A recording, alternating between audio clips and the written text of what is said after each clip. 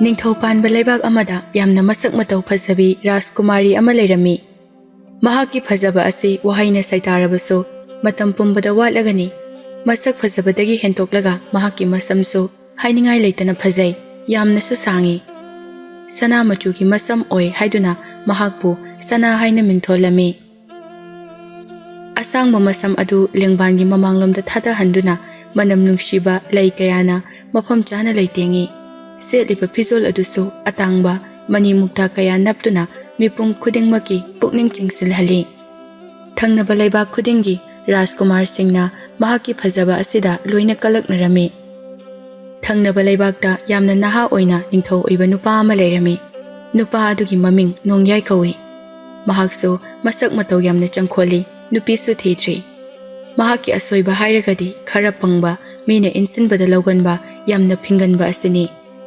ꯃꯍꯥꯛꯅ ꯔꯥꯖꯀꯨꯃꯥꯔꯤ ꯁꯅꯥꯒꯤ ꯑꯁꯦꯡꯕ ꯃꯁꯛ ꯑꯃꯨꯛꯇ ꯎꯗ꯭ꯔꯕꯁꯨ ꯃꯍꯥꯛ ꯌꯥꯝꯅ ꯐꯖꯩ ꯍꯥꯏꯕꯁꯤ ꯃꯤꯄꯨꯝ ꯈꯨꯗꯤꯡꯃꯛꯅ ꯍꯥꯏꯅꯕꯗꯒꯤ ꯈꯪꯂꯦ꯫ ꯃꯍꯥꯛ ꯁꯛ ꯎꯗ꯭ꯔꯤꯕꯤ ꯅꯨꯄꯤ ꯑꯗꯨꯒꯤ ꯋꯥꯈꯜꯗ ꯉꯥꯎꯔꯝꯃꯤ, ꯌꯥꯝꯅ ꯅꯨꯡꯁꯤꯔꯝꯃꯤ꯫ ꯋꯥꯈꯜꯗꯨ ꯑꯉꯥꯎꯕ ꯃꯥꯂꯪꯗ ꯇꯥꯎꯗꯨꯅ ꯅꯨꯄꯤ ꯑꯗꯨꯒꯤ ꯁꯛꯐꯝ ꯑꯗꯨ ꯀꯝꯗꯧꯔꯝꯒꯅꯤ ꯍꯥꯏꯗꯨꯅ ꯄꯨꯛꯅꯤꯡꯗ ꯁꯥꯒꯠꯆꯩ꯫ ꯋꯥꯈꯜ ꯈꯟꯕꯗ ꯂꯝꯁꯤꯟꯕ ꯉꯝꯗ꯭ꯔꯗꯨꯅ ꯑꯍꯜ ꯈꯔ ꯊꯥꯗꯨꯅ ꯅꯨꯄꯤ ꯑꯗꯨꯒ ꯂꯨꯍꯣꯡꯅꯕ ꯍꯥꯏꯖꯍꯟꯒꯦ ꯍꯥꯏꯗꯨꯅ ꯈꯟꯈ꯭ꯔꯦ꯫ ꯅꯣꯡꯃ ꯗꯔꯕꯥꯔ ꯃꯅꯨꯡꯗ ꯃꯍꯥꯛꯅ ꯋꯥꯐꯝ ꯑꯁꯤ ꯃꯌꯥꯝ ꯃꯥꯡꯗ ꯍꯧꯗꯣꯛꯂꯝꯃꯤ꯫ ꯅꯣꯡꯌꯥꯏꯅ, ꯇꯤꯟꯕꯤꯔꯤꯕ ꯑꯍꯜ ꯂꯃꯟ, ꯂꯥꯏ ꯒꯨꯔꯨꯁꯤꯡꯗ ꯅꯤꯡꯊꯧ ꯑꯩꯍꯥꯛꯅ ꯏꯀꯣꯛ ꯅꯣꯂꯨꯛꯅ ꯏꯀꯥꯏ ꯈꯨꯝꯅꯕ ꯎꯠꯆꯔꯤ꯫ ꯑꯩꯒꯤ ꯄꯨꯟꯁꯤꯒꯤ ꯑꯣꯏꯕ ꯋꯥꯐꯝ ꯑꯃꯠꯇ ꯇꯥꯟꯅꯁꯤ ꯍꯥꯏꯗꯨꯅ ꯑꯩꯅ ꯃꯌꯥꯝꯕꯨ ꯀꯧꯈꯠꯆꯕꯅꯤ꯫ ꯍꯥꯏꯌꯨ ꯍꯥꯏꯌꯨ, ꯇꯥꯁꯤ꯫ ꯀꯔꯤ ꯀꯔꯝꯕ ꯏꯔꯅꯥꯏꯒꯤ ꯑꯣꯏꯕ ꯊꯕꯛ ꯂꯩꯔꯕꯒꯦ? ꯑꯩꯒꯤ ꯏꯄꯥ ꯏꯕꯨꯡꯉꯣꯁꯨ ꯃꯉꯥꯏ, ꯃꯁꯥꯁꯦ ꯌꯥꯝꯅ ꯁꯣꯟꯖꯤꯜꯂꯛꯂꯦ꯫ ꯃꯇꯝ ꯑꯌꯥꯝꯕꯅ ꯐꯃꯨꯡꯗ ꯌꯥꯊꯗꯨꯅ ꯂꯩꯔꯦ꯫ ꯃꯍꯥꯛꯅ ꯊꯦꯡꯅ ꯌꯨꯝ ꯄꯥꯟꯈꯤꯕꯅ ꯑꯩꯅ ꯄꯥꯈꯪ ꯀꯥꯡꯗꯣꯡ ꯐꯥꯔꯛꯄ ꯃꯇꯝ ꯑꯁꯤꯗ ꯅꯤꯡꯊꯧ ꯑꯣꯏꯔꯤꯕꯅꯤ꯫ ꯃꯍꯥꯛꯅ ꯃꯃꯤꯠ ꯃꯃꯥꯏ ꯈꯔ ꯄꯥꯡꯗꯨꯅ ꯂꯩꯔꯤꯉꯩ ꯑꯁꯤꯗ ꯍꯥꯡꯗꯨꯅ ꯂꯩꯔꯤꯕ ꯃꯍꯥꯔꯥꯅꯤꯒꯤ ꯈꯨꯕꯝ ꯑꯁꯦ ꯃꯦꯟꯁꯤꯟꯅꯕ ꯇꯥꯂꯣꯏ ꯑꯃ ꯊꯤꯅꯕ ꯇꯧꯔꯒꯦ ꯑꯩ꯫ ꯅꯤꯡꯊꯧꯒꯤ ꯋꯥꯐꯝ ꯑꯗꯨꯗ ꯀꯔꯤꯁꯨ ꯑꯀꯥꯏꯕ ꯌꯥꯎꯗꯦ꯫ ꯃꯌꯥꯝꯗꯨꯅ ꯃꯍꯥꯛꯀꯤ ꯑꯄꯥꯝꯕꯗꯨꯗ ꯍꯦꯟꯅ ꯄꯨꯛꯅꯤꯡ ꯊꯧꯒꯠꯄ ꯃꯑꯣꯡꯗ ꯈꯨꯝꯂꯛꯏ꯫ ꯏꯅꯤꯡꯊꯧꯅ ꯍꯥꯏꯔꯤꯕ ꯑꯁꯤꯗ ꯀꯔꯤꯁꯨ ꯑꯀꯥꯏꯕ ꯂꯩꯇꯦ꯫ ꯃꯍꯥꯔꯥꯅꯤ ꯑꯣꯏꯒꯗꯕ ꯃꯍꯥꯛꯇꯤ ꯂꯩꯔꯕ꯭ꯔꯥ? ꯅꯤꯡꯊꯧ ꯑꯗꯨꯁꯨ ꯀꯔꯤꯁꯨ ꯈꯟꯊꯕ ꯂꯩꯇꯅ ꯈꯨꯝꯂꯛꯏ꯫ ꯍꯣꯏ, ꯂꯩꯔꯦ꯫ ꯑꯋꯥꯡꯂꯣꯝꯗ ꯄꯥꯜꯂꯤꯕ ꯅꯤꯡꯊꯧ ꯑꯃꯒꯤ ꯃꯆꯥꯅꯨꯄꯤꯅꯤ꯫ ꯑꯩꯒ ꯍꯥꯟꯅ ꯁꯛꯈꯪ ꯃꯥꯏꯈꯪꯅꯗ꯭ꯔꯤ, ꯑꯃꯨꯛꯇ ꯎꯅꯈꯤꯕꯁꯨ ꯂꯩꯇ꯭ꯔꯤ꯫ ꯃꯇꯤꯛ ꯆꯥꯕ ꯃꯤ ꯈꯔ ꯊꯥꯗꯨꯅ ꯃꯍꯥꯛꯄꯨ ꯑꯩꯒꯤ ꯑꯣꯏꯅꯕ ꯍꯥꯏꯍꯜꯂꯨꯔꯒꯦ ꯍꯥꯏꯅ ꯈꯜꯂꯦ꯫ ꯃꯇꯝ ꯀꯨꯏꯅ ꯅꯤꯡꯊꯧꯒꯤ ꯃꯅꯤꯡ ꯃꯃꯥꯡ ꯑꯋꯥꯠ ꯑꯄꯥ ꯑꯁꯣꯏ ꯑꯉꯥꯝ ꯂꯝꯕꯤ ꯌꯥꯠꯄꯤꯕ ꯑꯍꯜ ꯑꯃꯁꯨ ꯅꯣꯡꯌꯥꯏꯒꯤ ꯃꯅꯥꯛꯇ ꯐꯝꯂꯤ꯫ ꯑꯍꯜ ꯑꯗꯨꯅ ꯍꯥꯏꯔꯛꯏ,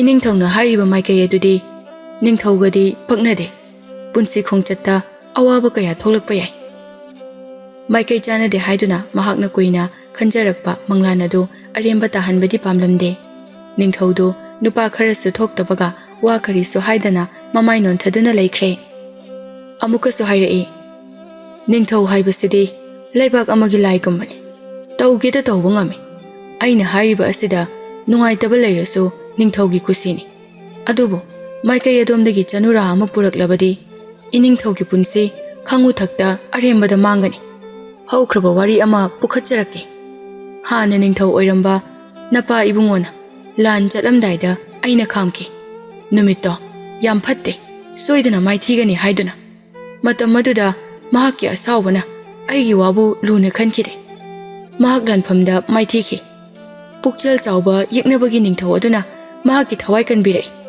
ꯂꯥꯟꯐꯝ ꯑꯗꯨꯗ ꯃꯈꯣꯡ ꯁꯣꯛꯈꯤꯕꯗꯒꯤ ꯉꯁꯤ ꯐꯥꯎꯕ ꯍꯧꯒꯠ ꯀꯥꯡꯈꯠꯇꯨꯅ ꯆꯠꯄ ꯉꯝꯈꯤꯗꯕꯅꯤ꯫ ꯅꯣꯡꯌꯥꯏꯗꯨ ꯃꯄꯥꯅ ꯃꯈꯣꯡ ꯇꯦꯛꯂꯒ ꯂꯩꯔꯝꯕꯒꯤ ꯃꯔꯝ ꯍꯥꯟꯅ ꯈꯪꯂꯝꯗꯕꯅꯤ꯫ ꯑꯗꯨꯕꯨ ꯍꯧꯖꯤꯛꯇꯤ ꯐꯝꯅꯥꯏꯕ ꯑꯗꯨꯅ ꯍꯥꯏꯕꯗꯒꯤ ꯈꯪꯂꯦ꯫ ꯃꯇꯝ ꯀꯨꯏꯅ ꯀꯣꯅꯨꯡꯗ ꯊꯕꯛ ꯇꯧꯗꯨꯅ ꯂꯥꯛꯂꯕ ꯑꯍꯜꯅꯤ꯫ ꯃꯍꯥꯛꯀꯤ ꯅꯨꯄꯤ ꯑꯉꯥꯡ ꯏꯃꯨꯡ ꯃꯅꯨꯡ ꯀꯅꯥꯁꯨ ꯂꯩꯕ ꯅꯠꯇꯦ꯫ ꯅꯣꯡꯌꯥꯏꯅ ꯄꯤꯛꯂꯤꯉꯩꯗꯒꯤ ꯃꯍꯥꯛ ꯃꯐꯝ ꯑꯗꯨꯗ ꯑꯗꯨꯝ ꯂꯩꯔꯝꯂꯕꯅꯤ꯫ ꯃꯍꯥꯛꯅ ꯑꯣꯏꯗꯕ ꯑꯃꯠꯇ ꯉꯥꯡꯂꯔꯣꯏ ꯍꯥꯏꯕꯁꯤ ꯅꯤꯡꯊꯧ ꯑꯗꯨꯅ ꯈꯪꯉꯤ꯫ ꯐꯔꯦ, ꯑꯩꯒꯤ ꯑꯄꯥꯝꯕ ꯅꯤꯡꯖꯕ ꯄꯨꯝꯅꯃꯛ ꯃꯥꯡꯈ꯭ꯔꯁꯅꯨ, ꯀꯥꯏꯈ꯭ꯔꯁꯅꯨ꯫ ꯑꯩ ꯇꯨꯃꯤꯟꯅ ꯂꯩꯈ꯭ꯔꯒꯦ꯫ ꯑꯁꯨꯝꯅ ꯃꯆꯤꯟꯗ ꯍꯥꯏꯖꯔꯕꯁꯨ ꯅꯨꯡꯁꯤꯕ ꯃꯥꯕꯨꯗꯤ ꯃꯇꯧ ꯀꯔꯝꯅ ꯍꯦꯛꯇ ꯀꯥꯎꯊꯣꯛꯄ ꯉꯝꯒꯅꯤ?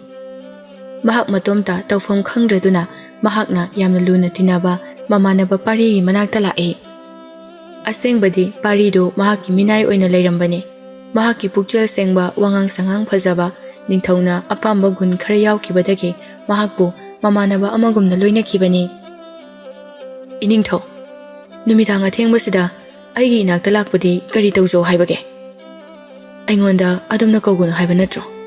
ꯑꯩꯒꯤ ꯈ꯭ꯋꯥꯏꯗꯒꯤ ꯅꯛꯁꯤꯟꯅꯕ ꯃꯔꯨꯞ ꯍꯥꯏꯔꯗꯤ ꯅꯪꯅꯤ꯫ ꯃꯇꯨꯡ ꯑꯩꯉꯣꯟꯗ ꯅꯤꯡꯊꯧ ꯍꯥꯏꯅ ꯍꯦꯛ ꯀꯧꯔꯛꯑꯗꯤꯅꯦ ꯑꯩꯕꯨ ꯐꯠꯇꯦ ꯍꯥꯏꯒꯅꯨ꯫ ꯍꯣꯏ, ꯐꯔꯦꯅꯦ, ꯅꯪꯅ ꯄꯥꯝꯗꯕꯗꯣ ꯑꯩ ꯀꯧꯔꯔꯣꯏ꯫ ꯑꯗꯣ ꯑꯩꯒꯤ ꯏꯅꯥꯛꯇ ꯂꯥꯛꯄꯒꯤ ꯃꯔꯝꯗꯤ ꯍꯥꯟꯅ ꯑꯃꯨꯛꯇ ꯍꯥꯏꯈꯣꯗꯅ꯫ ꯍꯣꯏ, ꯍꯥꯏꯒꯦ ꯏꯇꯥꯎ꯫ ꯑꯩꯅ ꯄꯥꯝꯃꯤ ꯍꯥꯏꯕ ꯔꯥꯖꯀꯨꯃꯥꯔꯤꯗꯣ ꯑꯩꯒ ꯃꯥꯏꯀꯩ ꯆꯥꯟꯅꯗꯦ ꯍꯥꯏ꯫ ꯑꯩ ꯃꯊꯥ ꯁꯥꯕꯗ ꯌꯥꯗ꯭ꯔꯦ, ꯆꯥꯛ ꯆꯥꯕꯁꯨ ꯌꯥꯗ꯭ꯔꯦ, ꯇꯨꯝꯕꯁꯨ ꯌꯥꯗ꯭ꯔꯦ꯫ ꯑꯗꯨꯅꯅꯦ ꯑꯩꯅ ꯅꯪꯒꯤ ꯅꯅꯥꯛꯇ ꯂꯥꯛꯂꯤꯁꯦ꯫ ꯄꯥꯔꯤꯗꯨ ꯃꯇꯝ ꯄꯨꯝꯕꯗ ꯃꯍꯥꯛꯀꯤ ꯃꯇꯥꯎ ꯅꯣꯡꯌꯥꯏꯒꯤ ꯄꯨꯛꯅꯤꯡ ꯆꯥꯎꯊꯣꯛꯅꯕ ꯋꯥ ꯀꯌꯥ ꯍꯥꯏꯔꯒ ꯂꯥꯛꯄꯅꯤ꯫ ꯉꯁꯤꯁꯨ ꯍꯥꯟꯅꯒꯤ ꯃꯇꯧꯒꯨꯝꯅ ꯃꯍꯥꯛꯀꯤ ꯃꯇꯥꯎꯕꯨ ꯊꯦꯝꯖꯤꯟꯕꯤꯔꯛꯏ꯫ ꯏꯇꯥꯎ, ꯑꯗꯨꯒꯤꯗꯤ ꯀꯩꯝꯇ ꯈꯟꯒꯅꯨ꯫ ꯃꯥꯏꯀꯩ ꯆꯥꯟꯅꯕ ꯆꯥꯟꯅꯗꯕ ꯍꯥꯏꯕꯗꯨꯕꯨ ꯀꯩꯅꯣ?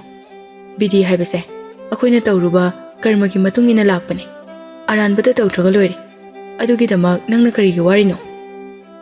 ꯑꯗꯨꯕꯨ ꯏꯄꯨꯅ ꯍꯥꯏꯕ ꯋꯥꯗꯤ ꯌꯥꯝꯅ ꯆꯨꯝꯒꯟꯕꯅꯤ꯫ ꯑꯩꯅ ꯃꯥꯒꯤ ꯃꯥꯌꯣꯛꯇ ꯆꯣꯡꯊꯣꯛꯇꯨꯅ ꯋꯥ ꯉꯥꯡꯕꯁꯨ ꯉꯝꯗꯦꯅꯦ ꯇꯧꯔꯤꯁꯦ꯫ ꯏꯇꯥꯎ, ꯅꯪ ꯔꯥꯖꯀꯨꯃꯥꯔꯤ ꯑꯗꯨꯒꯤ ꯃꯁꯛꯇꯤ ꯎꯕ ꯌꯥꯎꯈ꯭ꯔꯕꯣ?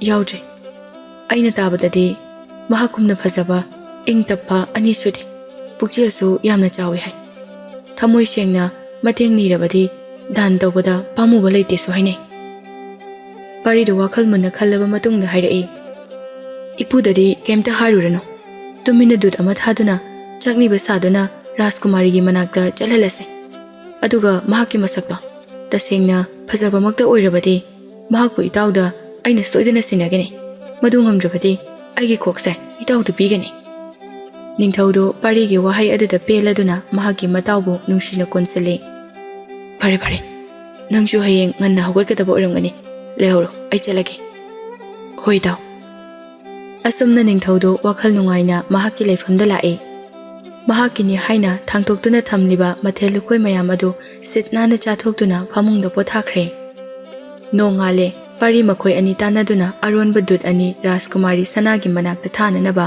ꯁꯦꯝ ꯁꯥꯕ ꯂꯣꯏꯔꯦ꯫ ꯅꯣꯡꯌꯥꯏꯅ, ꯀꯔꯤꯒꯨꯝꯕ ꯅꯈꯣꯏ ꯑꯅꯤꯅ ꯈꯨꯗꯣꯡꯊꯤꯕ ꯊꯣꯛꯂꯕꯗꯤ ꯆꯤꯊꯤ ꯑꯁꯦ ꯔꯥꯖꯀꯨꯃꯥꯔꯤꯗ ꯎꯠꯂꯨꯀꯣ꯫ ꯐꯒꯅꯤ ꯏꯅꯤꯡꯊꯧ, ꯑꯩꯈꯣꯏ ꯁꯣꯏꯗꯅꯕ ꯇꯧꯖꯒꯦ꯫ ꯁꯣꯝ ꯅꯥꯀꯟꯗꯅ ꯔꯥꯖꯀꯨꯃꯥꯔꯤ ꯁꯅꯥ ꯅꯤꯡꯊꯤꯅ ꯏꯔꯨꯖꯕ ꯂꯣꯏꯔꯕ ꯃꯇꯨꯡꯗ ꯍꯩꯒꯤ ꯃꯅꯥꯅ ꯁꯦꯝꯕ ꯃꯅꯝ ꯅꯨꯡꯁꯤꯕ ꯃꯍꯤꯅ ꯃꯁꯥꯗꯨ ꯇꯩꯔꯤ꯫ ꯃꯅꯥꯏꯅꯨꯕꯤ ꯑꯃꯅ, ꯑꯩꯈꯣꯏꯒꯤ ꯔꯥꯖꯀꯨꯃꯥꯔꯤꯒꯤ ꯐꯖꯕ ꯑꯁꯤꯗꯤ ꯀꯔꯤꯒ ꯑꯃꯨꯛ ꯆꯥꯡꯗꯝꯅꯔꯨꯅꯤ? ꯑꯃꯅ ꯑꯃꯨꯛ ꯍꯥꯏꯔꯛꯏ꯫ ꯑꯗꯨꯅꯦ, ꯊꯪꯅꯕ ꯂꯩꯕꯥꯛ ꯀꯌꯥꯗꯒꯤ ꯔꯥꯖꯀꯨꯃꯥꯔ ꯑꯃꯁꯨꯡ ꯅꯤꯡꯊꯧ ꯀꯌꯥꯅ ꯂꯣꯏꯅꯕꯤ ꯑꯣꯏꯔꯒꯦ ꯍꯥꯏꯗꯨꯅ ꯍꯥꯏꯕ ꯂꯥꯛꯂꯤꯕꯗꯣ꯫ ꯑꯁꯤ ꯍꯥꯏꯔꯒ ꯃꯅꯥꯏꯅꯨꯕꯤ ꯃꯌꯥꯝꯗ ꯅꯣꯛꯂꯤ꯫ ꯁꯅꯥꯁꯨ ꯃꯥꯕꯨ ꯊꯥꯒꯠꯄ ꯑꯗꯨ ꯄꯨꯛꯅꯤꯡꯗ ꯍꯔꯥꯎꯕꯗꯤ ꯐꯥꯎꯔꯤꯕꯅꯤ꯫ ꯂꯥꯛꯂꯤꯕ ꯃꯌꯥꯝꯒꯤ ꯃꯔꯛꯇ ꯃꯁꯛ ꯐꯖ ꯐꯖꯕ ꯌꯥꯝ ꯌꯥꯎꯏ꯫ ꯑꯩꯈꯣꯏꯗꯤ ꯉꯥꯎꯔꯒ ꯆꯠꯇꯣꯔꯦ꯫ ꯑꯗꯨꯕꯨ ꯔꯥꯖꯀꯨꯃꯥꯔꯤꯅꯗꯤ ꯀꯔꯤꯁꯨ ꯊꯧꯑꯣꯏꯕꯤꯗꯦ꯫ ꯁꯅꯥꯅ ꯈꯨꯝꯂꯛꯏ꯫ ꯅꯨꯄꯥ ꯍꯥꯏꯕꯁꯤꯗꯤ ꯃꯁꯥꯒꯤ ꯑꯣꯏꯖꯕꯗ ꯉꯥꯎꯕꯅꯤ꯫ ꯃꯈꯣꯏꯅ ꯑꯩꯒꯤ ꯐꯖꯕ ꯑꯁꯤ ꯈꯛꯇꯗ ꯀꯜꯂꯛꯄꯅꯤ꯫ ꯑꯩꯅ ꯊꯤꯔꯝꯂꯕꯗꯤ ꯃꯈꯣꯏꯅ ꯑꯩꯕꯨ ꯍꯥꯏꯖꯕ ꯂꯥꯛꯂꯝꯂꯣꯏ꯫ ꯑꯩꯕꯨ ꯊꯃꯣꯏ ꯁꯦꯡꯅ ꯅꯨꯡꯁꯤꯕ ꯅꯨꯄꯥ ꯑꯃꯗꯤ ꯁꯣꯏꯗꯅ ꯂꯥꯛꯀꯅꯤ꯫ ꯃꯍꯥꯛꯅꯤ ꯑꯩꯅ ꯉꯥꯏꯔꯤꯕꯁꯦ꯫ ꯑꯁꯤ ꯍꯥꯏꯔꯝꯂꯒ ꯁꯅꯥꯗꯨ ꯍꯧꯒꯠꯂꯒ ꯃꯄꯥꯟꯗ ꯊꯣꯛꯈ꯭ꯔꯦ꯫ ꯃꯅꯥꯏꯅꯨꯕꯤ ꯃꯌꯥꯝ ꯑꯗꯨꯁꯨ ꯃꯈꯣꯏꯅ ꯇꯧꯔꯝꯕ ꯊꯕꯛ ꯑꯗꯨ ꯂꯣꯏꯅ ꯊꯥꯗꯣꯛꯂꯒ ꯁꯅꯥꯒꯤ ꯃꯇꯨꯡ ꯏꯟꯅꯈ꯭ꯔꯦ꯫ ꯅꯨꯄꯤ ꯈꯛꯇꯒꯤ ꯑꯣꯏꯕ ꯑꯆꯧꯕ ꯗꯔꯕꯥꯔ ꯑꯃꯁꯨ ꯇꯣꯉꯥꯟꯅ ꯁꯥꯏ꯫ ꯁꯅꯥꯅ ꯃꯀꯣꯛ ꯊꯪꯕ ꯐꯝ ꯄꯥꯏꯗꯨꯅ ꯃꯈꯣꯏ ꯂꯩꯕꯥꯛꯀꯤ ꯑꯋꯥ ꯑꯅꯥ ꯇꯥꯕ ꯃꯐꯝ ꯀꯌꯥꯗ ꯃꯇꯦꯡ ꯄꯥꯡꯅꯕ ꯋꯥ ꯇꯥꯟꯅꯔꯝꯃꯤ꯫ ꯃꯇꯝ ꯑꯗꯨꯗ ꯆꯛꯅꯤꯕ ꯅꯨꯄꯥ ꯑꯅꯤ ꯂꯥꯛꯄꯗꯨ ꯁꯅꯥꯅ ꯂꯥꯞꯅ ꯎꯔꯝꯃꯤ꯫ ꯃꯈꯣꯏꯗꯨ ꯌꯦꯡꯕꯗ ꯃꯈꯣꯏꯒꯤꯅꯤ ꯍꯥꯏꯅ ꯌꯦꯡꯁꯤꯟꯕꯤꯅꯕ ꯀꯅꯥꯁꯨ ꯂꯩꯇ꯭ꯔꯕ ꯑꯃꯒꯨꯝꯅ ꯎꯏ꯫ ꯊꯣꯉꯥꯛꯄ ꯅꯨꯄꯥ ꯑꯗꯨꯅ, ꯀꯗꯥꯏꯗꯒꯤ ꯑꯉꯥꯎꯕꯁꯤꯡꯅꯣꯅꯤ ꯁꯤꯅ? ꯆꯠꯂꯨ, ꯁꯤꯗꯤꯅꯦ ꯅꯤꯡꯊꯧꯒꯤ ꯀꯣꯅꯨꯡꯅꯤ꯫ ꯅꯈꯣꯏꯕꯨ ꯃꯇꯧ ꯀꯔꯝꯅ ꯃꯅꯨꯡꯗ ꯆꯪꯍꯜꯂꯛꯀꯗꯧꯔꯤꯕꯅꯣ? ꯂꯥꯛꯂꯤꯕ ꯃꯈꯣꯏ ꯑꯅꯤꯒꯤ ꯃꯔꯛꯇꯒꯤ ꯑꯃꯅ, ꯃꯍꯥꯁꯣꯏ, ꯑꯩꯈꯣꯏ ꯑꯉꯥꯎꯕ ꯅꯠꯇꯦ꯫ ꯐꯤꯖꯣꯜ ꯑꯁꯤꯅ ꯌꯥꯝꯅ ꯃꯣꯠꯈꯤꯕꯅ ꯑꯩꯈꯣꯏꯕꯨ ꯑꯉꯥꯎꯕ ꯃꯥꯟꯕꯅꯤ꯫ ꯉꯥꯎꯗꯤ ꯉꯥꯎꯗꯕ ꯑꯣꯏꯔꯦ꯫ ꯃꯐꯝꯁꯤꯗ ꯀꯩꯗꯧꯕ ꯂꯥꯛꯄꯅꯣ? ꯑꯩꯈꯣꯏꯅ ꯇꯥꯖꯕꯗ ꯂꯝ ꯑꯁꯤꯗ ꯁꯅꯥ ꯀꯧꯕꯤ ꯔꯥꯖꯀꯨꯃꯥꯔꯤ ꯑꯃ ꯂꯩ ꯍꯥꯏ꯫ ꯃꯍꯥꯛ ꯄꯨꯛꯆꯦꯜ ꯌꯥꯝꯅ ꯆꯥꯎꯏ ꯍꯥꯏ꯫ ꯃꯉꯣꯟꯗꯒꯤ ꯃꯇꯦꯡ ꯅꯤꯔꯕꯗꯤ ꯑꯩꯈꯣꯏꯒꯤ ꯂꯥꯏꯔꯕ ꯑꯁꯦ ꯀꯣꯛꯀꯅꯤ ꯍꯥꯏꯗꯨꯅ ꯃꯨꯅꯤ ꯑꯃꯅ ꯊꯥꯔꯛꯄꯅꯤ꯫ ꯃꯔꯝ ꯑꯗꯨꯅ ꯑꯩꯈꯣꯏꯅ ꯔꯥꯖꯀꯨꯃꯥꯔꯤꯗꯒꯤ ꯚꯤꯈ꯭ꯌꯥ ꯅꯤꯕ ꯂꯥꯛꯆꯕꯅꯤ꯫ ꯑꯣ, ꯑꯗꯨꯕꯨ ꯑꯣꯏꯔꯕꯗꯤ ꯐꯩ꯫ ꯆꯥꯎꯕꯅꯤ, ꯄꯨꯛꯆꯦꯜ ꯌꯥꯝꯅ ꯆꯥꯎꯕꯅꯤ꯫ ꯅꯈꯣꯏ ꯃꯐꯝ ꯑꯁꯤꯗ ꯂꯦꯡꯗꯅ ꯂꯩꯔꯝꯃꯣ꯫ ꯑꯩ ꯍꯥꯟꯅ ꯃꯅꯨꯡꯗ ꯆꯪꯂꯒ ꯆꯪꯕ ꯌꯥꯅꯤ ꯌꯥꯔꯣꯏ ꯍꯥꯏꯕꯗꯣ ꯑꯃꯨꯛꯇ ꯍꯪꯂꯨꯈꯤꯒꯦ꯫ ꯍꯣꯏ, ꯐꯒꯅꯤ꯫ ꯑꯁꯤ ꯍꯥꯏꯔꯒ ꯅꯨꯄꯥꯗꯨ ꯗꯔꯕꯥꯔ ꯃꯅꯨꯡꯗ ꯆꯪꯁꯤꯜꯂꯛꯑꯦ꯫ ꯉꯁꯥꯏꯗꯒꯤ ꯃꯈꯣꯏꯅ ꯋꯥꯔꯤ ꯁꯥꯅꯔꯤꯕ ꯑꯗꯨ ꯁꯅꯥꯅ ꯂꯥꯞꯅ ꯎꯔꯤꯕꯅꯤ꯫ ꯅꯨꯄꯥ ꯑꯗꯨꯅ ꯆꯪꯂꯛꯄꯗꯨꯁꯨ ꯁꯅꯥꯅ ꯎꯔꯝꯃꯤ꯫ ꯔꯥꯖꯀꯨꯃꯥꯔꯤ, ꯃꯁꯛ ꯈꯪꯗꯕ ꯆꯥꯛꯅꯤꯕ ꯈꯔ ꯔꯥꯖꯀꯨꯃꯥꯔꯤꯗꯒꯤ ꯚꯤꯈ꯭ꯌꯥ ꯅꯤꯕ ꯂꯥꯛꯂꯤ꯫ ꯃꯅꯨꯡꯗ ꯆꯪꯍꯜꯂꯛꯀꯗ꯭ꯔꯥ? ꯑꯩꯈꯣꯏꯒꯤ ꯂꯩꯕꯥꯛꯇ ꯑꯁꯨꯝꯅ ꯂꯥꯏꯔꯕ ꯃꯤꯕꯨ ꯂꯩꯔꯤꯕ꯭ꯔꯥꯅꯦ? ꯃꯈꯣꯏ ꯀꯔꯤ ꯂꯝꯗꯒꯤꯅꯣ ꯍꯥꯏꯕꯃꯛꯇꯤ ꯈꯪꯖꯗ꯭ꯔꯦ꯫ ꯉꯥꯛꯄꯤꯒꯅꯤ꯫ ꯑꯩꯅ ꯁꯨꯝ ꯌꯦꯡꯕꯗ ꯂꯩꯕꯥꯛ ꯑꯁꯤꯒꯤ ꯃꯤꯗꯤ ꯃꯥꯟꯗꯦ꯫ ꯑꯁꯣꯟ ꯃꯈꯥꯔꯣꯝꯗꯒꯤ ꯂꯥꯛꯄ ꯃꯤꯗꯤ ꯃꯥꯜꯂꯦ꯫ ꯆꯪꯍꯜꯂꯣ꯫ ꯑꯁꯨꯝꯅ ꯃꯍꯥꯛꯅ ꯌꯥꯊꯪ ꯄꯤꯈꯤꯕꯗꯒꯤ ꯃꯈꯣꯏ ꯑꯅꯤ ꯗꯔꯕꯥꯔ ꯑꯗꯨꯗ ꯆꯪꯂꯛꯏ꯫ ꯇꯤꯜꯂꯤꯕ ꯅꯨꯄꯤ ꯃꯌꯥꯝ ꯑꯗꯨ ꯃꯨꯔꯨꯝ ꯁꯣꯟꯗꯨꯅ ꯃꯈꯣꯏꯒꯤ ꯁꯦꯒꯥꯏꯕ ꯐꯤꯖꯣꯜ ꯑꯗꯨꯗ ꯍꯩꯅꯗꯕ ꯎꯠꯂꯤ꯫ ꯁꯅꯥꯅ, ꯃꯌꯥꯝ ꯂꯥꯡꯕꯤꯒꯅꯨ, ꯇꯨꯃꯤꯟꯅ ꯂꯩꯌꯨ꯫ ꯑꯩꯅ ꯑꯃꯨꯛ ꯍꯥꯏꯕꯁꯤꯗ ꯏꯟꯗ꯭ꯔꯕꯗꯤ ꯑꯩꯅ ꯄꯤꯕ ꯗꯟꯗꯤꯗꯤ ꯅꯈꯣꯏ ꯅꯁꯥꯅ ꯌꯥꯅ ꯂꯧꯒꯗꯕꯅꯤ꯫ ꯃꯌꯥꯝꯗꯨ ꯇꯨꯃꯤꯟꯅ ꯂꯩꯈ꯭ꯔꯦ꯫ ꯀꯅꯥꯁꯨ ꯃꯈꯣꯜ ꯊꯣꯔꯛꯈꯤꯗ꯭ꯔꯦ꯫ ꯆꯥꯛꯅꯤꯕ ꯁꯥꯁꯤꯟꯅꯗꯨꯅ ꯂꯥꯛꯂꯤꯕ ꯗꯨꯠ ꯑꯅꯤ ꯑꯗꯨ ꯔꯥꯖꯀꯨꯃꯥꯔꯤ ꯑꯗꯨꯒꯤ ꯃꯁꯛꯇꯨ ꯎꯕꯗ ꯉꯥꯏꯍꯥꯛꯇꯤ ꯃꯤꯠꯌꯦꯡ ꯆꯣꯏꯈꯤꯗ꯭ꯔꯦ꯫ ꯅꯈꯣꯏ ꯀꯔꯤ ꯂꯝꯗꯒꯤ ꯂꯥꯛꯄꯅꯣ? ꯑꯗꯨꯒ ꯃꯐꯝ ꯑꯁꯤꯗ ꯀꯩꯗꯧꯕ ꯂꯥꯛꯄꯅꯣ? ꯃꯈꯣꯏ ꯑꯅꯤꯗꯨ ꯃꯨꯟꯅ ꯌꯦꯡꯅꯗꯨꯅ ꯀꯅꯥꯅ ꯈꯨꯝꯒꯅꯤ ꯍꯥꯏꯗꯨꯅ ꯉꯥꯏꯅꯗꯨꯅ ꯂꯩ꯫ ꯃꯈꯣꯜ ꯌꯥꯝꯅ ꯇꯞꯅ ꯆꯤꯔꯣꯜ ꯇꯧꯅꯩ꯫ ꯑꯁꯦꯡꯕꯗꯤ ꯍꯥꯏꯕ ꯌꯥꯗꯦꯀꯣ? ꯗꯨꯠ ꯑꯃꯅ ꯑꯃꯨꯛ, ꯑꯩꯈꯣꯏ ꯑꯊꯥꯞꯄ ꯂꯝ ꯑꯃꯗꯒꯤ ꯂꯥꯛꯄꯅꯤ꯫ ꯑꯩꯈꯣꯏꯒꯤꯅꯤ ꯍꯥꯏꯕꯗ ꯀꯅꯥꯁꯨ ꯂꯩꯇ꯭ꯔꯦ꯫ ꯃꯨꯅꯤ ꯑꯃꯅ ꯂꯩꯕꯥꯛ ꯑꯁꯤꯗ ꯔꯥꯖꯀꯨꯃꯥꯔꯤ ꯑꯃ ꯂꯩꯕꯅꯤ꯫ ꯃꯉꯣꯟꯗꯒꯤ ꯅꯈꯣꯏꯅ ꯑꯄꯥꯝꯕ ꯚꯤꯈ꯭ꯌꯥ ꯅꯤꯕꯗ ꯁꯣꯏꯗꯅ ꯍꯥꯞꯂꯛꯀꯅꯤ ꯍꯥꯏꯗꯨꯅ ꯇꯥꯛꯄꯤꯔꯛꯄꯗꯒꯤ ꯂꯩꯕꯥꯛ ꯑꯁꯤꯗ ꯂꯥꯛꯆꯕꯅꯤ꯫ ꯍꯣꯏ, ꯐꯔꯦ꯫ ꯅꯈꯣꯏꯅ ꯑꯩꯉꯣꯟꯗꯒꯤ ꯄꯥꯝꯕ ꯚꯤꯈ꯭ꯌꯥꯗꯨ ꯀꯔꯤꯅꯣ ꯍꯥꯏꯌꯨ꯫ ꯑꯩꯅ ꯄꯤꯕ ꯉꯝꯕ ꯑꯣꯏꯔꯗꯤ ꯁꯣꯏꯗꯅ ꯄꯤꯒꯅꯤ꯫ ꯌꯥꯝꯅ ꯑꯍꯦꯟꯕ ꯀꯔꯤꯁꯨ ꯄꯥꯝꯖꯗꯦ꯫ ꯁꯅꯥ ꯅꯠꯇ꯭ꯔꯒ ꯂꯨꯄꯥꯒꯤ ꯇꯣꯂꯥ ꯑꯃꯈꯛꯇ ꯄꯤꯕꯤꯌꯨ꯫ ꯔꯥꯖꯀꯨꯃꯥꯔꯤ ꯑꯗꯨ ꯀꯔꯤ ꯅꯤꯔꯛꯀꯅꯤ ꯍꯥꯏꯗꯨꯅ ꯄꯥꯈꯠꯇꯨꯅ ꯂꯩꯔꯨꯔꯕꯅꯤ꯫ ꯑꯗꯨꯕꯨ ꯃꯈꯣꯏꯒꯤ ꯋꯥꯐꯝ ꯑꯗꯨ ꯇꯥꯕꯗ ꯅꯣꯛꯊꯣꯔꯛꯏ꯫ ꯁꯅꯥ ꯇꯣꯂꯥ ꯑꯃꯈꯛꯀꯤ ꯅꯈꯣꯏꯅ ꯆꯤꯡꯁꯥꯡ ꯀꯌꯥ ꯂꯥꯟꯗꯨꯅ ꯂꯥꯛꯂꯤꯕ? ꯍꯩ, ꯅꯈꯣꯏꯒꯤ ꯃꯔꯛꯇꯒꯤ ꯀꯣꯅꯨꯡꯒꯤ ꯂꯟꯒꯩꯗꯒꯤ ꯁꯅꯥ ꯇꯣꯂꯥ 5 ꯄꯨꯊꯣꯔꯛꯇꯨꯅ ꯃꯈꯣꯏ ꯑꯅꯤ ꯑꯁꯤꯗ ꯄꯤꯌꯨ꯫ ꯔꯥꯖꯀꯨꯃꯥꯔꯤ ꯑꯗꯨ ꯌꯥꯝꯅ ꯑꯄꯪꯕꯗꯤ ꯅꯠꯇꯦ꯫ ꯋꯥ ꯉꯥꯡꯅ ꯅꯨꯄꯥ ꯑꯅꯤꯗꯨꯒꯤ ꯃꯇꯧ ꯑꯗꯨꯗ ꯆꯤꯡꯅꯕꯁꯨ ꯐꯥꯎꯏ꯫ ꯃꯈꯣꯏ ꯑꯅꯤꯁꯤꯕꯨ ꯑꯁꯦꯡꯕ ꯚꯤꯈ꯭ꯌꯥ ꯅꯤꯕ ꯂꯥꯛꯂꯤꯕ꯭ꯔꯥ? ꯅꯠꯇ꯭ꯔꯒ ꯑꯔꯣꯟ ꯑꯊꯨꯞ ꯈꯪꯅꯅꯕ ꯁꯥꯁꯤꯟꯅꯕ ꯆꯥꯛꯅꯤꯕ ꯑꯣꯏꯔꯤꯕ ꯖꯥꯠꯂꯥ? ꯔꯥꯖꯀꯨꯃꯥꯔꯤ ꯑꯗꯨꯅ ꯃꯨꯟꯅ ꯌꯦꯡꯁꯤꯜꯂꯛꯄ ꯑꯗꯨꯗꯗꯤ ꯃꯈꯣꯏ ꯑꯅꯤꯗꯨ ꯃꯤꯠꯌꯦꯡ ꯊꯝꯐꯝ ꯈꯪꯂꯛꯇ꯭ꯔꯦ꯫ ꯀꯔꯤꯁꯨ ꯍꯥꯏꯗꯅ ꯃꯀꯣꯛ ꯂꯩꯈꯥ ꯇꯥꯗꯨꯅ ꯈꯨꯔꯨꯝꯗꯨꯅ ꯂꯩꯈ꯭ꯔꯦ꯫ ꯊꯥꯒꯠꯆꯔꯤ ꯔꯥꯖꯀꯨꯃꯥꯔꯤ꯫ ꯃꯇꯝ ꯄꯨꯝꯅꯃꯛꯇ ꯃꯥꯡꯒꯣꯜꯇꯃꯛ ꯑꯣꯏꯕꯤꯌꯨ꯫ ꯁꯅꯥꯗꯨ ꯐꯝꯗꯨꯅ ꯂꯩꯕ ꯉꯝꯁꯤꯜꯂꯛꯇ꯭ꯔꯦ꯫ ꯍꯧꯒꯠꯂꯛꯂꯒ ꯃꯅꯥꯛ ꯆꯪꯁꯤꯟꯗꯨꯅ ꯌꯦꯡꯂꯒꯦ ꯍꯥꯏꯗꯨꯅ ꯂꯦꯞꯈ꯭ꯔꯦ꯫ ꯃꯍꯥꯛꯅ ꯍꯦꯛ ꯍꯧꯒꯠꯂꯛꯄꯒ ꯁꯅꯥ ꯂꯨꯄꯥ ꯂꯧꯕ ꯆꯠꯈꯤꯕ ꯅꯨꯄꯤꯗꯨ ꯆꯪꯂꯛꯇꯨꯅ ꯃꯀꯣꯛ ꯅꯣꯟꯊꯗꯨꯅ ꯂꯩꯔꯤꯕ ꯅꯨꯄꯥ ꯑꯗꯨꯗ ꯃꯈꯣꯏꯅ ꯄꯨꯔꯛꯄ ꯁꯅꯥ ꯈꯔꯗꯨ ꯁꯤꯟꯅꯔꯝꯃꯤ꯫ ꯁꯅꯥꯁꯨ ꯃꯍꯥꯛꯀꯤ ꯋꯥꯈꯜ ꯑꯗꯨ ꯂꯥꯜꯂꯦ ꯍꯥꯏꯅ ꯑꯃꯨꯛ ꯈꯟꯖꯔꯛꯏ꯫ ꯑꯁꯨꯛ ꯌꯥꯝꯅ ꯃꯣꯠꯄ, ꯁꯦꯒꯥꯏꯕ ꯐꯤꯖꯣꯜ ꯁꯦꯠꯂꯤꯕ ꯑꯁꯤꯅꯕꯨ ꯀꯣꯅꯨꯡ ꯑꯁꯤꯗꯒꯤ ꯀꯔꯤ ꯑꯔꯣꯟ ꯑꯊꯨꯞ ꯈꯪꯕ ꯉꯝꯗꯣꯔꯤꯕꯅꯣ? ꯑꯩꯒꯤ ꯋꯥꯈꯜ ꯑꯁꯤꯅ ꯈꯜꯂꯤꯕꯁꯤꯅ ꯀꯔꯤꯅꯣ? ꯑꯁꯨꯝꯅ ꯃꯍꯥꯛ ꯑꯃꯨꯛ ꯐꯝꯊꯔꯛꯏ꯫ ꯃꯈꯣꯏ ꯑꯅꯤꯁꯨ ꯌꯥꯝ ꯇꯍꯥ-ꯇꯍꯥꯅ ꯁꯅꯥꯗꯨ ꯂꯧꯔꯒ ꯃꯀꯣꯛ ꯅꯣꯡꯈꯠꯂꯛꯂꯒ ꯆꯠꯀꯦ ꯍꯥꯏꯅ ꯃꯃꯥꯏ ꯂꯩꯊꯣꯔꯛꯏ꯫ ꯂꯧꯁꯤꯡ ꯂꯩꯕꯤ ꯃꯤꯁꯤꯡ ꯅꯥꯁꯤꯡꯕꯤ ꯔꯥꯖꯀꯨꯃꯥꯔꯤꯅꯤ꯫ ꯃꯈꯣꯏ ꯑꯅꯤꯒꯤ ꯃꯈꯧꯔꯤꯗ ꯁꯤꯔꯤꯕ ꯂꯤꯛꯇꯨ ꯎꯈ꯭ꯔꯦ꯫ ꯌꯥꯝꯅ ꯊꯨꯅ ꯂꯥꯎꯔꯛꯏ꯫ ꯅꯈꯣꯏ ꯑꯅꯤ ꯉꯥꯏꯈꯣ! ꯑꯁꯤ ꯍꯥꯏꯔꯒ ꯍꯧꯒꯠꯇꯨꯅ ꯃꯈꯣꯏ ꯑꯅꯤꯒꯤ ꯃꯅꯥꯛꯇ ꯆꯦꯟꯁꯤꯜꯂꯛꯏ꯫ ꯃꯍꯥꯛꯅ ꯀꯟꯅ ꯂꯥꯎꯕ ꯑꯗꯨꯗ ꯃꯄꯥꯟꯗ ꯁꯟꯇ꯭ꯔꯤ ꯇꯥꯔꯝꯕ ꯂꯥꯟꯃꯤ ꯀꯌꯥ ꯆꯦꯟꯁꯤꯟꯅꯔꯛꯇꯨꯅ ꯅꯨꯄꯥ ꯑꯅꯤꯗꯨ ꯐꯥꯔꯝꯃꯤ꯫ ꯃꯈꯣꯏ ꯑꯅꯤꯗꯨ ꯀꯤꯕꯅ ꯃꯁꯥ ꯄꯨꯝꯕ ꯅꯤꯛꯂꯦ꯫ ꯑꯗꯨꯕꯨ ꯀꯔꯤꯁꯨ ꯈꯟꯗꯕ ꯁꯥꯗꯨꯅ, ꯔꯥꯖꯀꯨꯃꯥꯔꯤ, ꯀꯔꯤ ꯑꯋꯥꯠꯄ ꯂꯩꯔꯒꯦ? ꯑꯩꯈꯣꯏꯅ ꯗꯔꯕꯥꯔ ꯑꯁꯤꯒꯤ ꯀꯔꯝꯕ ꯅꯤꯇꯤ ꯅꯤꯌꯣꯝꯗ ꯑꯁꯣꯏꯕ ꯇꯧꯈ꯭ꯔꯒꯦ? ꯔꯥꯖꯀꯨꯃꯥꯔꯤꯗꯨ ꯀꯩꯁꯨ ꯍꯥꯏꯗꯦ꯫ ꯆꯪꯁꯤꯜꯂꯛꯇꯨꯅ ꯃꯈꯣꯏ ꯑꯅꯤꯒꯤ ꯃꯉꯛꯇ ꯁꯤꯔꯤꯕ ꯂꯤꯛ ꯑꯗꯨ ꯄꯥꯏꯗꯨꯅ ꯌꯦꯡꯉꯤ꯫ ꯑꯩꯅ ꯉꯁꯥꯏꯅ ꯅꯈꯣꯏ ꯑꯅꯤ ꯆꯥꯛꯅꯤꯕ ꯅꯠꯇꯦ ꯍꯥꯏꯕ ꯈꯪꯂꯕꯅꯤ꯫ ꯑꯁꯨꯛ ꯂꯥꯞꯅ ꯂꯥꯛꯂꯒ ꯅꯈꯣꯏꯒꯤ ꯚꯤꯈ꯭ꯌꯥꯗꯣ ꯄꯤꯛꯃꯜꯂꯦ ꯍꯥꯏꯅ ꯈꯟꯈ꯭ꯔꯕꯅꯤ꯫ ꯂꯤꯛ ꯑꯁꯤꯗ ꯌꯥꯎꯔꯤꯕ ꯃꯅꯤ ꯑꯁꯦ ꯌꯥꯝꯅ ꯑꯇꯥꯡꯕ ꯃꯅꯤꯅꯤ꯫ ꯃꯁꯦ ꯑꯆꯝꯕ ꯃꯤ ꯑꯃꯅ ꯁꯤꯕ ꯉꯝꯕ ꯂꯤꯛ ꯅꯠꯇꯦ꯫ ꯅꯈꯣꯏ ꯀꯅꯥꯅꯣ?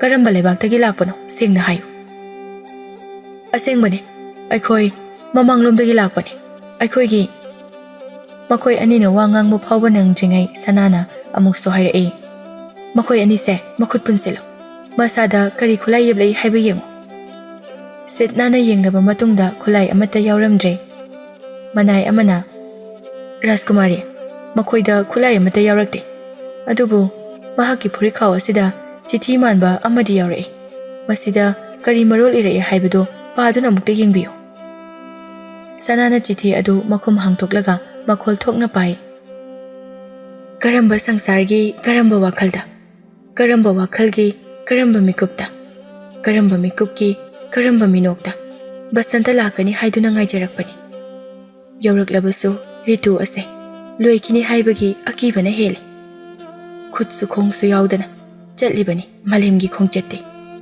ꯈꯣꯡꯆꯠ ꯑꯁꯤꯒꯤ ꯇꯨꯡꯑꯣꯏꯅꯅ ꯂꯣꯏꯅꯗꯨꯅ ꯆꯠꯃꯤꯟꯅꯁꯤ ꯅꯪ ꯑꯩ ꯑꯃꯠꯇ ꯑꯣꯏꯕꯒꯤ ꯅꯨꯡꯁꯤꯂꯤ ꯄꯨꯟꯅ ꯆꯤꯊꯤꯒꯤ ꯋꯥꯔꯣꯜ ꯑꯁꯤ ꯀꯅꯥꯅ ꯏꯔꯛꯄꯅꯣ ꯏꯅꯤꯡꯊꯧꯅ ꯏꯔꯛꯄꯅꯤ ꯑꯗꯨꯒ ꯅꯈꯣꯏꯅ ꯆꯤꯊꯤ ꯑꯁꯤ ꯄꯤꯕ ꯂꯥꯛꯄꯗ ꯆꯥꯛꯅꯤꯕ ꯑꯃꯒꯤ ꯁꯛꯐꯝ ꯂꯧꯗꯨꯅ ꯂꯥꯛꯂꯤꯕ ꯀꯔꯤꯒꯤꯅꯣ ꯅꯈꯣꯏ ꯁꯤꯕ ꯀꯤꯗꯕ꯭ꯔꯥ ꯏꯅꯤꯡꯊꯧꯅ ꯅꯍꯥꯛꯀꯤ ꯁꯛꯇꯝꯗꯃꯛ ꯈꯪꯂꯒ ꯍꯜꯂꯛꯑꯣ ꯍꯥꯏꯅ ꯇꯥꯛꯄꯤꯔꯛꯏ ꯀꯔꯤꯒꯨꯝꯕ ꯑꯩꯈꯣꯏ ꯑꯅꯤ ꯆꯥꯛꯅꯤꯕ ꯅꯠꯇꯦ ꯍꯥꯏꯅ ꯈꯪꯈꯤꯕ ꯊꯣꯛꯂꯕꯗꯤ ꯑꯁꯦꯡꯕꯗꯣ ꯍꯥꯏꯗꯣꯛꯎ ꯃꯗꯨꯗ ꯊꯥꯖꯗ꯭ꯔꯕꯗꯤ ꯆꯤꯊꯤ ꯑꯁꯤ ꯎꯠꯇꯨꯅ ꯌꯦꯡꯍꯜꯂꯨ ꯍꯥꯏꯗꯨꯅ ꯍꯥꯏꯔꯛꯏ ꯆꯤꯊꯤ ꯑꯗꯨ ꯏꯔꯛꯂꯤꯕ ꯆꯦ ꯑꯗꯨ ꯑꯆꯝꯕ ꯆꯦ ꯅꯠꯇꯦ ꯂꯩꯕꯥꯛ ꯑꯃꯒꯤ ꯅꯤꯡꯊꯧ ꯈꯛꯇꯗ ꯂꯩꯕ ꯆꯦ ꯃꯈꯜꯅꯤ ꯃꯈꯣꯏ ꯑꯅꯤꯒꯤ ꯋꯥꯐꯝ ꯑꯗꯨꯗ ꯁꯅꯥꯁꯨ ꯊꯥꯖꯔꯦ ꯑꯩꯕꯨ ꯄꯥꯝꯂꯕꯗꯤ ꯆꯠꯅꯕꯤꯒꯤ ꯃꯇꯨꯡ ꯏꯟꯅ ꯃꯤ ꯊꯥꯔꯛꯄ ꯀꯩꯗꯧꯏ ꯑꯩꯅ ꯌꯥꯕꯒꯤ ꯋꯥꯐꯝꯁꯨ ꯂꯩꯔꯣꯏ ꯃꯇꯨꯡꯗ ꯑꯃꯨꯛ ꯂꯥꯛꯂꯕꯗꯤ ꯅꯀꯣꯛ ꯂꯩꯈꯥ ꯇꯥꯒꯅꯤ ꯑꯩꯈꯣꯏ ꯌꯥꯔꯦ ꯃꯈꯣꯏ ꯑꯅꯤꯁꯦ ꯂꯥꯞꯅ ꯄꯨꯊꯣꯛꯈ꯭ꯔꯣ ꯑꯩꯒꯤ ꯃꯤꯠꯃꯥꯡꯗ ꯌꯥꯝꯅ ꯀꯨꯏꯅ ꯊꯝꯂꯅꯨ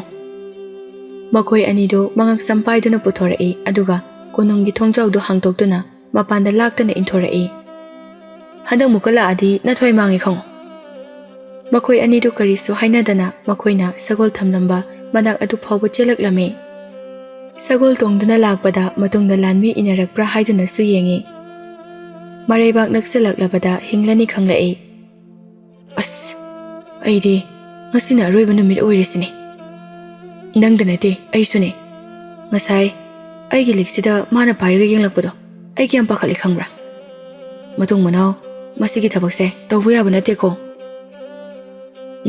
ꯃꯤꯒꯤ ꯃꯈꯥꯗ ꯂꯩꯔꯨꯔꯕꯅꯤꯅ ꯇꯧꯕ ꯇꯥꯕꯅꯤ ꯍꯥꯏꯕ ꯏꯟꯗ꯭ꯔꯕꯁꯨ ꯑꯃꯨꯛ ꯐꯨꯒꯦ ꯍꯥꯠꯀꯦ ꯍꯥꯏꯔꯛꯀꯅꯤ ꯃꯈꯣꯏ ꯑꯅꯤ ꯋꯥꯔꯤ ꯁꯥꯟꯅꯗꯨꯅ ꯁꯒꯣꯜ ꯊꯧꯔꯒ ꯂꯥꯛꯄꯗ ꯃꯈꯣꯏꯒꯤ ꯀꯣꯅꯨꯡ ꯌꯧꯁꯤꯜꯂꯛꯂꯝꯃꯤ ꯅꯤꯡꯊꯧꯒꯤ ꯃꯅꯥꯛꯇ ꯇꯍꯥ ꯇꯍꯥ ꯆꯪꯂꯛꯇꯨꯅ ꯊꯣꯛꯈꯤꯕ ꯋꯥꯔꯤ ꯄꯨꯝꯕ ꯂꯤꯔꯝꯃꯤ ꯅꯈꯣꯏꯕꯨ ꯈꯤꯇꯪ ꯐꯖꯅ ꯌꯦꯡꯂꯒ ꯇꯧꯕ ꯌꯥꯗ꯭ꯔꯣ ꯑꯩꯅ ꯆꯤꯊꯤꯗꯨ ꯄꯤꯔꯝꯗ꯭ꯔꯕꯗꯤ ꯑꯗꯨꯝ ꯅꯊꯣꯏ ꯃꯥꯡꯕ ꯇꯥꯔꯕ꯭ꯔꯣ ꯏꯅꯤꯡꯊꯧ ꯑꯩꯈꯣꯏꯁꯨ ꯚꯥꯞ ꯑꯣꯏꯍꯧꯗꯕꯅꯤ ꯈꯨꯠꯇ ꯈꯣꯡꯗ ꯁꯤꯕ ꯁꯅꯥ ꯂꯨꯄꯥ ꯀꯌꯥꯗꯤ ꯂꯣꯏꯅ ꯂꯧꯊꯣꯛꯂꯒ ꯃꯐꯝ ꯆꯥꯅ ꯂꯣꯠꯁꯤꯜꯂꯝꯂꯒ ꯊꯅꯝꯕꯅꯤ ꯑꯗꯨꯕꯨ ꯉꯛꯁꯝꯗ ꯁꯤꯔꯤꯕ ꯑꯁꯤꯗꯤ ꯂꯧꯊꯣꯛꯄ ꯀꯥꯎꯈ꯭ꯔꯦ ꯐꯔꯦ ꯐꯔꯦ ꯅꯈꯣꯏ ꯑꯅꯤꯅ ꯇꯦꯛꯇ ꯀꯥꯏꯗꯅ ꯂꯥꯛꯄꯁꯦ ꯑꯩꯒꯤꯗꯤ ꯂꯥꯏꯕꯛ ꯐꯕꯅꯤ ꯃꯁꯛꯇꯨꯗꯤ ꯀꯝꯗꯧꯏ ꯃꯤꯅ ꯍꯥꯏꯅꯔꯤꯕ ꯑꯁꯤ ꯆꯨꯝꯕ꯭ꯔꯥ ꯏꯅꯤꯡꯊꯧ ꯐꯖꯕꯒꯤꯗꯤ ꯍꯦꯂꯣꯏ ꯑꯇꯣꯝꯕꯤꯗꯒꯤ ꯍꯦꯜꯂꯝꯒꯅꯤ ꯁꯛ ꯈꯛꯇ ꯅꯠꯇꯅ ꯐꯤꯕꯝ ꯃꯨꯔꯇꯤ ꯋꯥ ꯉꯥꯡꯕꯗ ꯃꯇꯤꯛ ꯃꯒꯨꯟ ꯂꯩꯕ ꯔꯥꯖꯀꯨꯃꯥꯔꯤꯅꯤ ꯍꯥꯏꯕ ꯈꯪꯕ ꯉꯝꯃꯤ ꯑꯩꯈꯣꯏꯁꯨ ꯃꯍꯥꯛꯄꯨ ꯎꯕꯗ ꯉꯥꯎꯔꯤ ꯄꯣꯠꯅꯤꯗ ꯏꯅꯤꯡꯊꯧ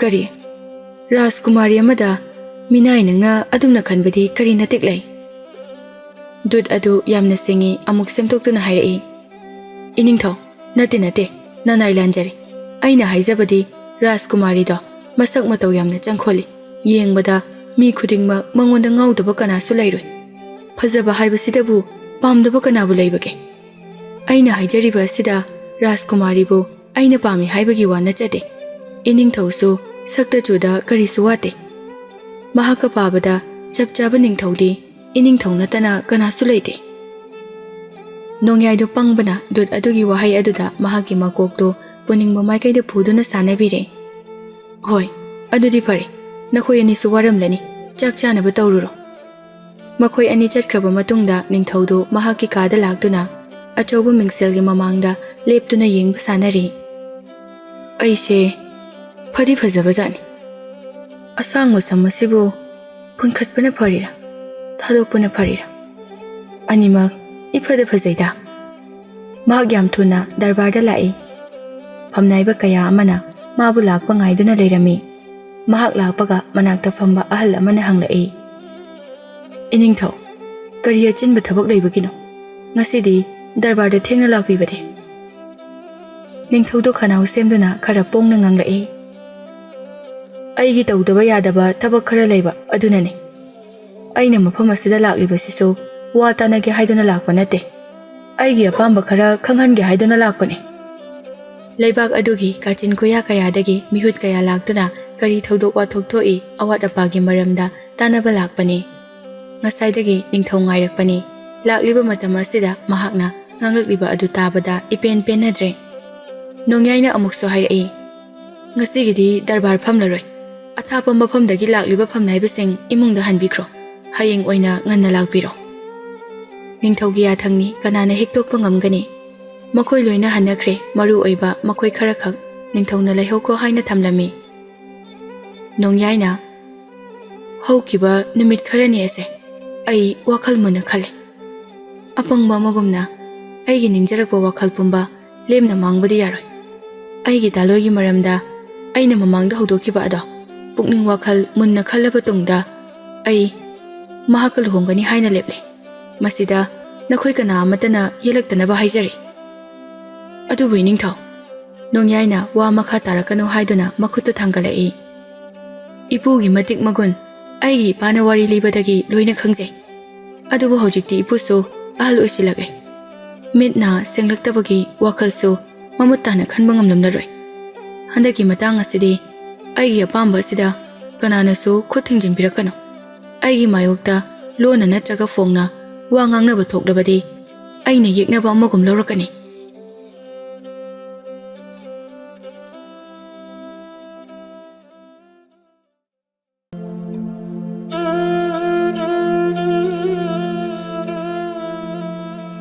Nongyaisu hainingba wado hairaba matungda darbardu thadoktuna chatki. Ahal aduna khangdre leibakse karam thoklagaba. Mamittu amuk uishinduna lai khurumi. Achan michan naidaba mapuni na hakti. Wakhal mapung phajiba ningthau asida thokadaba awa ana pumba nangna ngakthokpiyu ko. Tilamba miyam adusu makhoi makhoigi mayumda chatnakre. Somna kanda sanado magi manai nubi kayaga manak nakpa chingyada koiraklami. Chingkhongda tarakliba aruba ichelado ubada irol nungda sananingba phawi. Sanana itamayam isingse yamlui. Isingsigi ichelasina aibu makhada kauthabagum tawi. Aikhoi ngaihak ising asida tawbi sanakhise. Manai nubi amana Rajkumari ngasidi sanaragumse. Ngasai sathoklamdaida aigi pambomse yamna chongki. Amana amuk khumlai. Nangdi iroibasu haitabanina aikhoina sanani haibasida kalaklamgani. Nang mathakta adum leiro aikhoi ngaihak isingda sanakhige. Asi hairaga makhoi mayamdo isingda loina chongthaki. Rajkumari su tapna tapna makhada kumtharai. Rajkumari isingse yamna ingladana nungaitra. Swaidana khara luye.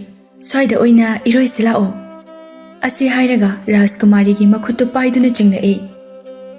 Mathakta leihoriba manai nubi amaduna hairai. Yamna aruba mafamdadi changunuko manungda lairin lei haibani. Makhoi mayam adu ikhat khatna wari sanai. Asumna irujaba loire haiduna mathakta kakhalakpa matamdadi Rajkumari gi khudombida siba khudob ama yauramdre. Aigi khudombida siba khudob yauramdre. Kadai chakre? Manungda takraba jala. Makhoi mayam adusu loina mi painare. Isingdu yamna langbana makhada tariba nung adusu loina ui. Mapan anakpa khara thenba mafamda thiba yaba thire adubu phangdre. Ngasaina aikhoina iroikibada yamna luba mapado aduda soidana tasilamlani. Rajkumari adu makhol thokna kablakle. Aigi imana taibang palase thadoklamdaida sinabirangba khudobne. Khudobase aina imani khalaga lacharibane. Hojikpu mafam asida mathau karamna thigani. Manai nubi mayam aduna Rajkumari adubu themjinbirami.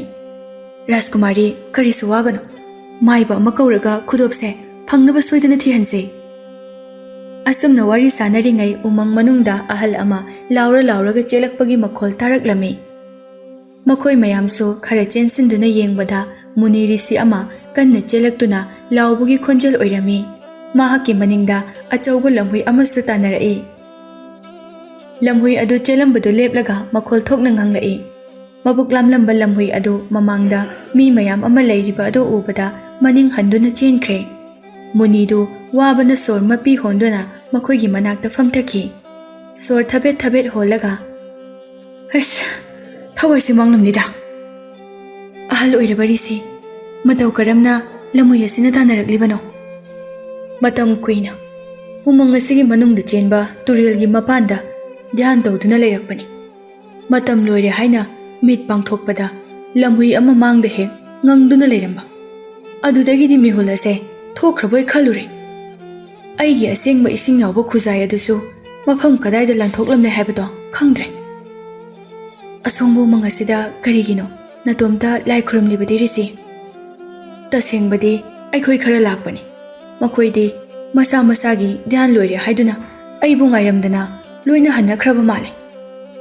Sana sukap lubagi mamit mitpanda khara ngangkhatpadu ubada Rishi aduna kaidori bema nangna kaplibadi. Ikai khumnaraba Rishi. Ai isamak leibaga sigi Rajkumari ni. Aigi mateng amuktangdi pangbiyo. Chentharakliba ichela sigi irol nungda aigi mama leiraba khudop ama iroiba sanabada tasinkre. Khudop phangnaba upai amatadi takpiramo. Laifam kankraba mafam asida nakhoidi karigi sanaribano. Nangi khudop aduna nangi thawai kallabani. Nangi khudop ado aina dhyan tawduna amukta yenge. Asumna Muni aduna mamit uishinduna machinda mantra khara sole. Rajkumari mafamsi laifam yamna kanmana. Taibangmi aikhoina khudop ase phangba ngambagi wadi leite. Adubu khudop ase nongmadi nangi nafamda amuk halakini. Rajkumari adu mathwa yamna sokle. Upai amata leiraroida. Khudop phangnaba lambi amatadi takpiramo. Aigi khuzaido aina chelakpa lambi asida soidana taramgani. Maduda yawba asengba ising aduna Rajkumari bu amuktang kanthoktrabadi matungda dasa kaya tarakhibasu yai. Sanana nakoi khara chalaga Muni asina chelakpa lambidane khuzai tabra yengujo. Manai nubi mayamdo makhutna signaduna nang chalu haiduna hainai.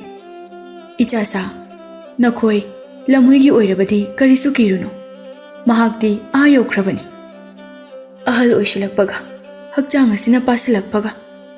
Ai itomda oibaduda lamhuinane kidabagi wani. Nakoi anidang subada mahakna karisu tawba ngamloi. Yam panglap-laptana taramganida. Makoi manga chattuna yenglure khujaidu phangladuna Munigi manakta puduna lai. Muni aduna khujai adugi manungda ising khajiktang yaurambadu sanagi masada khiklaga asumna hairai. Ngasidagi nasada saroi ngaroina mang thaduna semjinba ngamlano. Changlakpa semjilakpa mahai khuding lama khangda leichil onduna nongdonda paikhiba oirasano. Muni aduna makha tarai. Ngasigidi ai yumda hankrage. Matam kuina chada thakdana dhyan tawrakpagi isase yamna chokthare. Phagani Muni. Asumna Muni adu mahaki mayum maikai pangna chatkre. Sanadu wakhal khara nungaitana konung tamna laklami. Somna kandana paridu nungai pham ama ikhang khanglamde. Ai ngasidi yumda halukhige. Aigi imana masangamdana lehobada. Ngarang mangdasu urami. Yang wana aibu uningi hairami. Mahakka kangluk punba lanmi amada hairami. Abuthe ai ngasi yumda haludaba yade. Aigi imado mangda aibu lau haiduna yamna kaplami. Ningthongna hanglaklabasu asengbado adum haiko. Abuthina hera pare kainoda mangdobo khudingmokpu asengba loina oirabadi aigi nupi kanano ni khangbro. Aigi nupi kaya surni khangabro. Adugi nati imana masangam laktaba yamna kuirabane. Icha nupi matomtana tarongkadabada ayam nungaite. Yumda handaba sukuire. Ngasidi aigi amanba yumda yam uningae. Makhoi mayam adu mahaki wahai aduda noksilai. Mayamna pariga ningthauga marup sanaba aduda mayamna mahakpu kalaknaribani. Hoi, hallo. ꯃꯊꯪꯗꯗꯤ ꯌꯨꯝꯗ ꯍꯟꯗꯅꯕ ꯆꯦꯕꯥꯡ ꯑꯃꯗ ꯌꯦꯛꯂꯒ ꯄꯨꯔꯛꯎꯀꯣ, ꯑꯩꯈꯣꯏꯁꯨ ꯈꯔ ꯌꯦꯡꯕ ꯌꯥꯏꯗꯅ꯫ ꯑꯁꯤ ꯍꯥꯏꯔꯒ ꯃꯈꯣꯏꯗꯨ ꯃꯈꯣꯜ ꯍꯧꯅ ꯍꯧꯅ ꯅꯣꯛꯂꯤ꯫ ꯄꯥꯔꯤꯗꯨ ꯊꯥ ꯊꯥꯒꯤ ꯇꯣꯂꯣꯞ ꯑꯣꯏꯅ ꯐꯪꯕ ꯆꯥꯟꯗꯤ ꯆꯞꯄꯤ ꯈꯔ ꯄꯥꯏꯔꯒ ꯃꯌꯨꯝꯗ ꯍꯟꯅꯅꯕ ꯁꯦꯝ ꯁꯥꯈ꯭ꯔꯦ꯫ ꯃꯤꯀꯨꯞ ꯈꯔꯒꯤ ꯃꯇꯨꯡꯗ ꯅꯣꯡꯌꯥꯏ ꯃꯍꯥꯛꯀꯤ ꯃꯔꯨꯞ ꯄꯥꯔꯤꯕꯨ ꯎꯅꯕ ꯂꯥꯛꯏ꯫ ꯄꯥꯔꯤ, ꯄꯥꯔꯤ, ꯅꯪꯕꯨ ꯇꯥꯕ꯭ꯔꯣ? ꯅꯤꯡꯊꯧꯒꯤ ꯈꯣꯟꯖꯦꯜ ꯇꯥꯕꯗ ꯑꯃꯅ ꯍꯥꯟꯅ ꯈꯨꯝꯂꯛꯏ꯫ ꯏꯅꯤꯡꯊꯧ, ꯃꯍꯥꯛꯇꯤ ꯉꯁꯥꯏ ꯑꯌꯨꯛ ꯑꯉꯟꯕꯗ ꯃꯌꯨꯝꯗ ꯍꯜꯂꯨꯅꯤ ꯍꯥꯏꯗꯨꯅ ꯆꯠꯈ꯭ꯔꯕꯅꯦ꯫ ꯃꯥꯗꯤ ꯑꯩꯉꯣꯟꯗ ꯈꯪꯍꯜꯂꯝꯗ꯭ꯔꯤꯕ ꯀꯔꯤꯒꯤꯅꯣ? ꯑꯩꯅ ꯉꯔꯥꯡ ꯃꯉꯣꯟꯗ ꯉꯁꯤꯗꯤ ꯑꯔꯨꯕ ꯋꯥ ꯑꯃ ꯇꯥꯟꯅꯗꯕ ꯌꯥꯗꯦ ꯍꯥꯏꯈꯤꯕꯅꯤ, ꯑꯗꯨꯒ ꯃꯅꯥꯏ ꯑꯗꯨꯅ ꯅꯤꯡꯊꯧꯅ ꯉꯥꯡꯕꯗꯨ ꯇꯥꯔꯝꯃꯤ꯫ ꯏꯅꯤꯡꯊꯧ, ꯃꯍꯥꯛꯅ ꯅꯤꯡꯊꯧꯒꯤ ꯋꯥ ꯑꯃꯕꯨ ꯍꯤꯛꯇꯣꯛꯄ ꯍꯥꯏꯕꯁꯦ ꯌꯥꯝꯅ ꯑꯔꯥꯟꯕꯅꯤ꯫ ꯏꯅꯤꯡꯊꯧꯅ ꯂꯨꯅ ꯇꯧꯕꯗꯨꯗ ꯃꯍꯥꯛꯅꯁꯨ ꯌꯥꯒꯅꯤ ꯍꯥꯏꯅ ꯇꯧꯕ ꯁꯣꯏꯗꯅ ꯑꯣꯏꯔꯝꯒꯅꯤ꯫ ꯃꯍꯥꯛꯅ ꯃꯌꯨꯝꯗ ꯇꯨꯃꯤꯟꯅ ꯆꯠꯈ꯭ꯔꯤꯕꯁꯦ ꯑꯩꯗꯤ ꯆꯤꯡꯅꯗꯕ ꯉꯝꯗꯦ꯫ ꯑꯍꯤꯡ ꯑꯊꯦꯡꯕꯗꯁꯨ ꯃꯇꯣꯝꯇ ꯊꯣꯛꯈꯤ, ꯑꯗꯨꯒ ꯅꯣꯡꯉꯥꯜꯂꯝꯗꯥꯏꯗ ꯍꯟꯖꯤꯜꯂꯛꯏ꯫ ꯅꯨꯄꯥ ꯑꯗꯨꯁꯨ ꯑꯁꯤꯒꯨꯝꯅ ꯏꯟꯁꯤꯟꯕꯒꯤ ꯇꯟꯖꯥ ꯉꯥꯏꯔꯛꯄ ꯀꯨꯏꯔꯕꯅꯤ꯫ ꯅꯣꯡꯌꯥꯏꯅ ꯋꯥꯈꯜꯗ ꯈꯜꯂꯤ, ꯑꯩꯅ ꯃꯍꯥꯛꯄꯨ ꯃꯌꯥꯝꯗꯒꯤ ꯀꯥ ꯍꯦꯟꯅ ꯂꯨꯅ ꯇꯧꯏ ꯍꯥꯏꯗꯨꯅ ꯃꯍꯥꯛꯅ ꯇꯧꯅꯤꯡꯕꯇ ꯇꯧꯔꯕ ꯖꯥꯠꯂꯥ? ꯃꯍꯩ ꯃꯁꯤꯡ ꯈꯔ ꯍꯩ ꯍꯥꯏꯗꯨꯅ ꯑꯩꯅ ꯃꯔꯨꯞ ꯑꯃꯒꯨꯝꯅ ꯂꯣꯏꯅꯕꯅꯤ꯫ ꯃꯍꯥꯛ ꯍꯜꯂꯛꯄꯒ ꯑꯩꯒ ꯆꯞ ꯆꯥꯕ ꯋꯥꯔꯤ ꯑꯃ ꯁꯥꯟꯅꯗꯕ ꯌꯥꯔꯔꯣꯏ꯫ ꯅꯤꯡꯊꯧꯅ ꯃꯪꯗꯨꯅ ꯂꯩꯕꯗꯨ ꯎꯔꯒ ꯃꯤꯅꯥꯏ ꯑꯗꯨꯅ ꯑꯃꯨꯛ ꯍꯥꯏꯔꯛꯏ꯫ ꯏꯅꯤꯡꯊꯧ, ꯑꯩꯅ ꯍꯥꯏꯖꯔꯤꯕꯁꯦ ꯑꯆꯨꯝꯕꯅꯤ꯫ ꯑꯩꯅ ꯍꯥꯏꯔꯤꯕ ꯑꯁꯤꯗ ꯊꯥꯖꯗ꯭ꯔꯒꯁꯨ ꯃꯍꯥꯛꯀ ꯂꯩꯃꯤꯟꯅꯔꯤꯕ ꯃꯈꯣꯏ ꯃꯌꯥꯝ ꯑꯁꯤꯗ ꯍꯪꯕꯤꯌꯨ꯫ ꯅꯤꯡꯊꯧꯗꯨ ꯃꯈꯣꯏ ꯃꯌꯥꯝꯗ ꯑꯃꯨꯛ ꯌꯦꯡꯊꯣꯔꯛꯏ꯫ ꯑꯆꯨꯝꯕꯅꯤ ꯏꯅꯤꯡꯊꯧ, ꯑꯕꯨꯊꯤꯅ ꯍꯥꯏꯔꯤꯕꯁꯦ꯫ ꯃꯍꯥꯛ ꯑꯍꯤꯡ ꯈꯨꯗꯤꯡꯒꯤ ꯁ꯭ꯋꯥꯏ ꯁ꯭ꯋꯥꯏ ꯃꯥꯡꯏ, ꯅꯨꯡꯊꯤꯜ ꯇꯥꯜꯂꯛꯇꯁꯨ ꯊꯤꯕ ꯐꯪꯗꯦ꯫ ꯅꯣꯡꯃꯁꯨ ꯃꯍꯥꯛ ꯅꯨꯄꯤꯁꯤꯡꯒꯤ ꯂꯩꯐꯝꯗꯒꯤ ꯊꯣꯛꯂꯛꯄ ꯑꯩꯅ ꯎꯈꯤ꯫ ꯏꯅꯤꯡꯊꯧꯗ ꯋꯥꯀꯠꯂꯨꯔꯕꯁꯨ ꯊꯥꯖꯕꯤꯔꯔꯣꯏ ꯍꯥꯏꯗꯨꯅ ꯑꯩꯈꯣꯏꯅ ꯇꯨꯃꯤꯟꯅ ꯂꯩꯈꯤꯕꯅꯤ꯫ ꯐꯔꯦ ꯐꯔꯦ, ꯃꯍꯥꯛ ꯍꯦꯛ ꯍꯜꯂꯛꯄꯒ ꯑꯩꯒꯤ ꯏꯅꯥꯛꯇ ꯂꯥꯛꯑꯣ ꯍꯥꯏꯌꯨ꯫ ꯅꯤꯡꯊꯧꯗꯨ ꯃꯐꯝ ꯑꯗꯨꯗꯒꯤ ꯍꯟꯈ꯭ꯔꯦ꯫ ꯃꯈꯣꯏ ꯃꯁꯦꯟꯗꯨ ꯌꯦꯡꯅꯗꯨꯅ ꯋꯥ ꯂꯥꯎꯅ ꯅꯣꯛꯃꯤꯟꯅꯩ꯫ ꯄꯥꯔꯤ, ꯍꯟꯗꯛꯇꯤ ꯅꯪ ꯅꯨꯡꯉꯥꯏꯅꯤ꯫ ꯏꯅꯤꯡꯊꯧꯁꯦ ꯄꯪꯗꯤ ꯄꯪꯕꯖꯥꯠꯅꯤ꯫ ꯑꯕꯨꯊꯤꯅ ꯍꯥꯏꯕꯗꯨꯗ ꯃꯃꯤꯠꯀꯥꯁꯦ ꯂꯪꯊꯣꯛꯂꯒ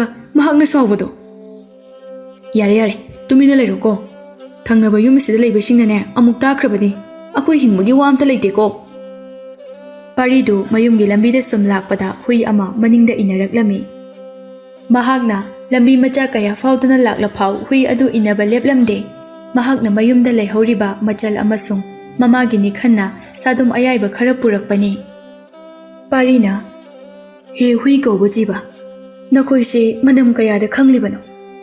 ꯑꯊꯥꯕ ꯈꯥꯎ ꯑꯁꯤꯗ ꯍꯥꯞꯂꯛꯄ ꯁꯥꯗꯨꯝ ꯑꯁꯤꯒꯤ ꯃꯅꯝ ꯐꯥꯎꯕ ꯅꯈꯣꯏꯅ ꯈꯪꯕ ꯉꯝꯃꯤ꯫ ꯑꯁꯤ ꯍꯥꯏꯗꯨꯅ ꯃꯍꯥꯛꯀꯤ ꯃꯅꯤꯡꯗ ꯄꯣꯔꯤꯕ ꯈꯥꯎ ꯑꯗꯨ ꯊꯥꯡꯊꯗꯨꯅ ꯃꯅꯨꯡꯗꯒꯤ ꯁꯥꯗꯨꯝ ꯃꯆꯦꯠ ꯑꯃ ꯍꯨꯏꯒꯤ ꯃꯥꯡꯗ ꯂꯪꯁꯤꯜꯂꯝꯃꯤ꯫ ꯍꯨꯏ ꯑꯗꯨ ꯁꯥꯗꯨꯝ ꯑꯗꯨꯗ ꯑꯃꯨꯛ ꯌꯦꯡ, ꯄꯥꯔꯤꯗ ꯑꯃꯨꯛ ꯌꯦꯡ ꯇꯧꯗꯨꯅ ꯂꯩ꯫ ꯄꯥꯔꯤ ꯃꯈꯥꯗ ꯇꯥꯔꯤꯕ ꯁꯥꯗꯨꯝ ꯑꯗꯨ ꯄꯥꯏꯈꯠꯇꯨꯅ ꯃꯈꯨꯠ ꯑꯣꯏꯅ ꯍꯨꯏꯒꯤ ꯃꯆꯤꯟꯕꯥꯜ ꯃꯌꯥꯗ ꯊꯥꯡꯖꯤꯜꯂꯤ꯫ ꯁꯦ, ꯆꯥꯔꯣ ꯆꯥꯔꯣ, ꯀꯔꯤꯒꯤ ꯀꯤꯔꯤꯕꯅꯣ? ꯑꯩ ꯑꯐꯕ ꯃꯤꯅꯤꯀꯣ꯫ ꯑꯁꯨꯝꯅ ꯃꯍꯥꯛꯅ ꯍꯨꯏ ꯑꯗꯨꯒꯤ ꯃꯀꯣꯛꯇ ꯅꯥꯟꯊꯔꯝꯃꯤ꯫ ꯍꯧꯒꯠꯂꯛꯇꯨꯅ ꯑꯃꯨꯛ ꯆꯠꯄ ꯍꯧꯕꯒ ꯍꯨꯏꯗꯨ ꯏꯟꯅꯕ ꯂꯦꯞꯂꯝꯗꯦ꯫ ꯃꯍꯥꯛꯀꯤ ꯈꯨꯜ ꯂꯥꯟꯁꯤꯜꯂꯛꯂꯦ꯫ ꯃꯇꯝ ꯀꯨꯏꯅ ꯎꯔꯨꯗ꯭ꯔꯕ ꯃꯍꯥꯛꯀꯤ ꯈꯨꯟꯖꯥꯁꯤꯡ ꯑꯗꯨꯅ ꯃꯍꯥꯛꯄꯨ ꯎꯕꯗ ꯅꯨꯡꯁꯤꯅ ꯀꯧꯔꯛꯂꯝꯃꯤ꯫ ꯄꯥꯔꯤ, ꯅꯪꯗꯤ ꯅꯤꯡꯊꯧꯒꯤ ꯀꯣꯅꯨꯡꯗ ꯂꯩꯈꯤꯕꯗꯒꯤ ꯁꯛꯀꯥꯁꯨ ꯌꯥꯝ ꯐꯖꯊꯣꯛꯈ꯭ꯔꯦꯅꯦꯍꯦ꯫ ꯃꯍꯥꯛꯁꯨ ꯑꯁꯦꯡꯕ ꯃꯤꯅꯣꯛ ꯑꯃ ꯅꯣꯛꯂꯗꯨꯅ ꯆꯠꯄ ꯂꯦꯞꯂꯝꯗꯦ꯫ ꯃꯍꯥꯛꯀꯤ ꯌꯨꯝ ꯅꯛꯁꯤꯜꯂꯛꯂꯤꯕ ꯈꯨꯗꯤꯡꯒꯤ ꯃꯃꯥꯒꯤ ꯁꯛꯇꯝ ꯑꯗꯨ ꯎꯅꯤꯡꯕ ꯍꯦꯜꯂꯛꯈꯤ꯫ ꯆꯠꯂꯝꯕꯗꯒꯤ ꯆꯦꯟꯆꯠ ꯇꯧꯅ ꯂꯥꯛꯏ꯫ ꯃꯌꯨꯝ ꯌꯧꯔꯕꯗ ꯃꯍꯥꯛ ꯀꯟꯅ ꯆꯦꯟꯁꯤꯜꯂꯛꯏ꯫ ꯆꯅꯨꯁꯨ ꯁꯨꯃꯥꯡꯗ ꯐꯧꯃꯥꯟ ꯃꯟꯗꯨꯅ ꯂꯩꯔꯝꯕꯅꯤ꯫ ꯃꯕꯨꯡ ꯆꯪꯂꯛꯄ ꯎꯕꯗ ꯃꯄꯤ ꯏꯔꯥ ꯆꯦꯜꯂꯛꯏ꯫ ꯆꯅꯨ, ꯗꯗꯥ ꯂꯥꯛꯑꯦ꯫ ꯅꯪꯒꯤ ꯑꯊꯨꯝ ꯑꯍꯥꯎ ꯃꯌꯥꯝ ꯑꯃꯁꯨ ꯄꯨꯔꯛꯑꯦ꯫ ꯁꯦ, ꯁꯤ ꯂꯧꯁꯤꯜꯂꯣ꯫ ꯆꯅꯨꯗꯨ ꯃꯕꯨꯛꯅꯤꯡ ꯅꯨꯡꯁꯤꯕ ꯍꯦꯟꯃꯟꯈꯤꯕꯅ ꯃꯈꯨꯠꯅ ꯃꯃꯥꯏ ꯑꯗꯨ ꯈꯨꯝꯖꯤꯟꯗꯨꯅ ꯀꯞꯂꯒ ꯂꯩꯈ꯭ꯔꯦ꯫ ꯄꯥꯔꯤꯅ ꯆꯪꯁꯤꯜꯂꯒ ꯃꯆꯟꯅꯨꯄꯤꯕꯨ ꯅꯨꯡꯁꯤꯅ ꯀꯣꯟꯕꯤ꯫ ꯀꯔꯤꯒꯤꯅꯣ? ꯅꯪꯒꯤ ꯗꯗꯥꯅ ꯂꯥꯛꯄ ꯎꯔꯒ ꯅꯪꯅ ꯀꯞꯄꯤꯕꯗꯤ? ꯑꯉꯥꯎꯕꯤꯁꯤꯗꯤ, ꯀꯞꯄꯒꯤ ꯃꯍꯨꯠꯇꯅꯦ ꯅꯣꯛꯀꯗꯕꯅꯤ꯫ ꯑꯁꯤ ꯍꯥꯏꯔꯒ ꯃꯄꯤꯗꯨ ꯃꯆꯟꯅꯨꯄꯤꯒꯤ ꯃꯃꯤꯠꯇꯒꯤ ꯇꯩꯊꯣꯛꯏ꯫ ꯗꯗꯥ, ꯅꯪ ꯌꯥꯝ ꯐꯠꯇꯦ꯫ ꯏꯃꯨꯡ ꯑꯁꯤꯗ ꯑꯁꯣꯟꯕꯤ ꯏꯃꯥꯒ ꯑꯩꯒ ꯂꯩꯍꯧꯋꯦ ꯍꯥꯏꯕꯁꯦ ꯅꯣꯡꯃꯇ ꯅꯤꯡꯁꯤꯡꯕꯤꯗꯕ꯭ꯔꯥ? ꯃꯃꯥꯗꯤ ꯅꯨꯃꯤꯗꯥꯡ ꯈꯨꯗꯤꯡꯒꯤ ꯗꯗꯥꯕꯨ ꯅꯤꯡꯁꯤꯡꯗꯨꯅ ꯀꯞꯄꯤ꯫ ꯁꯤꯗꯒꯤꯗꯤ ꯑꯩꯁꯨ ꯃꯇꯝ ꯈꯔꯗꯤ ꯌꯨꯝꯗ ꯂꯩꯔꯗꯕꯅꯦ꯫ ꯏꯆꯟꯒꯤ ꯐꯖꯕ ꯐꯤꯖꯣꯜꯁꯨ ꯀꯩꯊꯦꯜ ꯃꯆꯥꯗ ꯆꯠꯇꯨꯅ ꯂꯩꯕꯤꯗꯣꯏꯅꯦ꯫ ꯁꯦ, Ima yamna uninge. Imungdagi may amukta puthoro. Langphoi chalubani nungaite. Hoi dada. Hui adu parigi matung inaduna lakpani tumina mamai haiduna adumak lay. Januna mabung bumay okthok pire. Makhoi ani manungda punna changlaktuna mamagi manakta chenselai. Mama adu phamungi phamangda onthaduna lairami. Pari pakhana chensilaktuna. Ima, kaino tawsibo? Janu, nang ima se karisu pijadabro? Janugi machindagi wahai amata thoglakte. Asonbi mama aduna karigi adumna nachanda nganglibano. Mabukni nusikhinine. Ima kaisu tawde. Ichagi khonjal tabada aisu mapanda thoglake tawrambani. Ima, hojikti nacha lakle. Sidagidi ima na chaningba setningba loina ning thungaladabane. Pari ima gidi punsi loisilakle. Phajabana karino athibana karino khandokpa ngamdre. Pokpadagi setpa chaba maning thunglaktrabana channi. Mahakpu nangna luna tawgani haiduna imada amuk tawasau. Ima, karigi adumna pukning sontharibano nacha leiriside ima kaisu tawroye. Machan nupida amuk onsilaktuna. Janu, aina purukpa khaw manungda chananaba mayam yaukibane. Ichanna chananaba haiduna aina purakpane. Ngaihak leiraba matungda parina Januda tapna hanglai. Nachengan thoide kamdawre. Akhoi sida toina laktabra. Dada, nang magi wakhal kaurada. Dada na chatkiba matungdagi mahak sida nong nini di laklamme. Adudagi di sunglak lakhidre. Mahaki khangnaba senja thumja yamna paiba amma leikrabane. Mahaki ajinba thabak leibadagi laktaboiramganida. Aina taba kana amataga nungshimari thamoi haiduna aingonda kayar wasakibane. Janudu mabungi matau aduda karisu haiba ngamdre. Numittumadi pari imungdagi mapan thoktre mama asonbigi seba tawduna leire. Mathangi numittani konungda nongyaina mahaki marup paribu halakpra haiduna yenglaklami. Halaktri khanglabada mahak yamna saurami.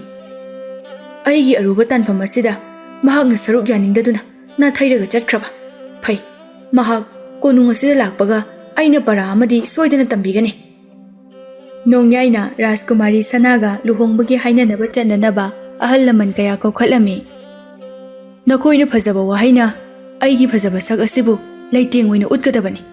Karigumba nakoina hainabada mahakna yare hayaklabadi nakoina apamba mani mukta aina pigani. Iningthaw, aikhoigi aroiba lausing sizinaduna ngamnaba hotnajage. Hotnaba nate luhongbagi numitsu lepnarakadabani. Nakoina chatpada punanaba haiduna aina khudol pot kaya sem sarabani. Yamlaba athen pot kaya ga loinana makhoi sing adu chatkhre. Laibak amadagi amada lanna chatpana numit kharani di changlami. Numitugi numidangdani sanana tumlamdai khudingi mapanda hangchit langba ngaihak ngayak hek thokpani. Numitusu mahak mapanda thoraktuna hangchit langlami. Manai nubi kharasu manakta adumak leiri. Nungdang thingjalakpada ichik chiklami. Maninglomda soro soro tawbagi makhol amatai haiduna yengthoklami. Sanana, kanano aduda lumlido? Asongba maraktagi nupa ama thang ama pairaga tholai. Kana oinige athengba ahingsida ainatana. Asi hairaga makhoi tamna changsilai. Senapati. Senapati adugi ming Bhaskar kawi. Mahakna Rajkumari Sanabu yamna nungsi. Mahakpu nungshirabasu nupi kayagi ijatpu kaisu laitana khanba nupani. Karigino athengba ahingasida nangna aikhoibu narolda yenglibade. Aina nangbu yengningba matamda yengani. Nangna mapanda leire yengani, phamungda leire yengani. Masida kanana aibu thingba ngamgani. Asi haiduna sanagi khauri mayada mamaidu thangzilaktuna manam nami. Leinam phangge haiduna tawbudi natte adubu ngammi haibadu uninglibani. Rajkumari amada usit thawaidaba matau adu utpa aduda manai nubising adu saunninglami. Makhoi singi maraktagi amana Senapatigi mamaida khupakna thage tawi. Lan kayada luchingba oiduna mai pakraba hai singlaba Senapatini. Nupi adugi khupak adu makhut achauba aduna nuksita leiringaida phakre. Nanggumba minai nubi amana aigi maida khupakna thanaba honaribani ne. ꯑꯁꯤ ꯍꯥꯏꯔꯒ ꯅꯨꯄꯤ ꯑꯗꯨꯗ ꯉꯝꯂꯦ ꯍꯥꯏꯕꯒꯨꯝꯅ ꯍꯦꯟꯖꯤꯟꯕ ꯊꯧꯑꯣꯡ ꯈꯔ ꯎꯠꯂꯝꯃꯤ꯫ ꯁꯅꯥꯗꯨ ꯁꯥꯎꯃꯟꯕꯅ ꯚꯥꯁꯀꯔꯒꯤ ꯃꯃꯥꯏꯗ ꯈꯨꯄꯥꯛꯅ ꯊꯥꯔꯝꯃꯤ꯫ ꯚꯥꯁꯀꯔ ꯑꯗꯨ ꯅꯨꯡꯉꯥꯏꯔꯝꯕ ꯏꯅꯣꯠ ꯄꯨꯝꯕ ꯃꯥꯡꯈꯤ꯫ ꯌꯥꯏ ꯌꯥꯏ, ꯀꯩꯁꯨ ꯀꯥꯏꯗꯦ, ꯑꯩꯒꯤ ꯇꯥꯂꯣꯏ ꯑꯣꯏꯒꯗꯧꯔꯤꯕ ꯅꯪꯅ ꯊꯥꯕꯅꯤ, ꯀꯩꯁꯨ ꯀꯥꯏꯗꯦ꯫ ꯑꯗꯨꯕꯨ ꯑꯩ ꯅꯨꯄꯤꯅ ꯈꯨꯠ ꯊꯥꯕ ꯌꯥꯕ ꯃꯤꯗꯤ ꯅꯠꯇꯦ꯫ ꯑꯁꯤ ꯍꯥꯏꯔꯒ ꯁꯅꯥꯒꯤ ꯇꯨꯡꯒꯤ ꯁꯝ ꯑꯗꯨ ꯁꯨꯄꯥꯏ ꯄꯥꯏꯁꯤꯟꯗꯨꯅ ꯃꯃꯤꯠ ꯈꯥꯅ ꯌꯦꯡꯂꯛꯏ꯫ ꯑꯩꯅ ꯅꯪꯕꯨ ꯃꯐꯝꯁꯤꯗ ꯂꯩꯈꯣꯛꯇꯒꯤ ꯂꯩꯅꯥ ꯊꯗꯠꯇꯨꯅ ꯃꯥꯡꯍꯟꯕꯗ ꯅꯪꯒꯤ ꯃꯤꯅꯥꯏ ꯅꯨꯄꯤꯁꯤꯡ ꯑꯁꯤꯅ ꯀꯟꯕ ꯉꯝꯗꯣꯔꯤꯕ꯭ꯔꯣ? ꯑꯁꯤ ꯍꯥꯏꯔꯒ ꯃꯍꯥꯛꯅ ꯄꯨꯔꯛꯂꯤꯕ ꯊꯥꯡ ꯑꯗꯨꯒꯤ ꯃꯇꯣꯟꯅ ꯁꯅꯥꯒꯤ ꯈꯧꯔꯤꯗ ꯊꯝꯃꯤ꯫ ꯃꯅꯥꯏ ꯅꯨꯄꯤꯁꯤꯡ ꯑꯗꯨꯅ ꯂꯥꯎꯒꯦ ꯇꯧꯕꯅꯤ, ꯑꯗꯨꯕꯨ ꯚꯥꯁꯀꯔ ꯊꯥꯡ ꯑꯗꯨ ꯃꯈꯣꯏꯗ ꯑꯃꯨꯛ ꯑꯣꯟꯁꯤꯟꯗꯨꯅ ꯙꯝꯀꯥ ꯇꯧꯔꯛꯄꯗꯒꯤ ꯃꯈꯣꯏꯗꯨ ꯇꯨꯃꯤꯟ ꯂꯩꯈ꯭ꯔꯦ꯫ ꯅꯈꯣꯏ ꯂꯣꯏꯅ ꯃꯅꯨꯡꯗ ꯆꯪꯈ꯭ꯔꯣ, ꯅꯈꯣꯏꯒꯤ ꯔꯥꯖꯀꯨꯃꯥꯔꯤ ꯑꯁꯦ ꯃꯇꯨꯅ ꯑꯃ ꯁꯣꯛꯍꯟꯗꯅ ꯑꯩꯅ ꯁꯣꯏꯗꯅ ꯊꯥꯖꯤꯜꯂꯛꯀꯅꯤ꯫ ꯅꯨꯄꯤꯁꯤꯡ ꯑꯗꯨ ꯀꯔꯤꯁꯨ ꯍꯥꯏꯗꯦ, ꯃꯁꯥ ꯅꯤꯛꯄ ꯃꯈꯩ ꯂꯦꯞꯂꯒ ꯂꯩ꯫ ꯁꯅꯥꯅ ꯆꯪꯈ꯭ꯔꯣ, ꯑꯩꯁꯨ ꯆꯪꯂꯛꯂꯅꯤꯌꯦ꯫ ꯃꯈꯣꯏꯁꯤꯡ ꯆꯪꯈ꯭ꯔꯕꯗ ꯚꯥꯁꯀꯔꯅ ꯃꯍꯥꯛꯀꯤ ꯊꯥꯡ ꯑꯗꯨ ꯑꯃꯨꯛ ꯌꯦꯞꯁꯤꯟꯈ꯭ꯔꯦ꯫ ꯅꯪꯒꯤ ꯅꯄꯥꯅ ꯅꯤꯡꯊꯧ ꯑꯣꯏꯔꯤꯕ ꯑꯁꯤꯗꯤ ꯃꯃꯤꯡ ꯈꯛꯇꯒꯤꯅꯤ꯫ ꯑꯩꯅ ꯍꯥꯠꯅꯤꯡꯕ ꯃꯇꯝꯗ ꯍꯥꯠꯂꯒ ꯑꯩꯅ ꯅꯤꯡꯊꯧ ꯑꯣꯏꯕꯗ ꯅꯈꯣꯏ ꯀꯅꯥ ꯑꯃꯠꯇꯅ ꯊꯤꯡꯕ ꯉꯝꯂꯣꯏ꯫ ꯅꯁꯥꯗꯣ ꯇꯒꯠ ꯇꯒꯠ ꯇꯦꯛꯅ ꯊꯝꯃꯨ, ꯉꯁꯤꯒꯤꯗꯤ ꯆꯪꯂꯣ, ꯇꯨꯝꯃꯨꯔꯣ, ꯊꯦꯡꯉꯦ꯫ ꯁꯅꯥ ꯆꯪꯈ꯭ꯔꯕ ꯃꯇꯨꯡꯗ ꯚꯥꯁꯀꯔꯗꯨ ꯌꯥꯝꯅ ꯃꯔꯧ ꯂꯩꯅ ꯅꯣꯛꯇꯨꯅ ꯂꯩꯍꯧꯏ꯫ ꯁꯅꯥꯗꯨ ꯊꯋꯥꯏ ꯅꯨꯡꯉꯥꯏꯇꯅ ꯃꯍꯥꯛꯀꯤ ꯀꯥꯗ ꯆꯪꯂꯛꯏ꯫ ꯃꯅꯥꯏ ꯅꯨꯄꯤ ꯀꯌꯥ ꯑꯗꯨ ꯆꯦꯟꯁꯤꯜꯂꯛꯇꯨꯅ ꯃꯍꯥꯛꯄꯨ ꯀꯔꯤꯁꯨ ꯁꯣꯛꯂꯛꯇꯕ꯭ꯔꯥ ꯍꯥꯏꯗꯨꯅ ꯍꯪꯂꯝꯃꯤ꯫ ꯅꯨꯃꯤꯗꯥꯡ ꯑꯗꯨ ꯃꯍꯥꯛ ꯇꯨꯝꯊꯕ ꯄꯥꯛꯅ ꯌꯥꯔꯝꯗꯦ꯫ ꯉꯁꯥꯏ ꯚꯥꯁꯀꯔꯅ ꯍꯥꯏꯔꯝꯕ ꯃꯌꯥꯝ ꯑꯗꯨ ꯅꯤꯡꯁꯤꯡꯗꯨꯅ ꯂꯩ꯫ ꯍꯌꯦꯡꯗꯤ ꯑꯩꯒꯤ ꯕꯕꯥꯗ ꯑꯁꯦꯡꯕ ꯋꯥꯔꯤ ꯄꯨꯝꯕ ꯂꯤꯗꯨꯅ ꯃꯍꯥꯛꯄꯨ ꯃꯔꯥꯜꯒꯤ ꯃꯇꯨꯡ ꯏꯟꯅ ꯁꯣꯏꯗꯅ ꯆꯩꯔꯥꯛ ꯐꯪꯍꯟꯒꯅꯤ꯫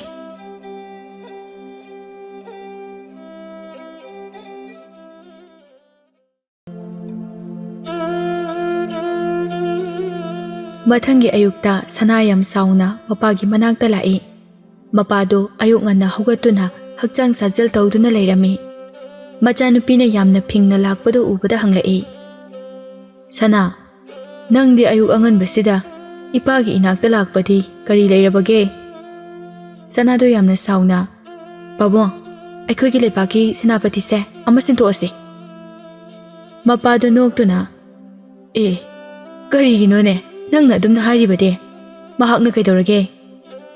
ꯄꯥꯕꯨꯡ, ꯑꯩꯅ ꯇꯨꯃꯤꯟꯅ ꯁꯨꯝ ꯂꯩꯔꯒ ꯂꯥꯛꯄꯅꯤ꯫ ꯃꯍꯥꯛ ꯈꯥ ꯌꯥꯝꯅ ꯍꯦꯟꯖꯤꯜꯂꯛꯂꯦ꯫ ꯑꯇꯣꯞꯄ ꯅꯨꯄꯤꯗꯒꯤ ꯍꯦꯟꯗꯣꯛꯂꯒ ꯑꯩꯉꯣꯟꯗ ꯐꯥꯎꯕ ꯃꯍꯥꯛꯅ ꯈꯨꯗꯨꯝ ꯆꯟꯅꯕ ꯍꯣꯠꯅꯔꯛꯂꯦ꯫ ꯑꯩꯒꯤ ꯏꯆꯥꯁꯤꯗꯤ ꯉꯥꯎꯔꯦꯗꯅ, ꯃꯕꯨꯡꯅꯤ ꯈꯟꯗꯅ ꯁꯨꯝ ꯂꯛꯅꯕ ꯑꯣꯏꯔꯝꯒꯅꯤꯅꯦ, ꯍꯦꯟꯅ ꯈꯟꯖꯤꯜꯂꯨꯅꯨꯀꯣ꯫ ꯃꯤ ꯑꯣꯏꯅ ꯄꯣꯛꯂꯕꯗꯤ ꯌꯦꯛꯅꯕ ꯈꯔꯗꯤ ꯂꯩꯕ ꯇꯥꯕꯅꯤ꯫ ꯃꯍꯥꯛꯅ ꯃꯥꯏꯊꯤꯕ ꯄꯤꯔꯝꯕ ꯂꯩꯕꯥꯛ ꯀꯌꯥꯒꯤ ꯃꯤꯁꯤꯡꯅꯗꯤ ꯃꯍꯥꯛ ꯑꯁꯦ ꯌꯦꯛꯅꯕꯅꯤ ꯍꯥꯏꯅ ꯈꯜꯂꯝꯒꯅꯤ꯫ ꯑꯗꯨꯕꯨ ꯃꯍꯥꯛ ꯂꯩꯔꯝꯕꯅ ꯑꯩꯈꯣꯏꯒꯤ ꯂꯩꯕꯥꯛ ꯑꯁꯦ ꯁꯥꯟꯇꯤ ꯂꯩꯅ ꯍꯤꯡꯕ ꯉꯝꯂꯤꯕꯅꯤ꯫ ꯑꯗꯨꯗ ꯈꯪꯗꯤꯌꯦ, ꯃꯍꯥꯛꯅ ꯉꯔꯥꯡ ꯑꯩꯉꯣꯟꯗ ꯇꯧꯔꯛꯂꯤꯕ ꯃꯑꯣꯡꯗꯣ ꯑꯩ ꯌꯥꯅꯤꯡꯗꯦ ꯍꯥꯏꯁꯤꯅꯤ꯫ ꯉꯥꯏꯈꯣ, ꯃꯍꯥꯛꯅ ꯅꯉꯣꯟꯗ ꯀꯩꯗꯧꯔꯛꯏꯕ?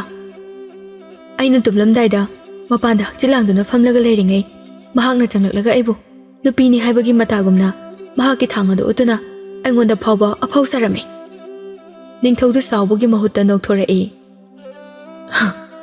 ꯏꯆꯥꯅ ꯊꯃꯣꯏ ꯄꯦꯟꯅ ꯁꯥꯎꯔꯤꯗꯨꯗꯤ ꯑꯗꯨꯒꯤ ꯑꯣꯏꯔꯦ꯫ ꯃꯍꯥꯛꯀꯤꯗꯤꯅꯦ ꯊꯥꯡꯁꯦ ꯈꯨꯠ ꯆꯥꯕ ꯈꯨꯠꯂꯥꯏꯅꯤ, ꯑꯗꯨꯅ ꯁꯨꯡꯊꯥ ꯊꯥꯗꯕꯅꯤ꯫ ꯁꯨꯝ ꯃꯆꯟ ꯑꯃꯅꯤ ꯈꯜꯂꯒ ꯂꯛꯅꯕ ꯑꯣꯏꯔꯝꯒꯅꯤꯗ꯫ ꯅꯠꯇꯦ ꯍꯥꯏꯕꯅꯤ ꯄꯥꯕꯨꯡ, ꯑꯩꯕꯨ ꯁꯦꯟꯅꯅꯕ ꯊꯝꯂꯤꯕ ꯅꯨꯄꯤꯁꯤꯡ ꯑꯗꯨꯗ ꯈꯨꯠ ꯊꯥꯒꯦ ꯐꯥꯎ ꯇꯧꯏ꯫ ꯑꯗꯨꯗꯤꯅꯦ ꯃꯈꯣꯏꯅ ꯁꯦꯅꯥꯄꯇꯤꯗ ꯑꯀꯥꯏꯕ ꯑꯃ ꯁꯣꯏꯗꯅ ꯇꯧꯔꯝꯒꯅꯤ꯫ ꯁꯅꯥ, ꯉꯥꯏꯍꯥꯛ ꯂꯩꯕꯒ ꯗꯔꯕꯥꯔꯗ ꯑꯃꯨꯛ ꯆꯠꯂꯗꯕꯅꯤ꯫ ꯏꯄꯥꯕꯨ ꯊꯦꯡꯉꯦꯅꯦꯍꯦ, ꯍꯛꯆꯥꯡ ꯁꯥꯖꯦꯜ ꯉꯥꯏꯍꯥꯛꯇ ꯇꯧꯈꯤꯒꯦꯁꯦ꯫ ꯑꯁꯤ ꯍꯥꯏꯔꯒ ꯃꯈꯥ ꯇꯧꯔꯤꯕ ꯊꯕꯛ ꯑꯗꯨꯗ ꯃꯥꯏ ꯑꯃꯨꯛ ꯑꯣꯟꯁꯤꯟꯈ꯭ꯔꯦ꯫ ꯁꯅꯥꯗꯣ ꯃꯈꯣꯜ ꯇꯞꯅ ꯃꯄꯥꯗ ꯁꯥꯎꯅ ꯆꯩꯗꯨꯅ ꯃꯍꯥꯛꯀꯤ ꯂꯩꯐꯝꯗ ꯑꯃꯨꯛ ꯂꯥꯛꯏ꯫ ꯃꯍꯥꯛꯀꯤ ꯀꯥ ꯌꯧꯔꯛꯄꯗ ꯃꯅꯥꯏ ꯅꯨꯄꯤꯁꯤꯡ ꯑꯗꯨꯅ ꯍꯪꯂꯛꯏ, ꯑꯌꯨꯛ ꯑꯉꯟꯕꯁꯤꯗ ꯔꯥꯖꯀꯨꯃꯥꯔꯤꯕꯨ ꯀꯥꯏꯗ ꯂꯦꯡꯕꯤꯔꯨꯕꯅꯣ? ꯊꯕꯛ ꯑꯃ ꯆꯠꯂꯨꯕꯅꯤ꯫ ꯁꯣꯝ ꯅꯥꯀꯟꯗ ꯄꯥꯔꯤꯗꯨ ꯌꯥꯍꯧ ꯈꯔ ꯉꯟꯅ ꯍꯧꯒꯠꯇꯨꯅ ꯇꯧꯕ ꯌꯥꯕ ꯊꯕꯛ ꯈꯔ ꯇꯧꯔꯝꯃꯤ꯫ ꯊꯪꯅꯕ ꯅꯨꯃꯤꯠꯀꯤ ꯃꯃꯥꯡꯗ ꯅꯤꯡꯊꯧꯒ ꯃꯈꯣꯏ ꯑꯅꯤꯅ ꯋꯥꯔꯤ ꯁꯥꯅꯈꯤꯕ ꯑꯗꯨ ꯅꯤꯡꯁꯤꯡꯂꯛꯏ꯫ ꯄꯥꯔꯤ, ꯍꯌꯦꯡꯗꯤ ꯑꯩꯒꯤ ꯔꯥꯖꯀꯨꯃꯥꯔꯤ ꯍꯥꯏꯅꯕ ꯆꯠꯄꯗ ꯅꯪꯁꯨ ꯌꯥꯎꯒꯗꯕꯅꯤꯀꯣ? ꯏꯇꯥꯎ, ꯑꯩ ꯁꯣꯏꯗꯅ ꯌꯥꯎꯒꯅꯤ꯫ ꯑꯩꯅ ꯔꯥꯖꯀꯨꯃꯥꯔꯤꯕꯨ ꯅꯉꯣꯟꯗ ꯁꯣꯏꯗꯅ ꯁꯤꯟꯅꯒꯅꯤ꯫ ꯏꯇꯥꯎꯅ ꯑꯩꯕꯨ ꯃꯐꯝ ꯑꯁꯤꯗ ꯃꯌꯥꯝꯗꯒꯤ ꯊꯣꯏꯗꯣꯛ ꯍꯦꯟꯗꯣꯛꯅ ꯂꯨꯅ ꯇꯧꯔꯤꯕꯁꯤꯗꯤ ꯑꯩꯒꯤ ꯏꯆꯥ ꯄꯨꯝꯕ ꯏꯇꯥꯎꯗ ꯀꯠꯈ꯭ꯔꯕꯅꯤ꯫ ꯐꯔꯦ ꯑꯗꯨꯗꯤ ꯍꯌꯦꯡꯒꯤ ꯅꯨꯃꯤꯠꯁꯦ ꯌꯥꯝꯅ ꯐꯩ꯫ ꯅꯪ ꯁꯣꯏꯗꯅ ꯌꯥꯎꯗꯕ ꯌꯥꯗꯕꯅꯤꯀꯣ꯫ ꯅꯤꯡꯊꯧꯒ ꯃꯈꯣꯏ ꯑꯅꯤ ꯁꯥꯟꯅꯈꯤꯕ ꯋꯥꯔꯤ ꯑꯗꯨ ꯃꯍꯥꯛꯅ ꯅꯤꯡꯁꯤꯡꯂꯛꯏ꯫ ꯃꯍꯥꯛꯅ ꯆꯠꯂꯝꯗꯥꯏꯗ ꯃꯉꯣꯟꯗ ꯍꯥꯏꯔꯝꯗꯦ ꯍꯥꯏꯗꯨꯅ ꯁꯥꯎꯔꯝꯂꯅꯤ ꯍꯥꯏꯕ ꯈꯜꯂꯛꯏ꯫ ꯃꯍꯥꯛ ꯂꯩꯕꯥꯛ ꯑꯁꯤꯒꯤ ꯅꯤꯡꯊꯧꯅꯤꯀꯣ꯫ ꯑꯩꯅ ꯏꯃꯥ ꯎꯅꯤꯡꯕ ꯍꯦꯟꯃꯟꯕꯅ ꯃꯍꯥꯛꯅ ꯍꯥꯏꯈꯤꯕ ꯑꯗꯨ ꯑꯩꯅ ꯀꯔꯤꯒꯤ ꯀꯥꯎꯔꯤꯕꯅꯣ? ꯑꯩ ꯉꯁꯤꯃꯛ ꯆꯠꯇꯕ ꯌꯥꯗꯦ꯫ ꯆꯠꯂꯝꯗꯥꯏ ꯑꯁꯤꯗ ꯉꯥꯟꯊꯣꯏꯒ ꯑꯃꯨꯛꯇꯗꯤ ꯎꯅꯍꯧꯈꯤꯒꯦ꯫ ꯑꯁꯤ ꯈꯜꯂꯒ ꯃꯍꯥꯛ ꯃꯈꯣꯡ ꯃꯈꯨꯠ ꯅꯥꯟꯅ ꯍꯥꯝꯗꯣꯛꯇꯨꯅ ꯁꯛꯌꯦꯡ ꯃꯤꯡꯁꯦꯜꯗ ꯌꯦꯡꯉꯤ꯫ ꯆꯅꯨꯗꯨ ꯍꯀꯥꯝ ꯋꯥ ꯋꯥ ꯆꯟꯗꯨꯅ ꯇꯨꯝꯕ ꯍꯧꯒꯠꯂꯛꯏ꯫ ꯃꯕꯨꯡꯅ ꯃꯀꯦ ꯁꯦꯝꯂꯝꯕꯗꯨ ꯎꯕꯗ ꯏꯉꯛ ꯉꯛꯈ꯭ꯔꯦ꯫ ꯗꯗꯥ, ꯑꯌꯨꯛ ꯑꯉꯟꯕꯁꯤꯗ ꯏꯁꯥ ꯌꯥꯝ ꯅꯥꯟꯅ ꯂꯩꯔꯝꯃꯤꯁꯤꯕꯨ ꯀꯥꯏ ꯆꯠꯇꯣꯏꯅꯣ? ꯆꯅꯨ, ꯑꯩ ꯅꯆꯦ ꯉꯥꯟꯊꯣꯏ ꯎꯅꯔꯝꯂꯒ ꯍꯧꯖꯤꯛꯃꯛ ꯀꯣꯅꯨꯡꯗ ꯆꯠꯇꯕ ꯌꯥꯗ꯭ꯔꯦ꯫ ꯀꯔꯤꯒꯤꯅꯣ ꯗꯗꯥ ꯑꯗꯨꯗꯤ? ꯂꯥꯛꯄꯁꯨ ꯉꯔꯥꯡ ꯈꯛꯇꯅꯦ꯫ ꯗꯗꯥꯒꯤ ꯃꯍꯨꯠ ꯁꯤꯟꯅꯕ ꯃꯤ ꯑꯃꯇ ꯂꯩꯍꯧꯗꯕ꯭ꯔꯣ? ꯑꯩꯁꯦ ꯏꯃꯥ ꯎꯅꯤꯡꯕ ꯍꯦꯟꯃꯟꯈꯤꯗꯅ ꯅꯤꯡꯊꯧꯅ ꯇꯧ ꯍꯥꯏꯕ ꯊꯕꯛ ꯑꯃ ꯇꯧꯔꯝꯗ꯭ꯔꯦ꯫ ꯑꯗꯨꯅ ꯑꯩ ꯆꯠꯇꯕ ꯌꯥꯗ꯭ꯔꯦ꯫ ꯉꯔꯥꯡꯅ ꯑꯃꯨꯛ ꯌꯨꯝꯁꯤꯗ ꯑꯗꯨꯝ ꯂꯩꯔꯅꯤ ꯑꯃꯨꯛ ꯍꯥꯏ, ꯑꯗꯨꯒ ꯉꯁꯤꯅ ꯑꯃꯨꯛ ꯆꯠꯂꯅꯤ ꯍꯥꯏ꯫ ꯍꯌꯦꯡꯅ ꯑꯃꯨꯛ ꯀꯩ ꯍꯥꯏꯔꯛꯇꯣꯏꯅꯣ ꯈꯪꯗ꯭ꯔꯦꯗ꯫ ꯑꯩ ꯊꯦꯡꯉꯁꯦ, ꯀꯣꯟꯅ ꯋꯥꯔꯤ ꯁꯥꯟꯅꯔꯁꯦ꯫ ꯅꯅꯝꯕꯗꯣ ꯎꯗꯕ ꯀꯨꯏꯔꯦ꯫ ꯃꯍꯥꯛꯀꯤ ꯃꯁꯛꯇꯣ ꯑꯃꯨꯛꯇꯪ ꯌꯦꯡꯂꯝꯂꯒ ꯐꯠꯍꯜꯂꯛꯀꯅꯤꯌꯦ꯫ ꯑꯁꯤ ꯍꯥꯏꯔꯒ ꯆꯦꯟꯆꯠ ꯇꯧꯗꯨꯅ ꯊꯣꯛꯈ꯭ꯔꯦ꯫ ꯏꯅꯝꯃ ꯀꯥꯏꯅ ꯂꯧꯐꯥꯎ ꯂꯧꯗ꯭ꯔꯤꯉꯩꯁꯤꯗ꯫ ꯑꯌꯨꯛ ꯑꯉꯟꯕ ꯃꯇꯝ ꯑꯣꯏꯕꯒꯤ ꯂꯩꯔꯛ ꯈꯨꯜꯂꯛꯇ ꯃꯤ ꯏꯆꯠ ꯆꯠꯅꯗ꯭ꯔꯦ꯫ ꯄꯥꯔꯤꯗꯨ ꯋꯥꯈꯜ ꯌꯥꯝꯅ ꯅꯨꯡꯉꯥꯏꯅ ꯂꯥꯛꯄꯗ ꯉꯥꯟꯊꯣꯏꯅ ꯂꯩꯔꯤꯕ ꯌꯨꯝ ꯑꯗꯨꯒꯤ ꯊꯣꯡꯒꯥꯜ ꯑꯗꯨ ꯌꯧꯁꯤꯜꯂꯛꯂꯦ꯫ ꯃꯅꯨꯡꯗ ꯆꯪꯕꯗꯤ ꯀꯤꯕꯅ ꯊꯣꯡꯒꯥꯜꯗꯒꯤ ꯆꯦꯞꯊꯗꯨꯅ ꯌꯦꯡꯉꯤ꯫ ꯉꯥꯟꯊꯣꯏꯒꯤ ꯃꯄꯥꯗꯤ ꯍꯧꯒꯠꯇꯨꯅ ꯁꯨꯃꯥꯡꯗ ꯆꯠꯄꯗꯨ ꯎꯏ꯫ ꯃꯍꯥꯛ ꯉꯥꯟꯊꯣꯏꯒꯤ ꯁꯛꯇꯝ ꯑꯗꯨ ꯎꯅꯤꯡꯕꯅ ꯌꯥꯝꯅ ꯂꯥꯡꯇꯛꯅꯔꯝꯃꯤ꯫ ꯑꯩꯕꯨ ꯍꯦꯛꯇ ꯆꯪꯁꯤꯜꯂꯁꯤꯔꯅꯦ? ꯃꯄꯥꯁꯦ ꯌꯥꯝ ꯁꯥꯊꯤꯕꯅꯤꯅꯦ꯫ ꯑꯩꯅ ꯑꯉꯥꯡ ꯑꯣꯏꯔꯤꯉꯩꯗ ꯃꯈꯣꯏꯗ ꯆꯪꯕꯗ ꯌꯥꯝꯅ ꯐꯨꯔꯛꯈꯤꯕꯅꯤ꯫ ꯍꯧꯖꯤꯛꯁꯨ ꯁꯥꯊꯤꯔꯝꯈꯤꯅꯤꯅꯦ꯫ ꯃꯇꯥꯡ ꯆꯥꯅ ꯑꯉꯥꯡ ꯈꯔ ꯉꯥꯟꯊꯣꯏꯒꯤ ꯊꯣꯡꯒꯥꯜꯗꯒꯤ ꯂꯝꯖꯥꯎꯗ ꯁꯥꯟꯅꯕ ꯆꯦꯟꯊꯣꯔꯛꯏ꯫ ꯄꯥꯔꯤ ꯃꯄꯥꯁꯨ ꯅꯤꯡꯊꯧꯒꯤ ꯑꯆꯥꯟꯕ ꯃꯅꯥꯏꯅꯤ꯫ ꯄꯥꯔꯤꯗꯤ ꯃꯇꯝ ꯑꯌꯥꯝꯕꯗ ꯀꯣꯅꯨꯡꯗ ꯂꯩꯔꯛꯏ꯫ ꯌꯨꯝꯗ ꯀꯌꯥ ꯂꯩꯔꯛꯇꯦ꯫ ꯑꯗꯨꯅ ꯈꯨꯜ ꯑꯗꯨꯒꯤ ꯑꯉꯥꯡꯅꯗꯤ ꯄꯥꯔꯤ ꯑꯁꯤ ꯃꯈꯣꯏ ꯂꯩꯀꯥꯏꯒꯤ ꯃꯤꯅꯤ ꯍꯥꯏꯕ ꯐꯥꯎꯕ ꯈꯪꯂꯝꯗꯦ꯫ ꯄꯥꯔꯤ ꯎꯕꯗ ꯃꯈꯣꯏ ꯆꯦꯜꯂꯛꯄ ꯑꯉꯥꯡꯁꯤꯡ ꯑꯗꯨ ꯂꯦꯞꯇꯨꯅ ꯇꯨꯃꯤꯟꯅ ꯂꯩꯈ꯭ꯔꯦ꯫ ꯅꯅꯥꯎ, ꯁꯤꯗ ꯀꯀꯥ ꯋꯥ ꯑꯝꯇ ꯍꯥꯏꯒꯦ ꯂꯥꯛꯑꯣ꯫ ꯑꯉꯥꯡꯁꯤꯡ ꯑꯗꯨ ꯈꯔ ꯀꯤꯊꯤ ꯀꯤꯔꯨꯝ ꯇꯧꯗꯨꯅ ꯂꯩ꯫ ꯑꯩꯉꯣꯟꯗ ꯀꯤꯔꯤꯔꯣ ꯅꯈꯣꯏꯒꯤꯁꯦ? ꯀꯤꯒꯅꯨ ꯀꯤꯒꯅꯨ, ꯑꯩꯁꯨ ꯅꯈꯣꯏꯒꯤ ꯈꯨꯜ ꯑꯁꯤꯒꯤ ꯃꯤꯅꯦ꯫ ꯑꯉꯥꯡ ꯑꯣꯏꯔꯤꯉꯩꯗꯒꯤꯅꯦ ꯅꯤꯡꯊꯧꯒꯤ ꯀꯣꯅꯨꯡꯗ ꯂꯩꯈꯤꯕꯅ ꯅꯈꯣꯏꯅ ꯑꯩꯕꯨ ꯃꯁꯛ ꯈꯪꯗꯕꯅꯦ꯫ ꯑꯉꯥꯡꯁꯤꯡ ꯑꯗꯨ ꯀꯣꯅꯨꯡ ꯄꯜꯂꯛꯄ ꯑꯗꯨꯗ ꯌꯥꯝꯅ ꯈꯪꯅꯤꯡꯅ ꯍꯪꯂꯛꯏ꯫ ꯀꯀꯥ, ꯀꯣꯅꯨꯡꯗ ꯂꯩꯕꯁꯦ ꯌꯥꯝ ꯅꯨꯡꯉꯥꯏꯕ꯭ꯔꯥ? ꯑꯩꯈꯣꯏ ꯃꯃꯥꯅ ꯍꯥꯏꯕꯗ ꯅꯤꯡꯊꯧꯗꯤ ꯌꯥꯝ ꯏꯅꯥꯛ ꯈꯨꯜꯂꯤ, ꯇꯧꯅꯤꯡꯕ ꯇꯧꯕ ꯉꯝꯃꯤ, ꯁꯅꯥꯁꯨ ꯃꯌꯥꯝ ꯂꯩ ꯍꯥꯏ꯫ ꯃꯈꯣꯏꯒꯤ ꯃꯆꯥꯁꯤꯡꯗꯤ ꯆꯥꯅꯤꯡꯕ ꯑꯊꯨꯝꯕꯁꯨ ꯂꯣꯏꯅ ꯆꯥꯕ ꯐꯪꯏ ꯍꯥꯏ꯫ ꯅꯣꯏꯁꯨ ꯑꯊꯨꯝꯕ ꯆꯥꯅꯤꯡꯕ꯭ꯔꯣ? ꯆꯥꯅꯤꯡꯉꯦ꯫ ꯑꯁꯤ ꯍꯥꯏꯔꯒ ꯑꯉꯥꯡꯁꯤꯡ ꯑꯗꯨ ꯄꯥꯔꯤꯒꯤ ꯃꯅꯥꯛꯇ ꯆꯦꯟꯁꯤꯜꯂꯛꯇꯨꯅ ꯃꯈꯣꯏꯒꯤ ꯑꯊꯨꯝꯕ ꯄꯤꯌꯨ ꯍꯥꯏꯗꯨꯅ ꯃꯈꯨꯠ ꯇꯤꯡꯊꯣꯔꯛꯏ꯫ ꯑꯗꯨꯗꯤ ꯅꯈꯣꯏ ꯑꯩꯅ ꯍꯥꯏꯕ ꯄꯥꯈꯣꯜ ꯑꯃ ꯍꯥꯟꯅ ꯆꯠꯄ ꯇꯥꯕ꯫ ꯑꯩ ꯆꯠꯀꯦ꯫ ꯑꯩ ꯆꯠꯀꯦ꯫ ꯑꯩ ꯆꯠꯀꯅꯤ꯫ ꯑꯩꯅ ꯍꯥꯟꯅ ꯈꯨꯝꯕ ꯍꯥꯜꯂꯤ꯫ ꯑꯉꯥꯡꯁꯤꯡ ꯑꯗꯨ ꯑꯃꯅ ꯑꯃꯗꯒꯤ ꯍꯥꯜꯂꯤ ꯍꯥꯏꯗꯨꯅ ꯃꯔꯩ ꯀꯟꯅ ꯌꯦꯠꯅꯔꯝꯃꯤ꯫ ꯅꯈꯣꯏ ꯈꯨꯗꯤꯡꯃꯛꯀꯤꯅꯦ ꯑꯩꯅ ꯑꯊꯨꯝꯕ ꯑꯃꯃꯝ ꯂꯣꯏꯅ ꯄꯤꯒꯅꯤ꯫ ꯅꯈꯣꯏ ꯌꯨꯝꯁꯤꯗ ꯂꯩꯔꯤꯕ ꯂꯩꯁꯥꯕꯤ ꯃꯁꯛ ꯃꯇꯧ ꯐꯖꯕꯤ ꯉꯥꯟꯊꯣꯏꯗꯨ ꯈꯪꯕ꯭ꯔꯥ? ꯈꯪꯉꯤ꯫ ꯃꯥꯗꯤ ꯑꯩꯈꯣꯏ ꯄꯨꯕꯥꯌꯥꯏꯒꯤ ꯃꯆꯥꯅꯦ, ꯑꯩꯒꯤ ꯆꯦꯝꯆꯥꯅꯦ꯫ ꯅꯈꯣꯏ ꯑꯃ ꯑꯅꯤꯅꯅꯦ ꯃꯥꯒꯤ ꯃꯅꯥꯛꯇ ꯆꯪꯗꯨꯅ ꯄꯥꯔꯤ ꯀꯧꯕ ꯅꯨꯄꯥ ꯑꯃꯅ ꯑꯩꯈꯣꯏꯒꯤ ꯊꯣꯡꯒꯥꯜꯗ ꯉꯥꯏꯗꯨꯅ ꯂꯩꯍꯧꯏ ꯍꯥꯏꯗꯨꯅ ꯑꯃꯨꯛꯇ ꯍꯥꯏꯔꯨꯆꯣ꯫ ꯑꯗꯨꯒꯅꯦ ꯍꯦꯛ ꯊꯣꯛꯂꯛꯄꯒ ꯑꯩꯅ ꯅꯈꯣꯏꯒꯤ ꯑꯊꯨꯝꯕ ꯄꯤꯒꯅꯤ꯫ ꯇꯣꯝꯕꯥ, ꯑꯩꯈꯣꯏ ꯑꯅꯤ ꯆꯪꯉꯨꯔꯁꯤ ꯂꯥꯛꯑꯣ꯫ ꯑꯁꯤ ꯍꯥꯏꯅꯔꯒ ꯑꯉꯥꯡ ꯑꯅꯤꯗꯨ ꯀꯟꯅ ꯑꯃꯨꯛ ꯌꯨꯝꯂꯣꯝꯗ ꯆꯦꯟꯁꯤꯟꯈꯤ꯫ ꯄꯥꯔꯤꯅ ꯑꯉꯥꯡ ꯑꯅꯤ ꯑꯗꯨꯗ ꯇꯨꯃꯤꯟꯅ ꯍꯥꯏꯌꯨ ꯍꯥꯏꯗꯨꯅ ꯋꯥ ꯃꯦꯟꯈꯤꯗꯕꯅ ꯁꯨꯃꯥꯡ ꯍꯦꯛ ꯌꯧꯈꯤꯕꯒ ꯉꯥꯟꯊꯣꯏꯒꯤ ꯃꯤꯡ ꯀꯧꯔꯒ ꯆꯦꯟꯁꯤꯟꯈꯤ꯫ ꯉꯥꯟꯊꯣꯏꯒꯤ ꯃꯃꯥꯅ, ꯀꯔꯤꯒꯤꯅꯣ ꯅꯈꯣꯏꯅ ꯑꯌꯨꯛ ꯑꯉꯟꯕꯁꯤꯗ ꯅꯆꯦ ꯉꯥꯟꯊꯣꯏ ꯀꯧꯔꯤꯕꯗꯤ? ꯅꯨꯄꯥ ꯑꯃꯅꯅꯦ ꯏꯆꯦ ꯉꯥꯟꯊꯣꯏꯗꯣ ꯊꯣꯡꯒꯥꯟꯗ ꯎꯅꯁꯤ ꯊꯣꯔꯛꯑꯣ ꯍꯥꯏꯔꯤꯕ꯫ ꯑꯁꯤ ꯍꯥꯏꯔꯒ ꯉꯥꯟꯊꯣꯏꯒꯤ ꯀꯥꯗ ꯃꯃꯥꯏ ꯏꯊꯛ ꯊꯛꯅ ꯆꯦꯟꯁꯤꯟꯈꯤ꯫ ꯉꯥꯟꯊꯣꯏꯒꯤ ꯃꯃꯥꯗꯨ ꯊꯣꯡꯒꯥꯜꯗ ꯀꯅꯥ ꯂꯩ ꯍꯥꯏꯗꯨꯅ ꯌꯦꯡꯉꯤ꯫ ꯃꯄꯥꯗꯨꯁꯨ ꯀꯅꯥꯅꯣ ꯈꯪꯅꯤꯡꯕꯅ ꯍꯧꯒꯠꯇꯨꯅ ꯌꯦꯡꯂꯛꯏ꯫ Nupa ama thongalda angang mayamga leibadu ubada matai manau adu prap prap thoglai. Thongalda leihoriba angang sing adudagi khara singba amana parida hanglai. Kaka, nang akhoi nganthoi mamanabra? Hojikti mamanaba oiri. Khara leiragana ne aise magi oidoriba. Iche nganthoi gi dine mahakki nupa leibani. Makhoi ani nungtigi khulgi chingkhongda unabani. Mahakti paisa yamna supai. Mahakna sida lakpa khudingi ahawba ngamoksu mayam purai.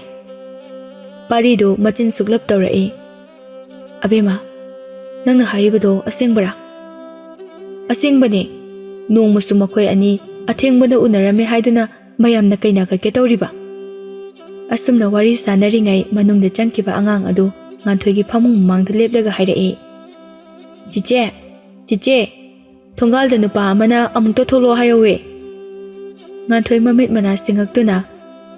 Nanao, asengbairo nang haido. Mane, asengbagine. Hojiksune nang ngaiduna lehauri athumba pijani hairaga nangbu kawrchona thajilai. Nganthoi du kanano haiduna phamungdagi kumtharaktuna thoglai. Thongalgi matonda mamaga mapagana nupa amaga wari sanabadu ubada mahaksu thoglai. Bunga, nangla akhoi nganthoi hangi haise. Paridu nganthoi mama mapa ubada yamna pakhalami. Tapna hogalaktuna. Mani babu. Nangbu awang lekai ki angangdu natrane. Mani babu. Nganthoi mapadu franglongna saugalai. Noigi napa sibaduna siramdaida aingonda pabung kau haina taklamro. Napadusu ningthaugi minai oina adum sikraba natro. Nangna hojik phawba matau karamna hinglibano. Parido akiba amadi sauningba wakhal ani sipulle. Babo, jaining bangang ni balaibaso nachamakni khalaga khutpena warakpiyo. Adubu sikraba aigi pabudi panbigano. Nganthoi mapado usitana no e. Minina napaga sunungsiba phawribanine. Napadu suningthaugi achanba minai ni haina achawaram yamna kakhibani. Hojikti sargada tumlamlani. Nangna piklingaida namalu khrabe aduna nangbu yumda thamnaba haibada ningthauna mahaki machani khanduna luna tawni haina puraga chatkhibani. Parigi koktagi khongdol phawba yenglai. Nasakpudi khara phajai haibu sediba phizol adudi haying phanaba lang mali. Parido saubana wahai wata bebar kairai. Aigi mabulu khrabini haiduna amuk hek panbada aibu phate haigano. Nganthoi mapana karino aibu phate haigano haide. Ha, aibu phate haigano haise kaino ba. Asi hairaga parigi mangak samda paiduna illi. Lairaba mida lairaba haibani. Lukrabida lukrabi haibani. Karigino nangna achumba haibasida asigam saurise. Namadusu khara leiraga sikhrani. Ayokpu nupi macha aduna kanaga mu legadore. Adusu konungna nungaina thamgani haiduna amuk puraga chakhida oramnine. Parina mahaki asengma machanmakni khallaga Janubu yamna luna tawpirakpane. Makhoi punna konungda punna leiruse haibasu mahaki mamana mapa mapu haktaktagi thanamlaba ingkhol aduda leigani haiduna yakidabani. Paridu sauba henmanbana nupa adugi makhut adu kanthallaga mamaida kinna hek thillure. Nganthoi angang ani duga chenthorakpaga mapa chanaraduna parina mapada khut thabadu ukhre. Matam kuina unarudragasu nupa adu parini haiba khanglami. Mahaksu sauna chensilaktuna parigi khajai animakta khopakna tharami. Nang mangairine lekaisida phaurise. Phuo, aisu phuo. Nangna natikleradi aisu phuo. Nganthoi, ai nate. Nangna khalibado loina onare. Nangi babana aigi asibare. Ai taningde. Nang mafam asida amukhana lakano. Wakhal mapung phadringaida hainakiba wadudi kaunarase. Hojikti aiso nangwadagi henba makhangnare. Mahaka luhongnaba phawba haina singnaba loire. Nangna haribasinade nangaibu kawba ngamlani haiba natra. Aidi nang hingli haiba phawba sengna kawrure. Kayam kuire aikhoi ani thengnaraktaba. Ngasi khaklaklaga aigi pada sasana phubadongna phuba. Nganthoi mamado wa kaya ngangde maporoi bada khut thakiba adu haksu saungninglai. Ibungo, ichana hairibase chummi. Ichagidi matik chaba mi laikre. Makhoi imungda sangom thokpa sanbi kaya lay nang khangbra. Lau pari kaya lay nang khangbro. Ima, ay ima ki khongpai dana khuramjari. Nganthoibu, ay nataba atopa kanada su sinabikino. Mahaksu, ay ngonda nataba kana matada luhonglay haiduna wasakibane. Asi hairaga nganthoigi mamagi makong soktuna khurumi. Mapadu sauna changsilaktuna parigi mamaida kanna kaurami. Thak nimbana khoina awang makaira kagi khangano. Mathak yodringaida longna haitharakani. Asi hairaga nganthoibu mahaki mapana imunglomda pusinki. Nganthoigi mamana angangsing aduda yenglaga nganglai. He, ayu angan basida nakhoi kaidorino. Imungda chango. Swaida mi phataba laklisinane. Nakhoibu phabikhradi kamdongni. Angangsing ado parida kina yenglamlaka chenakre. Machin kanba angang amana asumna hairami. Nangdi nachinamthi. Athombasu pisu pijadana pijani haizalaga akhoibu laknaba. Pari kaplaga turambadagi tapna hogatuna famlai. Setliba manjunaraba fizol aduso ufulna amukka hena maksin hankre. Somna kanda ningthau nongyaido pari sunghan halaktaba aduda kham thengna saurami. Phai. Ma ngasidanga yengkige. Karigumba halaktaba thoklabadi aina lanmi thaduna mabu soidana pahangani. Ningthau agi wa hiktokpagi chairak soidana pigani. Mahak wakhal khanna Rajkumari hainaba chatkiba ahalsing ado karamba matamda halakani haiduna numit masing thiduna paribani. Aisho sakchuda kaishu watpadi nateda. Mahakna phanayam phajarabasu aingonda leiba phanglabadi mahakki laibak phaba oidoribani. Nakal amaromda Rajkumari ado yamna sauna mahakki darbarda lai. Darbar manungda mihut thagalakpa nupi amana hairai. Rajkumari, aikhoigi lekaida handang marak sanbi sanau yamna toina mangkhalakli. Masida amuktang hena miting changsinbiyo. Amana amu wakalai. Aikhoi lekaida pukhri achauba ama khaktane. Aikhoina yariba makhai sengthok chamthoktuna thamlibani. Handang marak ayuk anganba khudingi yamlaba phatta hauthi hekta huntaduna thaname. Masida so amukta miting changhaninge.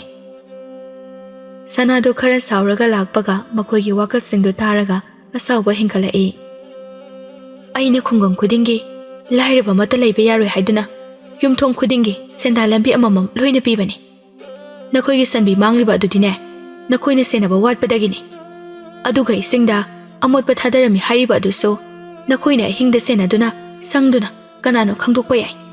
Adugumba wakat macha-machagi oirabadi darbar asida lakpigano. Nahan makai amukta sauba udriba sanana asigumna athiba khol sizinnarakpa asida mayamdo pungangaknakre. Sana mabungning amuk phatharaktuna tapna hairai. Aina haijabade leibak asida khul masing asuki matik yamkre. Masida aikhoina chatriba khul kaya amasu leiramgani. Lekai masena wa tanaduna loisinaba yaba pangthokpa yaba thabak oirabadi aingonda wakatrabaso yai haijabani. Tanjaduda makhoigi thongjaw adu hangtoraktuna ahal kaya sana lupana thanna yawba sagol dolaiga loinana changnaklami. Asigumna lakpa ase mamangda kayarak yawkhre. Karigi laklibano haibasu sanana khanglami. Lakliba makhoising adu nongyaina tharakiba ahalsing aduni. Sanagi mamangda leptuna utpham thokpa bebar phajana ulami. Rajkumari, aikhoi kha lebaktagi lakjabani. Rajkumari bu leipaki maharani oinanaba ningthongna aikhoibu thajarakpani.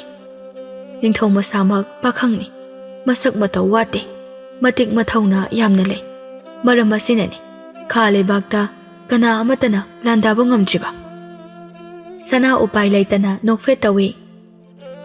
Luhongbagi matang oirabadi wa makha tabirano lengbikhro. Rajkumari, karigi oibirabano aikhoina purakliba sana lupa ase yamde haibagira. Maram asigi oirabadi ningthongna apamba changdo hairo makha tana soidana hapjarake haina su haihawi. Sanado asaubada gi haibagum thokre. Aina haise tadabra mafam ase thadoktuna yamna tuna chakro. Nakhoigi sana lupa kalakpadi hairuno. ꯑꯩꯈꯣꯏꯒꯤ ꯂꯦꯟꯒꯩꯗ ꯂꯩꯔꯤꯕ ꯃꯌꯥꯝ ꯑꯁꯤꯗꯒꯤ ꯅꯈꯣꯏꯅ ꯑꯉꯝꯕ ꯄꯨꯖꯈꯣ꯫ ꯂꯥꯛꯂꯤꯕ ꯃꯈꯣꯏ ꯑꯍꯜꯁꯤꯡ ꯑꯗꯨ ꯃꯀꯣꯛ ꯂꯨꯛꯊꯗꯨꯅ ꯇꯨꯃꯤꯟꯅ ꯂꯩꯈ꯭ꯔꯦ꯫ ꯃꯈꯣꯏꯗꯤ ꯂꯨꯍꯣꯡꯕꯒꯤ ꯃꯇꯝ ꯐꯥꯎꯕ ꯂꯦꯞꯅ ꯊꯣꯛꯑꯁꯤ ꯈꯜꯂꯒ ꯂꯥꯛꯄꯅꯤ, ꯑꯗꯨꯕꯨ ꯑꯣꯟꯅ ꯇꯩꯅꯕ ꯑꯣꯏꯅ ꯊꯣꯛꯂꯦ꯫ ꯃꯈꯣꯏꯁꯤꯡꯒꯤ ꯃꯔꯛꯇꯒꯤ ꯑꯃꯅ ꯇꯞꯅ ꯍꯪꯂꯛꯏ, ꯔꯥꯖꯀꯨꯃꯥꯔꯤ, ꯁꯧꯒꯠꯄꯤꯈꯤꯅꯨ, ꯋꯥꯍꯪ ꯑꯃꯇꯪꯒ ꯍꯪꯒꯠꯆꯒꯦ꯫ ꯐꯔꯦ, ꯑꯩꯈꯣꯏ ꯁꯅꯥ ꯃꯌꯥꯝ ꯑꯁꯦ ꯑꯃꯨꯛ ꯄꯨꯗꯨꯅ ꯆꯠꯆꯈ꯭ꯔꯒꯦ, ꯑꯗꯨꯕꯨ ꯍꯣꯔꯦꯟ ꯏꯅꯤꯡꯊꯧꯅ ꯀꯔꯤꯒꯤ ꯌꯥꯔꯛꯇ꯭ꯔꯤꯕꯅꯣ ꯍꯥꯏꯅ ꯍꯪꯂꯛꯄꯗ ꯑꯩꯈꯣꯏꯅ ꯃꯇꯧ ꯀꯔꯝꯅ ꯈꯨꯝꯒꯅꯤ?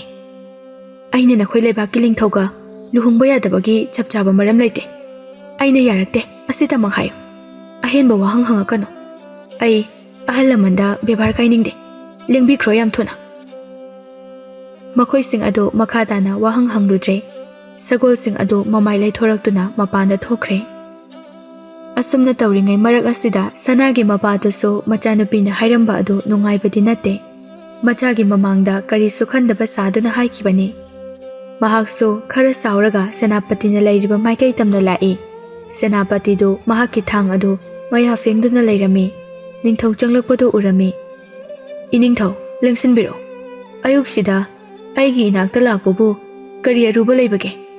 ꯀꯔꯝꯕ ꯂꯩꯕꯥꯛ ꯖꯣꯏ ꯇꯧꯕ ꯄꯥꯝꯕꯒꯦ? ꯁꯦꯅꯥꯄꯇꯤ, ꯑꯩ ꯂꯥꯟꯒꯤ ꯃꯔꯝꯗ ꯋꯥꯔꯤ ꯁꯥꯟꯅꯕ ꯂꯥꯛꯄ ꯅꯠꯇꯦ꯫ ꯉꯔꯥꯡ ꯅꯪꯅ ꯇꯧꯈꯤꯕꯗꯣ ꯏꯆꯥꯅꯨꯄꯤꯅ ꯇꯝꯕꯗꯒꯤ ꯂꯣꯏꯅ ꯇꯥꯔꯦ꯫ ꯃꯗꯣ ꯑꯅꯤꯔꯛ ꯍꯟꯅ ꯇꯧꯔꯕꯗꯤ ꯅꯤꯡꯊꯧꯅ ꯀꯔꯤ ꯇꯧꯕ ꯉꯝꯃꯤ ꯍꯥꯏꯕꯗꯣ ꯅꯪꯁꯨ ꯈꯪꯍꯟꯒꯅꯤ꯫ ꯚꯥꯁꯀꯔꯗꯨ ꯅꯣꯛꯁꯤꯟꯅꯗꯨꯅ, ꯏꯅꯤꯡꯊꯧ, ꯔꯥꯖꯀꯨꯃꯥꯔꯤ ꯁꯅꯥꯗꯤ ꯑꯩꯒꯤꯁꯨ ꯏꯆꯟꯅꯨꯄꯤꯒꯨꯝꯕꯅꯤ꯫ ꯃꯉꯣꯟꯗꯕꯨ ꯑꯩꯅ ꯑꯍꯦꯟꯕ ꯀꯔꯤ ꯃꯤꯠꯌꯦꯡ ꯊꯝꯒꯗꯧꯔꯤꯕꯅꯣ? ꯑꯩꯅ ꯅꯨꯡꯁꯤꯗꯅ ꯁꯨꯝ ꯂꯛꯅꯕꯅꯤ, ꯃꯥꯗꯤ ꯍꯦꯛ ꯆꯥꯟꯅꯅ ꯁꯥꯎꯈ꯭ꯔꯕꯣꯏꯔꯦ꯫ ꯚꯥꯁꯀꯔ, ꯑꯩꯁꯨ ꯅꯪꯒꯤ ꯂꯝꯆꯠ ꯂꯣꯏꯅ ꯈꯪꯏ꯫ ꯂꯥꯟ ꯃꯥꯏ ꯄꯥꯛꯂꯦ ꯍꯥꯏꯗꯨꯅ ꯃꯌꯥꯝꯅ ꯍꯔꯥꯎꯕ ꯐꯣꯡꯗꯣꯛꯂꯤꯉꯩ ꯅꯪꯅ ꯂꯨꯈ꯭राꯕꯤ ꯀꯌꯥꯒꯤ ꯏꯖꯠ ꯃꯥꯡꯍꯟꯕꯤꯈꯤꯕꯗꯣ ꯑꯩꯁꯨ ꯂꯣꯏꯅ ꯈꯪꯏ꯫ ꯑꯗꯨꯕꯨ ꯑꯩꯈꯣꯏꯒꯤ ꯂꯩꯕꯥꯛꯀꯤ ꯆꯅꯨꯔꯥ ꯅꯠꯇꯦ ꯈꯜꯂꯒ ꯑꯩ ꯀꯩꯁꯨ ꯍꯥꯏꯗꯕꯅꯤ꯫ ꯑꯗꯨꯕꯨ ꯑꯇꯣꯞꯄ ꯅꯨꯄꯤꯗꯒꯤ ꯍꯦꯟꯗꯣꯛꯂꯒ ꯑꯩꯒꯤ ꯏꯆꯥꯗ ꯍꯦꯟꯖꯤꯜꯂꯛꯂꯕꯗꯤ ꯅꯀꯣꯛ ꯃꯈꯥ ꯇꯥꯅꯤꯀꯣ꯫ ꯚꯥꯁꯀꯔ ꯃꯍꯥꯛꯀꯤ ꯊꯥꯡꯗꯨ ꯄꯥꯏꯔꯒ ꯍꯧꯒꯠꯂꯛꯏ꯫ ꯏꯅꯤꯡꯊꯧ, ꯌꯥꯝꯗ꯭ꯔꯕꯗ ꯏꯅꯤꯡꯊꯧꯒꯤ ꯆꯍꯤ ꯑꯁꯤ 70ꯒꯤ ꯃꯌꯥꯗꯤ ꯂꯩꯔꯝꯂꯅꯤ, ꯑꯗꯨꯒ ꯑꯩꯅ ꯆꯍꯤ 90 ꯈꯛꯇ꯫ ꯑꯩꯁꯦ ꯑꯃꯔꯣꯝꯗ ꯏꯅꯤꯡꯊꯧꯒꯤ ꯅꯆꯥꯒꯨꯝꯕꯅꯤ꯫ ꯂꯩꯄꯥꯛ ꯑꯁꯤꯒꯤ ꯅꯤꯡꯊꯧ ꯀꯅꯥꯅ ꯑꯣꯏꯍꯧꯒꯅꯤ? ꯃꯨꯟꯅ ꯋꯥꯈꯜ ꯇꯧꯕꯤꯌꯨ꯫ ꯅꯤꯡꯊꯧꯅ ꯈꯨꯝꯂꯛꯂꯝꯃꯤ, ꯑꯩꯒꯤ ꯏꯆꯥ ꯑꯍꯜ ꯁꯅꯥ ꯂꯩꯔꯤꯕꯁꯤꯗꯤ ꯅꯨꯄꯤꯅ ꯅꯤꯡꯊꯧ ꯑꯣꯏꯕ ꯀꯔꯤꯁꯨ ꯀꯥꯏꯗꯦ꯫ ꯃꯉꯣꯟꯗꯒꯤ ꯍꯦꯟꯅ ꯃꯇꯤꯛ ꯆꯥꯕ ꯀꯅꯥꯁꯨ ꯂꯩꯇꯦ꯫ ꯏꯆꯥ ꯑꯍꯜ ꯍꯥꯏꯕ? ꯃꯁꯤꯅ ꯇꯥꯛꯄꯗꯤ ꯍꯤꯡꯆꯥꯕꯤꯅ ꯄꯨꯈꯤꯕ ꯅꯆꯥ ꯑꯇꯣꯝꯕꯤ ꯑꯗꯨꯁꯨ ꯅꯤꯡꯁꯤꯡꯂꯤ ꯅꯠꯇ꯭ꯔꯥ? ꯍꯜꯂꯛꯑꯔꯣꯏ ꯃꯥꯗꯤ꯫ ꯁꯅꯥꯁꯨ ꯍꯤꯡꯆꯥꯕꯤ ꯑꯃꯅ ꯍꯅꯨꯕꯤ ꯑꯣꯟꯗꯨꯅ ꯄꯨꯒꯦ ꯇꯧꯔꯝꯕꯗꯒꯤ ꯑꯩꯅ ꯀꯟꯈꯤꯕ ꯅꯠꯇ꯭ꯔꯣ? ꯃꯉꯣꯟꯗ ꯑꯩꯒꯤ ꯂꯃꯟ ꯑꯃ ꯇꯣꯜꯂꯤꯕꯅꯤ꯫ ꯑꯩꯒꯤ ꯍꯧꯈꯤꯕ ꯋꯥꯔꯤ ꯅꯪꯅ ꯄꯨꯊꯣꯛꯄꯒꯤ ꯀꯔꯤ ꯅꯇꯤꯛ ꯂꯩ? ꯅꯪ ꯁꯦꯅꯥꯄꯇꯤ ꯐꯝ ꯑꯁꯤꯗꯒꯤ ꯑꯩꯅ ꯂꯧꯊꯣꯛꯄ?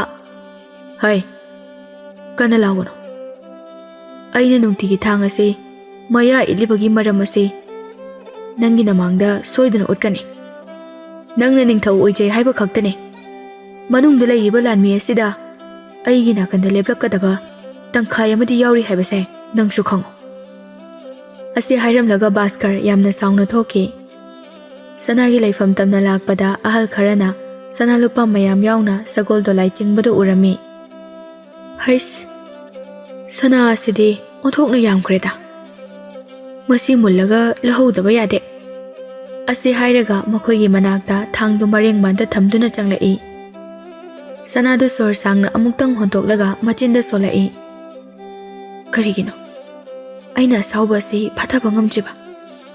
ꯃꯁꯤ ꯄꯨꯝꯅꯃꯛ ꯁꯦꯅꯥꯄꯇꯤ ꯅꯪꯅ ꯊꯣꯛꯍꯟꯕ ꯉꯥꯛꯇꯅꯤ꯫ ꯃꯍꯥꯛꯅ ꯃꯔꯝ ꯑꯣꯏꯔꯒ ꯉꯁꯤꯗꯤ ꯑꯩꯒꯤ ꯆꯤꯟ ꯑꯁꯤꯗ ꯐꯖꯕ ꯋꯥꯍꯩ ꯑꯃꯠꯇ ꯊꯣꯛꯎ ꯍꯥꯏꯕ ꯌꯥꯗ꯭ꯔꯦ꯫ ꯃꯍꯥꯛ ꯈꯜꯂꯨꯔꯒ ꯌꯥꯝꯅ ꯅꯨꯡꯉꯥꯏꯔꯛꯇ꯭ꯔꯦ꯫ ꯊꯣꯛꯈ꯭ꯔꯤꯕ ꯑꯍꯜꯁꯤꯡ ꯑꯗꯨ ꯀꯣꯅꯨꯡꯒꯤ ꯊꯣꯡꯖꯥꯎ ꯂꯥꯟꯈ꯭ꯔꯕ꯭ꯔꯥ?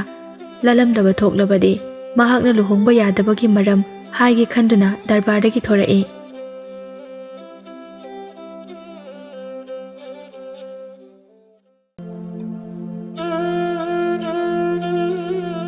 Senapati ꯚꯥꯁꯀꯔꯅ ꯍꯥꯏꯔꯛꯂꯝꯃꯤ, Ahal, amtang ngaikhong. Mahak na laurukpadu tabada chalamba ahal sing adu leptuna yengthorai. Nakoi Rajkumari bu luhong bahaina balak liba natra. Karam balibag dagi lakpuno. Ahal amana. Aikoi kha lebak dagi chingsang kaya phawduna lakchabani. Kari maramgi aikoi bu khambiribano. Kha lebak dagi. Nakoi na sida lak liba se. Khong sekpa ningthau na di khangobra. Adumna lebak amagi ningthau da usitana ngangbigan. Mahak hojikti ningthau gi pham mahaki machana pada sinakre. Khong sekpa ahal du khangandana ningthau soina oduna insilaga mafam masida nakoi lak libani ne. Noina khangadaba amana ningthau oduna ngasi phawba mamit pangduna leiribado mahaki laibuk phabani. Ahal sing ado Bhaskar na hairiba ado mapung phana gyan taba ngamlamde. Ai leibak asigi senapati Bhaskar ni. Aigi mingdang panbada nakhoi gi ahal ningthau ado sor phungani. Mahak na leibak asigi ningthau da makhong paiduna thawai nibadagi mahak na ngasi phawba hinglibani. Natrabadi aina pairiba thang asina ngaksamdo kaktuna halamgadabani. Chahi kunmuki mamangda songna khiba lanfam amada nongyagi mapado makong soktuna lanmi kharaga halaki. Numitudagi mahak ngasi phawba hogatuna chatpa ngamdri. Nakoina purakpa sanalupa mayamase thanamu. Rajkumari sanagi. Rajkumari sanase aigi de hek pokminaba ichanupi gumbani. Aina yare dang haikibada mahakna karisu haiba ngamgadaba nate. Ahal sing ado Bhaskar gi mawong matau fongdoklakliba wahai wata sing ado ipen pende yamna saunginglami. Adubu makhoinadi karibu tawba ngamluni makok nonthaduna lei. Bhaskar na Nakoi aina haisi thajadabra. Lebak sigi ningthau gi machanupa yawde. Aduna khara leiradi aina ningthau soidana oiradabani. Aiga sakhangnaba haibase nakoi gidi yamna laibok phabani. Ahal amana Adubu Rajkumari na wapam ama haibagum tawida. Masamakta hana mukta hangladi akoi su nungaijagani. Aina wa tapna ngangbasida nakoi na ise achamboina uramale. Aise miyoiba nakoi bu lanbirage haiduna leiriba Jom Rajkumbani. Aina yanaba loina tawgani. Sana singse ai samakna mullaga lahu haibra. Natraga nakoi na sana yana thangtharake haibra. Lakliba makhoi mayamdo Bhaskar na thangdo uttuna kihalakpa aduda mi painarami. Senapati, akhoi adum thangdajarake. Sana sing adu dolaidagi thangthakhinaba haiduna chetna kisiliba thauri sing adu lauthoktuna sana yawba patra kaya thangthaba haurai. Matang aduda Rajkumari sanasu konungdagi thoraklami. Darbar adudagi thokhiba makhoi mayam sing aduna sana thangba adu mahakna lapna urami. Mafam aduda khongjel thuna laklami. Kaigino nakoina sana singse mafam masida thangtharibadi. Bhaskar na Rajkumari aina thangthanbane. Aiga mari leinaba thabakta aigi ayaba yawdana nangna khuthinjaliba kaigino. Sana khuthinjalise ainaro nangnaro. Aidi makhoidagi sana singase lawgi tobo khaktane. Sida nangna laklaga yengsiliba karigino.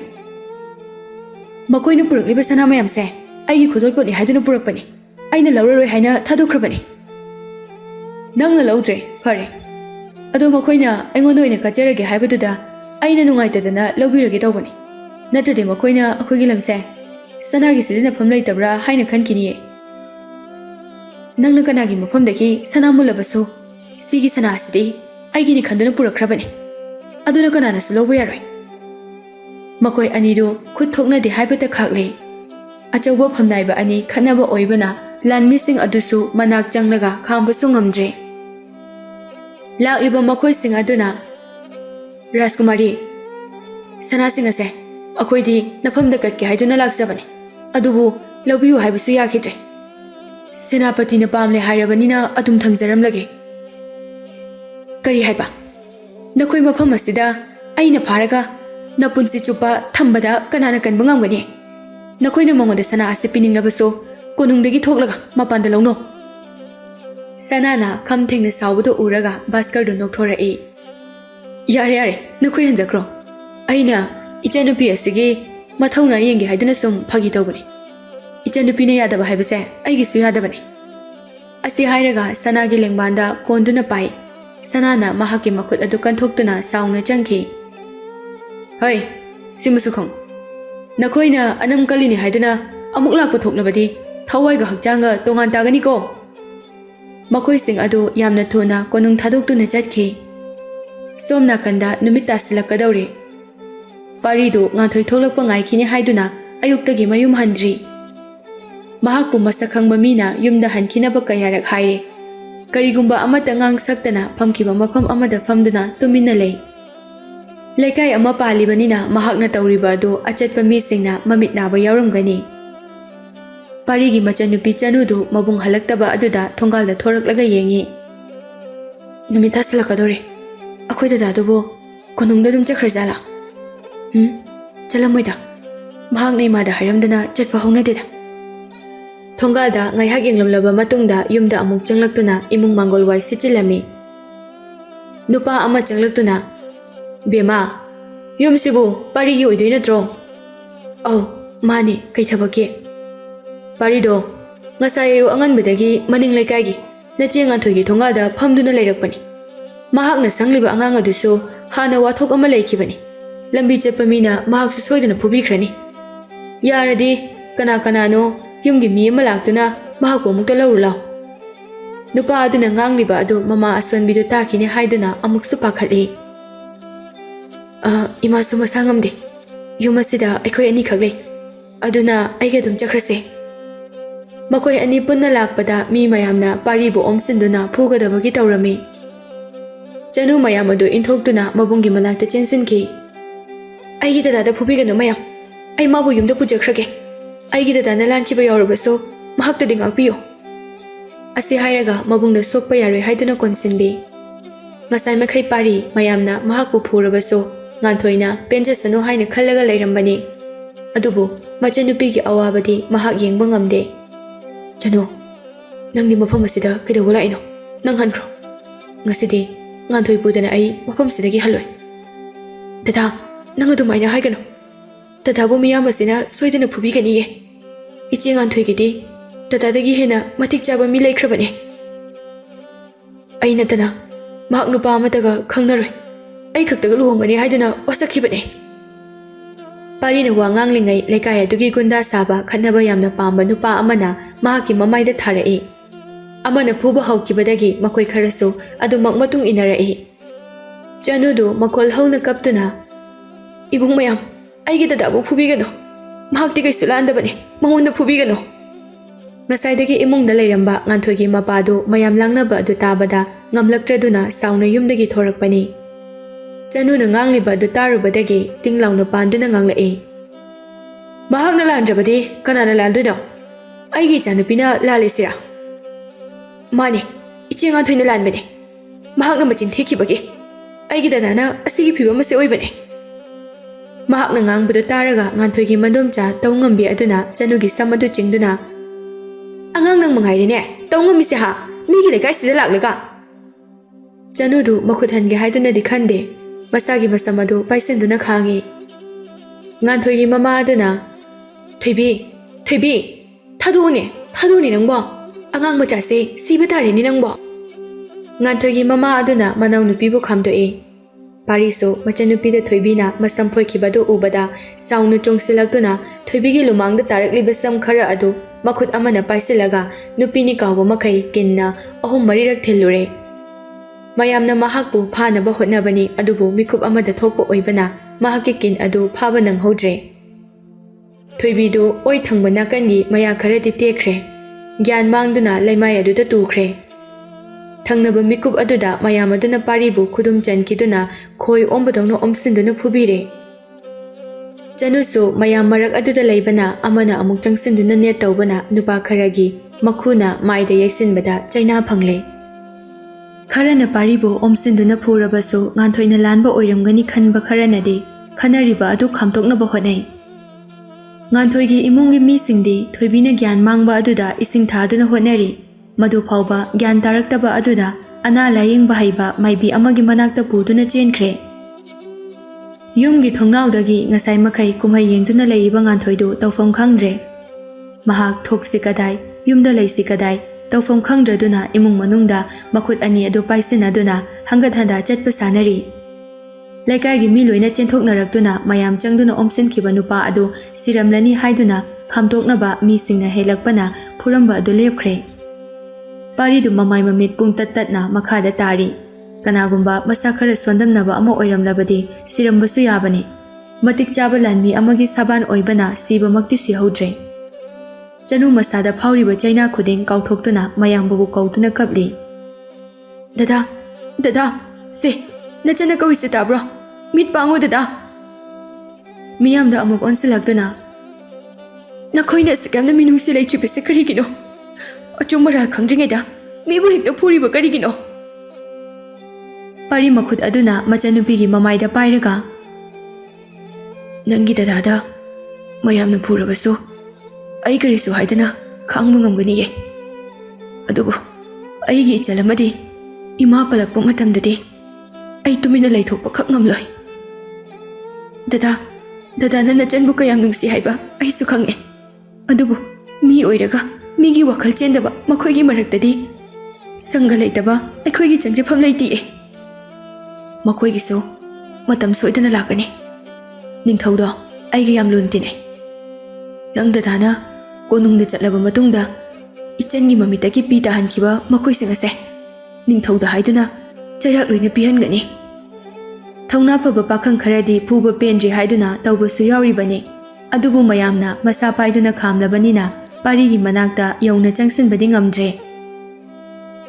ꯁꯟ ꯒꯥꯔꯤ ꯑꯃ ꯄꯨꯔꯛꯇꯨꯅ ꯄꯥꯔꯤꯕꯨ ꯍꯥꯞꯀꯠꯇꯨꯅ ꯃꯌꯨꯝꯗ ꯄꯨꯔꯛꯏ꯫ ꯊꯣꯡꯒꯥꯜ ꯌꯧꯔꯛꯂꯕ ꯃꯇꯝꯗ ꯆꯅꯨꯅ ꯑꯍꯜ ꯑꯃꯗ, ꯄꯥꯕꯨꯡ, ꯏꯃꯨꯡꯗ ꯏꯃꯥꯁꯨ ꯃꯁꯥ ꯉꯝꯗꯅ ꯂꯩꯔꯤꯕꯅꯤ꯫ ꯑꯩꯈꯣꯏ ꯗꯗꯥꯒꯤ ꯐꯤꯕꯝꯁꯦ ꯑꯃꯨꯛ ꯎꯈ꯭ꯔꯕꯗꯤ ꯍꯦꯟꯅ ꯄꯥꯈꯠꯈꯤꯗꯨꯅ ꯑꯅꯥꯕ ꯍꯦꯟꯖꯤꯜꯂꯛꯄ ꯌꯥꯏꯌꯦ꯫ ꯍꯣꯏ, ꯇꯞꯅ ꯆꯪꯁꯤ꯫ ꯍꯣꯔꯦꯟ ꯑꯁꯣꯛꯄ ꯑꯁꯦ ꯐꯖꯅ ꯆꯥꯝꯊꯣꯛꯄꯤꯔꯒ ꯇꯣꯉꯥꯟꯕ ꯀꯥ ꯑꯃꯗ ꯏꯪꯊꯤꯅꯅꯦ ꯍꯤꯒꯥ ꯌꯩꯕꯤꯌꯨꯀꯣ꯫ ꯃꯤ ꯈꯔꯒ ꯁꯟ ꯒꯥꯔꯤ ꯑꯗꯨꯒ ꯂꯥꯛꯄꯗꯨ ꯎꯕꯗ ꯄꯥꯔꯤꯅ ꯄꯨꯔꯛꯈꯤꯕ ꯍꯨꯏ ꯑꯗꯨ ꯃꯈꯣꯜ ꯍꯧꯅ ꯍꯧꯅ ꯈꯣꯡꯂꯛꯏ꯫ ꯆꯅꯨꯅ ꯈꯥꯝꯅꯕ ꯍꯣꯠꯅꯕꯅꯤ, ꯑꯗꯨꯕꯨ ꯆꯦꯟꯗꯨꯅ ꯈꯣꯡꯕ ꯂꯦꯞꯂꯝꯗꯦ꯫ ꯃꯃꯥꯗꯨ ꯉꯁꯥꯏꯗꯒꯤ ꯏꯁꯤꯡ ꯊꯛꯅꯤꯡꯉꯦ ꯍꯥꯏꯅ ꯃꯆꯥꯅꯨꯄꯤꯕꯨ ꯀꯧꯔꯝꯕꯅꯤ꯫ ꯊꯕꯛ ꯇꯧꯔꯝꯒꯅꯤ ꯈꯟꯗꯨꯅ ꯇꯨꯃꯤꯟꯅ ꯂꯩꯔꯨꯕꯅꯤ꯫ ꯃꯄꯥꯟꯗ ꯍꯨꯏꯅ ꯀꯟꯅ ꯈꯣꯡꯕ, ꯃꯤꯅ ꯂꯥꯡꯕꯒꯤ ꯃꯈꯣꯜ ꯑꯗꯨ ꯇꯥꯔꯒ ꯃꯍꯥꯛ ꯍꯧꯒꯠꯂꯛꯏ꯫ ꯑꯁꯣꯟꯕ ꯃꯁꯥ ꯑꯗꯨꯅ ꯅꯥꯀꯟꯗ ꯂꯩꯔꯤꯕ ꯆꯩꯁꯨ ꯑꯗꯨ ꯁꯧꯔꯒ ꯇꯞꯅ ꯇꯞꯅ ꯊꯣꯔꯛꯇꯨꯅ ꯊꯣꯡꯖꯤꯜꯗ ꯉꯥꯊꯗꯨꯅ ꯌꯦꯡꯂꯛꯏ꯫ ꯁꯟ ꯒꯥꯔꯤꯗꯒꯤ ꯃꯆꯥꯅꯨꯄꯥ ꯄꯨꯊꯔꯛꯄꯗꯨ ꯎꯔꯨꯔꯦ꯫ ꯃꯍꯥꯛ ꯁ꯭ꯋꯥꯏ ꯂꯥꯎꯅ ꯄꯥꯔꯤ ꯍꯥꯏꯅ ꯀꯧꯔꯒ ꯆꯦꯟꯊꯣꯔꯛꯏ꯫ ꯃꯇꯝ ꯀꯨꯏꯅ ꯈꯣꯡ ꯊꯥꯡꯂꯒ ꯆꯠꯂꯨꯗꯕꯅ ꯊꯣꯡꯖꯤꯟꯗ ꯃꯈꯣꯡꯗꯨ ꯂꯧꯗꯨꯅ ꯇꯨꯁꯤꯜꯂꯤ꯫ ꯃꯃꯥꯒꯤ ꯃꯈꯣꯜ ꯑꯗꯨ ꯇꯥꯕꯗ ꯑꯣꯟꯊꯣꯔꯛꯄꯅꯤ, ꯑꯗꯨꯕꯨ ꯇꯨꯁꯤꯟꯈꯤꯕ ꯑꯗꯨꯗ ꯆꯅꯨ ꯃꯃꯥꯒꯤ ꯃꯅꯥꯛꯇ ꯆꯦꯟꯁꯤꯟꯈꯤ꯫ ꯏꯃꯥ, ꯀꯩꯒꯤꯅꯣ ꯃꯄꯥꯟꯗ ꯊꯣꯔꯛꯏꯗꯨꯕꯣ? ꯐꯃꯨꯡꯗ ꯑꯗꯨꯝ ꯂꯩꯕ ꯀꯩꯗꯧꯒꯦ? ꯆꯅꯨ, ꯏꯃꯥꯅ ꯎꯔꯤꯕꯁꯤꯕꯨ ꯀꯔꯤꯅꯣ? ꯅꯪꯒꯤ ꯗꯗꯥꯒꯤ ꯃꯃꯥꯏꯗ ꯏ ꯊꯣꯛꯂꯤꯕ ꯃꯌꯥꯝ ꯑꯁꯤ ꯀꯔꯤꯒꯤꯅꯣ? ꯀꯅꯥꯅ ꯏꯆꯥꯗ ꯐꯨꯔꯛꯂꯤꯕꯅꯣ? ꯏꯃꯥ, ꯗꯗꯥ ꯀꯩꯁꯨꯝ ꯇꯧꯗꯤꯌꯦ, ꯇꯨꯁꯤꯟꯕꯗ ꯈꯖꯤꯛꯇꯪ ꯁꯣꯛꯈꯤꯕꯅꯦ꯫ ꯆꯅꯨ, ꯏꯃꯥꯗ ꯅꯪ ꯆꯤꯟ ꯊꯤꯒꯅꯨ꯫ ꯇꯨꯕꯗ ꯑꯁꯨꯝꯅ ꯁꯣꯛꯀꯗꯕ ꯅꯠꯇꯦ, ꯑꯗꯨꯒ ꯁꯟ ꯒꯥꯔꯤꯗꯁꯨ ꯍꯥꯞꯂꯒ ꯄꯨꯔꯛꯀꯗꯕ ꯅꯠꯇꯦ꯫ ꯏꯃꯥ, ꯗꯗꯥꯅ ꯂꯥꯟꯕꯅꯦ꯫ ꯃꯍꯥꯛꯅ ꯃꯤꯒꯤ ꯑꯣꯏꯈ꯭ꯔꯕ ꯅꯨꯄꯤ ꯑꯗꯨꯒꯤ ꯊꯣꯡꯒꯥꯜꯗ ꯉꯁꯥꯏ ꯑꯌꯨꯛꯇꯒꯤ ꯁꯪꯂꯒ ꯂꯩꯔꯨꯕꯒꯤꯅꯦ꯫ ꯃꯃꯥꯗꯨ ꯃꯁꯥ ꯁꯣꯜꯂꯕꯁꯨ ꯑꯉꯥꯎꯕꯤꯗꯤ ꯅꯠꯇꯕꯅꯤꯅ ꯅꯨꯄꯤ ꯍꯥꯏꯔꯛꯄ ꯑꯗꯨꯗ ꯉꯥꯟꯊꯣꯏꯅꯤ ꯍꯥꯏꯕ ꯈꯪꯕ ꯉꯝꯂꯦ꯫ ꯀꯔꯤ ꯍꯥꯏꯕ? ꯅꯨꯄꯤ ꯍꯥꯏꯔꯤꯁꯤ ꯅꯆꯦ ꯉꯥꯟꯊꯣꯏ ꯅꯠꯇ꯭ꯔꯥ? ꯃꯍꯥꯛ ꯌꯨꯝ ꯄꯥꯟꯈ꯭ꯔꯕꯣ?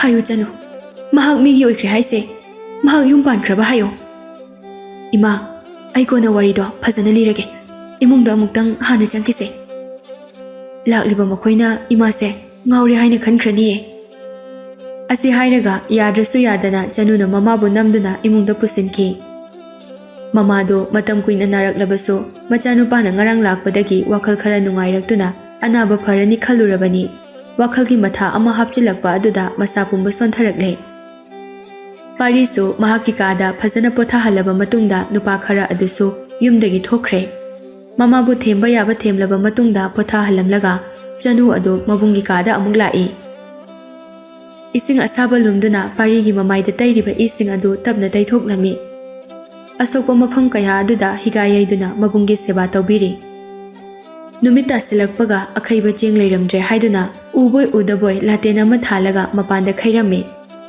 अमुक हाथु हाथुना फौमान मंदुना चाक थोंगी सोम नाकंदा राजकुमारी सना अदो मथा यामना सारमी मपाना अहल ओइसलक्पगी खरा सोंजिलक्पगा भास्करना महाकु खुदुम चन्नबा होटनारक्पगा तौफम अमा इखंग खंगलमदे पिकलिंगैदा हिंचाबिना पुखिबा महाकी मनाव नुपी तंफाबु यामना निंगसिंगलई इचेगी तंफा नंगबु कायदा लेबगे इनावगी नुंसिबा सकफम अदो उखिदबा चही 15 फरकले अखोय अनि पुन्ना लेरमलबदी लेबाकसे इजिल इनावनो पानमिनदुना नुंगाइना लेबा याबनिको सना अमदी तंफा मपानिंग थौना यामना नुंसिना थोनकिबा मिंगथोलनी ममा महारानी अदो लैसारिंगैदा साब अमा लेखिबदगी अनिसुबा मचानुपी तंफा पोकपदा लेखिदबनी सनाना मंगदुना वखल खनबदो उरगा मनाइनुबी अमना हंगलई राजकुमारी वखल नुंसुंग नुंसानबदी करी नुंगाइतबा लेगे इतामयाम ngasi aigi inaw nupi tamphabu yamna ningsingle mahak leiramlabadi thabak mayam ase aikhoi ani khaidoknaraga tawramgadabani mahak sikhrabra hinglibra haibasu khangje manglanda toina toina laktuna mabu kanbiru law haiduna hek hek kaplame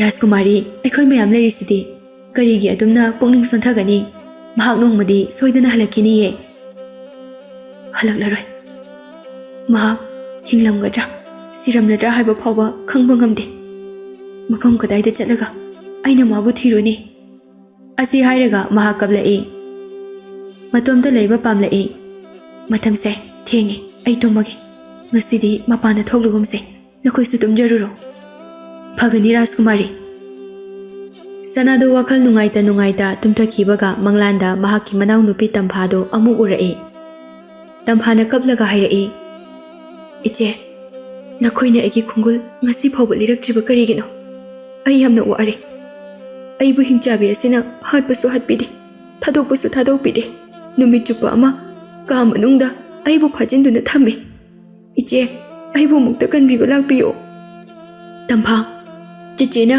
नंगबु लोगु सोइदना लाकनिये नंगना लेरिसे कदाइदनो चिचे लाके चिचे आई सिदा लेरे लाओ कदाइदनो तंफा असि हाइरगा तंफागी मनाक्ता चंगसिलमी यौ हाइबदी सुन्या यारमदे सनादो तुमना तुमना कन्ना लावबदो तारगा मनाइनुबी अमा चेंसिलई राजकुमारी राजकुमारी असुमना मसा पाइरगा हौदोरकपदा मंगलांदा उरंबा तंफागी मसक अदो उफुल ओनखिबगुमना मांखि मिकअप थोलकपदा महाक मंगलाकनरुरे हाइबा खंगलखि अस आइदी मंगलाकनरुरेदना आइसो मखोल अमा ताइ हाइना चंगलकपने सनागी लाइबक्ता तारकलिबा हुमांग मरिक मरिक तु तैथोकपि ngasiदी नंग आइगी नाकनसिदा तुमो आई तुमता तुमबसे याम किसैये राजकुमारी मिनाइनुबी आइना राजकुमारी की सनागी फमुंग असिदा तुम्बा फते आई मखादा ओइना तुमगे करिगे तुमना हारिबनो आइना नखोइबा नोंगमता मिनाइनि हाइखिबा यावब्रो से सिदा तुम तुमो आयाम की जई ngasiदी असुमना मखोइ अनिदु तुमिनरमी सोमदा पारिदु ngasai मीना फुकिबा चाइना अदुना तुमथाबा यारमदे अदुबु मसिदगी हेनबा चाइना कया कया थेंगनख्रबनी महाक नोंगालमदाइदा ngayhang उइथबदगी तुमथखिरमी महाकसु हाना अमुक्ता मंगखिद्रिबा मंग अमा मंगलखि चावख्रबा का अमगी मयाइदा महाक लेप्तुना लेरमी मनिंगदा थोंजाव अमा हांगतोक्तुना लै अदुगा ममांगदना थोंजाव अमा लोनसिलगा लै महाक ngayhak वखल खलबा मतुंगदा लोंदुना लैरिबा थोंग अदुगी मनाक्ता चंगलई थोंगदु महाकना हांगतोक्पगा मथक्तगी अरुंबा नुंग अमा तारक्तुना महाकपु ननसिनखि महाक चाइनादी फाउदे अदुबु नुंजाव अदुदी लौथोकनबा होटनबदा मखोल हौना लौरमी ngayhak leibaga nungdu inthokiduna mahaki mitmangda nupi ama leblai nupidu ubada mahak siraduna sargagi lairembina mahak bulawba laklini haina khankhre nupi aduna nahakpu kanano mafam asida matau karamna changlaklibano chanudu mabungna kanna lawkiba adu taraduna chensilai dada dada nang kaidorage machanupina asumna haudorakpa asida paridu mikap tholai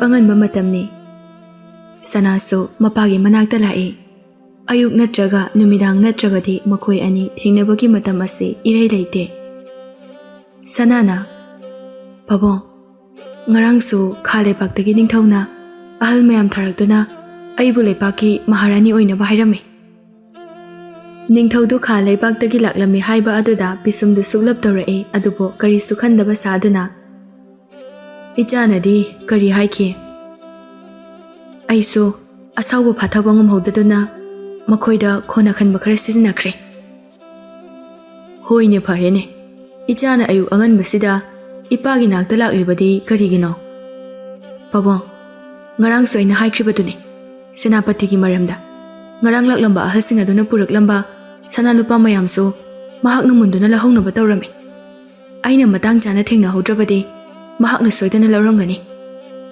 ꯄꯥꯕꯨꯡꯅ ꯅꯤꯡꯊꯧ ꯑꯣꯏꯔꯒ ꯃꯍꯥꯛꯄꯨ ꯌꯥꯝꯅ ꯀꯤꯔꯤꯕ ꯀꯔꯤꯒꯤꯅꯣ ꯀꯤꯕꯒꯤ ꯋꯥ ꯉꯥꯛꯇ ꯅꯠꯇꯦꯅꯦꯍꯦ ꯃꯍꯥꯛꯀꯨꯝꯅ ꯊꯧꯅꯥ ꯐꯕ ꯃꯔꯤꯡꯖꯦꯜ ꯂꯩꯕ ꯂꯥꯟꯃꯤ ꯑꯃ ꯑꯩꯈꯣꯏꯒꯤ ꯂꯩꯕꯥꯛꯇ ꯂꯩꯕ ꯑꯁꯤꯅ ꯃꯤꯅ ꯄꯥꯛꯅ ꯃꯥꯏꯊꯤꯕ ꯄꯤꯕ ꯉꯝꯗꯕꯅꯤ ꯃꯍꯥꯛꯁꯦ ꯑꯁꯦꯡꯕꯗꯤ ꯂꯩꯕꯥꯛ ꯑꯁꯤꯒꯤ ꯃꯤ ꯅꯠꯇꯦ ꯈꯥ ꯂꯩꯕꯥꯛꯇꯒꯤ ꯏꯄꯥꯅ ꯄꯨꯔꯛꯈꯤꯕꯅꯤ ꯁꯅꯥꯗꯨ ꯍꯥꯟꯅ ꯁꯨꯈꯪ ꯈꯪꯗꯕ ꯑꯃ ꯃꯄꯥꯅ ꯍꯥꯏꯔꯛꯄ ꯑꯗꯨꯗ ꯌꯥꯝꯅ ꯈꯪꯅꯤꯡꯅ ꯍꯪꯂꯛꯏ ꯑꯦ ꯑꯗꯨꯗꯤ ꯀꯩꯒꯤ ꯈꯥ ꯂꯩꯕꯥꯛꯇꯒꯤ ꯃꯥ ꯄꯨꯔꯛꯏꯕ ꯁꯅꯥ ꯋꯥꯔꯤꯁꯦ ꯌꯥꯝꯅ ꯁꯥꯡꯈ꯭ꯔꯦ ꯑꯩꯈꯣꯏꯒ ꯈꯥ ꯂꯩꯕꯥꯛꯀ ꯃꯃꯥꯡ ꯍꯥꯛꯇꯛꯇꯒꯤ ꯍꯧꯅ ꯂꯥꯟ ꯁꯣꯛꯅꯗꯨꯅ ꯂꯥꯛꯏ ꯑꯃꯅ ꯑꯃꯗꯒꯤ ꯍꯦꯟꯖꯤꯟꯕ ꯉꯝꯅꯔꯝꯗꯦ ꯑꯗꯨꯕꯨ ꯑꯔꯣꯏꯕꯗ ꯑꯩꯈꯣꯏꯅ ꯃꯥꯏ ꯄꯥꯛꯈꯤ ꯑꯗꯨꯗꯒꯤ ꯉꯁꯤ ꯐꯥꯎꯕ ꯂꯩꯕꯥꯛ ꯑꯅꯤ ꯑꯁꯦ ꯑꯃꯨꯛ ꯍꯟꯅ ꯂꯥꯟ ꯁꯣꯛꯅꯈꯤꯗ꯭ꯔꯦ ꯑꯩꯈꯣꯏꯅ ꯂꯥꯟ ꯃꯥꯏ ꯄꯥꯛꯂꯦ ꯍꯥꯏꯔꯒ ꯀꯔꯤꯒꯤ ꯃꯈꯣꯏꯅ ꯑꯩꯈꯣꯏꯒꯤ ꯃꯈꯥꯗ ꯂꯩꯇ꯭ꯔꯤꯕꯅꯣ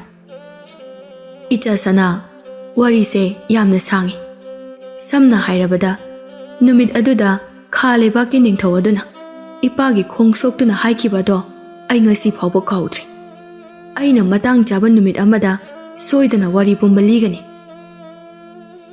ꯍꯥꯏꯒꯦꯅ ꯂꯥꯛꯄꯅ ꯋꯥ ꯑꯃ ꯋꯥꯔꯤ ꯁꯥꯟꯅꯕꯅ ꯑꯇꯣꯞꯄ ꯑꯃ ꯁꯥꯟꯅꯗꯨꯅ ꯂꯩꯔꯤ ꯂꯧꯁꯤꯡꯁꯨ ꯂꯩꯕ ꯃꯔꯤꯡꯖꯦꯜꯁꯨ ꯈꯥꯕ ꯂꯥꯟꯃꯤ ꯑꯃꯅ ꯁꯦꯅꯥꯄꯇꯤ ꯑꯣꯏꯍꯟꯕ ꯌꯥꯔꯣꯏꯗ꯭ꯔꯣ ꯑꯩ ꯌꯥꯝꯅ ꯍꯩꯅꯗꯦ ꯍꯥꯏꯕ ꯍꯧꯖꯤꯛ ꯂꯩꯔꯤꯕ ꯁꯦꯅꯥꯄꯇꯤꯁꯦ ꯅꯤꯡꯊꯧꯗꯨ ꯃꯆꯥꯒꯤ ꯋꯥꯗꯨ ꯇꯥꯕꯗ ꯍꯧꯈꯤꯕ ꯄꯨꯟꯁꯤꯒꯤ ꯃꯇꯦꯛ ꯑꯃ ꯋꯥꯔꯤ ꯂꯤꯔꯛꯏ ꯑꯩꯅ ꯈꯥ ꯂꯩꯕꯥꯛꯇ ꯂꯥꯟ ꯇꯥꯕꯗ ꯌꯥꯝꯅ ꯊꯧꯅꯥ ꯐꯅ ꯚꯥꯁꯀꯔꯅ ꯃꯈꯨꯠꯇ ꯈꯨꯠꯂꯥꯏ ꯑꯃ ꯄꯥꯏꯗꯨꯅ ꯑꯩꯈꯣꯏ ꯇꯝꯅ ꯇꯞꯅ ꯇꯞꯅ ꯆꯪꯂꯛꯈꯤ ꯅꯤꯡꯊꯧꯅ ꯑꯄꯤꯛꯄ ꯑꯉꯥꯡ ꯏꯃꯨꯡꯒꯤ ꯀꯥꯡꯒ ꯂꯨꯈꯥꯗ ꯇꯨꯃꯤꯟꯅ ꯂꯣꯠꯇꯨꯅ ꯂꯩꯕ ꯀꯩꯗꯧꯏ ꯅꯁꯥꯅ ꯃꯉꯝ ꯊꯤꯕ ꯊꯣꯔꯛꯂꯤꯕ꯭ꯔꯥ ꯂꯥꯟꯐꯝ ꯑꯁꯤꯗ ꯚꯥꯁꯀꯔꯗꯨ ꯃꯇꯝ ꯑꯗꯨꯗ ꯆꯍꯤ 12 ꯈꯛꯇꯃꯛ ꯉꯥꯏꯔꯤ ꯏꯀꯥꯏ ꯈꯨꯝꯅꯔꯕ ꯅꯤꯡꯊꯧ ꯑꯩꯒꯤꯅꯤ ꯍꯥꯏꯕꯗ ꯏꯃꯥ ꯏꯄꯥ ꯁꯥꯒꯩ ꯅꯥꯇꯩ ꯀꯅꯥꯁꯨ ꯂꯩꯇꯦ ꯅꯈꯣꯏꯒꯤ ꯂꯥꯟꯃꯤꯅ ꯑꯩꯒꯤ ꯈꯨꯜ ꯑꯁꯤꯗ ꯂꯩꯕ ꯃꯤ ꯈꯨꯗꯤꯡꯃꯛ ꯍꯥꯠꯈꯤꯕ ꯑꯁꯤꯃꯨꯛ ꯄꯦꯟꯕ ꯑꯩꯒꯤ ꯊꯃꯣꯏꯗ ꯑꯅꯤ ꯁꯨꯈꯤꯗ꯭ꯔꯦ ꯑꯩ ꯇꯁꯦꯡꯅ ꯄꯦꯜꯂꯦ ꯑꯩ ꯄꯦꯟꯕ ꯍꯦꯟꯃꯟꯈꯤꯗꯨꯅ ꯃꯃꯜ ꯂꯩꯇ꯭ꯔꯕ ꯑꯩꯒꯤ ꯄꯨꯟꯁꯤ ꯑꯁꯤꯕꯨꯁꯨ ꯏꯅꯤꯡꯊꯧꯒꯤ ꯊꯥꯡ ꯑꯗꯨꯅ ꯊꯋꯥꯏ ꯂꯧꯕꯤꯌꯨ ꯍꯥꯏꯗꯨꯅ ꯅꯐꯝꯗ ꯆꯪꯖꯕꯅꯤ ꯀꯔꯤꯒꯤꯅꯣ ꯅꯪꯅ ꯅꯔꯩꯕꯥꯛ ꯑꯁꯤꯒꯤ ꯃꯤꯗ ꯅꯠꯇꯅ ꯈꯨꯜ ꯑꯁꯤꯒꯤ ꯃꯤ ꯁꯤꯕꯗ ꯑꯄꯦꯟꯕ ꯐꯥꯎꯔꯤꯕꯗꯤ ꯂꯩꯕꯥꯛ ꯑꯁꯤꯗ ꯑꯩꯅ ꯅꯨꯡꯁꯤꯕ ꯀꯅꯥꯁꯨ ꯂꯩꯇꯦ ꯂꯝꯆꯠ ꯀꯥꯝꯕ ꯅꯤꯡꯊꯧ ꯅꯨꯄꯤꯒꯤ ꯏꯖꯠꯄꯨ ꯀꯩꯁꯨ ꯂꯩꯇꯅ ꯈꯟꯕ ꯃꯍꯥꯛꯀꯤ ꯊꯋꯥꯏꯕꯨꯁꯨ ꯂꯧꯕꯤꯌꯨ ꯅꯤꯡꯊꯧꯗꯨ ꯃꯈꯨꯠꯇ ꯊꯥꯡ ꯄꯥꯏꯔꯒ ꯚꯥꯁꯀꯔꯒꯤ ꯃꯅꯥꯛꯇ ꯆꯪꯁꯤꯜꯂꯛꯏ ꯚꯥꯁꯀꯔꯗꯨ ꯃꯈꯨ ꯑꯅꯤꯗꯨ ꯃꯈꯥꯗ ꯊꯝꯗꯨꯅ ꯃꯃꯥꯏꯗꯨ ꯅꯣꯟꯊꯔꯒ ꯂꯩ ꯅꯤꯡꯊꯧꯅ ꯆꯪꯁꯤꯜꯂꯛꯇꯨꯅ ꯑꯉꯥꯡ ꯑꯣꯏꯔꯤꯕ ꯚꯥꯁꯀꯔꯒꯤ ꯃꯀꯣꯛꯇꯨ ꯄꯥꯏꯔꯒ ꯊꯥꯡꯒꯠꯂꯤ ꯑꯆꯨꯝ ꯑꯔꯥꯟ ꯃꯄꯨꯡ ꯐꯥꯅ ꯈꯪꯗ꯭ꯔꯤꯕ ꯑꯉꯥꯡ ꯑꯗꯨꯒꯤ ꯏꯃꯨꯛ ꯉꯥꯡꯕ ꯃꯃꯤꯠꯇꯒꯤ ꯇꯥꯔꯛꯂꯤꯕ ꯃꯄꯤ ꯑꯗꯨ ꯎꯕꯗ ꯅꯤꯡꯊꯧꯗꯨ ꯀꯔꯤꯒꯨꯝꯕ ꯈꯔ ꯈꯜꯂꯨꯔ ꯃꯥꯜꯂꯦ ꯚꯥꯁꯀꯔꯕꯨ ꯆꯦꯠꯅ ꯀꯣꯟꯁꯤꯟꯈꯤ ꯆꯍꯤ ꯌꯥꯝꯗ꯭ꯔꯤꯕ ꯑꯣꯏꯔꯕꯁꯨ ꯃꯍꯥꯛꯀꯤ ꯋꯥꯍꯩ ꯋꯥꯇꯥꯗ ꯅꯨꯄꯥ ꯌꯥꯝꯅ ꯊꯣꯛꯄꯒꯤ ꯃꯑꯣꯡ ꯃꯇꯧ ꯈꯔ ꯅꯤꯡꯊꯧꯅ ꯎꯈꯤ ꯃꯇꯝ ꯑꯗꯨꯗꯒꯤ ꯃꯍꯥꯛꯅ ꯚꯥꯁꯀꯔꯕꯨ ꯃꯈꯣꯏꯒꯤ ꯂꯩꯕꯥꯛꯇ ꯄꯨꯔꯛꯇꯨꯅ ꯁꯥ ꯇꯥꯟꯕꯒꯤ ꯑꯃꯁꯨꯡ ꯂꯥꯟꯒꯤ ꯃꯍꯩ ꯃꯁꯤꯡ ꯅꯤꯡꯊꯤꯅ ꯇꯝꯍꯟꯗꯨꯅ ꯌꯣꯛꯂꯛꯈꯤꯕꯅꯤ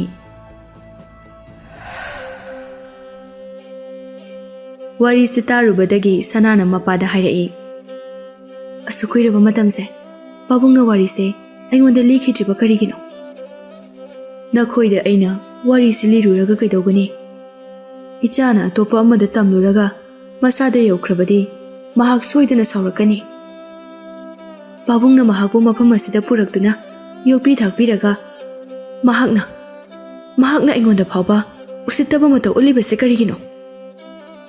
ꯅꯪꯁꯨ ꯈꯔ ꯆꯝꯅ ꯈꯟꯗꯣꯛꯎ ꯁꯅꯥ, ꯃꯍꯥꯛꯁꯦ ꯑꯁꯨꯝꯅ ꯍꯣꯡꯂꯛꯀꯅꯤ ꯍꯥꯏꯕꯗꯤ ꯑꯩꯁꯨ ꯈꯜꯂꯨꯗꯕꯅꯤ꯫ ꯀꯟꯅ ꯀꯟꯅ ꯉꯥꯡꯒꯅꯨ, ꯂꯥꯟꯃꯤ ꯃꯔꯛꯇ ꯑꯩꯈꯣꯏꯅ ꯁꯥꯟꯅꯔꯤꯕ ꯋꯥꯔꯤ ꯑꯁꯦ ꯃꯉꯣꯟꯗ ꯇꯝꯒꯗꯕ ꯌꯥꯎꯔꯤꯕꯅꯤ꯫ ꯄꯥꯕꯨꯡ, ꯑꯩ ꯍꯧꯖꯤꯛꯀꯤꯗꯤ ꯍꯜꯂꯒꯦ, ꯑꯆꯨꯝꯕ ꯈꯣꯡꯊꯥꯡ ꯑꯃꯗꯤ ꯆꯠꯊꯕꯅ ꯐꯩꯀꯣ?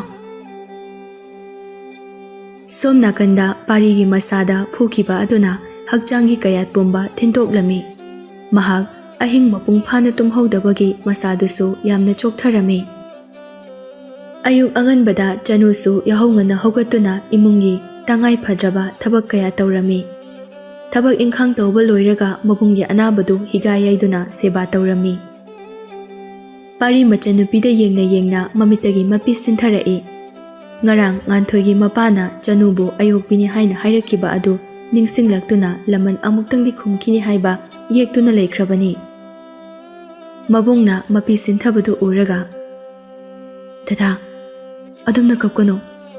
ꯗꯗꯥꯅ ꯀꯞꯄꯗꯣ ꯏꯃꯥꯅ ꯈꯪꯈ꯭ꯔꯗꯤ ꯃꯁꯥ ꯁꯣꯟꯕ ꯌꯥꯝ ꯍꯦꯟꯖꯤꯟꯈꯤꯅꯤꯌꯦ." "ꯀꯞꯄꯔꯣꯏ, ꯗꯗꯥ ꯀꯞꯄꯔꯣꯏ. ꯃꯊꯪ ꯃꯄꯣꯛꯇꯁꯨ ꯅꯪꯕꯨ ꯑꯩꯒꯤ ꯏꯆꯜ ꯑꯗꯨꯝ ꯐꯪꯖꯒꯦꯀꯣ." ꯑꯁꯤ ꯍꯥꯏꯔꯒ ꯃꯍꯥꯛꯀꯤ ꯃꯃꯥꯏ ꯐꯥꯎꯅ ꯇꯥꯔꯛꯂꯤꯕ ꯃꯄꯤ ꯑꯆꯧꯕ ꯑꯗꯨ ꯈꯨꯅꯝ ꯑꯗꯨꯅ ꯇꯩꯊꯣꯛꯏ꯫ "ꯗꯗꯥ, ꯉꯔꯥꯡ ꯆꯤꯆꯦ ꯉꯥꯟꯊꯣꯏꯅ ꯀꯩ ꯍꯥꯏꯔꯛꯄꯒꯤꯅꯣ ꯅꯪꯅ ꯃꯥꯒꯤ ꯊꯣꯡꯒꯥꯜꯗ ꯁꯪꯂꯒ ꯑꯗꯨꯝ ꯂꯩꯔꯤꯗꯣ?" "ꯆꯅꯨ, ꯃꯍꯥꯛꯀꯤ ꯋꯥꯔꯤꯁꯦ ꯁꯥꯔꯛꯑꯅꯨ. ꯑꯩꯅ ꯃꯍꯥꯛꯄꯨ ꯃꯇꯝ ꯀꯨꯏꯅ ꯊꯃꯣꯏꯗ ꯂꯥꯠꯇꯨꯅ ꯊꯝꯂꯛꯄꯒꯤꯅꯤ ꯑꯩꯅ ꯉꯁꯤ ꯏꯁꯥꯗ ꯑꯀꯟꯕ ꯆꯩꯅꯥ ꯐꯪꯂꯤꯕꯁꯦ. ꯑꯩ ꯃꯍꯥꯛꯀꯤ ꯋꯥꯈꯜ ꯑꯃꯨꯛ ꯍꯟꯅ ꯈꯜꯂꯔꯣꯏ." "ꯗꯗꯥ, ꯆꯤꯆꯦꯗꯣ ꯍꯥꯟꯅꯗꯤ ꯅꯪ ꯂꯥꯛꯄ꯭ꯔꯥ ꯍꯥꯏꯗꯨꯅ ꯑꯩꯈꯣꯏ ꯏꯃꯨꯡꯗꯒ ꯌꯥꯝꯅ ꯂꯥꯛꯂꯝꯕꯅꯤ. ꯈꯔ ꯂꯩꯔꯒ ꯑꯗꯨꯝ ꯂꯥꯛꯈꯤꯗ꯭ꯔꯦ." "ꯇꯣꯛꯑꯁꯤꯗ ꯃꯥꯏ ꯋꯥꯔꯤꯁꯦ. ꯅꯕꯨꯡꯁꯨ ꯃꯁꯛ ꯊꯤꯕ ꯅꯠꯇꯦ. ꯀꯣꯅꯨꯡꯗ ꯃꯁꯛ ꯐꯖꯕ ꯂꯩꯁꯥꯕꯤ ꯌꯥꯝ ꯂꯩꯌꯦ. ꯑꯩꯒꯤ ꯏꯇꯥꯎ ꯅꯤꯡꯊꯧ ꯅꯣꯡꯌꯥꯏꯅ ꯑꯄꯥꯝꯕꯗ ꯈꯨꯠ ꯊꯤꯜꯂꯨ, ꯃꯍꯥꯛꯅ ꯂꯨꯍꯣꯡꯕꯤꯒꯦ ꯍꯥꯏꯔꯤꯕꯅꯤ." "ꯅꯤꯡꯊꯧꯒ ꯗꯗꯥꯒ ꯑꯗꯨꯝ ꯐꯖꯅ ꯈꯪꯅꯕ꯭ꯔꯥ? ꯃꯍꯥꯛꯅ ꯂꯨꯅ ꯇꯧꯕꯤꯕ꯭ꯔꯥ?" "ꯂꯨꯅ ꯇꯧꯕꯤꯕ ꯍꯥꯏꯕꯕꯨ ꯂꯩꯕꯥꯛ ꯃꯤꯌꯥꯝꯅ ꯀꯣꯛ ꯂꯨꯛꯊꯔꯤꯕ ꯃꯍꯥꯛꯇꯣ ꯑꯩꯉꯣꯟꯗꯗꯤ ꯏꯇꯥꯎꯗꯒꯤ ꯍꯦꯟꯕ ꯅꯠꯇꯦ. ꯑꯩꯅ ꯏꯅꯤꯡꯊꯧ ꯀꯥꯏꯅ ꯀꯧꯔꯨꯕꯁꯦ ꯃꯍꯥꯛꯅ ꯁꯥꯎꯔꯤꯕꯅꯤ, ꯏꯇꯥꯎ ꯀꯧ ꯍꯥꯏꯗꯨꯅ. ꯃꯍꯥꯛꯅ ꯑꯩꯒꯤꯅꯤ ꯍꯥꯏꯗꯨꯅ ꯁꯅꯥ ꯂꯨꯄꯥ ꯃꯌꯥꯝ ꯄꯤ. ꯑꯩꯅ ꯑꯩꯒꯤ ꯐꯪꯐꯝ ꯊꯣꯛꯄ ꯁꯔꯨꯛꯇꯒꯤ ꯍꯦꯟꯅ ꯂꯧꯗꯦ. ꯗꯗꯥ, ꯑꯗꯨꯗꯤ ꯉꯥꯟꯊꯣꯏꯒ ꯃꯄꯥꯒꯗꯣ ꯅꯤꯡꯊꯧꯗ ꯍꯥꯏꯗꯣꯛꯑꯒ ꯐꯨꯍꯟꯁꯤꯔꯥ?" ꯄꯥꯔꯤꯁꯨ ꯂꯃꯟ ꯁꯤꯡꯕ ꯄꯥꯝꯂꯤꯕꯅꯤ, ꯑꯗꯨꯕꯨ ꯃꯆꯟꯗꯗꯤ ꯈꯪꯍꯟꯅꯤꯡꯗꯦ꯫ "ꯑꯩꯅ ꯂꯃꯟ ꯈꯨꯝꯗ꯭ꯔꯕꯁꯨ ꯏꯁꯣꯔꯅ ꯅꯣꯡꯃꯗꯤ ꯁꯣꯏꯗꯅ ꯆꯩꯔꯥꯛ ꯄꯤꯔꯛꯀꯅꯤ. ꯑꯗꯣ ꯆꯅꯨ, ꯀꯣꯅꯨꯡꯗ ꯑꯩꯈꯣꯏ ꯄꯨꯟꯅ ꯂꯩꯕ ꯌꯥꯕꯅꯤ. ꯏꯃꯥꯅ ꯃꯐꯝ ꯑꯁꯦ ꯊꯥꯗꯣꯛꯁꯤ ꯌꯥꯗꯕꯅ ꯑꯩꯅ ꯂꯩꯇ꯭ꯔꯤꯉꯩ ꯃꯈꯣꯏꯅ ꯅꯈꯣꯏꯗ ꯀꯩ ꯇꯧꯔꯛꯀꯅꯤ ꯍꯥꯏꯕ ꯉꯝꯗꯦ. ꯑꯗꯨꯅ ꯇꯨꯃꯤꯟꯅ ꯑꯗꯨꯝ ꯂꯩꯁꯜꯂꯁꯤ." "ꯑꯗꯨꯅ ꯐꯅꯤ ꯗꯗꯥ. ꯃꯤꯅ ꯍꯥꯏꯅꯕꯗ ꯆꯤꯆꯦ ꯉꯥꯟꯊꯣꯏꯒ ꯈꯪꯅꯕ ꯅꯨꯄꯥꯗꯣ ꯑꯔꯥꯞꯄ ꯈꯨꯜ ꯑꯃꯗꯒꯤꯅꯦ ꯍꯥꯏꯅꯩ. ꯃꯍꯥꯛꯅ ꯆꯤꯆꯦ ꯉꯥꯟꯊꯣꯏꯕꯨ ꯅꯨꯡꯁꯤꯖꯕꯒꯤ ꯊꯪꯅꯕ ꯈꯨꯜꯗ ꯌꯨꯝ ꯍꯣꯡꯊꯣꯔꯛꯄꯅꯤ. ꯅꯨꯄꯥꯗꯣ ꯑꯋꯥꯡ ꯂꯩꯕꯥꯛꯀꯤ ꯑꯆꯧꯕ ꯐꯝꯅꯥꯏꯕ ꯀꯌꯥꯒꯁꯨ ꯇꯤꯟꯅꯩ ꯍꯥꯏꯅꯩꯌꯦ. ꯃꯈꯣꯏꯅ ꯂꯩꯔꯤꯕ ꯈꯨꯜ ꯑꯗꯨꯒꯤ ꯂꯩꯕꯥꯛ ꯑꯗꯨꯒꯤ ꯆꯤꯗꯥꯏꯗ ꯂꯩ. ꯈꯨꯜ ꯑꯗꯨꯒꯤ ꯑꯔꯣꯏꯕꯗ ꯂꯩꯔꯤꯕ ꯆꯤꯡꯁꯥꯡ ꯑꯗꯨ ꯂꯥꯟꯊꯣꯛꯂꯒ ꯊꯪꯅꯕ ꯂꯩꯕꯥꯛ ꯂꯩꯔꯕꯅꯤ." ꯄꯥꯔꯤꯅ, "ꯆꯅꯨ, ꯃꯍꯥꯛꯀꯤ ꯋꯥꯔꯤꯁꯦ ꯇꯣꯛꯑꯁꯤ. ꯍꯧꯈ꯭ꯔꯗꯤ ꯍꯧꯈ꯭ꯔꯦ.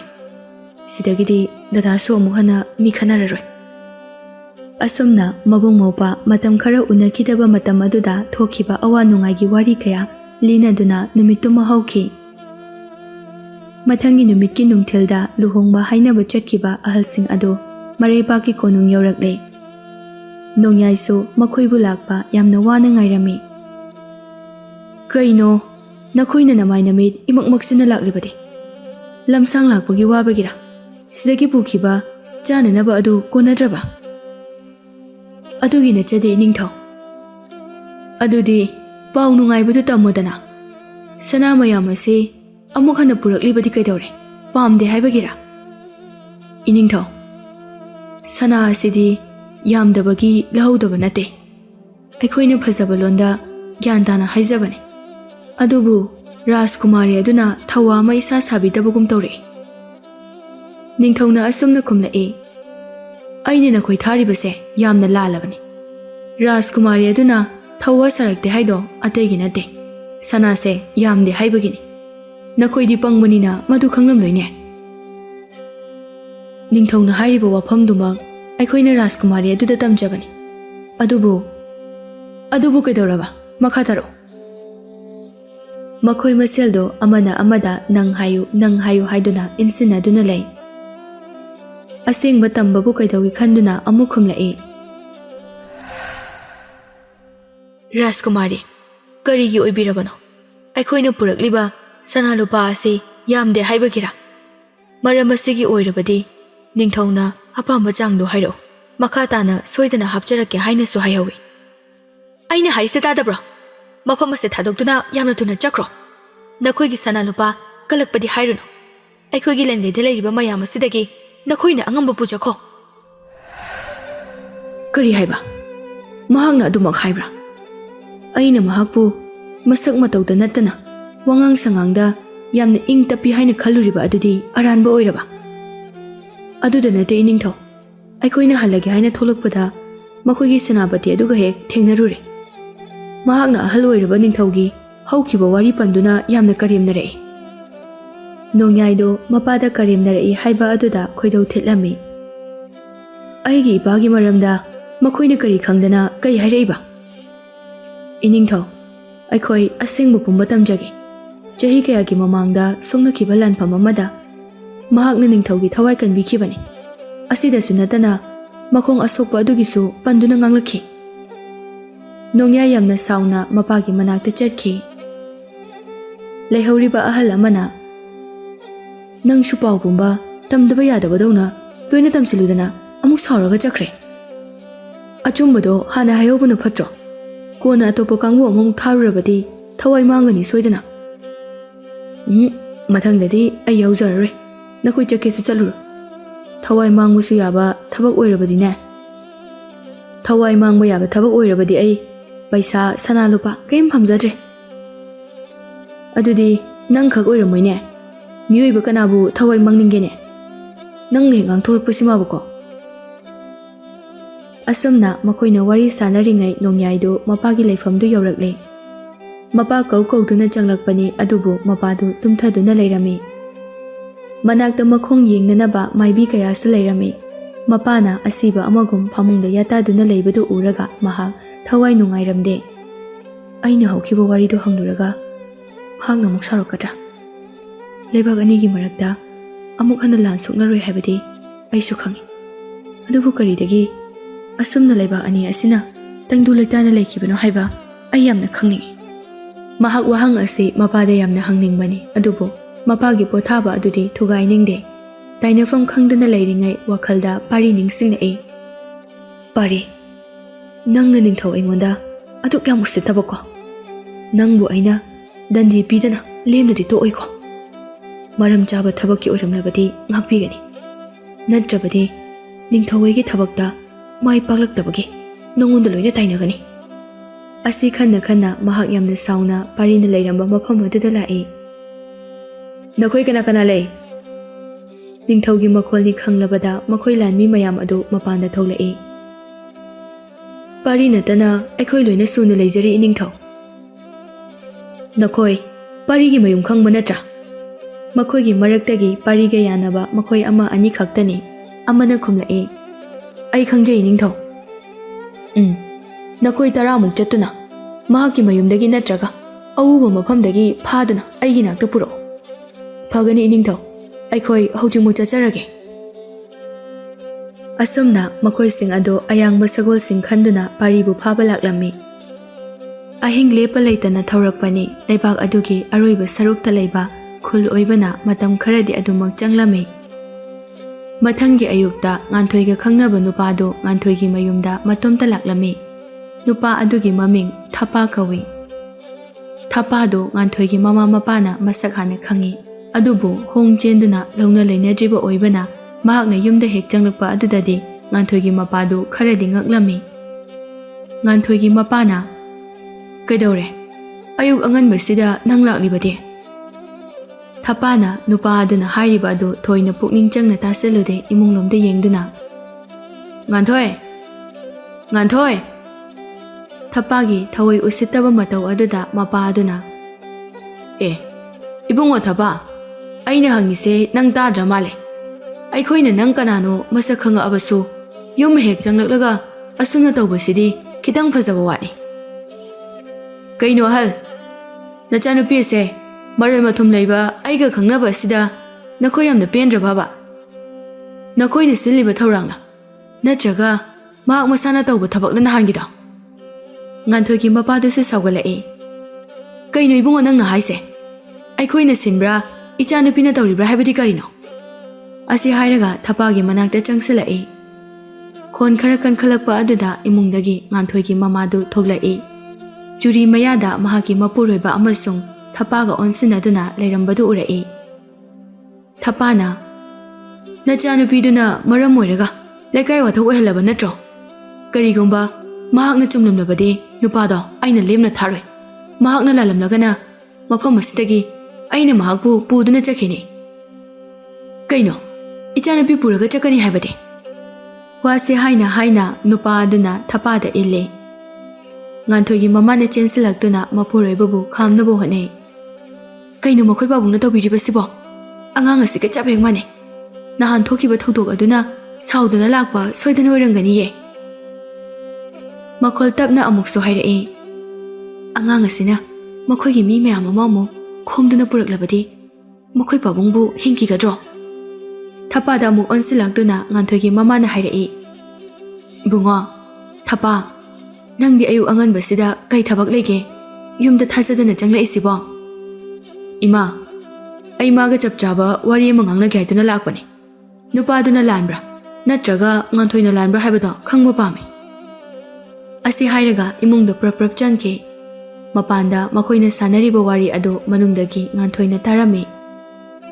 Kaino mana yumsida hekta changla isibo nahan thokiba thogdo adudagi thongal phawba lana chatpa ngamdre ngasina amu kari thogdok thoktoino ai haiba ngamdre Thapana imungda changkhre khangbadagi wakhal nungaitaba saduna Nganthoi phamungda famduna leikre yumdu yamna pikpana ka amada Nganthoina phamlambadu ubada Thapana changsalae Nganthoi nahan thokiba thogdo adugi maramda asengmado hayo nangna chumlamle aina nupadu hatkani nangna lalamle nang hatkani Nganthoi du mikup aduda akiba su phawrae kapsina duna hairae Nahangido Aidi yumdagi mapan sungtok thokpa nati aibu phagani haiduna aikhoi lamjauda mahakne aibu ngaiduna leibani aduda mayamna mahakpu phukiba khaktane nupa adudi kaiming kawe pari kawbani awang le kaidagine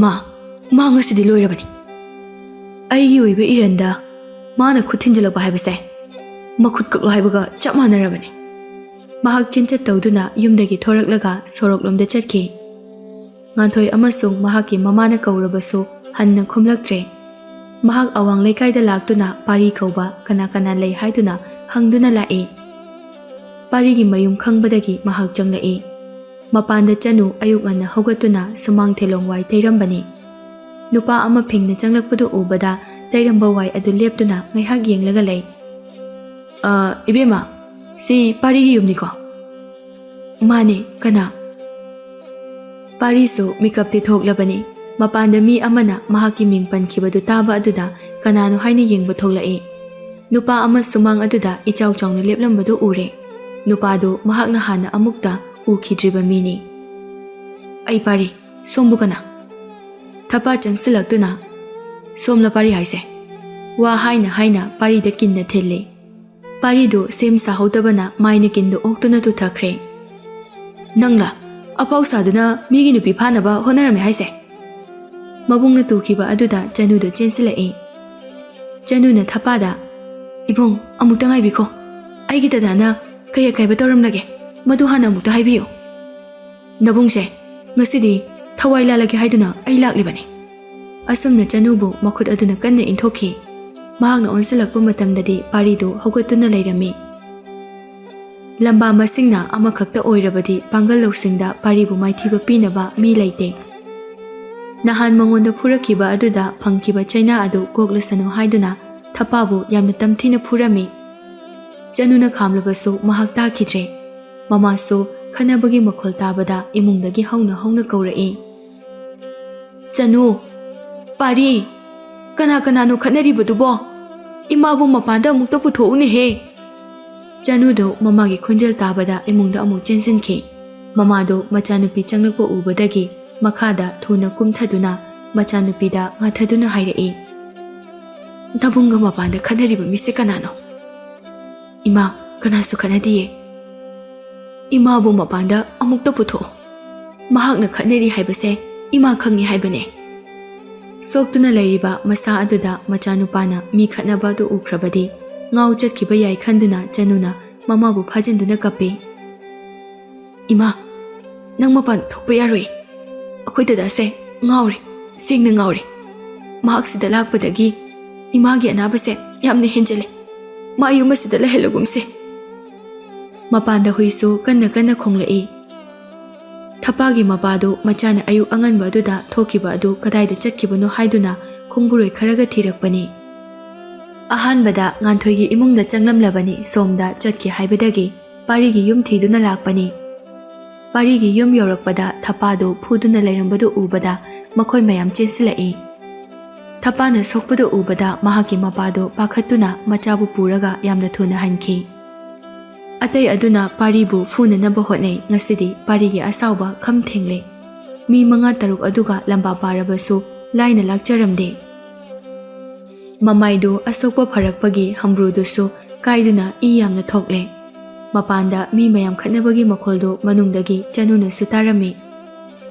Ima, nang sida dum leiramuko lengano. Ay mapanda tawise kaino haina amukta yenglukhige. Janudu mamabu phamungda thanamlaga mapanda thoglai. Aduga mamabu tholaktanaba mapalomdagi thongdu lonsili. Mabunga makhoi mayamga khatnabadu urami tanja aduda nongyaina tharakkiba lanmi mayamdu yorai. Pari yauna makhoi mayam adu loina phajilami. Pari di khamba yadaba makhai makhatana khatnanaba honaki. Ailande, aibu thado. Kaigina na khoina ifarise. Lanmi abu thina. Pari, nang lan balandaba akhoi khangde. Ningthongna nangbu ahubu mafamdagi phaduna purau haiduna akhoi lakpani. Nangna tawramliba sina karino. Pari madu tabada ingak-ngakna mangonda yenglai. Aibu ningthongna pharusana lakpani haiba. Kari maramge. Maramdudi ada yoraga khangnani lao chalase. Asi hairaga pari amadi khanaramba makhoi sing adu phaduna sagol gari manungda makhut makhong punsilaga namsinki. Janu chenthoragtuna aigi dadabu nakhoina karigi puribano mahak masa yamna solibane mahak puthanamo. Abuthina yalakanu ni nangbo nasa ipa phasaradana nang loba ayamu soidana lakini. Asi hairaga Janubu sagolda tongliba abuthina inthuduna thanami.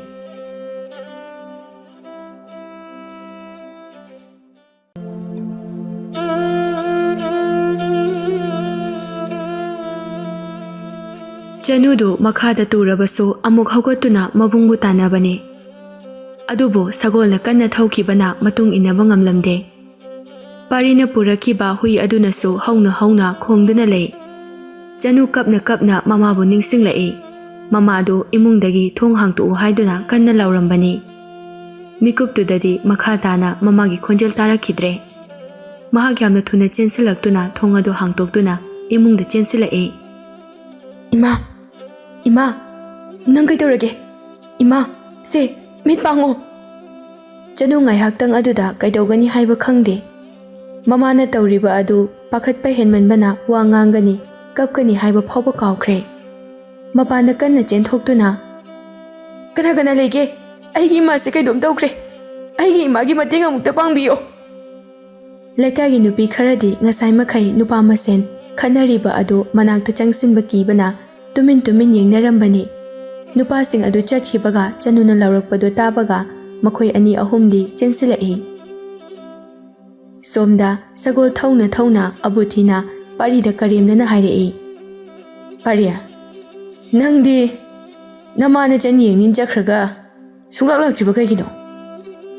ꯀꯔꯤꯒꯤꯅꯣ ꯅꯈꯣꯏꯅ ꯑꯩꯕꯨ ꯈꯨꯠ ꯄꯨꯟꯁꯤꯟꯗꯨꯅ ꯄꯨꯔꯤꯕꯁꯦ? ꯑꯩꯒꯤ ꯈꯨꯠꯇ ꯄꯨꯜꯂꯤꯕꯁꯦ ꯑꯃꯨꯛꯇ ꯊꯥꯗꯣꯛꯑꯣ꯫ ꯑꯩꯈꯣꯏꯅ ꯈꯨꯠ ꯈꯛꯇꯪ ꯄꯨꯟꯗꯨꯅ ꯄꯨꯔꯤꯕꯗꯣ ꯅꯪꯒꯤ ꯂꯥꯏꯕꯛ ꯌꯥꯝꯅ ꯐꯕꯅꯤ꯫ ꯃꯈꯣꯏ ꯑꯇꯩꯁꯤꯗ ꯑꯃꯨꯛꯇ ꯌꯦꯡꯉꯨ, ꯃꯈꯣꯏꯗꯤ ꯃꯈꯨꯠꯇ ꯅꯠꯇꯅ ꯃꯈꯣꯡꯁꯨ ꯌꯥꯎꯅ ꯄꯨꯜꯂꯤꯕꯁꯤꯅꯤ꯫ ꯑꯕꯨꯊꯤ, ꯀꯩꯒꯤꯅꯣ ꯅꯪꯅ ꯑꯩꯕꯨ ꯌꯦꯛꯅꯕ ꯑꯃꯒꯨꯝꯅ ꯈꯜꯂꯤꯕ?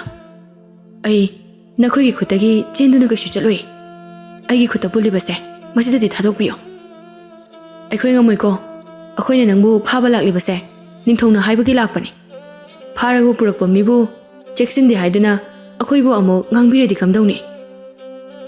ꯃꯈꯣꯏ ꯃꯌꯥꯝꯗꯒꯤ ꯒ꯭ꯌꯥꯟ ꯈꯔ ꯇꯥꯕ ꯅꯨꯄꯥ ꯑꯃꯅ, ꯄꯥꯔꯦ, ꯅꯉꯣꯟꯗ ꯑꯩꯈꯣꯏꯅ ꯅꯨꯡꯉꯥꯏꯇꯕ ꯁꯥꯎꯅꯤꯡꯕ ꯀꯩꯁꯨ ꯂꯩꯇꯦ꯫ ꯑꯩꯈꯣꯏꯗꯤ ꯅꯤꯡꯊꯧꯅ ꯇꯧꯊꯔꯛꯄ ꯌꯥꯊꯪꯅꯤ꯫ ꯃꯍꯥꯛꯀꯤ ꯌꯥꯊꯪꯒꯤ ꯃꯇꯨꯡ ꯏꯟꯅ ꯂꯥꯛꯄꯅꯤ꯫ ꯐꯔꯦ, ꯅꯪꯒꯤ ꯅꯈꯨꯠꯇ ꯄꯨꯜꯂꯤꯕꯗꯣ ꯂꯧꯊꯣꯛꯂꯒꯦ꯫ ꯑꯗꯨꯕꯨ ꯅꯪ ꯆꯦꯟꯈꯤꯒꯦ ꯍꯥꯏꯅꯗꯤ ꯈꯟꯒꯅꯨꯀꯣ꯫ ꯍꯣꯔꯦꯟ ꯀꯣꯅꯨꯡ ꯌꯧꯔꯝꯗꯥꯏꯗ ꯑꯃꯨꯛ ꯄꯨꯟꯒꯦ꯫ ꯑꯁꯨꯝꯅ ꯃꯍꯥꯛꯀꯤ ꯃꯈꯨꯠꯇ ꯄꯨꯜꯂꯤꯕ ꯊꯧꯔꯤ ꯑꯗꯨ ꯂꯧꯊꯣꯛꯄꯤꯔꯝꯃꯤ꯫ ꯉꯁꯥꯏ ꯄꯥꯔꯤꯒ ꯈꯠꯅꯈꯤꯕ ꯊꯄꯥꯒꯤ ꯃꯤꯑꯣꯏꯁꯤꯡ ꯑꯗꯨꯅ ꯎꯁꯤꯠꯇꯅ ꯍꯥꯏꯔꯛꯏ, ꯅꯈꯣꯏꯅ ꯑꯩꯈꯣꯏꯕꯨ ꯐꯥꯗꯨꯅ ꯄꯨꯔꯤꯕꯁꯦ ꯀꯩꯁꯨ ꯀꯥꯟꯅꯔꯣꯏ꯫ ꯂꯩꯄꯥꯛ ꯋꯥꯊꯣꯛ ꯑꯣꯏꯕ ꯄꯥꯝꯗ꯭ꯔꯒꯗꯤ ꯑꯩꯈꯣꯏ ꯃꯐꯝ ꯑꯁꯤꯗ ꯐꯖꯅ ꯊꯥꯗꯣꯛꯑꯝꯃꯨ꯫ ꯑꯕꯨꯊꯤꯅ, ꯀꯔꯤ ꯍꯥꯏꯕ?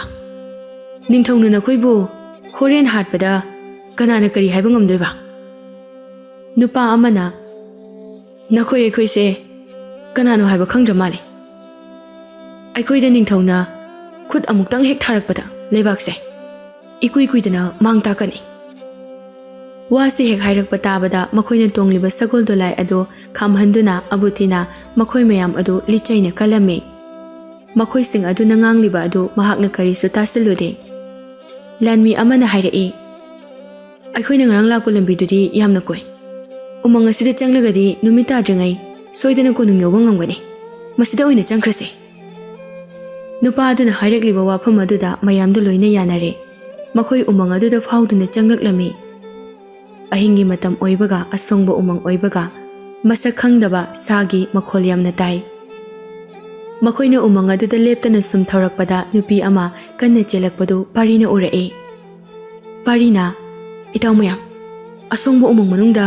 ꯅꯨꯄꯤ ꯑꯃ ꯆꯦꯜꯂꯤꯕꯁꯤ ꯎꯕ꯭ꯔꯥ? ꯃꯍꯥꯛꯁꯦ ꯀꯅꯥꯒꯨꯝꯕ ꯑꯃꯅ ꯇꯥꯟꯅꯔꯛꯄ ꯃꯥꯜꯂꯤ꯫ ꯃꯍꯥꯛꯀꯤ ꯃꯇꯦꯡ ꯑꯃꯨꯛꯇꯪ ꯄꯥꯡꯕꯤꯈꯤꯁꯦ꯫ ꯄꯥꯔꯤꯅ ꯃꯈꯨꯠ ꯊꯤꯜꯂꯤꯕ ꯃꯥꯏꯀꯩꯔꯣꯝꯗ ꯃꯈꯣꯏ ꯂꯣꯏꯅ ꯌꯦꯡꯊꯣꯔꯛꯏ꯫ ꯅꯨꯄꯤ ꯑꯃ ꯃꯅꯤꯡ ꯃꯃꯥꯡ ꯌꯦꯡꯗꯨꯅ ꯀꯟꯅ ꯆꯦꯟꯕꯗꯨ ꯃꯈꯣꯏꯅꯁꯨ ꯂꯣꯏꯅ ꯎꯔꯦ꯫ ꯃꯈꯣꯏꯒꯤ ꯁꯒꯣꯜ ꯑꯗꯨ ꯅꯨꯄꯤꯗꯨꯒꯤ ꯃꯥꯏꯀꯩ ꯇꯝꯅ ꯊꯧꯖꯤꯟꯕꯗ ꯅꯨꯄꯤꯗꯨ ꯃꯈꯥꯗ ꯇꯨꯁꯤꯟꯈ꯭ꯔꯦ꯫ ꯃꯍꯥꯛꯅ ꯇꯨꯁꯤꯟꯈꯤꯕ ꯃꯥꯏꯀꯩ ꯑꯗꯨꯃꯛꯇ ꯂꯝꯑꯣꯛ ꯑꯃ ꯆꯦꯟꯁꯤꯜꯂꯛꯄꯗꯨꯁꯨ ꯎꯔꯦ꯫ ꯂꯝꯑꯣꯛ ꯑꯗꯨꯒꯤ ꯃꯑꯣꯡꯗꯨ ꯅꯨꯄꯤ ꯑꯗꯨꯗ ꯆꯩꯊꯦꯡ ꯄꯤꯕ ꯄꯥꯝꯃꯤ ꯍꯥꯏꯕ ꯄꯥꯔꯤꯅ ꯈꯪꯕꯗꯒꯤ ꯑꯕꯨꯊꯤꯗꯒꯤ ꯃꯍꯥꯛꯅ ꯇꯦꯟ ꯂꯧꯗꯨꯅ ꯇꯦꯟꯖꯩ ꯑꯃ ꯀꯥꯞꯂꯝꯃꯤ꯫ ꯂꯝꯑꯣꯛ ꯑꯗꯨꯅ ꯅꯨꯄꯤ ꯑꯗꯨꯗ ꯆꯣꯡꯁꯤꯜꯂꯛꯄꯒꯤ ꯅꯨꯡꯁꯤꯠꯇ ꯂꯩꯔꯤꯉꯩ ꯄꯥꯔꯤꯅ ꯀꯥꯞꯂꯛꯄ ꯇꯦꯟꯖꯩ ꯑꯗꯨꯅ ꯂꯝꯑꯣꯛ ꯑꯗꯨꯒꯤ ꯃꯈꯣꯡꯗ ꯄꯥꯜꯂꯝꯃꯤ꯫ ꯂꯝꯑꯣꯛꯇꯨ ꯃꯇꯤꯟ ꯑꯣꯔꯣ ꯑꯣꯔꯣ ꯇꯥꯗꯨꯅ ꯃꯈꯥꯗ ꯂꯩꯔꯤꯕ ꯅꯨꯄꯤ ꯑꯗꯨꯗ ꯌꯦꯡꯉꯤ꯫ ꯅꯨꯄꯤꯗꯨꯅ ꯀꯞꯇꯨꯅ, ꯑꯩ ꯂꯥꯟꯈ꯭ꯔꯦ, ꯑꯩ ꯑꯃꯨꯛ ꯍꯟꯅ ꯇꯧꯖꯔꯔꯣꯏ꯫ ꯅꯪꯕꯨ ꯃꯤ ꯑꯣꯟꯕ ꯄꯥꯝꯕꯗꯒꯤ ꯇꯧꯈꯤꯕꯅꯤ, ꯑꯩꯕꯨ ꯑꯃꯨꯛꯇ ꯉꯥꯛꯄꯤꯌꯨ꯫ ꯂꯝꯑꯣꯛꯇꯨ ꯅꯨꯄꯤꯗꯨꯅ ꯍꯥꯏꯔꯤꯕ ꯑꯗꯨ ꯀꯔꯤꯁꯨ ꯇꯥꯗꯦ꯫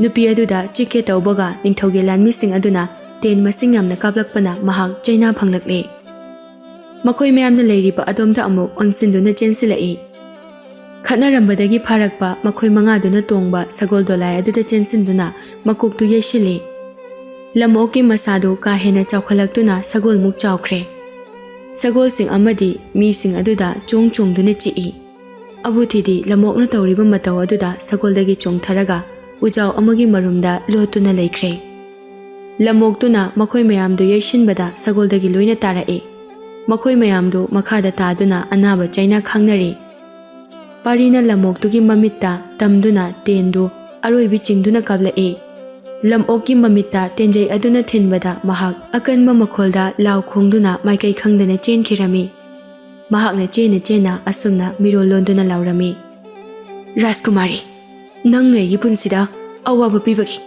ꯑꯩꯅ ꯅꯪꯕꯨ ꯂꯃꯟ ꯈꯨꯝꯕ ꯁꯣꯏꯗꯅ ꯂꯥꯛꯈꯤꯅꯤ꯫ ꯔꯥꯖꯀꯨꯃꯥꯔꯤꯗꯨ ꯌꯥꯝꯅ ꯀꯤꯅ ꯂꯝꯑꯣꯛꯇꯨꯅ ꯆꯦꯟꯈꯤꯕ ꯃꯥꯏꯀꯩ ꯑꯗꯨꯗ ꯌꯦꯡꯂꯝꯃꯤ꯫ ꯃꯅꯥꯛꯇ ꯅꯨꯄꯥ ꯑꯃ ꯆꯦꯟꯁꯤꯜꯂꯛꯄ ꯑꯗꯨꯁꯨ ꯎꯔꯝꯃꯤ꯫ ꯃꯍꯥꯛꯄꯨ ꯍꯧꯒꯠꯂꯛꯎ ꯍꯥꯏꯗꯨꯅ ꯅꯨꯄꯥ ꯑꯗꯨꯅ ꯃꯈꯨꯠ ꯇꯤꯡꯊꯣꯔꯛꯏ꯫ ꯑꯗꯨꯕꯨ ꯅꯨꯄꯤꯗꯨꯗꯤ ꯃꯁꯥꯗꯨ ꯊꯨꯛꯀꯠꯈꯤꯕꯅ ꯀꯞꯂꯤ ꯀꯞꯂꯤ ꯇꯧꯗꯨꯅ ꯃꯈꯥꯗ ꯂꯩ꯫ ꯑꯩꯒꯤ ꯃꯤꯡ ꯄꯥꯔꯤ꯫ ꯑꯩꯈꯣꯏ ꯀꯣꯅꯨꯡ ꯇꯝꯅ ꯆꯠꯀꯗꯕꯅꯤ꯫ ꯈꯔ ꯊꯨꯅ ꯌꯧꯅꯕ ꯍꯥꯏꯗꯨꯅ ꯑꯁꯣꯡꯕ ꯎꯃꯪ ꯑꯁꯤꯗ ꯐꯥꯎꯔꯒ ꯆꯠꯄꯅꯤ꯫ ꯅꯍꯥꯛꯇꯤ ꯅꯇꯣꯝꯇꯔꯥ? ꯀꯅꯥ ꯀꯅꯥ ꯂꯥꯛꯀꯦ? ꯑꯩꯒꯤ ꯃꯤꯡ ꯔꯥꯖꯀꯨꯃꯥꯔꯤ ꯑꯇꯣꯟꯕꯤ ꯀꯧꯖꯩ꯫ ꯍꯧꯖꯤꯛ ꯑꯩꯕꯨ ꯇꯥꯟꯅꯔꯛꯄ ꯂꯝꯃꯣꯛ ꯑꯗꯨꯅ ꯑꯩꯒꯤ ꯏꯄꯨꯔꯣꯏꯕꯅꯤ꯫ ꯃꯐꯝ ꯑꯁꯦ ꯀꯩ ꯂꯝ ꯀꯧꯏ ꯍꯥꯏꯕ ꯑꯩ ꯈꯪꯗꯦ꯫ ꯑꯩꯈꯣꯏꯒꯤ ꯂꯩꯕꯥꯛꯇꯒꯤ ꯀꯌꯥꯝ ꯂꯥꯛꯅ ꯂꯥꯛꯂꯕꯅꯣ ꯍꯥꯏꯕꯁꯨ ꯑꯩ ꯈꯪꯗꯦ꯫ ꯋꯥ ꯉꯥꯡꯅ ꯉꯥꯡꯅ ꯑꯇꯣꯟꯕꯤ ꯀꯞꯂꯛꯏ꯫ ꯄꯥꯔꯤꯅ ꯀꯔꯤꯒꯤ ꯀꯞꯂꯤꯕꯅꯣ? ꯀꯞꯀꯅꯨ꯫ ꯃꯇꯧ ꯀꯔꯝꯅ ꯂꯝꯃꯣꯛ ꯑꯗꯨꯕꯨ ꯅꯪꯒꯤ ꯅꯄꯨꯔꯣꯏꯕ ꯑꯣꯏꯔꯤꯕꯅꯣ? ꯑꯩꯒꯤ ꯂꯥꯏꯕꯛꯇ ꯇꯝꯂꯝꯂꯕꯅꯤ ꯍꯥꯏꯗꯨꯅ ꯑꯩꯒꯤ ꯏꯄꯥꯅ ꯑꯩꯕꯨ ꯑꯣꯛ ꯑꯁꯤꯒ ꯂꯨꯍꯣꯡꯕꯤꯈꯤꯕꯅꯤ꯫ ꯃꯍꯥꯛꯅ ꯑꯣꯛ ꯁꯨꯝ ꯑꯣꯜꯂꯒ ꯂꯩꯕ ꯑꯁꯤꯗ ꯑꯩꯅ ꯃꯤ ꯑꯣꯟꯕ ꯌꯥꯕ꯭ꯔꯥ ꯌꯦꯡꯒꯦ ꯍꯥꯏꯗꯨꯅ ꯋꯥꯍꯩ ꯄꯔꯦꯡ ꯑꯗꯨ ꯃꯄꯨꯡ ꯐꯥꯗ꯭ꯔꯤꯉꯩ ꯇꯨꯡꯗꯒꯤ ꯑꯕꯨꯊꯤꯅ ꯀꯟꯅ ꯂꯥꯎꯔꯛꯏ꯫ ꯄꯥꯔꯤ, ꯁꯤꯗ ꯑꯝꯇ ꯂꯥꯛꯑꯣ꯫ ꯃꯈꯣꯏ ꯑꯃ ꯑꯅꯤꯗꯤ ꯑꯔꯨꯕ ꯐꯤꯕꯝꯗ ꯂꯩꯔꯦ꯫ ꯁꯣꯔ ꯐꯥꯎꯕ ꯃꯄꯨꯡ ꯐꯥꯅ ꯍꯣꯟꯈꯤꯗ꯭ꯔꯦ꯫ ꯄꯥꯔꯤꯗꯨ ꯇꯤꯡꯊꯣꯛꯂꯤꯕ ꯃꯈꯨꯠ ꯑꯗꯨꯅ ꯅꯨꯄꯤ ꯑꯗꯨꯕꯨ ꯆꯤꯡꯈꯠꯇꯨꯅ ꯄꯨꯟꯅ ꯂꯥꯛꯃꯤꯟꯅꯔꯤ꯫ ꯔꯥꯖꯀꯨꯃꯥꯔꯤ ꯑꯇꯣꯟꯕꯤ ꯑꯗꯨꯁꯨ ꯄꯥꯔꯤꯒꯤ ꯃꯁꯛ ꯃꯇꯧ ꯑꯗꯨꯗ ꯑꯍꯦꯟꯕ ꯋꯥꯈꯜ ꯈꯜꯂꯛꯏ꯫ ꯑꯗꯨꯕꯨ ꯃꯌꯥꯝꯅ ꯁꯔꯨ ꯁꯔꯥꯡ ꯇꯦꯛꯇꯨꯅ ꯅꯥꯍꯦꯕꯗꯨ ꯎꯔꯒ ꯈꯜꯂꯤꯕ ꯋꯥꯈꯜ ꯑꯗꯨ ꯃꯇꯥꯡ ꯆꯥꯗꯦ ꯍꯥꯏꯗꯨꯅ ꯅꯥꯊꯩꯈ꯭ꯔꯦ꯫ ꯉꯥꯏꯍꯥꯛꯇꯪ ꯂꯩꯔꯒ ꯀꯥ ꯍꯦꯟꯅ ꯁꯣꯛꯄ ꯃꯈꯣꯏ ꯈꯔ ꯗꯣꯂꯥꯏꯗ ꯍꯥꯞꯂꯒ ꯑꯇꯩꯅ ꯁꯒꯣꯜ ꯊꯧꯔꯒ ꯆꯠꯂꯁꯤ ꯍꯥꯏꯅꯔꯦ꯫ ꯔꯥꯖꯀꯨꯃꯥꯔꯤ, ꯅꯤꯡꯊꯧꯒꯤ ꯌꯥꯊꯪꯅ ꯃꯈꯣꯏꯅ ꯑꯩꯕꯨ ꯐꯥꯔꯒ ꯄꯨꯔꯛꯄꯅꯤ꯫ ꯑꯩꯈꯣꯏꯅ ꯅꯪꯕꯨ ꯃꯇꯧ ꯀꯔꯝꯅ ꯀꯣꯅꯨꯡꯗ ꯄꯨꯒꯅꯤ? ꯁꯣꯡꯂꯕ ꯎꯃꯪ ꯑꯁꯤꯗ ꯑꯩꯕꯨ ꯏꯇꯣꯝꯇ ꯃꯇꯧ ꯀꯔꯝꯅ ꯂꯩꯍꯧꯒꯅꯤ? ꯌꯥꯔꯒꯗꯤ ꯑꯩꯕꯨꯁꯨ ꯅꯈꯣꯏꯒꯤ ꯃꯇꯨꯡ ꯏꯟꯖꯔꯛꯀꯦ꯫ ꯑꯇꯣꯟꯕꯤꯒꯤ ꯀꯥ ꯍꯦꯟꯅ ꯃꯁꯛ ꯐꯖꯕꯗꯨ ꯎꯕꯗ ꯀꯣꯅꯨꯡ ꯌꯧꯔꯒ ꯅꯤꯡꯊꯧ ꯅꯣꯡꯌꯥꯏꯅ ꯃꯍꯥꯛꯀꯤ ꯅꯨꯄꯤ ꯑꯣꯏꯍꯟꯒꯦ ꯍꯥꯏꯔꯛꯀꯅꯤ ꯍꯥꯏꯕ ꯄꯥꯔꯤꯅ ꯈꯪꯏ꯫ ꯃꯍꯥꯛꯅ ꯅꯤꯡꯊꯧꯕꯨ ꯊꯃꯣꯏ ꯁꯦꯡꯅ ꯅꯨꯡꯁꯤꯕꯤꯔꯕꯗꯤ ꯐꯩ꯫ ꯅꯨꯡꯁꯤꯗꯕ ꯄꯥꯝꯗꯕ ꯊꯣꯛꯂꯕꯗꯤ, ꯅꯤꯡꯊꯧꯅ ꯅꯝꯐꯨꯗ ꯂꯨꯍꯣꯡꯒꯅꯤ ꯍꯥꯏꯔꯛꯂꯕꯗꯤ ꯀꯅꯥ ꯑꯃꯠꯇꯅ ꯅꯤꯡꯊꯧꯒꯤ ꯃꯥꯌꯣꯛꯇ ꯂꯦꯞꯄ ꯉꯝꯂꯣꯏ꯫ ꯑꯗꯨꯅ ꯑꯩꯅ ꯃꯍꯥꯛꯄꯨ ꯀꯣꯅꯨꯡꯗ ꯄꯨꯕ ꯄꯥꯝꯗꯦ꯫ ꯄꯥꯔꯤꯗꯨ ꯋꯥꯈꯜ ꯃꯨꯟꯅ ꯈꯜꯂꯤ꯫ ꯑꯕꯨꯊꯤꯅ, ꯍꯦꯔꯥ, ꯅꯨꯄꯤ ꯑꯁꯤ ꯀꯣꯅꯨꯡꯗ ꯄꯨꯕꯗ ꯀꯅꯥꯅ ꯀꯩ ꯍꯥꯏꯔꯛꯇꯣꯏꯅꯣ? ꯑꯩꯒꯤ ꯅꯨꯄꯤꯅꯤ ꯍꯥꯏꯔꯒ ꯂꯣꯏꯔꯦ꯫ ꯄꯥꯔꯤ ꯁꯥꯎꯅ ꯑꯕꯨꯊꯤꯒꯤ ꯈꯧꯔꯤ ꯃꯌꯥꯗ ꯄꯥꯏꯗꯨꯅ, ꯅꯪ ꯅꯨꯄꯤꯁꯤ ꯀꯅꯥꯅꯣ ꯈꯪꯕ꯭ꯔꯥ? ꯃꯍꯥꯛ ꯐꯔꯕꯁꯨ ꯐꯠꯇ꯭ꯔꯕꯁꯨ ꯂꯩꯕꯥꯛ ꯑꯃꯒꯤ ꯔꯥꯖꯀꯨꯃꯥꯔꯤꯅꯤ꯫ ꯃꯁꯥꯅ ꯑꯁꯨꯛ ꯐꯖꯅ ꯍꯥꯏꯖꯔꯤ꯫ ꯁꯦꯠꯂꯤꯕ ꯐꯤꯖꯦꯠ ꯂꯩꯇꯦꯡ ꯑꯁꯤ ꯌꯦꯡꯕꯗ ꯅꯪ ꯈꯪꯕ ꯉꯝꯗꯕ꯭ꯔꯥ? ꯅꯪ ꯉꯁꯤꯈꯛ ꯊꯦꯡꯅꯕ ꯅꯨꯄꯤ ꯑꯁꯤꯒꯤꯗꯃꯛ ꯑꯩꯒꯤ ꯈꯧꯔꯤꯗꯒ ꯄꯥꯏꯗꯅ ꯇꯧꯔꯗꯅ ꯅꯪ ꯃꯍꯥꯛꯁꯦ ꯍꯤꯡꯆꯥꯕꯤ ꯑꯣꯏꯔꯝꯃꯗꯤ ꯀꯝꯗꯧꯅꯤ? ꯑꯁꯤ ꯍꯥꯏꯔꯒ ꯑꯇꯣꯟꯕꯤꯗ ꯁꯥꯎꯅ ꯌꯦꯡꯉꯤ꯫ ꯍꯤꯡꯆꯥꯕꯤ ꯑꯣꯏꯒꯦꯔꯥ ꯃꯤ ꯑꯣꯏꯒꯦꯔꯥ ꯅꯈꯣꯏ ꯃꯌꯥꯝꯒꯤ ꯊꯋꯥꯏ ꯑꯩꯅ ꯈꯟꯕꯤꯕꯅꯤ꯫ ꯑꯗꯨꯗꯤ ꯑꯩꯅ ꯍꯥꯏꯕ ꯌꯥꯐꯝ ꯊꯣꯛꯇꯕ꯭ꯔꯥ? ꯑꯕꯨꯊꯤꯅ, ꯅꯪꯅ ꯑꯩꯒꯤ ꯇꯦꯟ ꯄꯥꯏꯈ꯭ꯔꯒ ꯑꯩꯅ ꯈꯨꯠꯇ ꯈꯨꯠꯂꯥꯏ ꯑꯃꯠꯇ ꯌꯥꯎꯗꯅ ꯑꯆꯧꯕ ꯁꯥ ꯑꯗꯨꯒ ꯃꯇꯧ ꯀꯔꯝꯅ ꯐꯨꯅꯒꯅꯤ?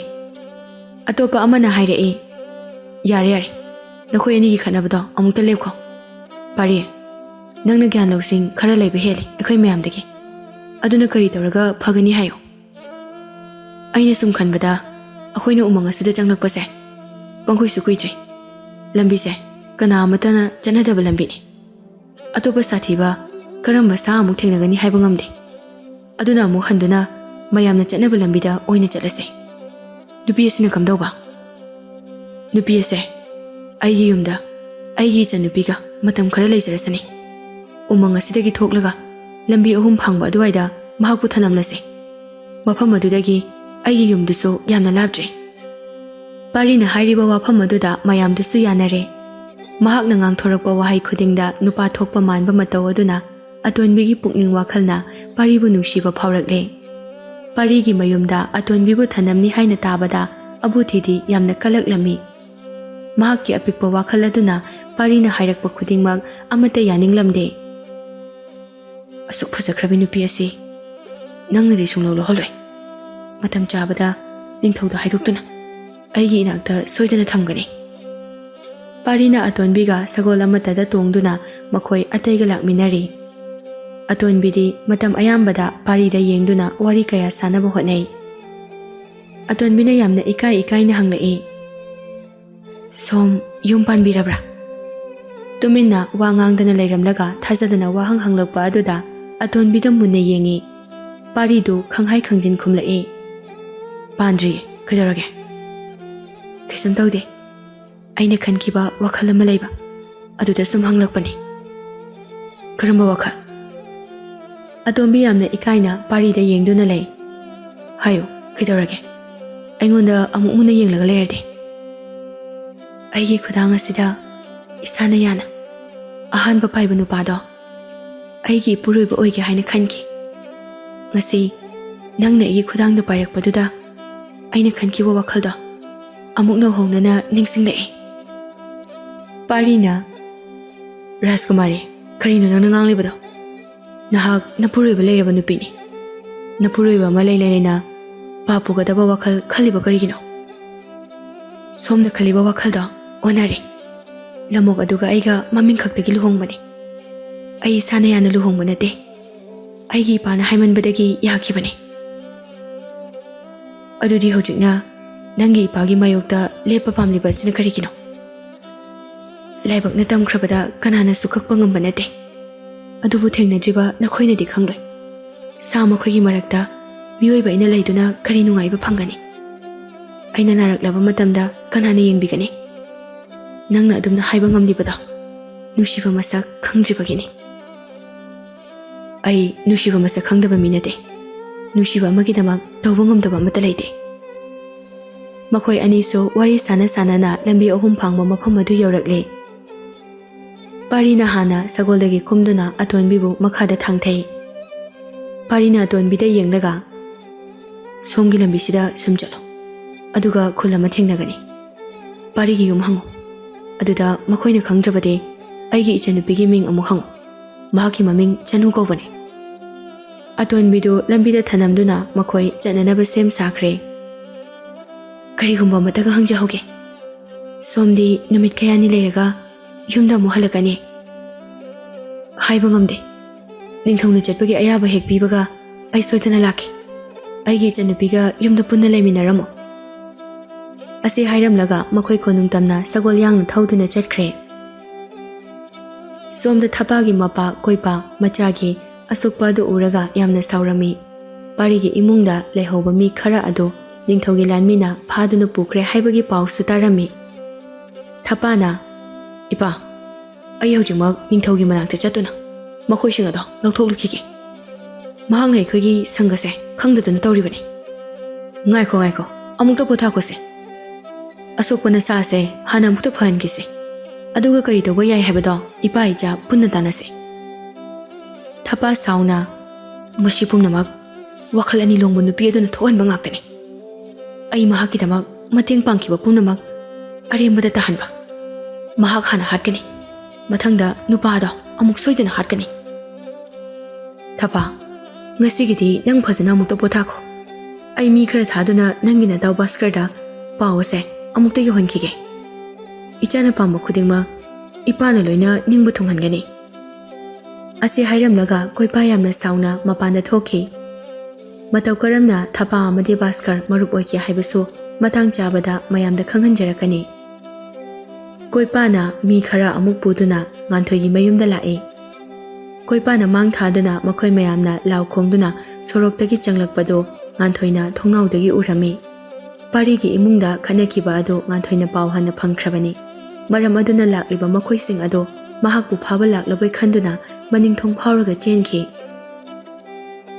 ꯀꯣꯏꯄꯥ ꯆꯪꯂꯛꯄ ꯎꯕꯗ ꯉꯥꯟꯊꯣꯏꯒꯤ ꯃꯄꯥꯗꯨ ꯌꯥꯝꯅ ꯀꯤꯔꯝꯃꯤ ꯏꯕꯥꯏ ꯑꯃꯨꯛ ꯂꯥꯛꯂꯕꯗꯤ ꯀꯩꯗꯧꯕ ꯌꯥꯎꯔꯦ ꯊꯄꯥ ꯊꯤꯕ ꯐꯪꯕꯤꯗ꯭ꯔꯤꯕ ꯍꯧꯖꯤꯛ ꯐꯥꯎꯕ ꯑꯩꯒꯤ ꯏꯆꯥ ꯀꯩꯁꯨ ꯆꯠꯇꯦ ꯌꯨꯝꯗ ꯒ꯭ꯌꯥꯟ ꯇꯥꯅ ꯍꯤꯞꯂꯒ ꯂꯩꯍꯧꯏ ꯅꯆꯥꯅꯨꯄꯤꯗꯨ ꯀꯧꯊꯣꯔꯛꯎ ꯑꯩꯒꯤ ꯏꯆꯥꯃꯛꯅꯤ ꯈꯜꯂꯒ ꯈꯨꯠ ꯄꯦꯟꯅ ꯋꯥꯔꯛꯂꯝꯒꯦ ꯑꯩꯒꯤ ꯏꯆꯥꯒꯤ ꯀꯔꯤ ꯃꯔꯥꯜ ꯂꯩꯕꯅ ꯋꯥꯔꯛꯀꯗꯧꯔꯤꯕꯅꯣ ꯋꯥꯔꯛꯀꯦ ꯍꯥꯏꯔꯕꯁꯨ ꯏꯕꯥꯏ ꯈꯛꯇꯃꯛ ꯂꯥꯛꯂꯒ ꯋꯥꯔꯛꯄꯤꯌꯨ ꯃꯤ ꯃꯌꯥꯝ ꯑꯃ ꯍꯨꯞꯂꯒ ꯂꯥꯛꯂꯤꯕꯁꯤꯗꯤ ꯑꯩꯈꯣꯏꯒꯤ ꯀꯅꯥ ꯂꯩꯇꯦ ꯍꯥꯏꯗꯨꯅ ꯀꯤꯍꯟꯕꯤꯔꯤꯕ꯭ꯔꯥ ꯑꯩꯅ ꯌꯥꯝ ꯐꯖꯅ ꯍꯥꯏꯕꯁꯤꯗ ꯌꯥꯗ꯭ꯔꯕꯅꯤꯅ ꯈꯔ ꯇꯣꯠꯄ ꯇꯥꯔꯦꯗꯣ ꯃꯅꯤꯡꯗ ꯍꯥꯏꯐꯦꯠ ꯑꯣꯟꯊꯣꯛꯂꯒ ꯐꯨꯕ ꯍꯧꯔꯣ ꯍꯥꯏꯅ ꯃꯈꯨꯠꯅ ꯏꯪꯒꯤꯠ ꯑꯃ ꯄꯤꯈꯤ ꯃꯈꯣꯏ ꯑꯍꯨꯝ ꯃꯔꯤ ꯆꯪꯁꯤꯟꯗꯨꯅ ꯉꯥꯟꯊꯣꯏꯒꯤ ꯃꯄꯥꯗꯨ ꯇꯝꯊꯤꯅ ꯐꯨꯔꯝꯃꯤ ꯉꯥꯟꯊꯣꯏꯒꯤ ꯃꯃꯥꯁꯨ ꯈꯟꯅꯕꯒꯤ ꯃꯈꯣꯜ ꯇꯥꯕꯗ ꯃꯄꯥꯟꯗ ꯆꯦꯟꯊꯣꯔꯛꯏ ꯃꯍꯥꯛꯀꯤ ꯃꯄꯨꯔꯣꯏꯕꯕꯨ ꯃꯌꯥꯝ ꯆꯪꯗꯨꯅ ꯐꯨꯕꯗꯨ ꯎꯕꯗ ꯂꯩꯀꯥꯏꯒꯤ ꯃꯤ ꯇꯥꯅꯅꯕ ꯈꯣꯏꯂꯥꯎ ꯂꯥꯎꯔꯝꯃꯤ ꯑꯗꯨꯕꯨ ꯂꯥꯛꯂꯤꯕ ꯃꯤꯑꯣꯏꯁꯤꯡ ꯑꯗꯨ ꯃꯁꯛ ꯈꯪꯕꯅ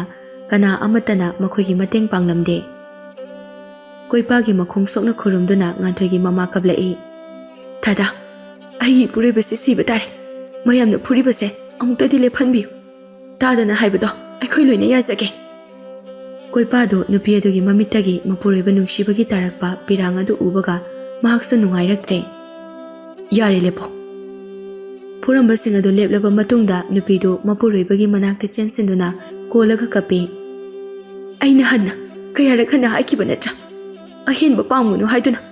ꯍꯧꯖꯤꯛꯇꯤ ꯑꯋꯥ ꯆꯩꯊꯦꯡ ꯐꯪꯂꯕꯅꯤꯅ ꯃꯥꯡꯖꯍꯧꯔꯤꯕꯁꯦ ꯑꯩꯈꯣꯏ ꯈꯛꯇꯅꯤ꯫ ꯏꯆꯥ ꯑꯃꯈꯛ ꯌꯥꯎꯖꯕ ꯑꯁꯤꯅ ꯑꯩꯈꯣꯏꯕꯨ ꯅꯨꯡꯉꯥꯏꯅ ꯊꯝꯕꯒꯤ ꯃꯍꯨꯠꯇ ꯉꯟꯅ ꯁꯤꯅꯕ ꯊꯧꯔꯥꯡꯕꯒ ꯆꯞ ꯃꯥꯟꯅꯔꯦ꯫ ꯅꯆꯥꯅꯁꯨ ꯋꯥꯔꯛꯄ ꯉꯝꯂꯣꯏꯗꯕ ꯅꯨꯄꯤ ꯑꯣꯏꯔꯕꯁꯨ ꯅꯨꯄꯥ ꯑꯣꯏꯔꯕꯁꯨ ꯍꯥꯠꯇꯣꯛꯈꯣ꯫ ꯑꯩꯈꯣꯏꯅ ꯅꯣꯏꯗ ꯃꯇꯦꯡ ꯑꯗꯨꯛ ꯌꯥꯝꯅ ꯄꯥꯡꯂꯤꯕ ꯑꯗꯨꯗ ꯀꯔꯤ ꯄꯦꯟꯗꯕ ꯂꯩꯕꯒꯤ ꯑꯍꯦꯟꯕ ꯑꯃꯨꯛ ꯄꯥꯝꯂꯤꯕꯅꯣ?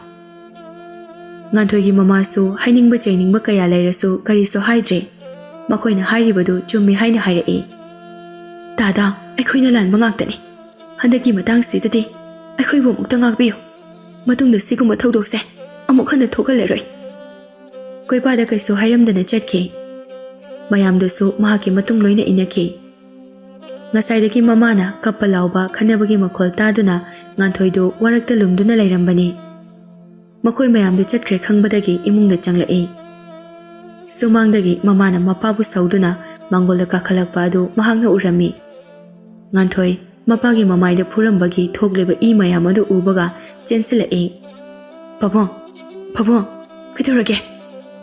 ꯅꯪ ꯅꯄꯥꯅ ꯑꯁꯨꯝꯅ ꯁꯣꯛꯄꯁꯤ ꯎꯔꯒ ꯄꯦꯜꯂꯕ ꯅꯠꯇ꯭ꯔꯣ? ꯅꯪ ꯑꯩꯈꯣꯏꯗ ꯏꯃꯥ ꯕꯥꯕꯥ ꯍꯥꯏꯅ ꯑꯃꯨꯛ ꯍꯟꯅ ꯀꯧꯔꯛꯀꯅꯨ꯫ ꯅꯪꯁꯨ ꯑꯩꯈꯣꯏꯅ ꯏꯆꯥꯅꯤ ꯍꯥꯏꯗꯨꯅ ꯈꯟꯖꯕꯅꯤ꯫ ꯏꯃꯥ, ꯑꯗꯨꯝꯅ ꯍꯥꯏꯒꯅꯨ꯫ ꯑꯩ ꯏꯃꯥ ꯏꯄꯥꯅ ꯌꯥꯗꯕ ꯊꯕꯛ ꯑꯃꯨꯛ ꯍꯟꯅ ꯇꯧꯔꯔꯣꯏꯌꯦ꯫ ꯍꯟꯗꯛꯀꯤꯁꯤ ꯃꯇꯪꯗꯤ ꯅꯆꯥꯕꯨ ꯉꯥꯛꯄꯤꯌꯨ ꯏꯃꯥ꯫ ꯃꯃꯥꯗꯣ ꯉꯥꯟꯊꯣꯏꯗ ꯄꯦꯟꯗꯅ ꯌꯦꯡꯗꯨꯅ, ꯑꯩꯅ ꯀꯌꯥꯔꯛ ꯍꯟꯅ ꯍꯥꯏꯈꯤꯕ ꯅꯠꯇ꯭ꯔꯥ ꯏꯁꯥꯒ ꯆꯥꯟꯅꯗꯅ ꯁꯪꯒ ꯂꯩꯕ ꯃꯔꯜ ꯃꯊꯨꯝ ꯂꯩꯕ ꯌꯥꯝꯅ ꯄꯥꯝꯒꯅꯨ ꯍꯥꯏꯗꯨꯅ? ꯃꯇꯝ ꯑꯗꯨꯗ ꯅꯄꯥꯅ ꯆꯥꯅ ꯑꯩꯕꯨ ꯑꯉꯥꯎꯕꯤ ꯇꯥꯍꯟꯈꯤꯕꯅꯤ꯫ ꯃꯗꯨꯒꯤ ꯃꯍꯩꯅꯤ ꯍꯧꯖꯤꯛ ꯑꯩꯈꯣꯏꯅ ꯐꯪꯂꯤꯕꯁꯦ꯫ ꯄꯔꯤꯗꯨꯅ ꯅꯪꯉꯣꯟꯗ ꯀꯌꯥꯝ ꯋꯥꯔꯧꯔꯝꯒꯅꯤ꯫ ꯃꯍꯥꯛꯅ ꯃꯌꯨꯝꯗ ꯍꯦꯛ ꯍꯜꯂꯛꯄꯒ ꯅꯪꯕꯨ ꯅꯨꯡꯁꯤꯕꯅ ꯅꯪꯕꯨ ꯊꯤꯔꯛꯂꯤ꯫ ꯑꯗꯨꯒ ꯄꯨꯛꯆꯦꯜ ꯂꯦꯞꯇꯕꯤ ꯅꯪꯅ ꯃꯔꯝ ꯑꯣꯏꯔꯒ ꯃꯤꯒꯤ ꯑꯉꯥꯡꯗꯣ ꯐꯨꯕꯤꯈ꯭ꯔꯦꯗꯅ꯫ ꯍꯧꯖꯤꯛꯇꯤ ꯑꯇꯤꯌꯥꯗ ꯁꯤꯠꯀꯠꯈꯤꯕ ꯇꯤꯟ ꯑꯗꯣ ꯅꯃꯥꯏꯗ ꯇꯥꯔꯛꯂꯕꯅꯤ꯫ ꯑꯁꯨꯝꯅ ꯃꯃꯥꯒ ꯃꯄꯥꯒ ꯂꯣꯏꯅꯅ ꯉꯥꯟꯊꯣꯏꯗꯨ ꯀꯞꯃꯤꯟꯅꯔꯤ꯫ ꯑꯇꯣꯟꯕꯤꯗꯨ ꯊꯦꯡꯅꯕ ꯃꯤ ꯈꯨꯗꯤꯡꯒꯤ ꯄꯥꯔꯤꯒꯤ ꯑꯃꯁꯨꯡ ꯆꯅꯨꯒꯤ ꯃꯤꯡ ꯍꯪꯗꯨꯅ ꯂꯥꯛꯄꯅ ꯑꯔꯣꯏꯕꯗ ꯄꯥꯔꯤꯒꯤ ꯃꯌꯨꯝꯗꯨ ꯐꯪꯂꯝꯃꯤ꯫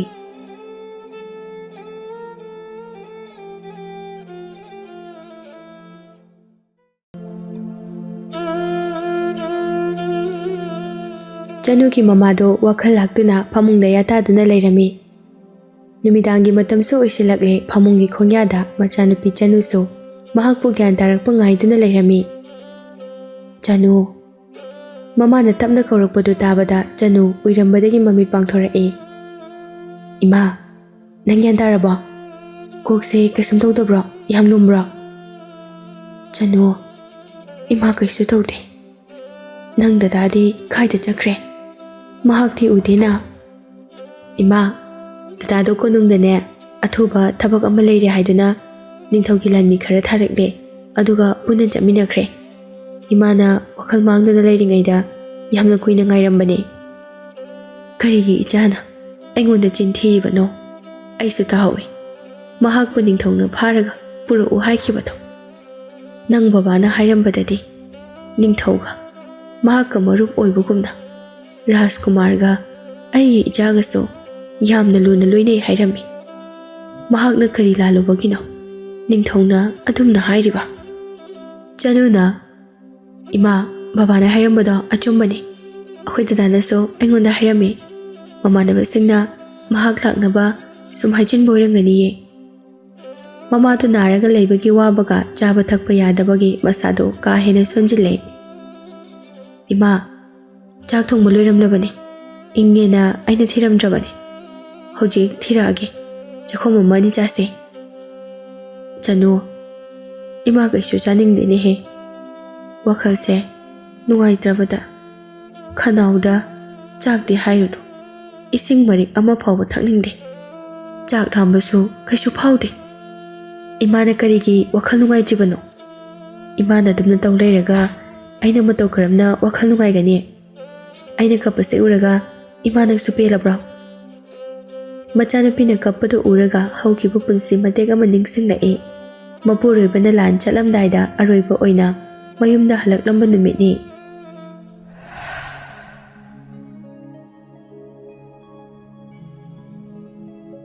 Numidangi matamdani parigi mapadu yamna phingna yumda changraklami. Tamadu chakhumda chak insang thongba loiraklaga thigi tarakpa matamni. Mapuroibana yamna hathuna changrakpadu ubada Tamado mapuroibada yengduna lei. Kaidaurage aduk yam pakhatpa mana laklibade. Tama ai lan chattaba yadre. Chatringai nanga mukta thengnage haiduna laklibani. Moi babong Lando, nang mo yaudrabadi iya yadraba. Ngarang aigi mangso inung nungairamni. Yaradi ahingsimadi chatpikhino. Madu yaruni dama matam kuina ningthongna aibu yopi thakbiduna mateng pangduna lakpani. Asigumba chiraba tanpham asida aina na thairabadi ningthongna aibu warokini. Paridi yaurakraba. Yaurakte. Konungda Rajkumarga sanaduna lehobani. Mangonda hayramdana itomta adum laklabani. Tamana ibuk thogi chap mama aigi manakta thambagi mahutta nangna konungda mahi tamani haiduna pubikre. Imung asida mama kanagi machano khangdaba angang asiga leibase kiramoi khanbro.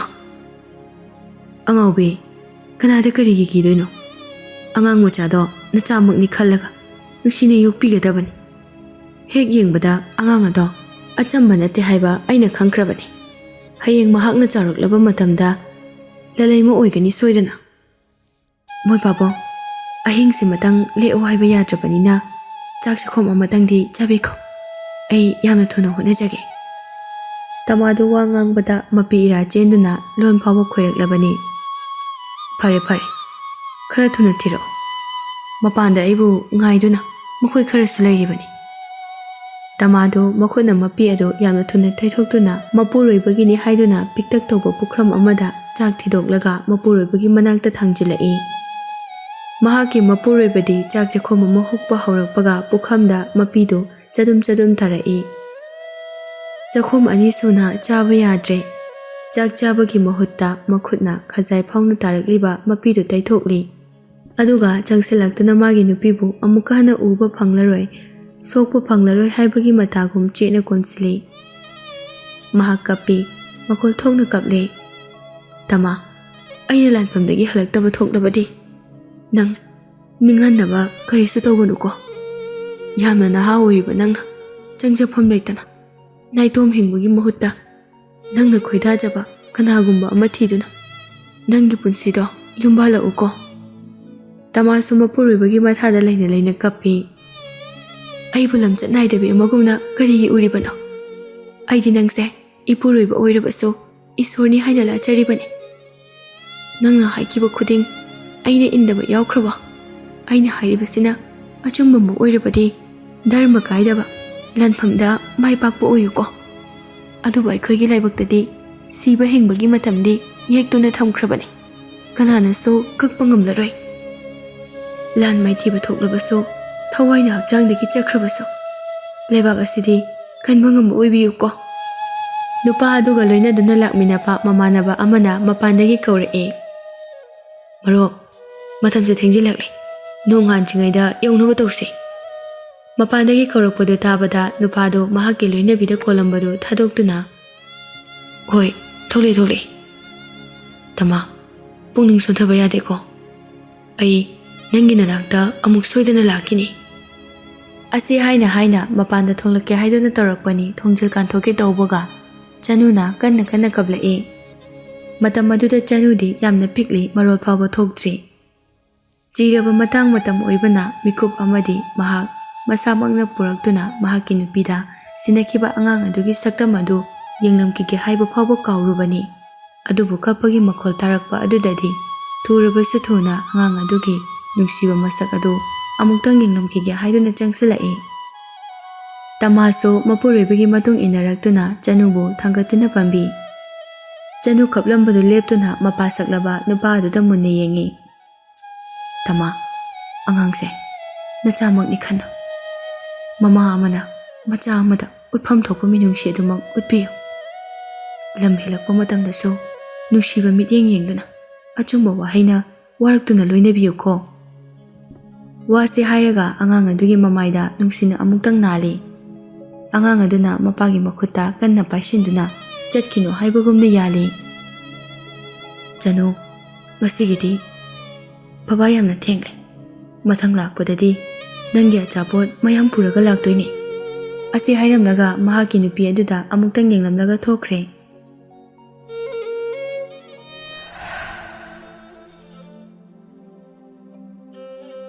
Haukraba punsigi tangkak ama wakhalda lamsinduna khallubani. Amukta takhidriba nupi amagi khonjal tarakpada mahak taibangda amuk lae. Yumsibu mi leibro kana kana leke. Chanusu kawragliba khonjal adu tabada mapanda thoklae. Thabalgi mangalda laiga masak manaba nupi ama leptuna leirambadu ubada masadu sailawe. Chanu mira laira haiduna yengduna lei. Atonbina Sibu parigi yum natabra. Mane, akoy dadadi yum dalaite. Sombu kanano. Atonbi ngay haktuki oina, machinda tolakpa ama haijinki. Ay mahaki mamanabine. Ay gijangjapam amta laitre. Matam kharadi mahaki yum sida lairamu haiduna ay putharakpani. Mafam asida laijaba yagadra. Chanu kumbam khangde leheningdabagi wadi nate imungi oiriba phibam aduna marol thoktabani. Mapanda mi amana nganglibadu kari hairibano haina khangdrabaso nupini haibadi tamana su khanglame. Chanu kanano imungda changhala udana. Iche chango imungda. Atonbi changlakpa ubada tamadu su yengthore. Mamai mamita kari su yeksinda chamna phajabi. Hek yengbada matik magul leina changkhonbi nupi adu ubada mahak nupi adu kanano haiba khangningbana langtaknarae. Ibema nangdi kanano? Ima ai parigi mamanabine. Mahakna matam kharadi mahaki yumsida leiramu haiduna aibu thabirakpani. Matam khara leiraga ai amu soidana hanjakige. Tamadi mamanabine hairakpaduda maithongdo amuk maksinke. Mahakti nupi adu ahanba ubada mamong nupi oiningbagi apamba adu leikrabani. Karigi matam kharatang leidoino. Punsi chupa aigi ichaga akoy ahum punna laimina-doini. Machanupida amuk onsinduna. Chanu nachegi pida ama piyudana. Imagi upuda phanek asengba yawbani. Nacheda ama piyuni nangbo. Chanudi mama ison sona lairamlaga lakliba nupi adu ubadagi wa khandaga nganglakpa aduna henna haraujai. Iche sida phambiyo. Ai iche na hongdoknaba phanek pujarake. Yum aduda leiriba makhoi humgi apambadi amatani. Tamana atonbibo mamong nupi oiba pamni. Chanunaso manama oiba pamni aduga ngasitang yum aduda lakpa nupi aduna yum adugi mau oiba pamni. Makhoi ahumgi apamba ase ningba thunghangi hairabadi paridagi ayaba lobo asitani. Tamana mathamoida khali. Asuk magul lebi nupi asibu. Aigi ichana nahan makai. Mama aingonda haiba nantene. Imaw asina ikaidana. Mama nabini haijinba soidana oirangani. Makoy ahumdo ahingdo mapuna laiminarami. Somna kanda Rajkumari Sanado handak marak wakhal leitana leiba ngamlamde. Manakta mi leiriba makai kharaphai matomda leirakpa khudingi mama amuk mahaki manaw nupi tamphabo amuk ningsinglae. Imhana piramba khudabda mangkiba numitagi aigi isada amuk halarroidaba lanna mamangkibagum isada phawri. Mahakna yengkiba amada yengduna leibadu ubada manai nubina hairae. Rajkumari karigino handak marak adumna wakal sontaduna leiribade. Khangdida itasa handakti aigi wakalse apunaba amana puduna adum chale. Aigi ima amadi inaw nupiso mangda toina toina oi. Ai makhoibu kaw haiba ngamdre. Rajkumari chatkiba makhoigi wakal khanduna ꯀꯔꯤꯒꯤ ꯄꯨꯛꯅꯤꯡ ꯋꯥꯍꯜꯂꯤꯕꯅꯣ? ꯃꯈꯣꯏꯗꯤ ꯃꯄꯣꯛ ꯑꯃꯗ ꯄꯣꯛꯇꯨꯅ ꯑꯅꯧꯕ ꯊꯋꯥꯏ ꯑꯃ ꯑꯣꯏꯅ ꯄꯥꯜꯂꯝꯂꯅꯤ꯫ ꯑꯩꯈꯣꯏꯁꯨ ꯉꯁꯤ ꯍꯌꯦꯡ ꯇꯝꯕ ꯉꯝꯕ ꯅꯠꯇꯦ꯫ ꯍꯤꯡꯂꯤꯉꯩꯁꯤꯗ ꯋꯥꯈꯜ ꯅꯨꯡꯉꯥꯏꯅ ꯂꯩꯕꯅ ꯐꯠꯇ꯭ꯔꯣ? ꯁꯅꯥꯗꯣ ꯑꯃꯨꯛ ꯇꯨꯃꯤꯟꯅ ꯂꯩꯈ꯭ꯔꯦ꯫ ꯏꯇꯥ ꯃꯌꯥꯝ, ꯑꯩ ꯏꯁꯥꯁꯦ ꯏꯄꯨꯟ ꯄꯨꯡꯈꯠꯂꯤ꯫ ꯃꯄꯥꯟꯗ ꯉꯥꯏꯍꯥꯛ ꯁꯨꯝ ꯊꯣꯛꯇꯨꯅ ꯏꯁꯥꯗ ꯑꯏꯪꯕ ꯅꯨꯡꯁꯤꯠꯅ ꯄꯨꯍꯟꯅꯤꯡꯉꯦ꯫ ꯐꯒꯅꯤ, ꯊꯣꯛꯂꯨꯁꯦ꯫ ꯅꯥꯀꯜ ꯑꯃꯔꯣꯝꯗ ꯍꯤꯡꯆꯥꯕꯤ ꯑꯃꯅ ꯃꯍꯥꯛꯀꯤ ꯌꯥꯝꯂꯕ ꯁꯟꯕꯤ ꯑꯃꯁꯨꯡ ꯌꯥꯎꯁꯤꯡ ꯍꯣꯏꯆꯟꯗꯨꯅ ꯃꯌꯨꯝꯂꯣꯝꯗ ꯂꯥꯛꯂꯤ꯫ ꯁꯟꯕꯤꯁꯤꯡ ꯑꯃꯗꯤ ꯌꯥꯎꯁꯤꯡ ꯑꯗꯨ ꯃꯀꯣꯟꯗ ꯊꯝꯂꯝꯂꯕ ꯃꯇꯨꯡꯗ ꯃꯍꯥꯛꯀꯤ ꯌꯨꯝꯗ ꯆꯪꯂꯛꯏ꯫ ꯃꯍꯥꯛꯀꯤ ꯃꯌꯨꯝꯗꯨ ꯑꯁꯨꯛꯀꯤ ꯃꯇꯤꯛ ꯆꯥꯎꯏ, ꯁꯥꯒꯤ ꯁꯔꯨ ꯁꯌꯥꯡꯅ ꯃꯐꯝ ꯀꯌꯥꯗ ꯌꯥꯟꯗꯨꯅ ꯊꯝꯃꯤ꯫ ꯇꯥꯏꯕꯪ ꯃꯤ ꯑꯃꯅ ꯍꯦꯛ ꯎꯕꯗ ꯁꯣꯏꯗꯅ ꯑꯀꯤꯕ ꯐꯥꯎꯒꯅꯤ꯫ ꯍꯥꯟꯅ ꯍꯦꯛ ꯍꯦꯛ ꯇꯧꯕ ꯃꯇꯧꯒꯨꯝ ꯃꯍꯥꯛ ꯀꯥ ꯑꯃꯗ ꯆꯪꯂꯛꯏ꯫ ꯀꯥ ꯑꯗꯨꯗ ꯂꯩꯔꯤꯕ ꯃꯁꯛ ꯃꯇꯧ ꯐꯖꯕꯤ ꯇꯥꯏꯕꯪ ꯅꯨꯄꯤ ꯑꯗꯨꯗ ꯍꯤꯡꯆꯥꯕꯤ ꯑꯗꯨꯅ ꯌꯦꯡꯂꯒ ꯍꯥꯏꯔꯛꯏ, "ꯏꯆꯥꯅꯨꯄꯤ, ꯀꯩꯗꯧꯔꯦ ꯅꯪꯅ ꯋꯥꯈꯜ ꯋꯥꯅ ꯂꯩꯔꯤꯕꯗꯤ?" "ꯏꯃꯥ ꯍꯤꯡꯆꯥꯕꯤ, ꯑꯩꯕꯨ ꯀꯥ ꯃꯅꯨꯡꯁꯤꯗ ꯀꯌꯥꯝ ꯀꯨꯏꯅ ꯐꯥꯖꯤꯟꯗꯨꯅ ꯊꯝꯈꯤꯅꯤ? ꯑꯩ ꯁꯣꯏꯗꯅ ꯑꯉꯥꯎꯕꯤ ꯍꯥꯏꯕꯗꯨ ꯑꯣꯏꯔꯅꯤ꯫ ꯑꯩꯗꯤ ꯍꯤꯡꯆꯥꯕꯤ ꯑꯣꯏꯖꯔꯕꯁꯨ ꯇꯥꯏꯕꯪ ꯃꯤ ꯅꯈꯣꯏꯕꯨ ꯆꯥꯕ ꯄꯥꯝꯗꯦ꯫ ꯑꯗꯨꯅꯅꯤ ꯑꯩꯅ ꯅꯪꯕꯨ ꯉꯁꯤ ꯐꯥꯎꯕ ꯆꯥꯗꯅ ꯀꯥ ꯃꯅꯨꯡꯗ ꯆꯥꯒꯨꯝꯅ ꯌꯣꯛꯇꯨꯅ ꯊꯝꯂꯤꯕ꯫ ꯑꯩꯕꯨ ꯀꯥ ꯃꯅꯨꯡ ꯑꯁꯤꯗ ꯑꯁꯨꯝꯅ ꯊꯝꯕꯒꯤ ꯃꯍꯨꯠꯇ ꯑꯩꯒꯤ ꯍꯛꯆꯥꯡ ꯀꯌꯥꯠ ꯄꯨꯝꯕ ꯑꯃꯠꯇ ꯂꯦꯝꯗꯅ ꯂꯣꯏꯅ ꯆꯥꯊꯣꯛꯄꯤꯌꯨ, ꯑꯗꯨꯅ ꯍꯦꯟꯅ ꯐꯩ." "ꯀꯔꯤꯒꯤꯅꯣ ꯏꯆꯥꯅꯨꯄꯤ ꯅꯪꯅ ꯑꯗꯨꯝꯅ ꯉꯥꯡꯂꯤꯕꯗꯤ? ꯅꯪ ꯂꯩꯇ꯭ꯔꯕꯗꯤ ꯑꯩꯗꯤ ꯀꯅꯥꯒ ꯂꯩꯍꯧꯒꯅꯤ? ꯅꯪ ꯂꯩꯕꯅ ꯑꯩꯅ ꯃꯐꯝ ꯑꯁꯤꯗ ꯀꯔꯤꯁꯨ ꯈꯟꯗꯅ ꯂꯩꯕꯅꯤ꯫ ꯍꯤꯡꯆꯥꯕꯤ ꯅꯈꯣꯏꯒ ꯃꯤꯑꯣꯏꯕ ꯑꯩꯈꯣꯏꯒ ꯂꯝꯆꯠ ꯁꯥꯖꯠꯇꯒꯤ ꯍꯧꯔꯒ ꯆꯤꯟꯖꯥꯛꯁꯨ ꯑꯃꯠꯇ ꯃꯥꯟꯅꯗꯦ꯫ ꯑꯩꯁꯨ ꯇꯥꯏꯕꯪ ꯃꯤꯒꯤ ꯃꯔꯛꯇ ꯅꯨꯡꯉꯥꯏꯅ ꯍꯤꯡꯕ ꯄꯥꯝꯃꯤ꯫ ꯑꯩꯕꯨ ꯊꯥꯗꯣꯛꯄꯤꯌꯨ꯫ ꯅꯪꯁꯨ ꯅꯈꯣꯏꯒ ꯆꯠ ꯃꯥꯟꯅꯕ ꯀꯥꯡꯂꯨꯞꯀ ꯄꯨꯟꯅ ꯅꯨꯡꯉꯥꯏꯅ ꯂꯩꯔꯨꯆꯨꯑꯣ."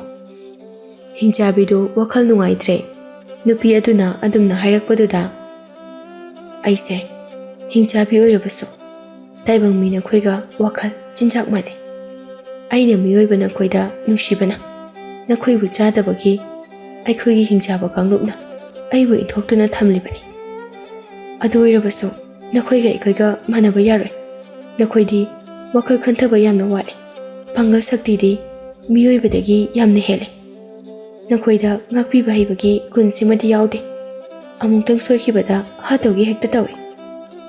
"ꯏꯆꯥꯅꯨꯄꯤ, ꯆꯨꯝꯃꯤ, ꯑꯩ ꯁꯛꯇꯤ ꯌꯥꯝꯅ ꯂꯩ꯫ ꯑꯩꯅ ꯇꯧꯅꯤꯡꯕ ꯇꯧꯕ ꯉꯝꯃꯤ꯫ ꯑꯗꯨꯕꯨ ꯑꯩꯅ ꯉꯁꯤ ꯐꯥꯎꯕ ꯇꯥꯏꯕꯪ ꯃꯤꯑꯣꯏꯕ ꯑꯃꯠꯇ ꯍꯥꯠꯈꯤꯗ꯭ꯔꯤ꯫ ꯏꯃꯥ ꯍꯤꯡꯆꯥꯕꯤ, ꯑꯩꯕꯨ ꯍꯌꯦꯡꯗꯒꯤ ꯃꯄꯥꯟꯗ ꯈꯔ ꯈꯔ ꯄꯨꯊꯣꯛꯄꯤꯌꯨ꯫ ꯑꯃꯝꯕ ꯀꯥ ꯃꯅꯨꯡꯁꯤꯗ ꯑꯩꯕꯨ ꯁꯨꯝ ꯊꯝꯂꯕꯗꯤ ꯑꯩ ꯑꯉꯥꯎꯕꯤ ꯑꯣꯟꯗꯨꯅ ꯏꯁꯥ ꯏꯇꯣꯝꯇ ꯁꯤꯕꯅ ꯍꯥꯜꯂꯅꯤꯌꯦ꯫ ꯑꯩꯅ ꯊꯕꯛ ꯆꯠꯊꯣꯛꯈ꯭ꯔꯤꯉꯩ ꯅꯪ ꯑꯃꯨꯛ ꯆꯦꯟꯈꯤꯕ ꯊꯣꯛꯂꯕꯗꯤ ꯀꯝꯗꯧꯕ? ꯑꯩꯅ ꯄꯤꯁꯛ ꯄꯤꯛꯂꯤꯉꯩ ꯏꯃꯥ ꯍꯤꯡꯆꯥꯕꯤꯒꯤ ꯃꯅꯥꯛꯇ ꯑꯗꯨꯝ ꯂꯩꯔꯛꯂꯕꯅꯤ꯫ ꯑꯩꯈꯣꯏꯅ ꯂꯩꯔꯤꯕ ꯃꯐꯝ ꯑꯁꯦ ꯀꯗꯥꯏꯗꯅꯣ ꯍꯥꯏꯕꯁꯨ ꯑꯩꯗꯤ ꯈꯪꯗꯦ꯫ ꯑꯩꯅ ꯆꯦꯟꯈꯤꯕ ꯊꯣꯛꯂꯕꯁꯨ ꯅꯪꯒꯤ ꯁꯛꯇꯤꯅ ꯑꯩꯕꯨ ꯂꯥꯏꯅ ꯐꯥꯒꯅꯤ ꯍꯥꯏꯕ ꯑꯩ ꯈꯪꯏ꯫ ꯑꯗꯨꯅ ꯑꯩ ꯀꯩꯁꯨ ꯆꯦꯜꯂꯣꯏ꯫ ꯃꯄꯥꯟꯒꯤ ꯁꯪꯁꯥꯔꯁꯦ ꯁꯨꯝ ꯌꯦꯡꯅꯤꯡꯕꯒꯤ ꯍꯥꯏꯕꯅꯤ." ꯍꯤꯡꯆꯥꯕꯤꯗꯣ ꯍꯧꯖꯤꯛꯇꯤ ꯅꯨꯄꯤ ꯑꯗꯨꯒꯤ ꯋꯥꯐꯝ ꯑꯗꯨꯗ ꯌꯥꯔꯦ꯫ "ꯆꯨꯝꯃꯤ ꯆꯨꯝꯃꯤ ꯏꯆꯥꯅ ꯍꯥꯏꯕ꯫ ꯏꯆꯥꯅ ꯆꯦꯟꯅꯕ ꯍꯣꯠꯅꯔꯕꯁꯨ ꯀꯔꯤꯁꯨ ꯀꯥꯟꯅꯔꯣꯏ꯫ ꯑꯩꯅ ꯂꯥꯏꯅ ꯊꯤꯕ ꯉꯝꯒꯅꯤ꯫ ꯑꯗꯨꯗꯤ ꯍꯌꯦꯡꯗꯒꯤ ꯑꯩꯅ ꯁꯟꯕꯤ ꯑꯃꯁꯨꯡ ꯌꯥꯎ ꯁꯦꯟꯅꯕ ꯆꯠꯂꯤꯉꯩ ꯃꯄꯥꯟꯗ ꯑꯩꯕꯨ ꯉꯥꯏꯗꯨꯅ ꯂꯩꯔꯝꯃꯨꯀꯣ." ꯑꯁꯨꯝꯅ ꯃꯈꯣꯏ ꯑꯅꯤ ꯋꯥꯐꯝ ꯑꯁꯤꯗ ꯌꯥꯅꯗꯨꯅ ꯑꯍꯤꯡꯗꯨꯃ ꯍꯧꯈꯤ꯫ ꯃꯊꯪꯒꯤ ꯑꯌꯨꯛꯇ ꯄꯥꯔꯤ ꯑꯃꯁꯨꯡ ꯃꯅꯥꯏ ꯃꯁꯦꯜ ꯃꯌꯥꯝꯗꯣ ꯀꯣꯅꯨꯡꯗ ꯌꯧꯔꯛꯂꯝꯃꯤ꯫ ꯅꯤꯡꯊꯧꯅ ꯄꯥꯔꯤꯕꯨ ꯐꯥꯔꯒ ꯄꯨꯔꯛꯎ ꯍꯥꯏꯈꯤꯕꯅ ꯄꯥꯔꯤꯕꯨ ꯃꯈꯨꯠ ꯃꯈꯣꯡ ꯄꯨꯟꯁꯤꯟꯗꯨꯅ ꯄꯨꯔꯛꯏ꯫ ꯀꯣꯅꯨꯡ ꯌꯧꯔꯕꯗ ꯅꯤꯡꯊꯧ ꯅꯣꯡꯌꯥꯏꯅ ꯂꯧꯊꯣꯛꯎ ꯍꯥꯏꯕꯗꯒꯤ ꯄꯨꯟꯁꯤꯜꯂꯤꯕꯁꯤꯡ ꯑꯗꯨ ꯂꯧꯊꯣꯛꯂꯝꯃꯤ꯫ ꯂꯥꯛꯂꯤꯕ ꯃꯈꯣꯏꯁꯤꯡ ꯑꯗꯨ ꯊꯪꯅꯕ ꯅꯨꯡꯗꯥꯡꯗ ꯂꯝꯑꯣꯛꯅ ꯃꯁꯥꯗ ꯌꯩꯁꯤꯜꯂꯝꯕꯒꯤ ꯅꯤꯡꯊꯧꯒꯤ ꯃꯃꯥꯡꯗ ꯆꯨꯝꯅ ꯂꯦꯞꯄ ꯐꯥꯎꯕ ꯌꯥꯝꯅ ꯋꯥꯔꯝꯃꯤ꯫ "ꯀꯩꯗꯧꯔꯦ? ꯅꯈꯣꯏ ꯃꯌꯥꯝ ꯅꯁꯥꯁꯤꯡꯗꯨ ꯌꯦꯡꯕꯗ..." "ꯏꯅꯤꯡꯊꯧ, ꯉꯔꯥꯡ ꯑꯩꯈꯣꯏꯅ ꯂꯥꯛꯄꯗ ꯑꯆꯧꯕ ꯂꯝꯑꯣꯛ ꯑꯃ ꯊꯦꯡꯅꯗꯨꯅ ꯑꯩꯈꯣꯏꯅ ꯐꯥꯅꯅꯕ ꯍꯣꯠꯅꯕꯗ ꯃꯍꯥꯛꯅ ꯌꯩꯁꯤꯜꯂꯝꯕꯗꯒꯤ ꯁꯣꯛꯄꯅꯤ꯫ ꯅꯈꯨꯠꯇ ꯈꯨꯠꯂꯥꯏꯁꯨ ꯄꯥꯏꯔꯤꯕ ꯅꯈꯣꯏ ꯑꯗꯨꯛ ꯌꯥꯝꯕꯕꯨ ꯂꯝꯑꯣꯛ ꯑꯃꯅ ꯃꯇꯧ ꯀꯔꯝꯅ ꯂꯥꯛꯆꯔꯤꯕꯅꯣ?" ꯑꯕꯨꯊꯤꯅ ꯑꯃꯨꯛ ꯈꯨꯝꯂꯛꯏ꯫ "ꯏꯅꯤꯡꯊꯧ, ꯂꯝꯑꯣꯛꯇꯣ ꯑꯆꯝꯕ ꯂꯝꯑꯣꯛ ꯅꯠꯇꯦ꯫ ꯑꯩꯈꯣꯏꯅ ꯇꯣꯡꯗꯨꯅ ꯆꯠꯂꯤꯕ ꯁꯒꯣꯜꯃꯨꯛ ꯆꯥꯎꯏ꯫ ꯑꯩꯒ ꯌꯥꯎꯔꯝꯗ꯭ꯔꯕꯗꯤ ꯆꯠꯂꯤꯕ ꯑꯩꯈꯣꯏ ꯄꯨꯝꯕ ꯂꯣꯏꯅ ꯁꯤꯔꯝꯒꯅꯤ꯫ Nongyaidu abuthibu achamba lanmi amani khanduna lakpani. Hairagliba adu tabada ingak-ngakna hanglai. Adudi lamok adudi phaba ngamlabra. Kaida thaname. Iningthau lamok adumakti phaba ngamjahudre. Adubu aina paiba tenjay asina mahaki mamita thabatuda mahak ngauduna chenkre. Aina haribase achumbani aranbani khanglingdabaso parida hango. Mahakti amukta oidaba ngangdabanina mahakna sengmoda soidana hairakani.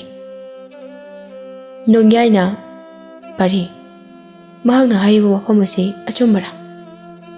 Chummi ningthau mahakna pariba tena sina kapadagi lamokto mamita pankiduna maikai khangdana chenkibaduni. Asomna pariso ningthauda nakoinana pau tamlai. Mahakna asomna khumdaba thoklabadi abuthina atonbigi matangda palakani. Atonbipu konungda laknanaba mi soidana thakini haiba khangi. Abuthina pariga ningthauga lainariba mari ado yamna kalai. Mahaksu parigumna ningthauna marup oiduna oijaba kaya lauge khalaga lakpa koirabani. Iningthauna yamna thajaba thauna lei haiduna khaliba parise khwaidagi pangdaba misak amani. Mayamna thawai khobakta haptuna lamokka mayoknaringai mahakti u pambi amada lumduna leiki. Nongyaidu parida sauna yenglai. Pari aigi thajaba pumba nangna manghanbagi nangbu aina pharuchu haiduna thakibani. Chak thakna aina hullaga chiriba matamda aigi mateng pangbugi mahuta nangna na thaiduna aingonda kaishu hairamdana lotuna ne yumda chatlamliba karigida. Itaw ai sengna kawbugini. Aigi ima amadi ichannupi uningbana ai itawda kariso hairamdana chali. Madugidamak itawna ibu ngakpiyo. Ningthauna kariso haidana parigi manakta changsilaga mamaida khupakna thai. Lepak amagi ningthauda karamna nolokna haigani haiba khangdabra. Ai soikibani ningthau matungda amuk hana kaujararoi. Aibu mukta ngakpiyo. Lairaba sanga leitaba noise mina luna sungtok tongningloi. Hek tawrubada ongkhalaga chage haibagi wakhalon ama lei. Masak khangdaba nupa kharasu pharaga purakpadu nongyaina urai. Kana-kanano makhoi khara yauribasina. Abuthina akhoina parigi imungna changbada pariga makhoi singasiga khanaduna leirami. Aduda punna hekta pharaga puraklabani. Makhoi singsisu lekhagi gunda soidana oiramgani. Managana sida taptaba makhai yairaga thakise. Nupa amadi ningthauni haibagi akiba karisu leitana khumlai. Aikhoida khut hek tharakpada leibak ase afaba kaishu oiroi. Wahaidu tabada nongyaidu khamthengna saukre. Mahak matam pumbada loinaduna leiriba thangsang adu pairaga ngaksamda kaklagi khanduna nupa adugi manakta changsilai. Miyai chalaba lanmi ama changsilaktuna. Iningthau amukta ngaibiko. Khut thadringai iningthaugi ipa ibungana amukta laktaba yade haiduna hairi. Ngaihaki mamangda nongyaina parida khopakna thakiba adu ubada manai amana chenduna nongyaigi mapada asomna pau tamlei. Mapui bungo kari maramgino haibadi nanai ai chapchaba khangjade. Adubu ningthaugi yathangna paribu mayumdagi makhut pundana pharaga pura hore. Aduga itaw korubagi paribu phuduna athiba wahaina jai. Asawu phataba ngamdaduna khulai tharabadi tungda ningamdaba lakani. Mapui bungo amukta khambiyo. Nongyagi mapado manai adugi wadu tabada yamna thuna hairai. Aigi chanupabu khudaksida aigi nakta laktaba yade haiduna nangna amukta tamlucho. Laktaba thoklabadi mapaibu hatpagi pap soidana pugani hayo. Asomna nongyagi mapana hairakpadagi manai aduna nongyaibu khambani.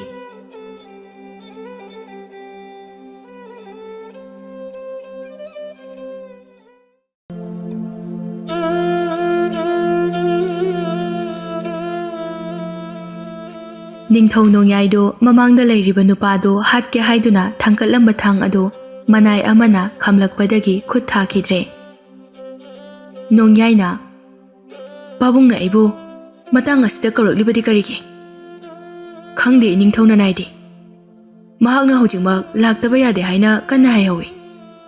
Nongyaina manai singde yenglaga makhoi mayam ase kaisum sangda namsinkho. Horen amamamtang oina dandi pige. Aduga pari ꯅꯪꯗꯤ ꯃꯐꯝ ꯑꯁꯤꯗ ꯂꯦꯡꯗꯅ ꯑꯗꯨꯃꯛ ꯂꯩꯔꯝꯒꯗꯕꯅꯤ꯫ ꯅꯣꯡꯌꯥꯏꯗꯨ ꯌꯥꯝꯅ ꯊꯨꯅ ꯃꯄꯥꯒꯤ ꯃꯅꯥꯛꯇ ꯆꯠꯈꯤ꯫ ꯃꯆꯥꯅ ꯆꯦꯜꯂꯒ ꯂꯥꯛꯄꯒꯤ ꯃꯈꯣꯜ ꯑꯗꯨ ꯃꯍꯥꯛꯀꯤ ꯃꯄꯥ ꯆꯤꯡꯁꯨꯕꯅ ꯇꯥꯔꯝꯃꯤ꯫ ꯅꯣꯡꯌꯥꯏꯅ ꯃꯄꯥ ꯆꯤꯡꯁꯨꯕ ꯍꯦꯛ ꯎꯕꯒ, "ꯄꯥꯕꯨꯡ, ꯑꯩꯕꯨ ꯃꯇꯝ ꯑꯁꯤꯗ ꯂꯥꯛꯇ ꯌꯥꯗꯦ ꯍꯥꯏꯔꯛꯂꯤꯕꯗꯤ ꯀꯔꯤ ꯀꯔꯝꯕ ꯃꯔꯝ ꯂꯩꯕꯒꯦ?" ꯆꯤꯡꯁꯨꯕꯅ, "ꯂꯩ. ꯑꯩꯅ ꯅꯪꯕꯨ ꯀꯧꯕꯒꯤ ꯃꯔꯝ ꯌꯥꯝꯅ ꯂꯩ. ꯂꯥꯛꯑꯣ, ꯏꯄꯥꯒꯤ ꯅꯥꯛꯇ ꯐꯝꯃꯨ ꯂꯥꯎ." ꯅꯣꯡꯌꯥꯏꯗꯨ ꯃꯄꯥꯒꯤ ꯃꯅꯥꯛꯇ ꯆꯪꯁꯤꯟꯗꯨꯅ ꯐꯝꯊꯩ꯫ ꯆꯤꯡꯁꯨꯕ ꯍꯤꯞꯂꯝꯕꯗꯒꯤ ꯃꯁꯥ ꯈꯔ ꯆꯦꯞꯈꯠꯇꯨꯅ ꯐꯃꯨꯡꯒꯤ ꯀꯥꯡꯊꯣꯜꯗ ꯑꯃꯨꯛ ꯉꯥꯊꯗꯨꯅ ꯐꯝꯃꯤ꯫ "ꯅꯣꯡꯌꯥꯏ, ꯑꯩꯒꯤꯗꯤ ꯏꯆꯥꯅꯨꯄꯥ ꯑꯅꯤ ꯁꯨꯕ ꯅꯠꯇꯦ, ꯅꯇꯣꯝꯇꯅꯤ. ꯆꯠꯅꯕꯤꯒꯤ ꯃꯇꯨꯡ ꯏꯟꯅ ꯍꯧꯖꯤꯛꯇꯤ ꯏꯄꯥꯅ ꯑꯣꯏꯔꯝꯕ ꯈꯨꯕꯝꯗꯣ ꯅꯪꯅ ꯑꯃꯨꯛ ꯃꯍꯨꯠ ꯁꯤꯜꯍꯧꯔꯦ. ꯏꯄꯥꯅ ꯅꯥꯝꯃ ꯁꯣꯏꯗꯨꯅ ꯍꯤꯡꯂꯕꯁꯨ ꯃꯤꯠ ꯎꯔꯤ, ꯅꯥ ꯇꯥꯔꯤ, ꯃꯍꯥꯎ ꯈꯪꯂꯤ, ꯇꯥꯏꯕꯪꯒꯤ ꯆꯠꯅꯕꯤ ꯈꯪꯂꯤ." ꯃꯄꯥꯅ ꯑꯃꯨꯛꯇ ꯍꯥꯏꯗ꯭ꯔꯤꯕ ꯋꯥꯍꯩ ꯈꯔ ꯐꯣꯡꯗꯣꯛꯂꯛꯄ ꯑꯗꯨꯗ ꯅꯣꯡꯌꯥꯏꯗꯨ ꯃꯄꯥꯗꯨ ꯈꯪꯅꯨꯡ ꯅꯨꯡꯁꯤꯔꯛꯄꯒꯨꯝ ꯇꯧꯏ꯫ "ꯄꯥꯕꯨꯡ, ꯀꯔꯤꯒꯤꯅꯣ ꯑꯗꯨꯝꯅ ꯄꯨꯛꯅꯤꯡ ꯁꯣꯟꯊꯕ ꯃꯥꯟꯕ ꯋꯥ ꯍꯥꯏꯔꯤꯕꯗꯤ? ꯑꯩꯅ ꯅꯤꯡꯊꯧ ꯑꯣꯏꯖꯩ ꯍꯥꯏꯕ ꯈꯛꯇꯅꯤ. ꯑꯔꯨꯕ ꯊꯕꯛ ꯑꯃ ꯄꯥꯏꯈꯠꯂꯝꯗꯥꯏ ꯈꯨꯗꯤꯡꯒꯤ ꯄꯥꯕꯨꯡ ꯑꯃꯗꯤ ꯐꯝꯅꯥꯏꯕ ꯀꯌꯥꯒ ꯇꯥꯟꯅꯔꯒ ꯄꯥꯡꯊꯣꯛꯄ ꯉꯥꯛꯇꯅꯤ. ꯄꯥꯕꯨꯡꯅ ꯍꯥꯏꯅꯤꯡꯂꯤꯕ ꯑꯁꯦ ꯑꯩꯁꯦ ꯅꯤꯡꯊꯧ ꯑꯣꯏꯕꯗ ꯃꯇꯤꯛ ꯆꯥꯗ꯭ꯔꯤ ꯑꯁꯤꯔꯥ?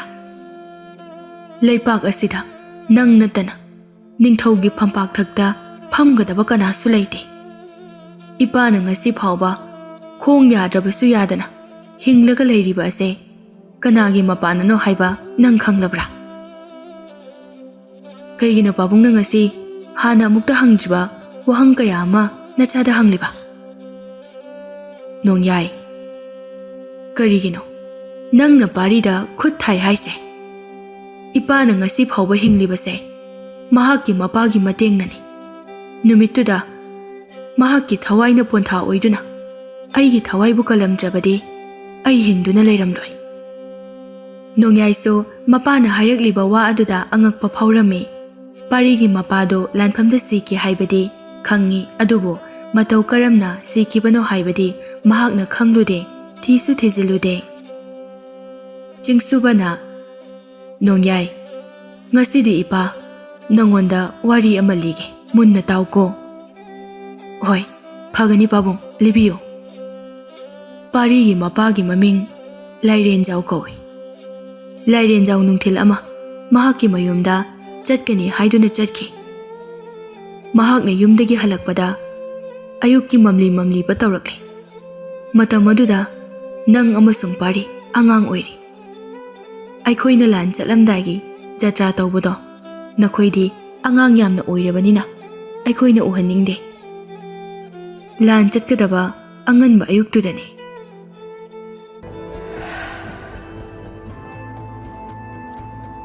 ꯂꯥꯏꯔꯦꯟꯖꯥꯎꯅ, "ꯏꯇꯥꯎ ꯅꯤꯡꯊꯧ, ꯂꯥꯟꯁꯦ ꯑꯆꯝꯕ ꯑꯃꯗꯤ ꯑꯣꯏꯔꯣꯏꯗꯧꯔꯤ. ꯃꯤ ꯃꯁꯤꯡ ꯑꯩꯈꯣꯏꯅ ꯍꯦꯜꯂꯕꯁꯨ ꯃꯇꯤꯛ ꯆꯥꯕ ꯂꯥꯟꯃꯤ ꯑꯃꯁꯨꯡ ꯈꯨꯠꯂꯥꯏ ꯐꯕꯗꯤ ꯑꯋꯥꯡꯂꯣꯝꯅ ꯌꯥꯝꯅ ꯍꯦꯜꯂꯤ. ꯑꯗꯨꯅ ꯂꯧꯁꯤꯡ ꯂꯩꯅ ꯊꯕꯛ ꯇꯧꯗ꯭ꯔꯕꯗꯤ ꯑꯩꯈꯣꯏ ꯁꯣꯏꯗꯅ ꯃꯥꯏꯊꯤꯒꯅꯤ." ꯃꯇꯝ ꯑꯗꯨꯗ ꯆꯤꯡꯁꯨꯕ ꯅꯤꯡꯊꯧ ꯑꯃ ꯑꯣꯏꯅ ꯌꯥꯝꯅ ꯃꯃꯤꯡ ꯆꯠꯄ, ꯄꯥꯡꯒꯜ ꯌꯥꯝꯅ ꯐꯕ ꯑꯣꯏꯔꯝꯃꯤ꯫ ꯃꯍꯥꯛꯅ ꯍꯥꯏꯔꯛꯏ, "ꯏꯇꯥꯎ, ꯑꯩꯈꯣꯏꯒꯤꯁꯨ ꯃꯇꯤꯛ ꯆꯥꯕ ꯂꯥꯟꯃꯤ ꯌꯥꯝ ꯌꯥꯎꯔꯤ. ꯃꯔꯨꯑꯣꯏꯅ ꯏꯇꯥꯎꯅ ꯑꯩꯒꯤ ꯏꯅꯥꯛꯇ ꯂꯩꯔꯤꯕ ꯃꯈꯩ ꯑꯩꯈꯣꯏꯕꯨ ꯀꯅꯥꯅꯁꯨ ꯃꯥꯏꯊꯤꯕ ꯄꯤꯕ ꯉꯝꯂꯣꯏ." ꯂꯥꯏꯔꯦꯟꯖꯥꯎꯗꯤ ꯄꯥꯡꯒꯜꯗꯒꯤ ꯂꯧꯁꯤꯡꯅ ꯍꯦꯟꯅ ꯁꯤꯖꯤꯟꯅꯕ ꯄꯥꯝꯕ ꯃꯤꯅꯤ. "ꯏꯇꯥꯎ, ꯑꯗꯨꯕꯨ ꯍꯟꯗꯛꯀꯤꯁꯤꯃꯗꯤ ꯍꯥꯟꯅ ꯃꯥꯏ ꯄꯥꯛꯈꯤꯕꯒꯨꯝ ꯏꯔꯥꯏ ꯂꯥꯏꯅ ꯑꯋꯥꯡ ꯂꯩꯕꯥꯛꯇꯤ ꯃꯥꯏꯊꯤꯕ ꯄꯤꯕ ꯉꯝꯂꯣꯏ." ꯆꯤꯡꯁꯨꯕꯅ, "ꯌꯦꯡꯉꯨ ꯏꯇꯥꯎ, ꯑꯩꯒꯤ ꯃꯁꯤꯡ ꯌꯥꯝꯂꯕ ꯂꯥꯟꯃꯤꯁꯤꯡꯁꯦ, ꯃꯈꯣꯏ ꯃꯌꯥꯝ ꯑꯁꯤꯅ ꯂꯥꯎ ꯈꯣꯡꯗꯨꯅ ꯂꯥꯟꯗꯥꯕꯗ ꯀꯔꯝꯕ ꯌꯦꯛꯅꯕꯅ ꯂꯦꯞꯇꯨꯅ ꯂꯥꯟꯊꯦꯡꯅꯕ ꯉꯝꯒꯅꯤ?" ꯂꯥꯏꯔꯦꯟꯖꯥꯎꯅ, "ꯑꯩꯅ ꯁꯨꯝ ꯈꯟꯕꯗ ꯑꯩꯈꯣꯏꯒꯤ ꯂꯥꯟꯃꯤ ꯃꯔꯛꯇꯁꯨ ꯃꯈꯣꯏꯒꯤ ꯑꯔꯣꯟꯕ ꯃꯤ ꯈꯔꯗꯤ ꯁꯣꯏꯗꯅ ꯌꯥꯎꯔꯝꯒꯅꯤ. ꯍꯦꯟꯅ ꯂꯨꯔꯤꯕꯗꯤ ꯃꯅꯨꯡꯗꯒꯤ ꯃꯈꯣꯏꯅ ꯑꯃꯨꯛ ꯂꯥꯟꯗꯥꯔꯛꯄ ꯌꯥꯎꯔꯛꯂꯕꯗꯤ ꯑꯩꯈꯣꯏ ꯌꯥꯝꯅ ꯂꯥꯏꯅ ꯃꯥꯏꯊꯤꯒꯅꯤ. ꯃꯁꯤꯡ ꯈꯔ ꯌꯥꯎꯖꯕꯗꯨꯗꯤ ꯌꯥꯎꯖꯁꯅꯨ. ꯌꯥꯝꯈ꯭ꯔꯕ ꯃꯤꯌꯥꯝꯁꯤꯡ ꯑꯁꯤꯗ ꯑꯩꯈꯣꯏꯅ ꯀꯔꯝꯅ ꯈꯥꯏꯗꯣꯛꯄ ꯉꯝꯒꯅꯤ? Makoi kharana kaidoba ngamdoino. Aduna hena wakhal wabiganu maro. Makoi di amuktada ten masing chama hena kapa yaba khulai masing thingamdana lay. Aikhoi gidi asiguma khulai asisu masing yamde. Aikhoi ni hek jangsinduna landaba haibase. Thawai tharage haiduna changbaga chap managani itaw. Jingsubadi mapangal phabaga wakhal khantadabaga mahaki mataugi mamal yamlaba pautak adu inge haina khankidre. Tawruba lanpham khuding makhoina ngamlani haiduna sitangni mahakna khaliba. Ningthaugi matau aduda nungaitraduna lairenjauna hairai. Phare taw. Adudi kari numitagi lansi hausi haibano. Aidi ngasimak haujingmak sem saduna khongsanba pamlabani. Matamdo yamna thumali haina hainingbani. Adubu ningthaugi matengna matam sangna hinglakpana yamna kanna yelubadu pamdre. Itaw. Adudi ai lanmi singda haiduna makhoi ki kangrup naina semgadaba karambana mangthaba. Yet oidana karamba kanguna chatkani haibado. Makhoida hairo khigi. Pukning leitana ngayakta pothabiramo. Ase hairaga makhu leitaduna lairenjau ningthauda khurumlami. Mahaki thauna phaba amadi tawthorakpa khudingna apenba poi ningthau aduna. Jingsubana lanmi kayaduna tawgadaba khuding yamna sugaina taklami. Madugi matungda lanbung karamdaida mahaki machanupa paribu amuktang unaramkhige haiduna lae. Pari mahai masingda hena athoibani. Mapa macha konungda punna laiminabanina mapadi nungtigi unai. Mayamna lan chatlamdaigi dondulok yaibadu pari sutarami. Baba, nangasisu lan chatoiro. Lairenjaudo machabu nungsina konsinduna. Baba yam thuna halakanida. Nang lairik paraga adum leiramuko. Nongyaise, nangi marup oirabasu. Wahai watada. Yamna bebar leina ngangadabani. Chatnabi khangna. Baba, adugidi ay adum ngange. Ado nongyainadi aina dumaina haibado hek hek sawe. Ma yamna phaye. Baba, kainomasu hairora. Hayo. Ngasidi ichana haiba pumba tarage haiduna. Babagi nakongse sengtoklaga ngairabani. Baba, ngarang mangdane aigi imadu urame. Mahak phingau selagane yamna kapame. Aina kapkono hairasu mahakna yaramde. Adugane aigi imanabi nganthoisu urame. Ai mahaksu yam uninge. Mahaka sanaminadaba kuire. Machagi amakpa yaudraba wahai aduda lairenjaudu swai lawi. Babana hek halakpaga yumda chatlagane mamaga punna matam khara leiruraga loiredana. Baba thoklage. Imanaba mayamna aibu ngaiduna leiramlani. Mapana khulai pairaga thokibado pari yengduna leihawi. Asumna lairenjauna lan chatlamdai khudingi machagi manakta changlamba asi numituna ahanba nate. Adubo ngasidi mahaki mapana kadagi thokiba aduda hana amukta phaukitriba akiba ama pukningda phaurai. Amuk halaklaroi lan ama masadagi mina munduna pukibagum tawi. Mahak wakhal nungaitana ngaihak leiraba matungda makha tana amuk lairik panaba honakhre. Matam pumbada mapagi ngaksamda siba charittu taduna leirambadu urai. Mahak chensinduna charittu khungkatli. Mapada piga haiduna mapanda yengthokpada mapadu leiramdre. Akhoi babagi charise tahurama lene. Aigi ngaksamda oina sizilage. Mana aigi inakta amuk halakpa matamda pirage.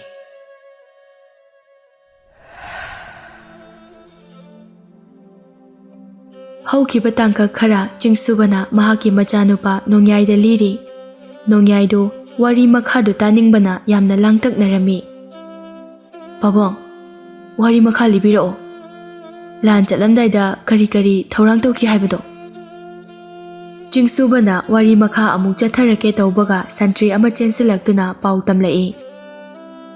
Iningthaw amadi mapuibungo. Wari marak thale haiduna warobino. Parido leplambadagi laimaida wanthaduna lehore.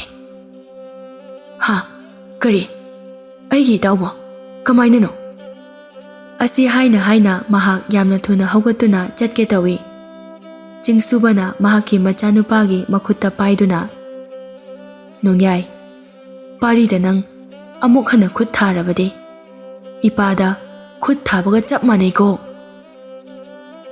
ꯄꯥꯕꯨꯡ ꯉꯥꯏꯍꯥꯛꯇꯪ ꯄꯨꯛꯅꯤꯡ ꯂꯩꯊꯥꯅ ꯄꯣꯊꯥꯕꯤꯔꯝꯃꯣ ꯑꯩ ꯁꯣꯏꯈ꯭ꯔꯦ ꯑꯃꯨꯛ ꯍꯟꯅ ꯇꯧꯔꯔꯣꯏ ꯍꯥꯏꯗꯨꯅ ꯄꯥꯕꯨꯡꯗ ꯐꯖꯅ ꯍꯥꯏꯈ꯭ꯔꯗꯨꯗꯤ ꯑꯩ ꯑꯃꯨꯛꯇ ꯆꯠꯂꯒ ꯌꯦꯡꯂꯨꯈꯤꯒꯦ ꯑꯁꯤ ꯍꯥꯏꯔꯒ ꯄꯥꯔꯤꯒꯤ ꯃꯅꯥꯛꯇ ꯅꯣꯡꯌꯥꯏꯗꯨ ꯌꯥꯝꯅ ꯊꯨꯅ ꯂꯥꯛꯏ ꯃꯍꯥꯛꯅ ꯌꯧꯔꯛꯄ ꯃꯇꯝꯗꯗꯤ ꯄꯥꯔꯤꯗꯨ ꯃꯁꯥ ꯏꯆꯣꯛ ꯆꯣꯛꯊꯅ ꯃꯣꯏ ꯈꯔꯅ ꯏꯁꯤꯡ ꯊꯥꯕꯗꯒꯤ ꯒ꯭ꯌꯥꯟ ꯇꯥꯗꯨꯅ ꯂꯩꯔꯝꯃꯤ ꯌꯥꯔꯦ ꯅꯈꯣꯏ ꯃꯌꯥꯝ ꯅꯁꯥ ꯅꯁꯥꯒꯤ ꯅꯊꯧ ꯇꯧꯖꯔꯨꯔꯣ ꯑꯩ ꯄꯥꯔꯤꯒ ꯑꯔꯨꯕ ꯋꯥꯔꯤ ꯑꯃꯠꯇ ꯁꯥꯟꯅꯔꯨꯈꯤꯒꯦ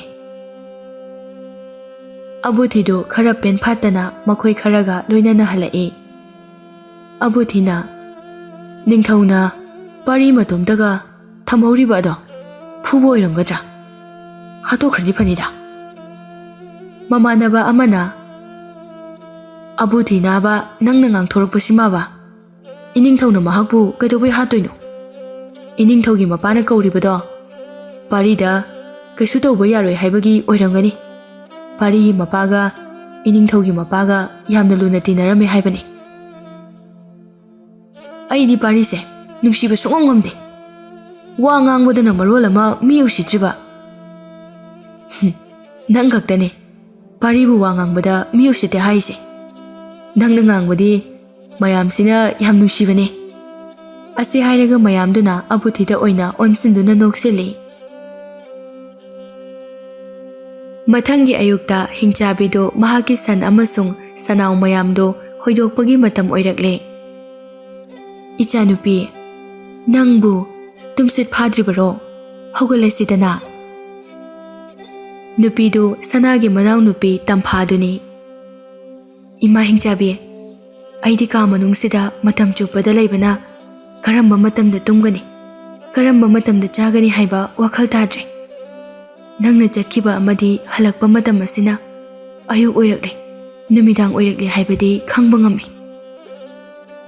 ꯑꯗꯨꯗꯤ ꯍꯧꯒꯠꯂꯁꯤ ꯏꯃꯥꯒ ꯄꯨꯟꯅ ꯑꯩꯗꯤ ꯇꯧꯒꯗꯕ ꯊꯕꯛ ꯌꯥꯝꯅ ꯂꯩ ꯑꯗꯨꯅꯅꯦ ꯊꯦꯡꯕ ꯌꯥꯗꯦ ꯃꯈꯣꯏ ꯑꯅꯤ ꯄꯨꯟꯅ ꯍꯧꯒꯠꯃꯤꯟꯅꯔꯛꯏ ꯀꯥ ꯑꯗꯨꯗꯒꯤ ꯊꯣꯛꯂꯛꯇꯨꯅ ꯑꯆꯧꯕ ꯀꯥ ꯀꯌꯥ ꯃꯊꯪ ꯃꯊꯪ ꯐꯥꯎꯗꯨꯅ ꯂꯥꯛꯏ ꯀꯥꯁꯤꯡꯗꯨꯒꯤ ꯃꯅꯨꯡꯗ ꯑꯇꯥꯡꯕ ꯈꯨꯠꯁꯨ ꯈꯨꯠꯂꯥꯏ ꯁꯅꯥ ꯃꯅꯤꯃꯨꯛꯇ ꯃꯁꯛ ꯈꯪꯗꯕ ꯁꯥꯒꯤ ꯁꯔꯨ ꯈꯛꯇ ꯅꯠꯇꯅ ꯑꯇꯣꯞꯄ ꯃꯌꯥꯝ ꯑꯃꯁꯨ ꯂꯩꯔꯤ ꯈꯨꯠꯂꯥꯏ ꯈꯨꯗꯤꯡꯒꯤ ꯃꯃꯤꯡꯗꯤ ꯍꯤꯡꯆꯥꯕꯤ ꯑꯗꯨꯅ ꯅꯨꯄꯤ ꯑꯗꯨꯗ ꯍꯥꯟꯅꯅ ꯂꯣꯏꯅ ꯇꯥꯛꯄꯤ ꯇꯝꯕꯤꯔꯕꯅꯤ ꯈꯨꯠꯂꯥꯏ ꯈꯛꯇꯒꯤ ꯃꯔꯝꯗ ꯅꯠꯇꯅ ꯇꯥꯏꯕꯪꯒꯤ ꯆꯠꯅꯕꯤ ꯂꯤꯆꯠ ꯃꯤꯑꯣꯏꯕꯒꯤ ꯄꯨꯟꯁꯤ ꯃꯔꯦꯜꯒꯤ ꯃꯔꯝꯗ ꯅꯨꯡꯇꯤꯒꯤ ꯑꯍꯤꯡꯗ ꯇꯥꯛꯄꯤꯕꯅꯤ ꯃꯈꯣꯏ ꯑꯅꯤ ꯃꯄꯥꯟꯗ ꯊꯣꯛꯂꯛꯏ ꯁꯃꯨꯗ꯭ꯔꯒꯤ ꯃꯅꯥꯛꯇ ꯂꯩꯕꯅ ꯅꯥꯝꯃꯤꯕ ꯅꯨꯡꯁꯤꯠ ꯑꯃꯗꯤ ꯑꯉꯟꯕ ꯑꯌꯨꯛꯀꯤ ꯅꯨꯡꯁꯥꯒꯤ ꯃꯉꯥꯜꯅ ꯏꯁꯥꯗ ꯌꯩꯕꯗ ꯅꯨꯡꯉꯥꯏꯐꯝ ꯊꯣꯛꯄꯅꯤ ꯑꯗꯨꯕꯨ ꯃꯄꯥꯟꯒꯤ ꯑꯀꯣꯏꯕꯒꯤ ꯁꯛꯇꯝ ꯎꯔꯛꯇꯕ ꯀꯨꯏꯔꯕꯅ ꯅꯨꯡꯁꯥ ꯑꯗꯨ ꯎꯕꯗ ꯃꯃꯤꯠꯇꯨ ꯄꯥꯡꯕ ꯉꯝꯗ꯭ꯔꯗꯨꯅ ꯃꯈꯨꯠꯅ ꯉꯥꯏꯍꯥꯛ ꯈꯟꯖꯤꯟꯗꯨꯅ ꯂꯩ ꯏꯃꯥ ꯍꯤꯡꯆꯥꯕꯤ ꯑꯩ ꯃꯤꯠꯁꯦ ꯄꯥꯡꯕ ꯉꯝꯗꯦ ꯆꯍꯤ ꯀꯨꯏꯔꯕꯒꯤ ꯇꯨꯡꯗ ꯑꯍꯥꯟꯕ ꯊꯣꯛꯂꯛꯄ ꯑꯣꯏꯕꯒꯤꯅꯤ ꯇꯞꯅ ꯇꯞꯅ ꯑꯗꯨꯝ ꯐꯔꯛꯀꯅꯤ ꯏꯆꯥꯁꯤꯗꯤ ꯇꯝꯐꯥꯗꯣ ꯃꯃꯤꯠ ꯈꯜꯂꯝꯕ ꯃꯈꯨꯠ ꯑꯗꯨ ꯍꯥꯡꯗꯣꯛꯇꯨꯅ ꯑꯀꯣꯏꯕꯁꯤꯡ ꯑꯗꯨ ꯌꯦꯡꯅꯅꯕ ꯍꯣꯠꯅꯩ ꯃꯃꯤꯠꯇ ꯅꯨꯡꯁꯥꯒꯤ ꯃꯉꯥꯜ ꯐꯨꯍꯟꯕꯗꯤ ꯉꯝꯂꯝꯗꯦ ꯃꯃꯤꯠꯇꯨ ꯊꯨꯞꯄꯗꯧꯅ ꯐꯥꯎꯏ ꯏꯆꯥꯅꯨꯄꯤ ꯁꯣꯝꯗ ꯂꯥꯛꯑꯣ ꯑꯩ ꯁꯥ ꯁꯟ ꯊꯝꯐꯝ ꯁꯪꯒꯣꯜꯗ ꯆꯪꯂꯨꯁꯤ ꯇꯝꯐꯥꯗꯣ ꯃꯇꯝ ꯀꯨꯏꯅ ꯃꯄꯥꯟ ꯊꯣꯛꯇꯕꯒꯤ ꯀꯨꯆꯨꯗꯤ ꯑꯉꯧꯕ ꯆꯦꯒꯨꯝꯅ ꯉꯧꯏ ꯁꯥꯁꯤꯡꯗꯨ ꯃꯈꯣꯏꯒꯤ ꯃꯄꯨ ꯍꯤꯡꯆꯥꯕꯤ ꯑꯗꯨ ꯂꯥꯛꯄꯗ ꯃꯈꯣꯏꯕꯨ ꯊꯥꯗꯣꯛꯂꯅꯤ ꯈꯟꯕꯗ ꯍꯔꯥꯎꯔꯝꯃꯤ ꯅꯨꯄꯤ ꯑꯃ ꯌꯥꯎꯔꯛꯄꯗꯨ ꯎꯕꯗ ꯃꯈꯣꯏ ꯃꯌꯥꯝꯗꯣ ꯃꯈꯣꯜ ꯍꯧꯅ ꯍꯧꯅ ꯈꯣꯡꯂꯛꯏ ꯃꯈꯣꯏ ꯃꯌꯥꯝꯅ ꯈꯣꯡꯂꯛꯄ ꯑꯗꯨꯅ ꯃꯥꯏꯀꯩ ꯃꯔꯤꯗꯨ ꯄꯨꯝꯅꯤꯟ ꯅꯤꯜꯂꯝꯃꯤ ꯏꯃꯥ ꯍꯤꯡꯆꯥꯕꯤ ꯃꯈꯣꯏꯁꯦ ꯑꯩ ꯌꯥꯝ ꯀꯤꯌꯦ ꯑꯩꯕꯨ ꯑꯃꯨꯛ ꯆꯥꯊꯣꯛꯈ꯭ꯔꯗꯤ ꯀꯝꯗꯧꯅꯤ ꯏꯃꯥ ꯌꯥꯎꯔꯤꯁꯤꯗꯤ ꯑꯩꯁꯦ ꯃꯈꯣꯏꯒꯤ ꯃꯄꯨꯅꯤ ꯃꯈꯣꯏꯅ ꯅꯉꯣꯟꯗ ꯀꯔꯤꯁꯨ ꯇꯧꯕ ꯉꯝꯂꯣꯏ ꯍꯦꯟꯗ ꯍꯦꯟꯖꯤꯜꯂꯛꯂꯒꯅ ꯏꯃꯥꯅ ꯃꯊꯕꯥꯛ ꯁꯦꯒꯥꯏꯔꯒ ꯏ ꯊꯛꯇꯣꯏꯅꯤ ꯇꯝꯐꯥꯗꯣ ꯍꯤꯡꯆꯥꯕꯤꯒꯤ ꯋꯥꯗꯨꯗ ꯌꯥꯝꯅ ꯀꯤꯔꯝꯃꯤ ꯑꯆꯧꯕ ꯁꯥ ꯑꯁꯤ ꯐꯥꯎꯕ ꯑꯁꯨꯃꯥꯏꯅ ꯍꯥꯏꯕ ꯉꯝꯂꯤꯁꯤꯅ ꯇꯥꯛꯄꯗꯤ ꯇꯥꯏꯕꯪ ꯃꯤꯑꯣꯏꯕ ꯑꯃ ꯆꯥꯕꯗꯗꯤ ꯀꯩꯁꯨ ꯑꯔꯨꯕ ꯑꯣꯏꯔꯣꯏ꯫ ꯑꯩꯈꯣꯏꯅ ꯃꯈꯣꯏꯕꯨ ꯄꯥꯡꯒꯜ ꯁꯛꯇꯤ ꯈꯛꯇꯅ ꯃꯥꯏꯊꯤꯕ ꯄꯤꯕ ꯉꯝꯕꯒꯤ ꯋꯥ ꯂꯩꯇꯦ꯫ ꯇꯝꯐꯥꯒꯤ ꯑꯀꯤꯕ ꯃꯁꯛꯇꯨ ꯎꯔꯒ ꯍꯤꯡꯆꯥꯕꯤꯗꯨꯅ ꯃꯍꯥꯛꯅ ꯍꯥꯏꯈꯤꯕ ꯑꯗꯨ ꯑꯁꯦꯡꯕ ꯎꯠꯂꯒꯦ ꯍꯥꯏꯕꯒꯨꯝꯅ ꯁꯟ ꯑꯃ ꯍꯥꯠꯇꯧꯒꯤ ꯆꯦꯟꯁꯤꯟꯈꯤ꯫ ꯇꯝꯐꯥꯁꯨ ꯃꯍꯥꯛꯅ ꯀꯔꯤ ꯇꯧꯔꯛꯀꯅꯤ ꯍꯥꯏꯕ ꯈꯪꯕꯅ ꯍꯤꯡꯆꯥꯕꯤꯗꯨ ꯈꯥꯝꯃꯤ꯫ ꯏꯃꯥ ꯍꯤꯡꯆꯥꯕꯤ, ꯃꯈꯣꯏꯕꯨ ꯍꯥꯠꯄꯤꯒꯅꯨ꯫ ꯑꯩꯕꯨ ꯍꯥꯟꯅ ꯑꯃꯨꯛꯇ ꯎꯗꯕꯒꯤ ꯁꯨꯝ ꯈꯣꯡꯕ ꯑꯣꯏꯔꯝꯒꯅꯤꯌꯦ꯫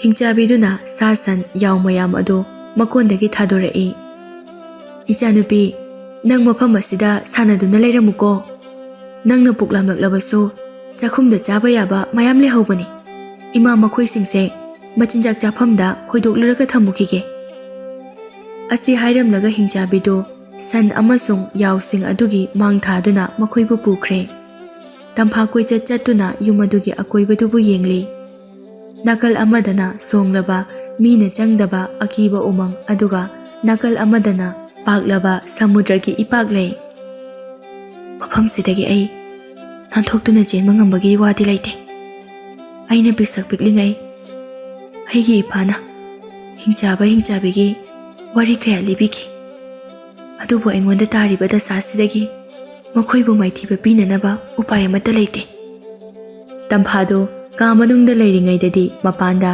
ꯑꯃꯨꯛꯇꯪ ꯊꯣꯛꯄ ꯐꯪꯂꯕꯗꯤ ꯈꯜꯂꯝꯕꯅꯤ꯫ ꯑꯗꯨꯕꯨ ꯍꯧꯖꯤꯛ ꯐꯪꯂꯕ ꯑꯁꯤꯗ ꯃꯐꯝ ꯑꯁꯤꯗꯒꯤ ꯑꯃꯨꯛ ꯅꯥꯟꯊꯣꯛꯇꯨꯅ ꯃꯍꯥꯛꯀꯤ ꯃꯃꯥ ꯃꯄꯥ ꯑꯃꯁꯨꯡ ꯃꯆꯦ ꯁꯅꯥꯕꯨ ꯌꯥꯝꯅ ꯎꯅꯤꯡꯂꯛꯏ꯫ ꯃꯍꯥꯛꯅ ꯃꯈꯣꯏꯕꯨ ꯅꯤꯡꯁꯤꯡꯂꯨꯕ ꯃꯇꯝꯗ ꯇꯞꯅ ꯃꯄꯤ ꯇꯥꯔꯛꯏ꯫ ꯏꯆꯦ, ꯅꯪꯗꯤ ꯑꯩꯕꯨ ꯅꯤꯡꯁꯤꯡꯗꯕ꯭ꯔꯥ?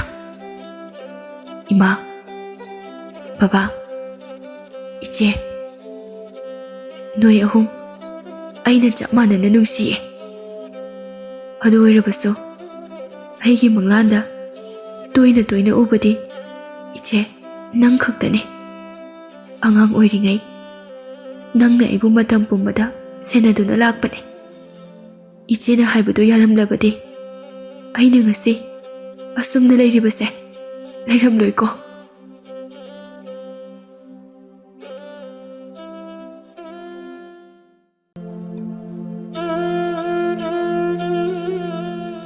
ꯃꯆꯤꯟ ꯃꯅꯥꯎ ꯏ ꯃꯔꯤ ꯑꯣꯏꯕꯒꯤ ꯑꯣꯏꯒꯗ꯭ꯔꯥ ꯅꯠꯇ꯭ꯔꯒ ꯆꯥꯟꯅꯕꯒꯤ ꯑꯣꯏꯒꯗ꯭ꯔꯥ ꯑꯌꯨꯛ ꯑꯉꯟꯕ ꯑꯗꯨꯗ ꯁꯅꯥꯁꯨ ꯂꯩꯀꯣꯜꯒꯤ ꯃꯆꯤ ꯑꯃꯗ ꯐꯝꯂꯒ ꯃꯃꯥꯕꯨ ꯑꯃꯁꯨꯡ ꯃꯅꯥꯎꯅꯨꯄꯤꯕꯨ ꯅꯤꯡꯁꯤꯡꯂꯛꯏ꯫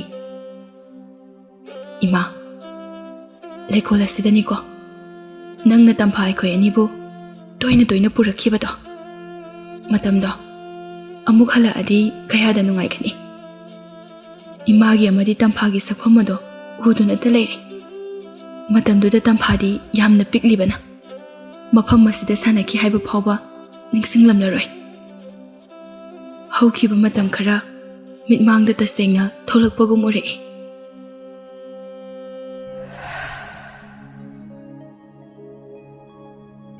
ꯃꯇꯝꯗꯣ ꯁꯅꯥꯒꯤ ꯃꯃꯥ ꯃꯍꯥꯔꯥꯅꯤꯗꯨ ꯌꯥꯝꯅ ꯀꯟꯅ ꯉꯝꯗꯗꯨꯅ ꯂꯩꯕ ꯃꯇꯝꯅꯤ꯫ ꯃꯁꯥ ꯁꯣꯟꯅ ꯃꯅꯥꯛꯇ ꯂꯩꯔꯤꯕ ꯃꯆꯥꯅꯨꯄꯤ ꯑꯍꯜꯗ ꯍꯥꯏꯔꯛꯏ꯫ ꯁꯅꯥ, ꯏꯃꯥꯒꯤ ꯏꯅꯥꯛꯇ ꯆꯪꯁꯤꯜꯂꯛꯎ꯫ ꯃꯃꯥꯡ ꯃꯄꯣꯛꯇ ꯏꯃꯥꯒꯤ ꯀꯔꯤ ꯄꯥꯞ ꯂꯩꯈꯤꯕꯅ ꯃꯇꯝ ꯀꯨꯏꯅ ꯏꯃꯥꯕꯨ ꯋꯥꯍꯟꯗꯨꯅ ꯂꯩꯕꯅꯣ ꯈꯪꯗ꯭ꯔꯦ꯫ ꯏꯃꯥꯅ ꯃꯇꯥꯡ ꯃꯇꯝ ꯆꯥꯗꯅ ꯂꯩꯈꯤꯗꯕ ꯊꯣꯛꯂꯕꯁꯨ ꯅꯪꯅ ꯅꯅꯥꯎꯅꯨꯄꯤ ꯑꯁꯤꯒꯤ ꯃꯃꯥꯃꯛꯅꯤ ꯈꯜꯂꯒ ꯂꯣꯏꯅꯒꯗꯕꯅꯤ꯫ ꯃꯇꯝ ꯑꯗꯨꯗ ꯁꯅꯥꯁꯨ ꯆꯍꯤ 6-7 ꯁꯨꯔꯛꯄꯗ ꯉꯥꯏꯔꯤ꯫ ꯑꯉꯥꯡ ꯑꯣꯏꯔꯕꯁꯨ ꯌꯥꯝꯅ ꯁꯤꯡꯂꯛꯏ꯫ ꯃꯤꯅ ꯉꯥꯡꯂꯛꯄ ꯋꯥꯍꯩꯒꯤ ꯅꯨꯡꯒꯤ ꯑꯥꯔꯊ ꯂꯧꯁꯤꯟꯕ ꯉꯝꯃꯤ꯫ ꯏꯃꯥ, ꯀꯩꯒꯤ ꯑꯗꯨꯝꯅ ꯍꯥꯏꯔꯤꯕꯅꯣ? ꯅꯆꯥ ꯑꯩꯈꯣꯏꯕꯨ ꯅꯨꯡꯁꯤꯗ꯭ꯔꯕꯣ ꯅꯪ? ꯑꯩꯈꯣꯏꯕꯨ ꯊꯥꯗꯣꯛꯇꯨꯅ ꯌꯥꯝꯅ ꯆꯠꯅꯤꯡꯕ꯭ꯔꯣ? ꯏꯃꯥ ꯂꯩꯇ꯭ꯔꯕꯗꯤ ꯑꯩ ꯍꯤꯡꯕ ꯉꯝꯂꯣꯏꯌꯦ꯫ ꯃꯆꯥꯒꯤ ꯃꯆꯤꯟ ꯃꯆꯥꯗꯒꯤ ꯊꯣꯛꯂꯛꯄ ꯅꯨꯡꯁꯤꯕ ꯋꯥꯍꯩ ꯑꯃꯁꯨꯡ ꯅꯨꯡꯁꯤꯕ ꯃꯈꯣꯜ ꯑꯗꯨꯅ ꯃꯃꯥꯒꯤ ꯊꯃꯣꯏꯗꯗꯤ ꯇꯤꯡꯈꯪ ꯑꯃꯅ ꯆꯛ ꯆꯛ ꯊꯤꯟꯕꯒꯨꯝ ꯆꯩꯅꯥ ꯐꯥꯎꯏ꯫ ꯃꯆꯥꯕꯨ ꯆꯦꯠꯅ ꯃꯊꯥꯅꯨꯡꯗ ꯀꯣꯟꯁꯤꯟꯗꯨꯅ ꯃꯈꯣꯜ ꯊꯣꯛꯅ ꯀꯞꯂꯛꯏ꯫ ꯏꯆꯥꯒꯤ ꯃꯥꯏꯊꯣꯡꯁꯤ ꯎꯗ꯭ꯔꯕꯗꯤ ꯏꯃꯥ ꯍꯤꯡꯕ ꯉꯝꯂꯣꯏꯌꯦ꯫ ꯏꯃꯥ ꯉꯝꯂꯣꯏꯌꯦ꯫ ꯏꯃꯥ ꯅꯈꯣꯏꯕꯨ ꯊꯥꯗꯣꯛꯇꯨꯅ ꯃꯐꯝ ꯀꯩꯗꯁꯨ ꯆꯠꯂꯣꯏꯌꯦ꯫ ꯅꯅꯥꯎꯅꯨꯄꯤ ꯀꯗꯥꯏꯗ ꯂꯩꯍꯧꯏ?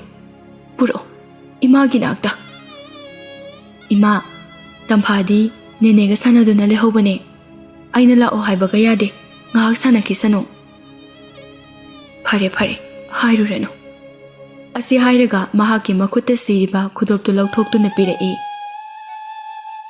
ꯁꯅꯥ, ꯈꯨꯗꯣꯞꯁꯦ ꯅꯈꯨꯠꯇ ꯁꯤꯖꯤꯜꯂꯨ꯫ ꯈꯨꯗꯣꯞꯁꯦ ꯏꯃꯥꯃꯛꯅꯤ ꯈꯜꯂꯒ ꯆꯦꯠꯅ ꯁꯤꯌꯨꯀꯣ꯫ ꯂꯥꯏ ꯇꯤꯟ ꯀꯔꯤꯁꯨ ꯆꯪꯕ ꯉꯝꯗꯕ ꯈꯨꯗꯣꯞꯅꯤ꯫ ꯈꯨꯗꯣꯞ ꯑꯁꯤꯅ ꯂꯩꯔꯤꯕ ꯃꯈꯩ ꯏꯆꯥꯒꯤ ꯄꯨꯟꯁꯤꯗ ꯑꯋꯥꯕ ꯇꯥꯗꯕ ꯑꯣꯏꯔꯁꯅꯨ꯫ ꯁꯅꯥꯅ ꯈꯨꯗꯣꯞꯇꯨ ꯂꯧꯏ꯫ ꯃꯈꯨꯠꯇꯨꯗꯤ ꯄꯤꯛꯄꯅꯤꯅ ꯈꯨꯗꯣꯞꯇꯨ ꯆꯥꯟꯅꯗꯦ, ꯑꯗꯨꯕꯨ ꯃꯥꯡꯕ ꯌꯥꯕ ꯈꯨꯗꯣꯞ ꯅꯠꯇꯦ ꯈꯟꯗꯨꯅ ꯐꯨꯔꯤꯠꯀꯤ ꯃꯆꯤ ꯑꯃꯗ ꯌꯦꯞꯁꯤꯟꯈ꯭ꯔꯦ꯫ ꯃꯈꯧꯔꯤꯗ ꯁꯤꯕ ꯆꯔꯤꯛ ꯑꯃꯁꯨ ꯂꯧꯊꯣꯛꯇꯨꯅ ꯄꯤꯔꯛꯏ꯫ ꯂꯤꯛ ꯑꯁꯤꯅ ꯑꯩꯒꯤ ꯏꯆꯥ ꯇꯝꯐꯥꯒꯤꯅꯤ꯫ ꯃꯍꯥꯛꯅ ꯆꯔꯤꯛꯇꯨ ꯂꯧꯊꯣꯛꯀꯦ ꯇꯧꯕꯗ ꯁꯅꯥꯅ ꯈꯥꯝꯂꯛꯏ꯫ ꯏꯃꯥ, ꯀꯩꯒꯤꯅꯣ ꯏꯃꯥꯒꯤ ꯏꯁꯥꯗ ꯁꯤꯔꯤꯕ ꯈꯨꯗꯤꯡꯃꯛ ꯅꯆꯥ ꯑꯅꯤꯗ ꯂꯣꯏꯅ ꯄꯤꯔꯛꯂꯤꯕꯗꯤ? ꯏꯃꯥꯒꯤ ꯄꯨꯟꯁꯤꯗꯤ ꯉꯁꯤ ꯍꯌꯦꯡ ꯇꯝꯕ ꯉꯝꯗꯦ꯫ ꯑꯁꯨꯛ ꯀꯨꯏꯅ ꯅꯥꯔꯛꯄ ꯑꯁꯤꯅ ꯏꯃꯥꯒꯤ ꯋꯥꯈꯜꯁꯦ ꯆꯥꯎꯊꯣꯛꯅ ꯂꯩꯕ ꯉꯝꯗꯦ꯫ ꯏꯃꯥꯅ ꯄꯤꯔꯤꯕ ꯈꯨꯗꯣꯞ ꯑꯃꯁꯨꯡ ꯆꯔꯤꯛ ꯑꯅꯤ ꯑꯁꯤ ꯁꯤꯔꯕꯗꯤ ꯁꯥꯔꯣꯏ ꯉꯥꯔꯣꯏꯅ ꯆꯦꯟꯗꯨꯅ ꯆꯠꯄ ꯉꯝꯂꯣꯏ꯫ ꯍꯟꯗꯛ ꯑꯉꯥꯡ ꯌꯥꯝꯅ ꯃꯥꯡꯂꯦ ꯍꯥꯏꯕꯒꯤ ꯄꯥꯎꯁꯨ ꯇꯠꯇꯅ ꯇꯥꯔꯤ꯫ ꯑꯗꯨꯒꯤ ꯏꯃꯥꯅ ꯏꯆꯥ ꯑꯅꯤꯗꯁꯨ ꯑꯁꯣꯏ ꯑꯉꯥꯝ ꯊꯣꯛꯇꯅꯕ ꯄꯤꯕꯅꯤ꯫ ꯏꯃꯥ, ꯅꯪ ꯉꯥꯛꯇꯪ ꯂꯩꯔꯝꯃꯨꯀꯣ, ꯑꯩꯈꯣꯏ ꯇꯝꯐꯥꯗꯣ ꯂꯝꯄꯥꯛꯇ ꯁꯥꯟꯅꯔꯝꯒꯅꯤ, ꯑꯩ ꯄꯨꯔꯒ ꯂꯥꯛꯀꯦ꯫ ꯑꯁꯤ ꯍꯥꯏꯔꯒ ꯃꯍꯥꯛ ꯆꯔꯤꯛꯇꯨ ꯁꯤꯗꯨꯅ ꯇꯝꯐꯥꯒꯤ ꯃꯅꯥꯛꯇ ꯂꯥꯛꯏ꯫ ꯁꯣꯝꯗꯅ ꯇꯝꯐꯥꯗꯨ ꯀꯣꯅꯨꯡꯗ ꯂꯩꯕ ꯑꯉꯥꯡ ꯃꯌꯥꯝꯒ ꯁꯥꯟꯅꯔꯤ꯫ ꯃꯈꯣꯏꯅ ꯁꯥꯟꯅꯔꯤꯕꯗꯨ ꯃꯤꯒꯤ ꯁꯛꯇꯝ ꯂꯧꯕ ꯍꯤꯡꯆꯥꯕꯤ ꯑꯃꯅ ꯑꯁꯣꯡꯕ ꯃꯔꯛꯇꯒꯤ ꯌꯦꯡꯗꯨꯅ ꯂꯩ꯫ ꯑꯉꯥꯡ ꯑꯃꯅ, ꯇꯝꯐꯥ, ꯅꯨꯡꯇꯤꯒꯤ ꯁꯥꯟꯅꯕ ꯑꯗꯨꯝ ꯊꯣꯛꯂꯛꯎꯀꯣ꯫ ꯍꯣꯏ, ꯊꯣꯛꯂꯛꯀꯦ꯫ ꯑꯩꯈꯣꯏ ꯕꯕꯥꯁꯨ ꯂꯩꯇꯕꯅꯤꯅ ꯑꯩ ꯑꯗꯨꯝ ꯊꯣꯛꯂꯛꯄ ꯌꯥꯅꯤꯌꯦ꯫ ꯅꯣꯏ ꯕꯕꯥ ꯂꯩꯔꯗꯤ ꯅꯪ ꯊꯣꯛꯂꯛꯄ ꯀꯤꯕ꯭ꯔꯣ?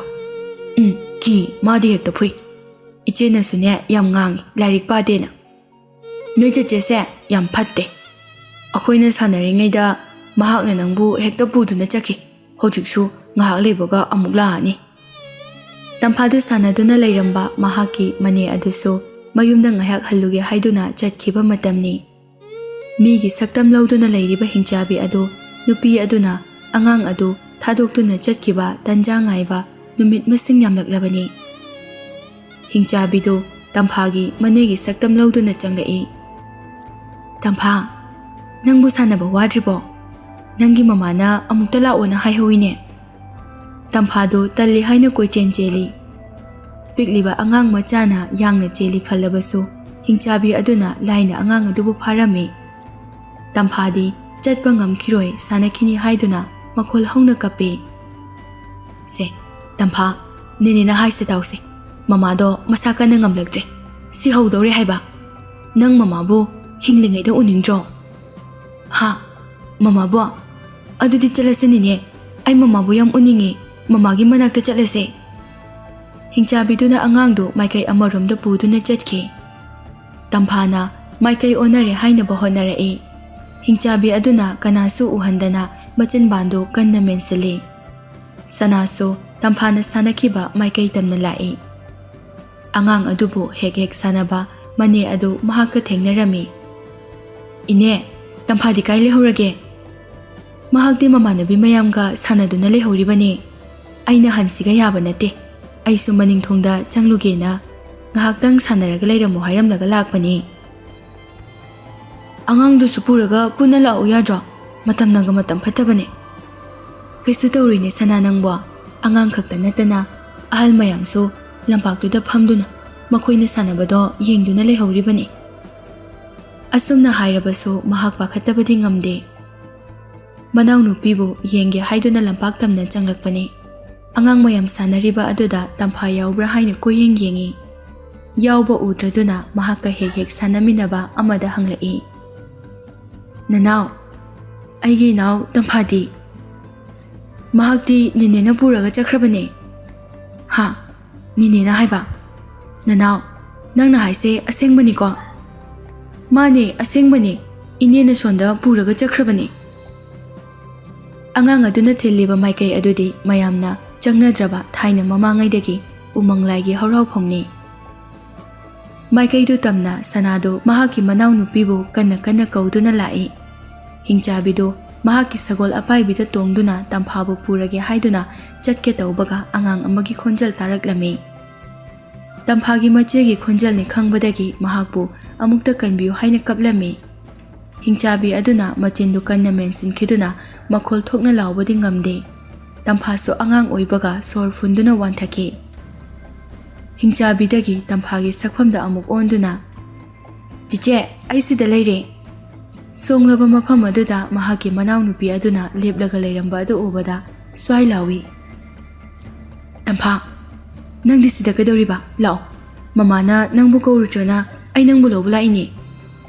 "ꯍꯣꯏ ꯆꯤꯆꯦ, ꯑꯩꯗꯤ ꯁꯥꯟꯅꯔꯨꯕꯒꯤ ꯋꯥꯕꯅ ꯌꯥꯗ꯭ꯔꯦ, ꯑꯩꯕꯨ ꯑꯃꯨꯛꯇ ꯄꯝꯕꯤꯌꯨ ꯆꯤꯆꯦ"꯫ ꯁꯅꯥꯅ ꯀꯔꯤꯁꯨ ꯈꯟꯗꯅ ꯃꯅꯥꯎꯅꯨꯄꯤꯕꯨ ꯄꯝꯒꯦ ꯍꯥꯏꯅ ꯊꯥꯡꯒꯠꯄꯗ ꯇꯝꯐꯥꯗꯤ ꯃꯅꯤꯡ ꯍꯟꯗꯨꯅ ꯇꯨꯏ꯫ ꯁꯅꯥꯒꯤ ꯃꯤꯠꯇꯁꯨ ꯇꯝꯐꯥꯒꯤ ꯃꯥꯏꯊꯣꯡꯗ ꯍꯤꯡꯆꯥꯕꯤ ꯑꯃꯒꯤ ꯁꯛꯐꯝ ꯑꯣꯟꯈꯤꯕꯁꯨ ꯃꯥꯜꯂꯤ꯫ ꯑꯗꯨꯕꯨ ꯃꯍꯥꯛ ꯃꯃꯤꯠꯇ ꯁꯦꯔꯥꯟꯅꯅ ꯎꯕ ꯑꯣꯏꯔꯝꯒꯅꯤ ꯈꯟꯗꯨꯅ ꯊꯣꯏꯅ ꯈꯟꯖꯤꯜꯂꯨꯗꯦ꯫ ꯍꯤꯡꯆꯥꯕꯤ ꯑꯗꯨꯅ ꯈꯜꯂꯤ, "ꯀꯔꯤꯅꯣ ꯃꯍꯥꯛꯀꯤ ꯃꯁꯥꯁꯤꯗ ꯊꯦꯡꯕꯗ ꯑꯩꯒꯤ ꯏꯁꯥꯁꯦ ꯍꯟꯗꯣꯛꯂꯤꯕꯗꯤ"꯫ ꯁꯅꯥꯒꯤ ꯃꯁꯥꯗ ꯀꯔꯤ ꯀꯔꯤ ꯌꯥꯎꯏ ꯍꯥꯏꯗꯨꯅ ꯌꯦꯡꯕꯗ ꯈꯧꯔꯤꯗ ꯁꯤꯔꯤꯕ ꯆꯔꯤꯛꯇꯨ ꯎꯔꯦ꯫ ꯆꯔꯤꯛꯇꯨ ꯑꯆꯝꯕ ꯅꯠꯇꯦ ꯍꯥꯏꯕ ꯃꯍꯥꯛꯅꯁꯨ ꯈꯪꯏ꯫ "ꯆꯤꯆꯦꯒꯤ ꯈꯧꯔꯤꯗ ꯁꯤꯔꯤꯕ ꯆꯔꯤꯛꯇꯣ ꯑꯩ ꯌꯥꯝ ꯄꯥꯝꯃꯦ, ꯑꯩꯉꯣꯟꯗ ꯄꯤꯌꯨ"꯫ "ꯍꯣꯏ, ꯄꯤꯒꯦꯕ, ꯌꯨꯝꯗ ꯍꯥꯟꯅ ꯆꯠꯂꯁꯤ ꯂꯥꯛꯑꯣꯕ"꯫ ꯍꯤꯡꯆꯥꯕꯤ ꯑꯗꯨꯅ ꯁꯅꯥꯁꯨ ꯌꯥꯎꯅ ꯑꯉꯥꯡ ꯑꯅꯤ ꯑꯗꯨ ꯄꯨꯈꯤꯕ ꯄꯥꯝꯂꯝꯃꯤ꯫ "ꯏꯆꯦ, ꯆꯔꯤꯛꯇꯨ ꯄꯤꯗ꯭ꯔꯤꯈꯩ ꯑꯩꯗꯤ ꯌꯨꯝꯗ ꯁꯨꯡꯍꯟ ꯍꯜꯂꯣꯏ"꯫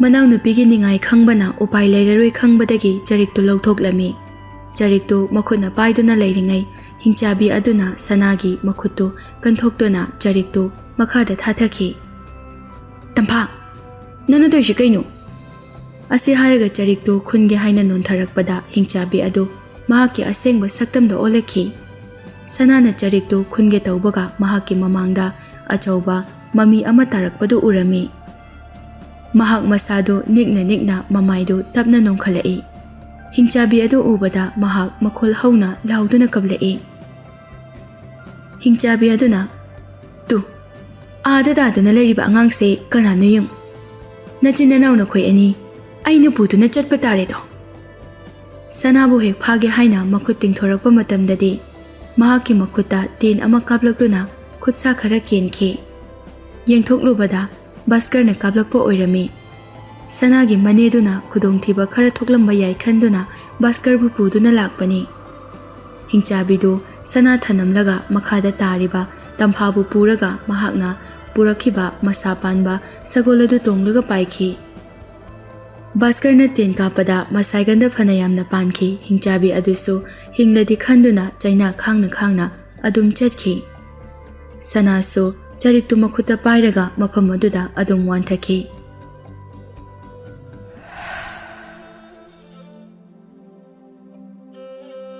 ꯍꯧꯈꯤꯕ ꯅꯨꯃꯤꯠꯇꯨ ꯃꯍꯥꯛ ꯅꯤꯡꯁꯤꯡꯗꯨꯅ ꯃꯇꯝ ꯁꯥꯡꯅ ꯂꯩꯀꯣꯜꯗ ꯐꯝꯂꯨꯔꯦ꯫ ꯃꯅꯥꯏ ꯅꯨꯕꯤ ꯑꯃꯅ ꯃꯁꯥ ꯄꯥꯏꯗꯨꯅ ꯅꯣꯝꯂꯛꯄꯗ ꯃꯍꯥꯛ ꯈꯪꯏ, ꯑꯗꯨꯕꯨ ꯀꯩꯁꯨ ꯈꯟꯗꯕ ꯁꯥꯗꯨꯅ ꯃꯍꯥꯛꯀꯤ ꯂꯩꯐꯝꯗ ꯑꯃꯨꯛ ꯆꯪꯈꯤ꯫ ꯉꯥꯟꯊꯣꯏꯒꯤ ꯃꯄꯥꯗꯨ ꯂꯥꯏꯔꯕ ꯑꯣꯏꯔꯕꯁꯨ ꯃꯉꯣꯟꯗ ꯐꯨꯔꯝꯕ ꯑꯃꯁꯨꯡ ꯃꯆꯥꯅꯨꯄꯤꯗ ꯊꯤꯅ ꯉꯥꯡꯂꯝꯕ ꯑꯗꯨꯗ ꯌꯥꯝꯅ ꯁꯥꯎꯔꯝꯃꯤ꯫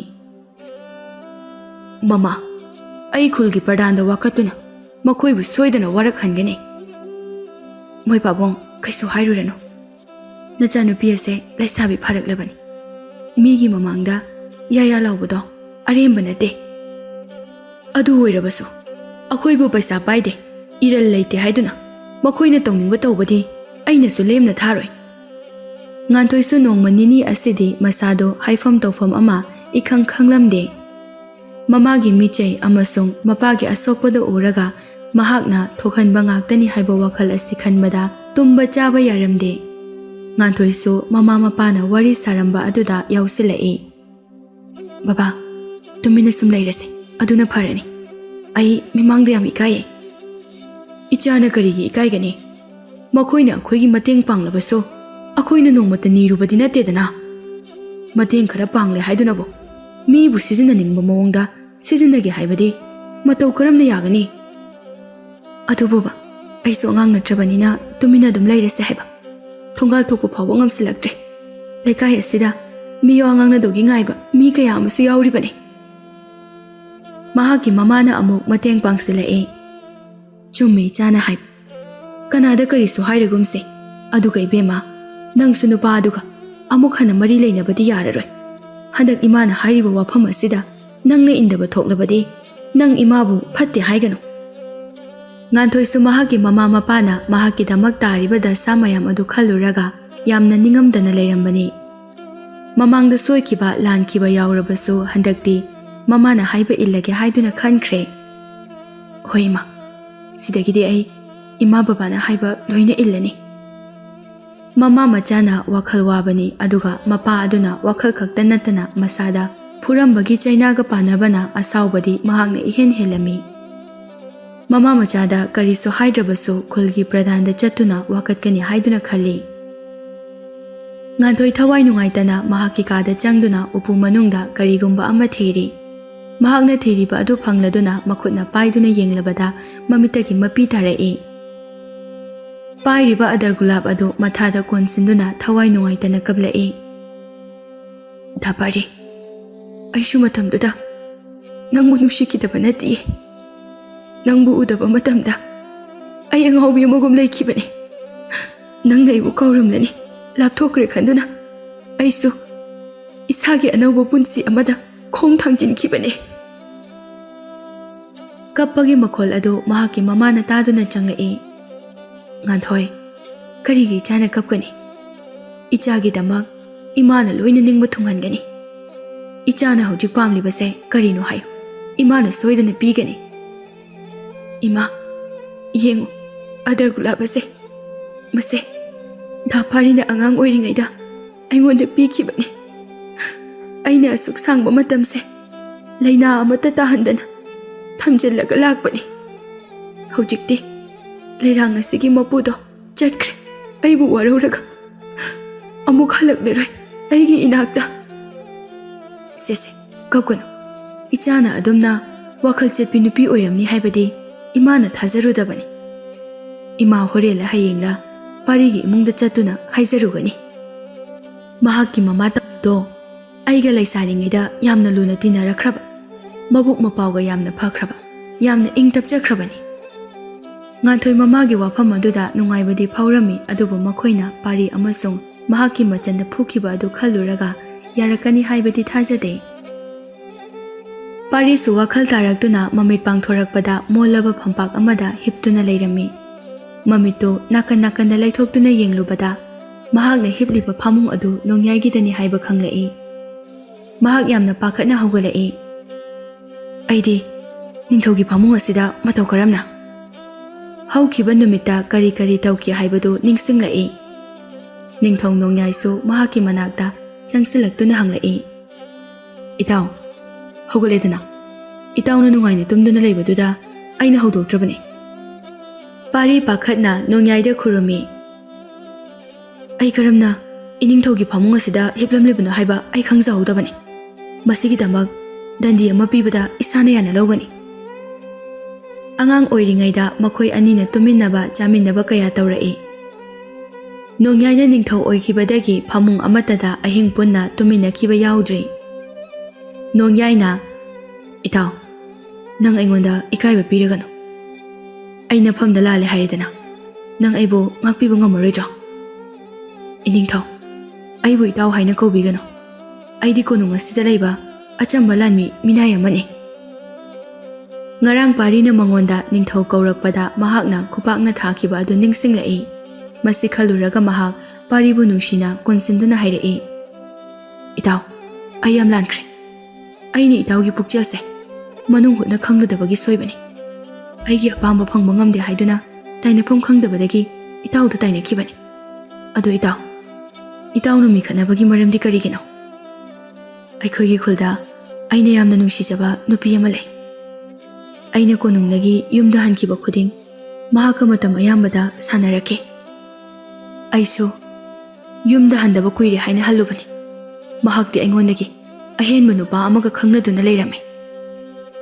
ꯅꯣꯡꯌꯥꯏꯗꯨ ꯃꯍꯥꯛꯀꯤ ꯃꯇꯥꯎꯒꯤ ꯈꯜꯂꯒ ꯌꯥꯝꯅ ꯁꯥꯎꯅꯤꯡꯂꯛꯏ ꯏꯇꯥꯎ ꯋꯥꯐꯝꯗꯨ ꯉꯔꯥꯡ ꯑꯩꯉꯣꯟꯗ ꯍꯥꯏꯗ꯭ꯔꯤꯕ ꯀꯩꯒꯤꯅꯣ ꯑꯩꯁꯦ ꯂꯩꯕꯥꯛꯀꯤ ꯅꯤꯡꯊꯧꯅꯤ ꯇꯧꯅꯤꯡꯕꯇ ꯇꯧꯕ ꯉꯝꯃꯤ ꯅꯨꯄꯤ ꯃꯥꯅ ꯏꯇꯥꯎꯗ ꯑꯗꯨꯝꯅ ꯅꯝꯊꯥꯛ ꯇꯧꯔꯝꯕ ꯌꯥꯕ꯭ꯔꯣ ꯍꯧꯖꯤꯛꯃꯛ ꯅꯨꯄꯤꯗꯣ ꯐꯥꯗꯨꯅ ꯃꯐꯝ ꯑꯁꯤꯗ ꯄꯨꯍꯜꯂꯛꯀꯦ ꯄꯥꯔꯤꯗꯨ ꯃꯈꯨꯠ ꯂꯣꯟꯅꯗꯨꯅ ꯍꯥꯏꯔꯛꯏ ꯃꯗꯨꯗꯗꯤ ꯇꯧꯕꯤꯒꯅꯨ ꯏꯅꯤꯡꯊꯧꯅ ꯍꯥꯏꯔꯤꯕꯗꯣ ꯑꯩꯒꯤꯗꯃꯛ ꯈꯜꯂꯒ ꯍꯥꯏꯕꯅꯤ ꯍꯥꯏꯕ ꯑꯩꯁꯨ ꯈꯪꯏ ꯅꯨꯡꯁꯤꯕ ꯑꯃꯕꯨ ꯊꯃꯣꯏꯅ ꯅꯠꯇꯅ ꯑꯇꯣꯞꯄ ꯄꯥꯝꯕꯩ ꯑꯃꯅ ꯈꯨꯗꯨꯝ ꯆꯟꯕ ꯑꯩ ꯄꯥꯝꯗꯦ ꯉꯥꯟꯊꯣꯏꯒꯤ ꯊꯣꯡꯒꯥꯜꯗ ꯐꯝꯗꯨꯅ ꯉꯥꯟꯊꯣꯏꯕꯨ ꯉꯥꯏꯈꯤꯕ ꯅꯨꯃꯤꯠ ꯑꯗꯨ ꯄꯥꯔꯤꯅ ꯋꯥꯔꯤ ꯂꯤꯔꯝꯃꯤ ꯅꯣꯡꯌꯥꯏꯗꯨ ꯑꯉꯥꯡ ꯑꯣꯏꯔꯤꯉꯩꯗꯒꯤ ꯃꯍꯥꯛꯀꯤ ꯃꯇꯥꯎꯅ ꯉꯥꯡꯕ ꯋꯥꯍꯩ ꯑꯁꯤ ꯇꯥꯕ ꯌꯥꯝꯅ ꯅꯨꯡꯉꯥꯏ ꯃꯤꯀꯨꯞ ꯑꯁꯤꯗꯁꯨ ꯑꯗꯨꯃꯛ ꯍꯣꯡꯗ꯭ꯔꯤ ꯏꯇꯥꯎ ꯑꯗꯨꯒ ꯏꯇꯥꯎꯒ ꯈꯟꯅꯩ ꯍꯥꯏꯔꯤꯕ ꯃꯈꯣꯏ ꯑꯁꯤꯅ ꯀꯅꯥ ꯀꯅꯥꯅꯣ ꯊꯧꯗꯣꯛꯇꯨꯗꯒꯤ ꯃꯍꯥꯛꯀ ꯈꯪꯅꯕ ꯅꯨꯄꯥ ꯑꯗꯨꯅ ꯑꯩꯒꯤ ꯏꯃꯨꯡꯗ ꯂꯥꯛꯂꯒ ꯑꯩꯉꯣꯟꯗ ꯍꯥꯟꯅ ꯈꯨꯠ ꯊꯥꯕꯅꯤ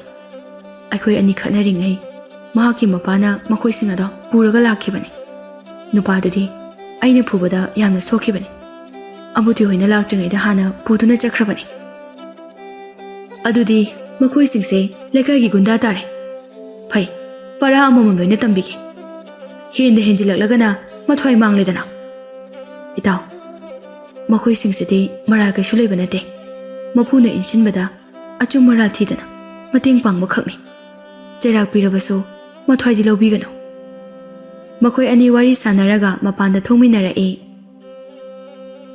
ꯁꯣꯝꯗꯅ ꯆꯅꯨ ꯑꯃꯁꯨꯡ ꯑꯇꯣꯟꯕꯤ ꯑꯌꯨꯛ ꯉꯟꯅ ꯍꯧꯒꯠꯇꯨꯅ ꯏꯃꯨꯡꯒꯤ ꯊꯕꯛ ꯈꯨꯗꯤꯡ ꯄꯨꯟꯅ ꯂꯣꯏꯁꯤꯟꯃꯤꯟꯅꯔꯤ ꯆꯅꯨꯅ ꯏꯆꯦ ꯑꯩꯗꯤ ꯏꯆꯦꯁꯦ ꯏꯆꯦ ꯀꯧꯅꯤꯡꯗ꯭ꯔꯦ ꯏꯅꯝꯃ ꯑꯣꯏꯅ ꯀꯧꯅꯤꯡꯉꯤ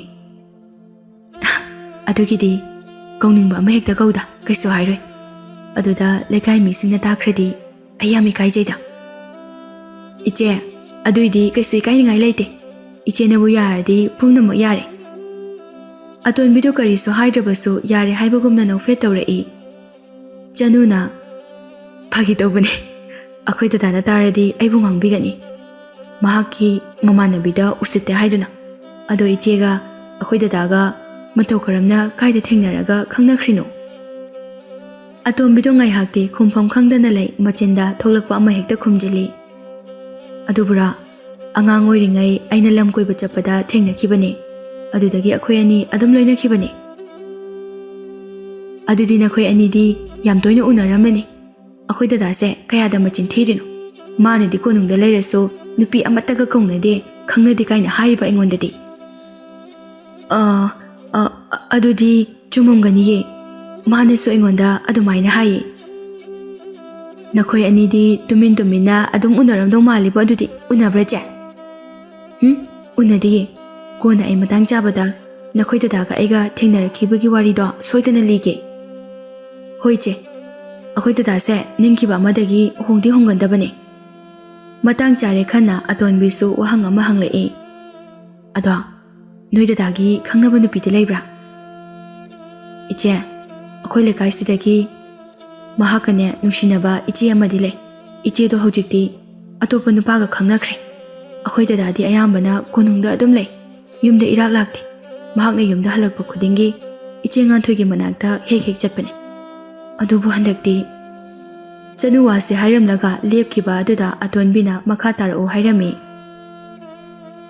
ꯏꯆꯦꯗꯣ ꯑꯍꯦꯟꯕ ꯅꯨꯄꯥ ꯑꯃꯒ ꯈꯪꯅꯗꯨꯅ ꯂꯩꯔꯝꯂꯦ ꯑꯗꯨꯒ ꯑꯩꯈꯣই ꯗꯗꯥꯅ ꯃꯈꯣꯏꯒꯤ ꯊꯣꯡꯒꯥꯜꯗꯒꯤ ꯍꯜꯂꯣꯏ ꯍꯥꯏꯗꯨꯅ ꯁꯪꯂꯒ ꯂꯩꯈꯤ ꯅꯨꯃꯤꯠꯇꯨꯒꯤ ꯊꯧꯗꯣꯛꯁꯤꯡ ꯑꯗꯨ ꯆꯅꯨꯅ ꯑꯇꯣꯟꯕꯤꯗ ꯂꯤꯔꯝꯃꯤ ꯋꯥꯔꯤꯗꯨ ꯇꯥꯔꯨꯕꯗꯒꯤ ꯑꯇꯣꯟꯕꯤꯗꯨ ꯄꯥꯔꯤꯕꯨ ꯅꯨꯡꯁꯤꯕ ꯍꯦꯜꯂꯛꯄꯒꯨꯝ ꯇꯧꯔꯛꯏ ꯑꯗꯨꯗꯤ ꯅꯣꯏ ꯗꯗꯥꯅꯗꯤ ꯉꯥꯟꯊꯣꯏꯕꯨ ꯍꯧꯖꯤꯛ ꯐꯥꯎꯕ ꯅꯨꯡꯁꯤꯔꯝꯈꯤꯗ꯭ꯔꯥ ꯄꯨꯛꯅꯤꯡ ꯆꯦꯠꯄ ꯑꯩꯒꯤ ꯗꯗꯥꯅꯦ ꯃꯍꯥꯛꯅ ꯈꯟꯕ ꯈꯨꯗꯤꯡ ꯃꯆꯟ ꯑꯩꯉꯣꯟꯗ ꯂꯣꯏꯅ ꯇꯝꯕꯅꯤ ꯃꯍꯥꯛꯅ ꯉꯥꯟꯊꯣꯏꯕꯨ ꯑꯃꯨꯛ ꯍꯟꯅ ꯅꯨꯡꯁꯤꯕ ꯍꯥꯏꯕꯁꯤꯃꯗꯤ ꯃꯄꯣꯛꯁꯤꯃꯒꯤ ꯑꯣꯏꯊꯣꯛꯂꯔꯣꯏ ꯑꯩꯅ ꯉꯥꯟꯊꯣꯏ ꯑꯣꯏꯔꯝꯂꯕꯗꯤ ꯀꯌꯥꯗ ꯅꯨꯡꯉꯥꯏꯅꯤ ꯑꯁꯨꯛ ꯐꯖꯕ ꯑꯁꯨꯛ ꯐꯕ ꯅꯨꯄꯥꯗꯨꯕꯨ ꯅꯪꯅ ꯀꯔꯤꯒꯤ ꯃꯤꯔꯥꯏꯔꯤꯕꯅꯣ ꯑꯃꯔꯣꯝꯗꯁꯨ ꯅꯪꯅ ꯐꯠꯂꯝꯗꯕꯁꯦ ꯌꯥꯝꯅ ꯐꯩ ꯅꯪꯅ ꯐꯔꯝꯂꯕꯗꯤ ꯑꯩꯒꯤ ꯑꯅꯤꯡꯕꯁꯦ ꯊꯨꯡꯕꯗꯤ ꯂꯥꯏꯔꯗꯅ ꯑꯁꯥ ꯃꯆꯦꯠ ꯑꯃ ꯐꯥꯎꯕ ꯂꯩꯔꯝꯂꯣꯏ ꯃꯈꯣꯏ ꯑꯅꯤ ꯋꯥꯔꯤ ꯁꯥꯟꯅ ꯁꯥꯟꯅꯅ ꯊꯕꯛ ꯇꯧꯃꯤꯟꯅꯔꯤ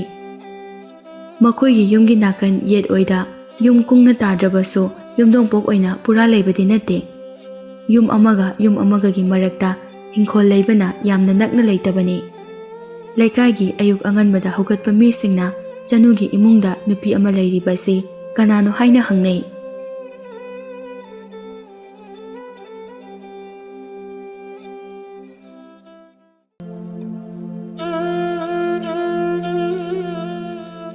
ꯅꯨꯡꯊꯤꯜꯒꯤ ꯃꯇꯝꯅꯤ꯫ ꯇꯝꯐꯥ ꯋꯥꯈꯜ ꯃꯨꯟꯅ ꯈꯟꯗꯨꯅ ꯑꯆꯧꯕ ꯌꯨꯝꯒꯤ ꯑꯀꯣꯏꯕꯗꯨ ꯆꯠꯇꯨꯅ ꯂꯩꯔꯤ꯫ ꯃꯐꯝꯁꯤꯗꯒꯤ ꯑꯩ ꯃꯇꯧ ꯀꯔꯝꯅ ꯅꯥꯟꯊꯣꯛꯀꯅꯤ?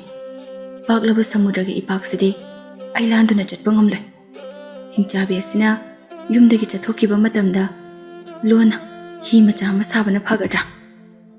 ꯃꯁꯥꯒꯤ ꯑꯔꯩꯕ ꯂꯧꯁꯤꯡ ꯁꯤꯖꯤꯟꯅꯗꯨꯅ ꯒꯥꯔꯤ ꯄꯥꯝꯕꯩ ꯁꯤꯖꯤꯟꯅꯔꯒ ꯃꯌꯨꯝꯗ ꯍꯟꯒꯅꯤ ꯍꯥꯏꯗꯨꯅ ꯈꯜꯂꯤ꯫ ꯁꯛꯇꯤ ꯂꯩꯕꯤ ꯍꯤꯡꯆꯥꯕꯤꯅꯤ꯫ ꯑꯁꯣꯟꯕ ꯅꯨꯄꯤ ꯃꯍꯥꯛꯅ ꯄꯥꯡꯒꯜ ꯁꯛꯇꯤꯗ ꯃꯥꯏꯊꯤꯕ ꯄꯤꯕ ꯉꯝꯂꯣꯏ꯫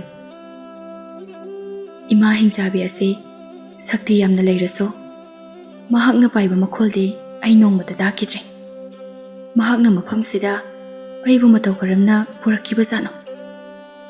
ꯃꯇꯝꯗꯣ ꯑꯩꯗꯤ ꯋꯥꯈꯜ ꯃꯄꯨꯡ ꯐꯥꯗ꯭ꯔꯤꯕꯅꯤꯅ ꯅꯤꯡꯊꯤꯅ ꯅꯤꯡꯁꯤꯡꯕꯁꯨ ꯉꯝꯗ꯭ꯔꯤ꯫ ꯃꯍꯥꯛ ꯋꯥꯈꯜ ꯂꯩꯇꯥꯅ ꯃꯈꯥꯗ ꯍꯤꯞꯊꯗꯨꯅ ꯅꯨꯃꯤꯠꯇꯨꯒꯤ ꯊꯧꯗꯣꯛ ꯑꯗꯨ ꯅꯤꯡꯁꯤꯡꯅꯕ ꯍꯣꯠꯅꯩ꯫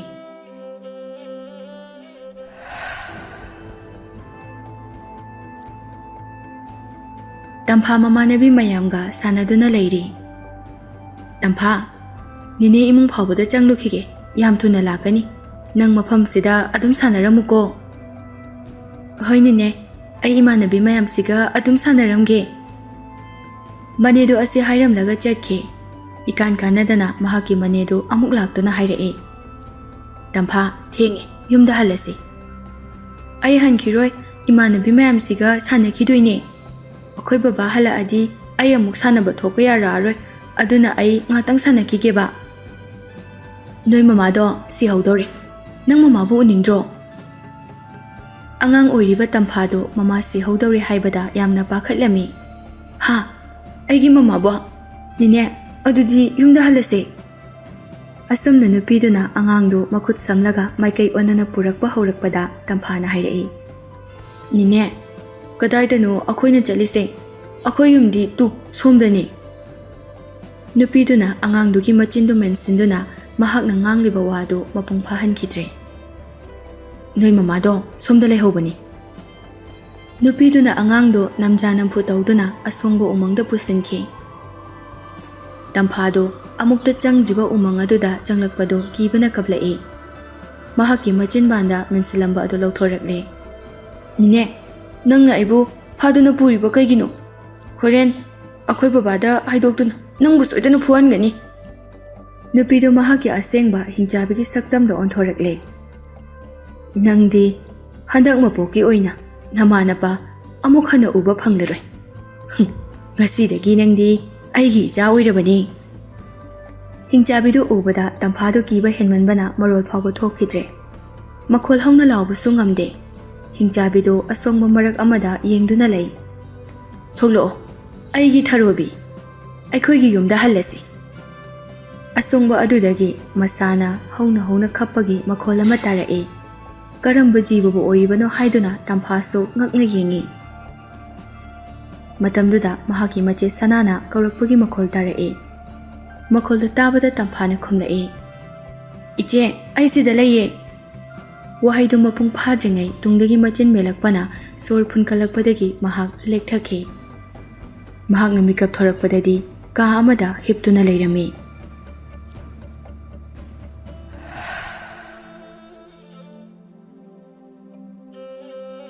ꯍꯧꯈꯤꯕ ꯋꯥꯔꯤꯗꯨ ꯅꯤꯡꯁꯤꯡꯂꯒ ꯃꯍꯥꯛꯀꯤ ꯋꯥꯈꯜꯗ ꯀꯔꯤꯒꯨꯝꯕ ꯑꯃ ꯈꯜꯂꯛꯏ꯫ ꯅꯨꯃꯤꯠꯇꯨꯗ ꯃꯍꯥꯛꯅ ꯊꯔꯣꯕꯤ ꯍꯥꯏꯅ ꯀꯧꯈꯤꯕꯗꯨ ꯀꯔꯝꯕ ꯁꯥ ꯑꯣꯏꯔꯕꯖꯥꯠꯅꯣ? ꯑꯗꯨꯒꯤ ꯁꯥꯗꯣ ꯍꯧꯖꯤꯛ ꯐꯥꯎꯕ ꯂꯩꯔꯤꯕꯖꯥꯠꯂꯥ? ꯃꯔꯛ ꯃꯔꯛꯇ ꯅꯨꯡꯊꯤꯜꯒꯤ ꯃꯇꯝꯗ ꯑꯇꯤꯌꯥꯗ ꯁꯒꯣꯜꯅ ꯈꯣꯡꯕꯒꯤ ꯃꯈꯣꯜ ꯑꯃ ꯑꯃꯨꯛꯇꯤ ꯇꯥꯏ꯫ ꯑꯗꯨꯕꯨ ꯃꯐꯝ ꯑꯁꯤꯗꯗꯤ ꯁꯒꯣꯜ ꯑꯃꯠꯇ ꯂꯩꯕꯗꯤ ꯎꯗꯦ꯫ ꯍꯣꯔꯦꯟ ꯏꯃꯥ ꯍꯤꯡꯆꯥꯕꯤ ꯑꯗꯨꯅ ꯍꯜꯂꯛꯂꯒ ꯍꯪꯗꯣꯛꯇꯕ ꯌꯥꯗꯦ꯫ ꯁꯣꯝ ꯅꯥꯀꯟꯗ ꯉꯥꯟꯊꯣꯏꯗꯨ ꯃꯃꯥꯒ ꯋꯥꯔꯤ ꯁꯥꯟꯅꯔꯤ꯫ ꯏꯃꯥ, ꯗꯥꯄꯥꯔꯤꯗꯣ ꯃꯤꯅ ꯍꯥꯏꯅꯕꯗ ꯅꯤꯡꯊꯧꯒꯤ ꯃꯅꯥꯏ ꯊꯥꯔꯛꯇꯨꯅ ꯐꯥꯔꯒ ꯄꯨꯈꯤ ꯍꯥꯏ꯫ ꯑꯗꯨꯕꯨ ꯀꯔꯤꯒꯤ ꯑꯣꯏꯔꯖꯥꯠꯅꯣ? ꯈꯪꯗꯦꯅꯦꯍꯦ ꯏꯃꯥꯗꯤ꯫ ꯑꯩꯁꯨ ꯃꯤꯅ ꯍꯥꯏꯅꯕꯗꯒꯤ ꯄꯥꯎ ꯇꯥꯔꯦ꯫ ꯃꯍꯥꯛꯅ ꯅꯤꯡꯊꯧꯗ ꯀꯔꯤ ꯑꯀꯥꯏꯕ ꯇꯧꯔꯝꯂꯕꯖꯥꯠꯅꯣ? ꯃꯈꯨꯠ ꯃꯁꯥ ꯁꯥꯡꯂꯝꯕꯒꯤ ꯑꯣꯏꯔꯝꯒꯅꯤ ꯍꯥꯏꯕꯗꯤ ꯏꯃꯥꯗꯤ ꯊꯥꯖꯗꯦ꯫ ꯏꯃꯥ, ꯑꯩ ꯈꯜꯂꯨꯔꯒ ꯅꯤꯡꯉꯝꯗꯕ ꯁꯨꯝ ꯍꯦꯜꯂꯛꯂꯦ꯫ ꯅꯍꯥꯟ ꯃꯍꯥꯛꯀꯤ ꯃꯃꯤꯠ ꯑꯅꯤꯗꯒꯤ ꯇꯥꯈꯤꯕ ꯃꯄꯤꯗꯣ ꯍꯧꯖꯤꯛꯁꯨ ꯑꯩ ꯃꯌꯦꯛ ꯁꯦꯡꯅ ꯎꯔꯤ꯫ ꯌꯥꯔꯦꯅꯦ ꯏꯕꯦꯝꯃ ꯅꯪꯕꯣ, ꯀꯞꯄꯅꯨꯅꯦꯁꯦ꯫ ꯏꯃꯥꯅ ꯍꯧꯖꯤꯛꯃꯛ ꯆꯠꯇꯨꯅ ꯇꯃꯥꯗ ꯍꯥꯏꯖꯔꯨꯒꯅꯤ꯫ ꯏꯃꯥ, ꯃꯍꯥꯛꯀꯤ ꯃꯃꯥꯗꯣ ꯃꯁꯥ ꯉꯝꯗꯅ ꯂꯩꯔꯛꯄ ꯃꯇꯝ ꯀꯨꯏꯔꯛꯂꯕꯅꯤ꯫ ꯍꯧꯖꯤꯛꯇꯤ ꯋꯥꯈꯜ ꯅꯨꯡꯉꯥꯏꯇꯅ ꯂꯩꯔꯝꯈꯤꯅꯤ꯫ ꯑꯩꯒꯤ ꯃꯔꯝꯗ ꯑꯃꯨꯛ ꯍꯥꯏꯔꯨꯔꯒ ꯇꯊꯤ ꯉꯥꯡꯂꯛꯂꯗꯤ ꯀꯝꯗꯧꯅꯤ?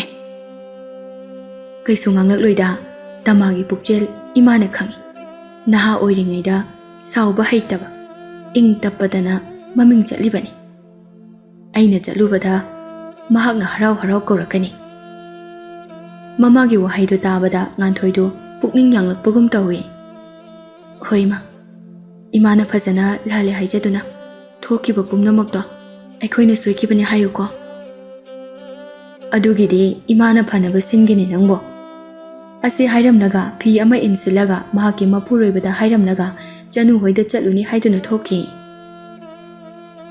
ꯆꯅꯨ ꯑꯃꯁꯨꯡ ꯑꯇꯣꯟꯕꯤ ꯉꯁꯥꯏ ꯑꯌꯨꯛ ꯑꯉꯟꯕꯗꯒꯤ ꯊꯕꯛ ꯄꯨꯝꯕ ꯇꯧꯃꯤꯟꯅꯔꯝꯃꯤ꯫ ꯑꯇꯣꯟꯕꯤꯗꯤ ꯆꯥꯛ ꯊꯣꯡꯕ ꯍꯩꯇꯦ ꯍꯥꯏꯗꯨꯅ ꯆꯅꯨꯅ ꯇꯥꯛꯄꯤꯔꯝꯃꯤ꯫ ꯍꯩꯇ ꯊꯣꯡꯕꯒꯤ ꯃꯍꯥꯎ ꯋꯥꯠꯂꯕꯁꯨ ꯇꯃꯥꯗꯤ ꯃꯃꯧꯅ ꯊꯣꯡꯉꯤ ꯈꯟꯗꯨꯅ ꯃꯕꯨꯛ ꯊꯟꯗ꯭ꯔꯤꯕ ꯐꯥꯎꯕ ꯆꯥꯈ꯭ꯔꯕꯅꯤ꯫ ꯃꯆꯥ ꯏꯕꯦꯝꯃ ꯆꯅꯨꯗꯤ ꯃꯃꯥꯅ ꯆꯥꯛ ꯃꯌꯥꯝ ꯆꯥꯈꯤꯕ ꯑꯗꯨꯗ ꯍꯌꯦꯡꯗꯒꯤ ꯃꯆꯦ ꯑꯇꯣꯟꯕꯤꯗ ꯑꯗꯨꯝ ꯊꯣꯡꯉꯣ ꯍꯥꯏꯈ꯭ꯔꯕꯅꯤ꯫ ꯃꯈꯣꯏꯅ ꯆꯥꯕ ꯊꯛꯄ ꯂꯣꯏꯔꯛꯄ ꯃꯇꯥꯡꯗꯅꯤ ꯆꯅꯨꯅ, ꯏꯃꯥ, ꯉꯁꯤꯗꯤ ꯏꯃꯥꯁꯦ ꯆꯥꯛ ꯌꯥꯝ ꯆꯥꯏ꯫ ꯅꯍꯥꯟꯈꯩꯗꯤ ꯆꯈꯣꯝ ꯑꯃ ꯄꯤꯖꯅꯕ ꯍꯣꯠꯅꯕꯗ ꯌꯥꯝ ꯋꯥꯕꯅꯤ꯫ ꯉꯁꯤꯗꯤ ꯊꯤꯔꯝꯕ ꯁꯔꯨꯛꯇꯣ ꯂꯣꯏꯅ ꯆꯥꯈ꯭ꯔꯦ꯫ ꯃꯆꯥꯒꯤ ꯋꯥꯍꯩꯗꯣ ꯇꯥꯔꯒ ꯇꯃꯥꯁꯨ ꯐꯥꯒꯤ ꯇꯧꯔꯛꯏ꯫ ꯑꯩꯅ ꯅꯍꯥꯟꯈꯩ ꯆꯥꯛ ꯆꯥꯕ ꯌꯥꯗ꯭ꯔꯤꯗꯨꯗꯤ ꯏꯆꯥꯅ ꯊꯣꯡꯕ ꯍꯩꯇꯕꯒꯤ ꯑꯣꯏꯔꯝꯂꯦ꯫ ꯍꯌꯦꯡꯈꯩꯗꯤ ꯏꯃꯧꯅ ꯑꯗꯨꯝ ꯊꯣꯡꯍꯜꯂꯨꯀꯣ꯫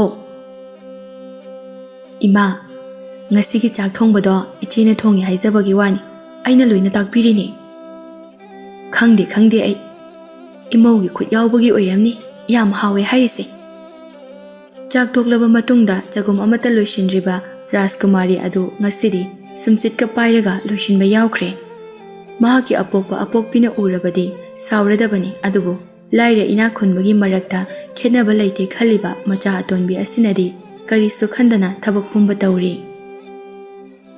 ꯆꯅꯨ, ꯃꯐꯝꯁꯤꯗ ꯂꯩꯔꯤꯕ ꯆꯤꯡꯌꯥꯁꯤꯡꯁꯦ ꯌꯥꯝ ꯐꯖꯩ꯫ ꯍꯧꯔꯤꯕ ꯎꯄꯥꯜ ꯋꯥꯄꯥꯜ ꯃꯌꯥꯝꯁꯤꯁꯨ ꯋꯥꯡꯕ ꯆꯞ ꯃꯥꯟꯅꯅ ꯆꯥꯡ ꯅꯥꯏꯅ ꯍꯧꯔꯤ꯫ ꯇꯃꯥ! ꯃꯅꯨꯡꯗ ꯃꯈꯣꯏ ꯑꯍꯨꯝ ꯋꯥꯔꯤ ꯁꯥꯟꯅꯔꯤꯉꯩ ꯃꯄꯥꯟꯗ ꯃꯤ ꯑꯃꯅ ꯀꯧꯔꯛꯄ ꯇꯥꯔꯝꯃꯤ꯫ ꯆꯅꯨ, ꯃꯄꯥꯟꯗ ꯂꯥꯛꯂꯤꯕꯁꯦ ꯀꯅꯥꯅꯣ ꯍꯥꯏꯅ ꯑꯃꯨꯛꯇ ꯌꯦꯡꯂꯨꯆꯣ꯫ ꯏꯃꯥꯒꯤ ꯃꯤꯡꯁꯨ ꯀꯧꯕꯒꯨꯝ ꯇꯧꯏ꯫ ꯆꯅꯨꯁꯨ ꯍꯧꯒꯠꯇꯨꯅ ꯃꯄꯥꯟꯗ ꯊꯣꯛꯈꯤ꯫ ꯇꯃꯥꯅ ꯋꯥꯈꯜꯗ ꯈꯜꯂꯤ, ꯍꯧꯖꯤꯛ ꯑꯩꯅ ꯇꯥꯈꯤꯕ ꯈꯣꯟꯖꯦꯜ ꯑꯗꯨ ꯍꯥꯟꯅ ꯇꯥꯈꯤꯕ ꯈꯣꯟꯖꯦꯜ ꯃꯥꯜꯂꯤꯅꯦꯍꯦ꯫ ꯃꯇꯝ ꯀꯨꯏꯔꯕꯒꯤ ꯇꯨꯡꯗ ꯑꯩꯒꯤ ꯃꯤꯡ ꯀꯧꯗꯨꯅ ꯌꯨꯝꯗ ꯂꯥꯛꯄ ꯍꯥꯏꯕꯁꯦ ꯑꯩꯒ ꯅꯛꯅꯈꯤꯕ ꯃꯤꯗꯤ ꯁꯣꯏꯗꯅ ꯑꯣꯏꯒꯅꯤ꯫ ꯆꯅꯨ ꯊꯣꯡꯖꯤꯜ ꯀꯥꯟꯊꯣꯔꯛꯄꯒ ꯁꯨꯃꯥꯡꯗ ꯂꯦꯞꯂꯝꯂꯤꯕ ꯅꯨꯄꯤꯗꯨ ꯎꯕꯗ ꯑꯉꯛꯄ ꯐꯥꯎꯏ꯫ ꯑꯁꯤꯗꯤ ꯏꯆꯦ ꯉꯥꯟꯊꯣꯏꯒꯤ ꯃꯃꯥꯅꯤꯅꯦ꯫ ꯃꯍꯥꯛꯇꯤ ꯑꯩꯈꯣꯏ ꯌꯨꯝꯁꯤꯗ ꯀꯩꯗꯧꯕ ꯑꯃꯨꯛ ꯂꯥꯛꯂꯤꯕꯖꯥꯠꯅꯣ? ꯆꯅꯨꯗꯨ ꯁꯥꯎꯅꯤꯡꯕꯗꯤ ꯐꯥꯎꯔꯕꯅꯤ, ꯑꯗꯨꯕꯨ ꯃꯃꯥꯒꯨꯝꯂꯕ ꯑꯍꯜ ꯑꯗꯨꯗ ꯊꯛꯁꯤ ꯈꯥꯁꯤ ꯌꯥꯎꯗꯅ ꯉꯥꯡꯕꯗꯤ ꯃꯍꯥꯛ ꯄꯥꯝꯗꯦ꯫ ꯋꯥꯈꯜ ꯈꯔ ꯈꯟꯊꯔꯒ ꯍꯥꯏꯔꯛꯏ, ꯏꯅꯦꯅ ꯏꯊꯥ ꯊꯥꯖꯗꯅ ꯑꯩꯈꯣꯏ ꯌꯨꯝꯗ ꯂꯥꯛꯄꯁꯤꯕꯨ ꯀꯔꯤ ꯑꯔꯨꯕ ꯂꯩꯔꯒꯦ? ꯉꯥꯟꯊꯣꯏꯒꯤ ꯃꯃꯥꯅ ꯍꯥꯏꯔꯛꯏ, ꯏꯕꯦꯝꯃ, ꯅꯃꯥ ꯂꯩꯕ꯭ꯔꯣ?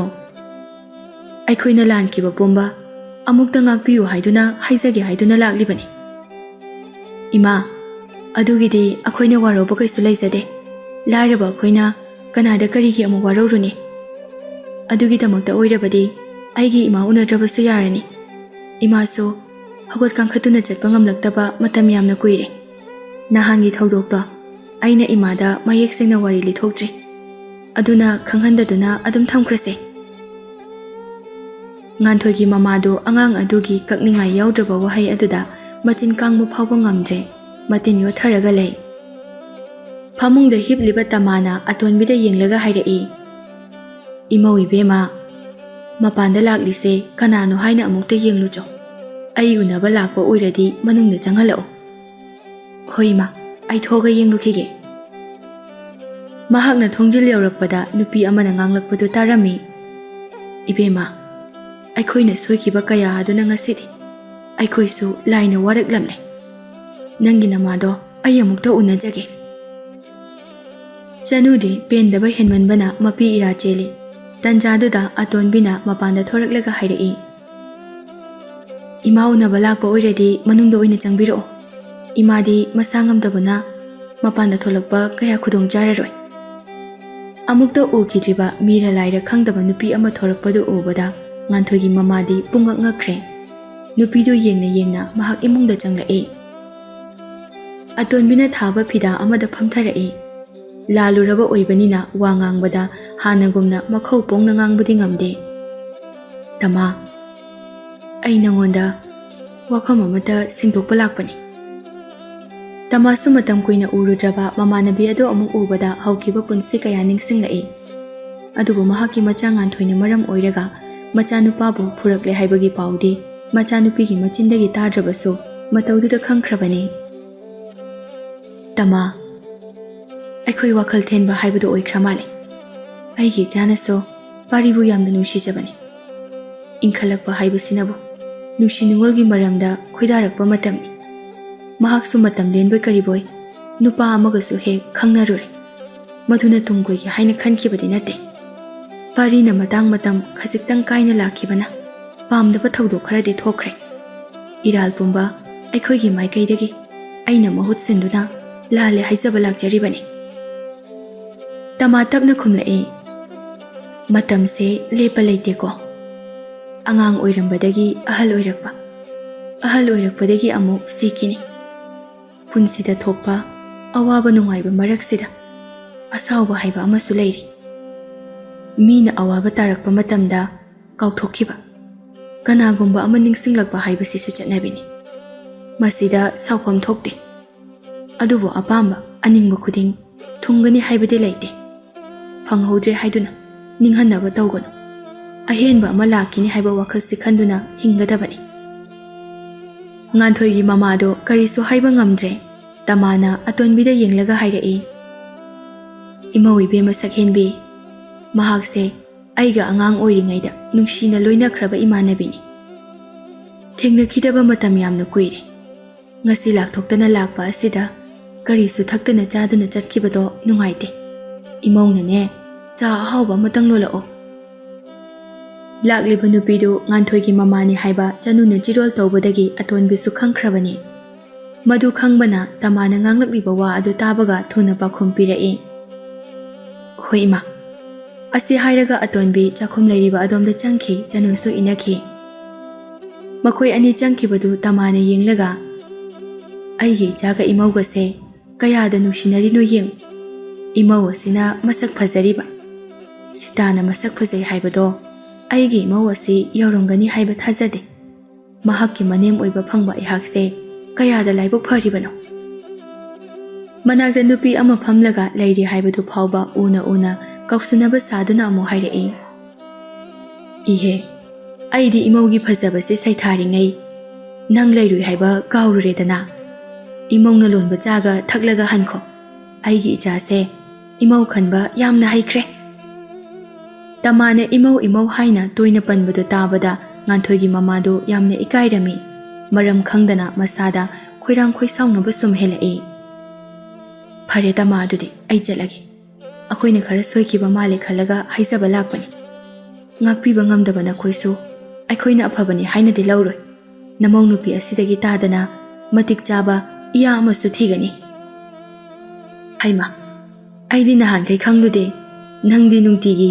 ꯅꯌꯥ ꯊꯤꯕ ꯆꯠꯂꯤꯕꯣꯏꯔꯦ꯫ ꯆꯠꯂꯨ ꯆꯠꯂꯨ꯫ ꯉꯥꯟꯊꯣꯏꯒꯤ ꯃꯃꯥꯗꯣ ꯁꯥꯎꯕ ꯍꯦꯟꯃꯟꯕꯅ ꯀꯔꯤꯁꯨ ꯍꯥꯏꯔꯝꯗꯅ ꯐꯦꯠ ꯍꯥꯏꯗꯣꯛꯇꯨꯅ ꯆꯠꯈꯤ꯫ ꯑꯇꯣꯟꯕꯤꯒ ꯆꯅꯨꯒꯁꯨ ꯆꯥ ꯄꯨꯔꯒ ꯊꯣꯛꯂꯛꯏ꯫ ꯏꯃꯥ, ꯍꯧꯖꯤꯛ ꯂꯥꯛꯂꯝꯕ ꯅꯨꯄꯤꯗꯣ ꯆꯠꯈ꯭ꯔꯕꯣ? ꯆꯠꯈ꯭ꯔꯦ ꯏꯃꯧ꯫ ꯃꯉꯣꯟꯗ ꯈꯔ ꯉꯥꯡꯊꯣꯛꯈꯤꯕꯁꯦ ꯏꯁꯥꯁꯦ ꯌꯥꯝꯅ ꯌꯥꯡꯕꯗꯧꯅ ꯇꯧꯏ ꯏꯃꯥꯗꯤ ꯉꯁꯤ꯫ ꯏꯃꯥꯁꯤꯃ꯫ ꯅꯨꯃꯤꯠ ꯇꯥꯁꯤꯜꯂꯛꯂꯦ꯫ ꯁꯣꯝ ꯅꯥꯀꯟꯗ ꯍꯤꯡꯆꯥꯕꯤꯗꯨ ꯃꯌꯨꯝꯗ ꯍꯜꯂꯛꯂꯝꯃꯤ꯫ ꯇꯝꯐꯥꯁꯨ ꯉꯁꯥꯏ ꯑꯌꯨꯛꯇꯒꯤ ꯋꯥꯈꯜ ꯈꯟꯕ ꯂꯦꯞꯇ꯭ꯔꯤꯕꯅꯤ꯫ ꯃꯍꯥꯛꯅ ꯋꯥꯈꯜ ꯈꯜꯂꯤꯉꯩ ꯁꯥ ꯁꯟ ꯃꯌꯥꯝ ꯂꯥꯛꯄꯒꯤ ꯃꯈꯣꯜꯗꯨ ꯇꯥꯕꯗ ꯍꯤꯡꯆꯥꯕꯤꯗꯨ ꯍꯜꯂꯛꯂꯝꯂꯅꯤ ꯍꯥꯏꯗꯨꯅ ꯁꯪꯒꯣꯜ ꯂꯩꯔꯤꯕ ꯑꯗꯣꯝꯗ ꯂꯥꯛꯏ꯫ ꯇꯝꯐꯥꯅ, ꯏꯃꯥ ꯍꯤꯡꯆꯥꯕꯤ, ngasai ayuktay chakraga hojikta halakliba asibu kari kari chagi ngasige. Icha ibema imadi numidang amuktang puk thanna chakiba aduna nongmagi adum yai. Ado nangdi charabo? Aidi chakhumda leiriba mayam adudagi chaning chaning bakhanduna chari. Taibang miyoiba aikhoidi nongmada yamdrabada tangkak ani thokna chadrabadi yamna wadaw male. Ichana bu pamlabadi anirak danate mangarak charasu kaisu kaide. Ado nangbu ngasi mapanda tholakpasibu nungaibro? Nungaitragana ka manungda adum leiragero? Ima hingchabi aibu nungsirabadi adu tangdi tawbigano. Ka manungda sum leibado ai ngauraga chakhidaw yam maleba. Aina mapanda sum leiradi chen kinina pakhaliraba. Hingchabi aduna khumlae. Ichana aigi khutagi karamna chenba ngamgani. Mamangda leiriba umang hasidadi mi jaba sakai mayam ama leiribani. Nakala sidana paklaba samudragi ipaklay. Masida nangna karamna nanthokpa ngamgani. Tamphado wakhal munna khallaba matungda hanglae. Ima hingchabi nangna aibu mafamsida mataw karamna purakhibano? Haidi umang asi phawraga purakhibra natraga samudra somdagi purakhibra? Hingchabi aduna khumlae. Animag amata nate ko. Aigi tharubigi matengna nangbu mafam asida aina purakpani. Tamphado karigumba khara khanglaba asida tumina amuk lay wakhalda khali. Aina sumangjalurabadi mahakna soidana chingnakini. Aduna nongmagi khara khara hangbana phagani. Kaidawre nangna amuk mangduna leirabadi lao imungda changnasi lao. Ima yam ware sanjingse selubagi. Asumna makhoi ani yumjaw aduda changkhi. Nungdangi matam oiraklabada pariga ningthau nongyaiga wari sanarami. Parina iningthau ai karigumba amata haizage. Iningthauna yabigadra yabiroidra haibidi khangde. Itaw aingonda hainingba hayo. Nangna haiba khudingda aina yadaba leiroi. Parido wakhal nungaitana hairai. Aigi ipana lekhidaba numitki mapok kumon yaurakle. Numittuda chaluki thauram chauna sindrabasu konungda leiriba mandira asida hai lekatbagi thauram amata pangthokpiyo. Nongyaido parigi awabadu khangladuna matauda nungsina konsili. Hai lekhakta nate hana mamangda amukta sinjiba mawungda chauna sinlangani. Parido pukning pele haibagum nungaibagi pirang sintharai. Iningthauna masimatang chauna pangthokpirabadi aina Rajkumari sanabu iningthauda soidana sinagani.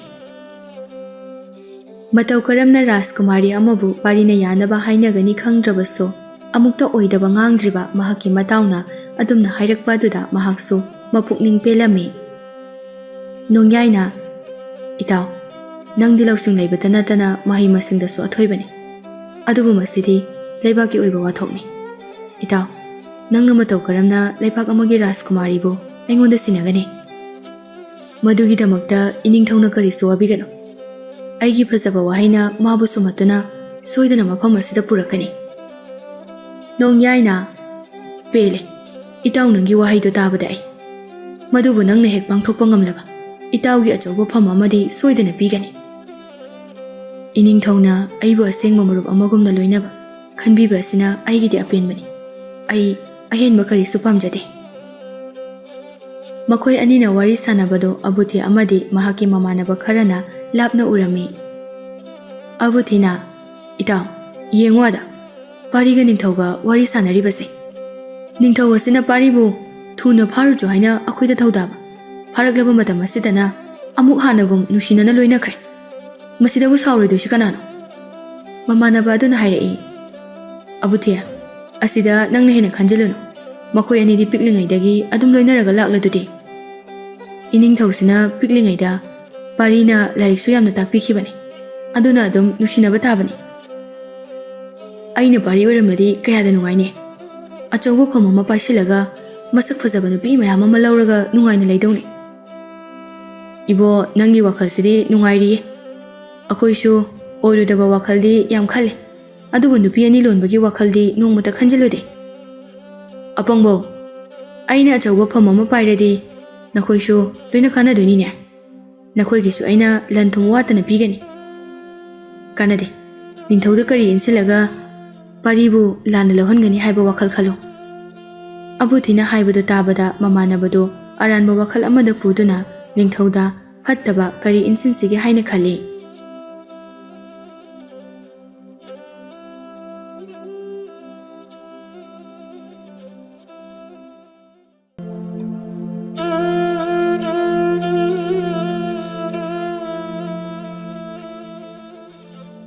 ꯁꯣꯝꯗ ꯉꯥꯟꯊꯣꯏꯒꯤ ꯃꯃꯥꯗꯣ ꯃꯌꯨꯝꯗ ꯁꯥꯎꯅ ꯍꯜꯂꯛꯏ꯫ ꯇꯃꯥꯒꯤ ꯋꯥꯍꯩꯗꯨꯅ ꯃꯍꯥꯛꯄꯨ ꯍꯟꯖꯤꯟ ꯍꯟꯖꯤꯟ ꯏꯀꯥꯏꯕ ꯄꯤꯔꯛꯏ ꯈꯟꯗꯨꯅ ꯃꯔꯥꯜ ꯂꯩꯖꯗꯕ ꯄꯥꯔꯤꯕꯨꯁꯨ ꯌꯦꯛꯅꯕ ꯑꯃꯒꯨꯝ ꯈꯟꯈ꯭ꯔꯦ꯫ ꯉꯥꯟꯊꯣꯏꯗꯨ ꯊꯣꯡꯒꯥꯜꯗ ꯃꯃꯥ ꯍꯜꯂꯛꯄ ꯉꯥꯏꯗꯨꯅ ꯂꯩꯔꯝꯃꯤ꯫ ꯃꯃꯥꯅ ꯂꯥꯛꯄꯗꯨ ꯎꯔꯕ ꯐꯥꯎꯕ ꯃꯍꯥꯛ ꯉꯥꯏꯗꯨꯅ ꯂꯩꯕ ꯉꯝꯂꯛꯇ꯭ꯔꯦ꯫ ꯃꯃꯥꯒꯤ ꯃꯥꯏꯀꯩ ꯇꯝꯅ ꯃꯍꯥꯛꯁꯨ ꯆꯪꯁꯤꯜꯂꯤ꯫ ꯃꯃꯥꯗꯣ ꯃꯃꯥꯏ ꯉꯥꯡꯁꯤꯟꯅ ꯂꯥꯛꯄꯗꯨ ꯎꯔꯦ꯫ ꯏꯃꯥ, ꯀꯩ ꯍꯥꯏꯔꯒꯦ?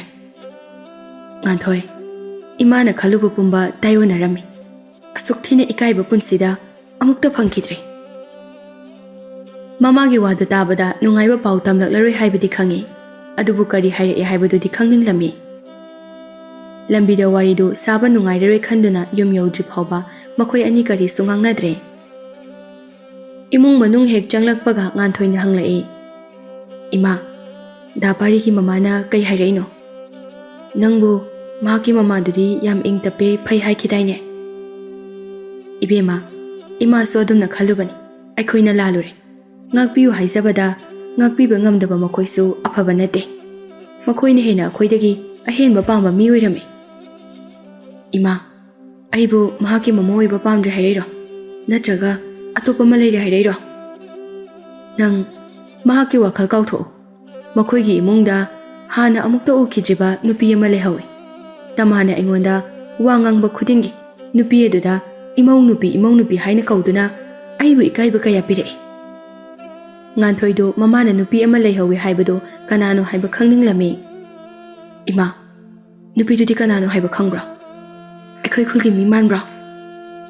ꯅꯨꯄꯤꯗꯣ ꯑꯩꯈꯣꯏ ꯁ꯭ꯋꯥꯏꯗꯒꯤ ꯃꯥꯟꯗꯦ꯫ ꯅꯨꯄꯤꯗꯨ ꯃꯁꯛ ꯃꯇꯧꯁꯨ ꯌꯥꯝꯅ ꯐꯖꯩ꯫ ꯇꯃꯥꯗ ꯁꯥꯎꯅꯤꯡꯕꯅ ꯑꯉꯥꯡ ꯑꯗꯨꯁꯨ ꯏꯃꯥꯅ ꯅꯨꯡꯁꯤꯕ ꯉꯝꯗꯦ꯫ ꯃꯈꯣꯏ ꯑꯅꯤꯅ ꯋꯥꯔꯤ ꯁꯥꯟꯅꯔꯤꯉꯩ ꯉꯥꯟꯊꯣꯏꯒꯤ ꯃꯄꯥꯗꯨ ꯆꯪꯂꯛꯏ꯫ ꯀꯔꯤꯅꯣꯅꯦ ꯅꯈꯣꯏ ꯑꯅꯤꯅ ꯁꯥꯟꯅꯔꯤꯕ ꯋꯥꯔꯤꯗꯨꯕꯣ? ꯃꯃꯥ ꯃꯆꯥꯗꯨ ꯃꯤꯀꯨꯞ ꯑꯃꯗꯤ ꯀꯔꯤꯁꯨ ꯍꯥꯏꯗꯅ ꯇꯨꯃꯤꯟꯅ ꯂꯩ꯫ ꯃꯃꯥ, ꯉꯁꯥꯏꯗꯒꯤ ꯅꯃꯥ ꯅꯆꯥꯅ ꯁꯥꯟꯅꯔꯤꯕ ꯋꯥꯔꯤꯗꯣ ꯑꯩꯁꯨ ꯇꯥꯏꯀꯣ꯫ ꯅꯪꯕꯨ ꯅꯃꯥꯏꯗꯣ ꯏꯀꯥꯏꯗ꯭ꯔꯣ? ꯂꯥꯜꯂꯨꯔꯦ ꯈꯪꯂꯕꯗꯤ ꯇꯨꯃꯤꯟꯅ ꯂꯩꯕ ꯀꯩꯗꯧꯒꯦ? ꯃꯣꯏ ꯄꯥꯕꯨꯡ, ꯑꯩꯈꯣꯏꯅ ꯂꯥꯟꯈꯤꯕ ꯌꯥꯎꯔꯕꯁꯨ ꯉꯥꯛꯄꯤꯌꯨ ꯍꯥꯏꯅꯗꯤ ꯍꯥꯏꯖꯔꯨꯔꯦꯗꯅ꯫ ꯃꯗꯨꯗ ꯃꯈꯣꯏꯅ ꯌꯥꯔꯛꯇ꯭ꯔꯕꯅꯤꯅ ꯀꯔꯤꯗꯤ ꯎꯄꯥꯏ ꯂꯩ? ꯑꯩꯈꯣꯏꯅ ꯄꯥꯔꯤꯗ ꯐꯨꯕꯤꯈꯤꯕꯗꯣ ꯑꯩꯁꯨ ꯌꯥꯝꯅ ꯅꯤꯡꯉꯝꯂꯛꯇ꯭ꯔꯕꯅꯤ꯫ ꯃꯤꯒꯤ ꯃꯆꯥ ꯑꯗꯨ ꯊꯤꯅ ꯐꯨꯈ꯭ꯔꯕ ꯃꯇꯨꯡꯗ ꯅꯪꯅ ꯂꯥꯜꯂꯦ ꯍꯦꯛ ꯍꯥꯏꯕꯒ ꯍꯧꯈꯤꯕ ꯄꯨꯝꯅꯃꯛ ꯀꯥꯎꯔꯁꯤ ꯍꯥꯏꯅꯗꯤ ꯃꯇꯧ ꯀꯔꯝꯅ ꯍꯥꯏꯔꯛꯀꯅꯤ? ꯃꯤꯑꯣꯏꯕ ꯑꯩꯈꯣꯏꯁꯦ ꯗꯁꯥ ꯇꯥꯔꯛꯂꯕꯗꯤ ꯑꯆꯨꯝꯕ ꯀꯔꯤꯅꯣ ꯍꯥꯏꯕ ꯈꯪꯂꯛꯇꯕꯅꯤ꯫ ꯐꯔꯦ, ꯑꯗꯨꯕꯨ ꯍꯧꯈ꯭ꯔꯦ꯫ ꯃꯇꯨꯡ ꯇꯥꯔꯛꯄꯗꯗꯤ ꯊꯕꯛ ꯇꯧꯕꯗ ꯋꯥꯈꯜ ꯃꯨꯟꯅ ꯈꯜꯂꯒ ꯇꯧꯁꯤꯀꯣ꯫ ꯃꯈꯥ ꯑꯃꯨꯛ ꯇꯥꯔꯛꯏ꯫ ꯄꯥꯔꯤꯗꯣ ꯑꯉꯥꯡ ꯑꯣꯏꯔꯤꯉꯩꯗ ꯑꯩ ꯎꯕꯗ ꯀꯤ ꯍꯥꯏꯗꯨꯅ ꯂꯣꯠꯄꯗꯣ ꯑꯩ ꯅꯤꯡꯁꯤꯡꯂꯤꯅꯦ꯫ ꯏꯆꯝ ꯆꯝꯖꯕ ꯃꯍꯥꯛꯇ ꯅꯠꯇꯅ ꯃꯆꯟꯅꯨꯄꯤ ꯑꯗꯨꯁꯨ ꯑꯩꯅ ꯄꯣꯛꯇꯕꯤꯅꯤ ꯍꯥꯏꯈꯤꯕꯅꯤ ꯏꯆꯦꯜ ꯑꯁꯤꯅ꯫ ꯁꯣꯏꯗꯅ ꯄꯥꯞ ꯄꯨꯒꯅꯤ꯫ ꯏꯇꯩꯃ ꯇꯃꯥꯗꯨꯁꯨ ꯅꯣꯡꯃꯇ ꯃꯤꯉꯣꯟꯗ ꯀꯥꯏꯔꯛꯄ ꯅꯠꯇꯦ꯫ ꯑꯩꯅ ꯏꯇꯩꯃꯕꯨꯁꯨ ꯂꯨꯈ꯭ꯔꯥꯕꯤ ꯍꯥꯏꯗꯨꯅ ꯄꯟꯗꯨꯅ ꯆꯩꯈꯤꯕꯗꯣ ꯍꯧꯖꯤꯛꯇ ꯑꯩꯉꯣꯟꯗ ꯑꯣꯏꯅ ꯆꯩꯅꯥ ꯐꯪꯂꯦ꯫ ꯉꯥꯟꯊꯣꯏꯒꯤ ꯃꯃꯥꯅ ꯃꯁꯤ ꯄꯨꯝꯅꯃꯛꯁꯦ ꯑꯩꯈꯣꯏꯅ ꯑꯍꯦꯟꯕ ꯂꯟ ꯊꯨꯝ ꯄꯥꯝꯂꯨꯕꯒꯤꯅꯤ꯫ ꯊꯄꯥꯁꯨ ꯑꯁꯤ ꯌꯧꯅ ꯄꯨꯛꯆꯦꯜ ꯄꯤꯛꯂꯝꯒꯅꯤ ꯍꯥꯏꯕꯗꯤ ꯑꯩꯈꯣꯏꯅ ꯈꯜꯂꯨꯗꯕꯅꯤ꯫ ꯐꯩ, ꯍꯌꯦꯡꯗꯤ ꯑꯩ ꯁꯣꯏꯗꯅ ꯄ꯭ꯔꯙꯥꯟꯒꯤ ꯃꯅꯥꯛꯇ ꯆꯠꯇꯨꯅ ꯋꯥꯀꯠꯂꯨꯒꯅꯤ꯫ ꯉꯝꯃꯤ ꯍꯥꯏꯗꯨꯅ ꯃꯤꯕꯨ ꯊꯤꯅ ꯐꯨꯔꯝꯕ, ꯂꯩꯀꯥꯏ ꯄꯥꯟꯗꯨꯅ ꯁꯃꯥꯖ ꯑꯃ ꯂꯩ ꯍꯥꯏꯕꯁꯦ ꯃꯈꯣꯏ ꯈꯪꯗ꯭ꯔ ꯃꯥꯜꯂꯦ꯫ ꯁꯃꯥꯖꯀꯤ ꯃꯍꯤꯛꯇꯤ ꯁꯃꯥꯖ ꯑꯁꯤꯗ ꯂꯩꯕ ꯌꯥꯔꯣꯏ꯫ ꯕꯕꯥ, ꯀꯔꯤꯁꯨ ꯍꯥꯏꯔꯨꯔꯅꯨ꯫ ꯑꯗꯨꯃꯨꯛ ꯍꯥꯏꯔꯨꯔꯒ ꯃꯈꯣꯏꯅ ꯃꯇꯦꯡ ꯄꯥꯡꯂꯛꯂꯗꯤ ꯐꯩ꯫ ꯃꯇꯦꯡ ꯄꯥꯡꯂꯛꯇ꯭ꯔꯗꯤ ꯑꯩꯈꯣꯏꯗ ꯗꯁꯥ ꯍꯦꯟꯅ ꯇꯥꯒꯅꯤꯌꯦ꯫ ꯀꯔꯤꯒꯤ ꯄꯥꯡꯂꯣꯏꯗꯣꯏꯅꯣ? ꯈꯨꯜ ꯑꯁꯤꯒꯤꯗꯤ ꯃꯍꯥꯛꯅ ꯉꯝꯂꯅꯤ ꯍꯥꯏꯅ ꯂꯨꯆꯤꯡꯕ ꯑꯣꯏꯔꯤꯕꯅꯤ꯫ ꯃꯍꯥꯛꯅ ꯃꯌꯥꯝꯒꯤ ꯃꯇꯦꯡ ꯄꯥꯡꯕ ꯉꯝꯂꯣꯏꯗꯕ ꯑꯣꯏꯔꯗꯤ ꯄ꯭ꯔꯙꯥꯟ ꯂꯩꯕꯒꯤ ꯀꯔꯤ ꯀꯥꯟꯅꯩ? Moi pabungna phani khanbado adum tawbiro. Mateng panglakle phare, panglaktre phare. Pause ya ya di laubigano. Thapagi imungdusu konungumna chauna saduna. Khulai paiba kayana ngak selibani. Makhoida mukluba haibase dasa tarakloi hainingai leite. Adugi damaktadi nakhoina kaishu hena khanjilunu. Pradhana mateng panglaktragadi konungda chattuna wakatkani. Nganthoi amasung mahakki mamadu wa makha tana khumlaktre. Thapa supari na phurambagi China kol kharadi leiri. Masada phawriba China adudagi asawbana hena so e haiba phawba kawi. Mangonda phuramba nupadugi maming pari kawi khanglabada khudum suduna asawba phongdo e. Pari nangi sumatam soidana lakini. Aina amok lamon singlakpa matamdadi aingonda phangliba China asidagi masing thingamdana nangshu phanghangani. Nathwaidi lawrasho aina nangbu chakna wana lenduna tapna tapna laknaraga hatkani. Manakta leiba makhutna lamba phangba potjai paiduna phaklangda thomduna thugai. Nongsa amagumna nganglaga tawriba sabtra aduda leiriba mahaki khutpusing adu loina kirabani. Mayamgi marakduda mahaki mapa koipasu leiribani. Machagi asawbadu matang chade haiduna themjinbirami. Thapa karigi apangba amagumna mathwai yaudaba potjaida tainaribano. Yeng aikhoigi maraktagi mi mangani phaduna konungda phukribase. Makhoisu laukthokdaba yadabani. Ichana pamba lamon singba haibado adumadi soidrabani. Adubu matang matam chadana thabok paikhalabadi aikhoi oina maithi hoba yai. Ipa karigino nangna kaisu leitaba ningthaugi minai adubu kiriba. Mahakumba maloshinbada karigi amo wakhal khaluni. Phakiba miyoi sing aduso aina thadoknaba haiba chatkani. Hai nangna adumna konungda phingna chalurabadi ningthongna soidana saurakani. Mahakna sauraga nangbu hatnaba yathang pikhrabadi kanana nangbu kanma ngamgani. Ipasu yam pangde thabak tawbada nupa yam thokte. Haujingmak mi thaduna thokliba thodok wathok pumba Baskar da tamholucho. Mahaka punna konungda aikhoi ani chatkani. Nangse ipana pokpani ni he. Nangi singli manungda cheliba I phawba ipana uba ngame. Pumna magasigi haurakpham oiriba nupi macha adugi mayumda chatlaga mahakki mapado phajana phuramlabani. Thapasu mahakna matam kuina nungsirakpa nupi oibana mapa phuramle haiba aduda nungaitaba khajikti phawi adubu mapagi mamangdadi karisu uthokte. Babo nganthoigi maraldi thoina leiba nate. Mapado phuramlabanina makhoisu kariguma kharadi tawgi hairakani. Khungi pradhan natraga ningthogda taklabadi wathokse hena chawtholoroidro. Aikhoigi pradhandadi ngasai paisa mayam ama piraga wa phajana melamlabani. Makhoi khulgi pradhan laklasu mahakna ngamnanaba ngangnakhro hairamlabani. Aduna karisu waningai oide. Ningthau laklabasu awang laibaksda chensinkhibada mahakna khut thaba ngamloi. Thapasu mahakki mapadi maning mamang yengduna thabak tawi haibase mahakna angang oiringaidagi khanglaklabani. Phari padudi solomgidi akhoina karisu waningai oidre. Akhoina tawgadaba hairadi phakiba makhoi kharada matau karamna lauthokani haiba sini. Chummi jana haiba.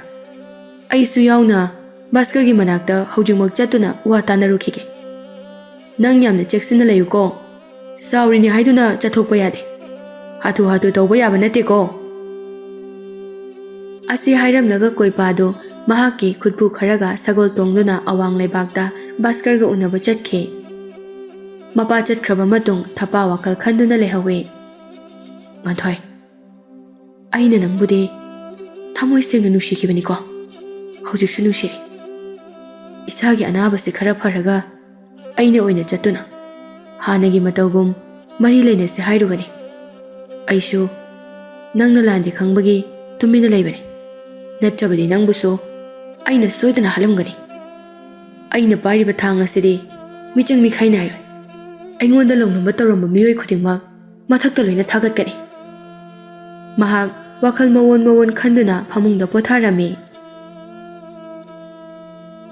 ꯄꯥꯔꯤꯒ ꯅꯣꯡꯌꯥꯏꯒꯁꯨ ꯋꯥꯔꯤ ꯀꯨꯏꯅ ꯁꯥꯟꯅꯔꯕ ꯃꯇꯨꯡ ꯃꯍꯥꯛꯀꯤ ꯄꯣꯊꯥꯐꯝꯗ ꯑꯃꯨꯛ ꯍꯜꯂꯛꯏ꯫ ꯑꯕꯨꯊꯤ ꯑꯃꯗꯤ ꯃꯍꯥꯛꯀ ꯅꯛꯅ ꯂꯣꯏꯅꯕ ꯃꯈꯣꯏ ꯈꯔ ꯋꯥꯔꯤ ꯁꯥꯟꯅꯗꯨꯅ ꯂꯩꯔꯝꯕꯅꯤ꯫ ꯄꯥꯔꯤ ꯆꯪꯂꯛꯄ ꯎꯕꯗ ꯁꯥꯟꯅꯔꯝꯕ ꯋꯥꯔꯤꯗꯨ ꯂꯦꯞꯈ꯭ꯔꯦ꯫ ꯑꯕꯨꯊꯤꯅ, "ꯄꯥꯔꯤ, ꯑꯁꯨꯛ ꯌꯥꯝ ꯊꯦꯡꯅ ꯁꯤꯐꯥꯎ ꯉꯁꯥꯏꯈꯩ ꯀꯥꯏꯗ ꯂꯩꯔꯨꯏꯅꯣ?" "ꯀꯩꯁꯨꯝ ꯆꯠꯇꯦꯗ, ꯁꯨꯝ ꯏꯅꯤꯡꯊꯧꯒ ꯋꯥꯔꯤ ꯁꯥꯟꯅꯔꯨꯕꯅꯤ." "ꯅꯤꯡꯊꯧꯒ ꯅꯪꯒꯁꯦ ꯁꯥꯎꯅꯕ ꯑꯃꯨꯛ ꯁꯥ, ꯅꯨꯡꯁꯤꯅꯕ ꯑꯃꯨꯛ ꯁꯥ, ꯑꯩꯈꯣꯏ ꯚꯥꯞꯀ ꯑꯝꯇ ꯇꯥꯗ꯭ꯔꯦꯗ꯫ ꯑꯗꯣ ꯄꯥꯔꯤ, ꯀꯩꯅꯣꯝ ꯍꯥꯏꯒꯦꯅꯦ, ꯅꯪꯅ ꯅꯤꯡꯊꯧꯒ ꯑꯗꯨꯛ ꯂꯨꯅ ꯇꯤꯟꯅꯔꯒ ꯑꯆꯧꯕ ꯐꯝ ꯑꯃꯠꯇ ꯄꯥꯏꯗ꯭ꯔꯤꯕꯁꯦ ꯀꯔꯤꯒꯤꯅꯣ? ꯍꯥꯏꯗꯤ ꯅꯪꯗꯤ ꯃꯍꯩ ꯃꯁꯤꯡꯁꯨ ꯌꯥꯝꯅ ꯍꯩꯕꯅꯤꯅ ꯑꯃꯗꯤ ꯑꯣꯏꯕ ꯌꯥꯏꯗꯅ." "ꯐꯝ ꯑꯆꯧꯕ ꯄꯥꯏꯔꯒ ꯀꯩꯗꯧꯔꯨꯅꯤ, ꯆꯞ ꯃꯥꯟꯅꯩ꯫ ꯑꯩ ꯑꯍꯦꯟꯕ ꯁꯛꯇꯤ ꯀꯩꯁꯨ ꯄꯥꯝꯖꯗꯦ꯫ ꯁꯦꯡꯅ ꯑꯩꯗꯤ ꯀꯣꯅꯨꯡꯁꯤꯗ ꯂꯩꯅꯤꯡꯗꯦ꯫ ꯁꯥꯟꯇꯤ ꯂꯩꯅ ꯌꯨꯝꯗ ꯍꯜꯂꯒ ꯏꯃꯥꯒ ꯏꯆꯟꯒ ꯄꯨꯟꯅ ꯂꯩꯃꯤꯟꯅꯕ ꯄꯥꯝꯃꯤ꯫ ꯑꯗꯨꯕꯨ ꯅꯤꯡꯊꯧꯗ ꯍꯥꯏꯕꯗꯤ ꯐꯖꯗꯦ ꯈꯟꯗꯨꯅ ꯇꯨꯃꯤꯟꯅ ꯂꯩꯔꯕꯅꯤ." ꯑꯕꯨꯊꯤꯗꯨ ꯄꯥꯔꯤ ꯁꯥꯎꯅꯅꯕ ꯀꯔꯤ ꯍꯥꯏꯁꯤꯒꯦ ꯍꯥꯏꯅ ꯈꯜꯂꯤ꯫ "ꯄꯥꯔꯤ, ꯅꯪꯁꯦ ꯁꯤꯡꯗꯤ ꯁꯤꯡꯉꯤꯍꯦ꯫ ꯑꯩꯈꯣꯏꯒ ꯑꯁꯨꯛ ꯀꯨꯏꯅ ꯂꯩꯃꯤꯟꯅꯔꯛꯄꯁꯦ ꯅꯣꯡꯃꯇ ꯀꯣꯅꯨꯡꯗ ꯂꯩꯅꯤꯡꯗꯦ ꯍꯥꯏꯕ ꯇꯥꯈꯤꯗ꯭ꯔꯦ꯫ ꯅꯍꯥꯟꯒꯤ ꯃꯁꯛ ꯐꯖꯕ ꯅꯨꯄꯤꯗꯨꯅ ꯅꯣꯏꯗ ꯂꯩꯔꯝꯒꯅꯤ ꯈꯟꯕꯗ ꯅꯪ ꯌꯨꯝꯗ ꯂꯩꯅꯤꯡꯉꯝꯒꯅꯤ ꯍꯥꯏꯕ ꯑꯩꯁꯨ ꯈꯪꯉꯤꯗ." ꯑꯕꯨꯊꯤ ꯋꯥ ꯉꯥꯡꯕꯗ ꯄꯥꯔꯤꯗ ꯀꯣꯆꯤ ꯈꯣꯠꯂꯒ ꯉꯥꯡꯕ ꯑꯁꯤ ꯉꯁꯤ ꯈꯛꯇ ꯅꯠꯇꯦ, ꯃꯃꯥꯡꯉꯩꯗꯒꯤ ꯋꯥꯍꯩ ꯈꯨꯗꯤꯡꯒꯤ ꯌꯥꯎꯔꯕꯅꯤ꯫ "ꯑꯕꯨꯊꯤ, ꯅꯪꯅ ꯈꯟꯅꯤꯡꯕ ꯈꯜꯂꯣ꯫ ꯑꯩ ꯌꯥꯝ ꯋꯥꯔꯦ, ꯄꯣꯊꯥꯔꯒꯦ꯫ ꯅꯪꯁꯨ ꯄꯣꯊꯥꯔꯣ꯫ ꯍꯌꯦꯡꯁꯨ ꯉꯟꯅ ꯑꯃꯨꯛ ꯍꯧꯒꯠꯇꯕ ꯌꯥꯔꯣꯏ."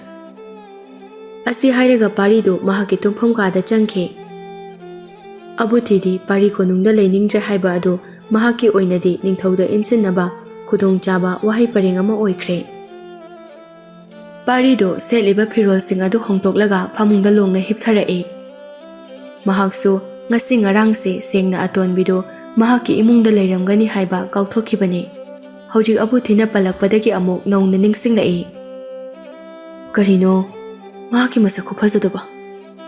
ꯃꯤꯠ, ꯅꯥꯇꯣꯟꯁꯨ ꯑꯩꯈꯣꯏꯒꯤ ꯂꯝꯗ ꯂꯩꯔꯤꯕ ꯅꯨꯄꯤꯁꯤꯡꯒ ꯑꯃꯠꯇ ꯃꯥꯟꯅꯗꯦ꯫ ꯃꯍꯥꯛꯀꯤ ꯃꯁꯥꯗ ꯁꯤꯃ ꯋꯥꯠꯂꯤ, ꯐꯖꯗꯦ ꯍꯥꯏꯕꯗꯨꯃ ꯑꯃꯠꯇ ꯂꯩꯇꯦ꯫ ꯑꯗꯨꯕꯨ ꯃꯍꯥꯛꯄꯨ ꯑꯩꯒꯤ ꯊꯃꯣꯏꯁꯤꯅ ꯂꯣꯏꯅꯕꯤ ꯑꯃꯗ ꯌꯦꯡꯕ ꯃꯤꯠꯌꯦꯡꯗꯨꯗꯤ ꯌꯦꯡꯕ ꯉꯝꯗꯦ꯫ ꯑꯃꯔꯣꯝꯗ ꯃꯍꯥꯛ ꯃꯄꯨꯔꯣꯏꯕ ꯂꯩꯔꯕꯤ ꯅꯨꯄꯤꯅꯤ꯫ ꯂꯝꯑꯣꯛꯇꯨ ꯃꯤ ꯑꯣꯏꯔꯝꯕꯗꯒꯤ ꯁꯥꯞ ꯑꯃ ꯂꯩꯈꯤꯕꯅ ꯁꯥꯒꯤ ꯁꯛꯐꯝꯗ ꯂꯩꯈꯤꯕ ꯑꯣꯏꯔꯝꯒꯅꯤ꯫ ꯃꯍꯥꯛ ꯅꯣꯡꯃꯗꯤ ꯃꯤ ꯑꯣꯜꯂꯒ ꯁꯣꯏꯗꯅ ꯃꯍꯥꯛꯀꯤ ꯂꯣꯏꯅꯕꯤꯕꯨ ꯊꯤꯔꯛꯀꯅꯤ꯫ ꯃꯇꯝꯗꯨꯗ ꯃꯍꯥꯛꯀꯤ ꯅꯨꯄꯤ ꯄꯤꯌꯨ ꯍꯥꯏꯔꯕꯗꯤ ꯑꯩ ꯇꯧꯐꯝ ꯈꯪꯂꯣꯏ, ꯑꯋꯥꯐꯝꯗ ꯇꯥꯕꯁꯨ ꯌꯥꯏ꯫ ꯃꯍꯥꯛꯇꯤ ꯑꯩꯈꯣꯏꯒꯨꯝꯕ ꯃꯤꯆꯝꯁꯨ ꯅꯠꯇꯦ, ꯔꯥꯖꯀꯨꯃꯥꯔꯤ ꯑꯣꯏꯕꯅꯤꯅ ꯅꯤꯡꯊꯧꯒꯤ ꯁꯥꯒꯩ ꯅꯥꯇꯩ ꯅꯠꯇ꯭ꯔꯕꯗꯤ ꯂꯨꯍꯣꯡꯕ ꯌꯥꯗꯦ꯫ ꯃꯍꯥꯛ ꯅꯨꯄꯤꯗꯨꯒꯤ ꯋꯥꯈꯜꯗꯨ ꯅꯥꯀꯟ ꯑꯃꯗ ꯊꯩꯗꯣꯛꯈ꯭ꯔꯒ ꯃꯈꯧꯔꯤꯗ ꯁꯤꯔꯤꯕ ꯆꯔꯤꯛ ꯑꯗꯨ ꯃꯈꯨꯠꯅ ꯊꯥꯡꯒꯠꯂꯛꯇꯨꯅ ꯃꯨꯟꯅ ꯌꯦꯡꯉꯤ꯫ "ꯕꯕꯥ,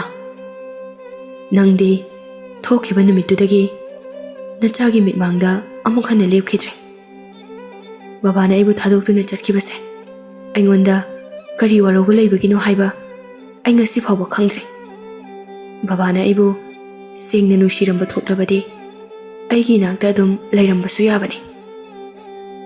ꯄꯥꯔꯤꯗꯨ ꯃꯄꯥ ꯅꯤꯡꯁꯤꯡꯂꯕ ꯃꯇꯨꯡꯗ ꯃꯍꯥꯛꯀꯤ ꯃꯃꯥ ꯃꯆꯟꯁꯤꯡꯁꯨ ꯂꯣꯏꯅ ꯅꯤꯡꯁꯤꯡꯂꯛꯏ꯫ ꯁꯣꯝ ꯅꯥꯀꯟꯗ ꯔꯥꯖꯀꯨꯃꯥꯔꯤ ꯁꯅꯥꯁꯨ ꯃꯍꯥꯛꯀꯤ ꯅꯣꯡꯃꯒꯤ ꯇꯧꯗꯕ ꯌꯥꯗꯕ ꯊꯕꯛꯁꯤꯡ ꯇꯧꯔꯨꯔꯕ ꯃꯇꯨꯡꯗ ꯇꯨꯝꯃꯒꯦ ꯍꯥꯏꯗꯨꯅ ꯐꯃꯨꯡꯗ ꯆꯦꯞꯂꯒ ꯍꯤꯞꯊꯔꯛꯏ꯫ ꯃꯍꯥꯛꯀꯤ ꯈꯧꯔꯤꯗ ꯁꯤꯔꯤꯕ ꯆꯔꯤꯛꯇꯨ ꯎꯔꯛꯏ꯫ ꯆꯔꯤꯛꯇꯨ ꯃꯈꯨꯠꯅ ꯇꯞꯅ ꯄꯥꯏꯔꯒ ꯃꯆꯤꯟꯗ ꯁꯣꯜꯂꯛꯏ꯫ "ꯏꯃꯥꯅ ꯑꯩꯒꯤꯅꯤ ꯍꯥꯏꯅ ꯄꯤꯔꯝꯕ ꯈꯨꯗꯣꯞꯇꯨꯗꯤ ꯏꯔꯣꯜꯅꯨꯡꯗ ꯇꯥꯈꯤꯕꯗꯒꯤ ꯊꯤꯕ ꯐꯪꯈꯤꯗ꯭ꯔꯦ꯫ ꯑꯗꯨꯕꯨ ꯇꯝꯐꯥ, ꯅꯪꯒꯤꯅꯤ ꯍꯥꯏꯗꯨꯅ ꯏꯃꯥꯅ ꯄꯤꯔꯝꯕ ꯆꯔꯤꯛ ꯑꯁꯤꯗꯤ ꯑꯩꯅ ꯉꯁꯤꯁꯨ ꯁꯤꯗꯨꯅ ꯂꯩꯔꯤꯌꯦ."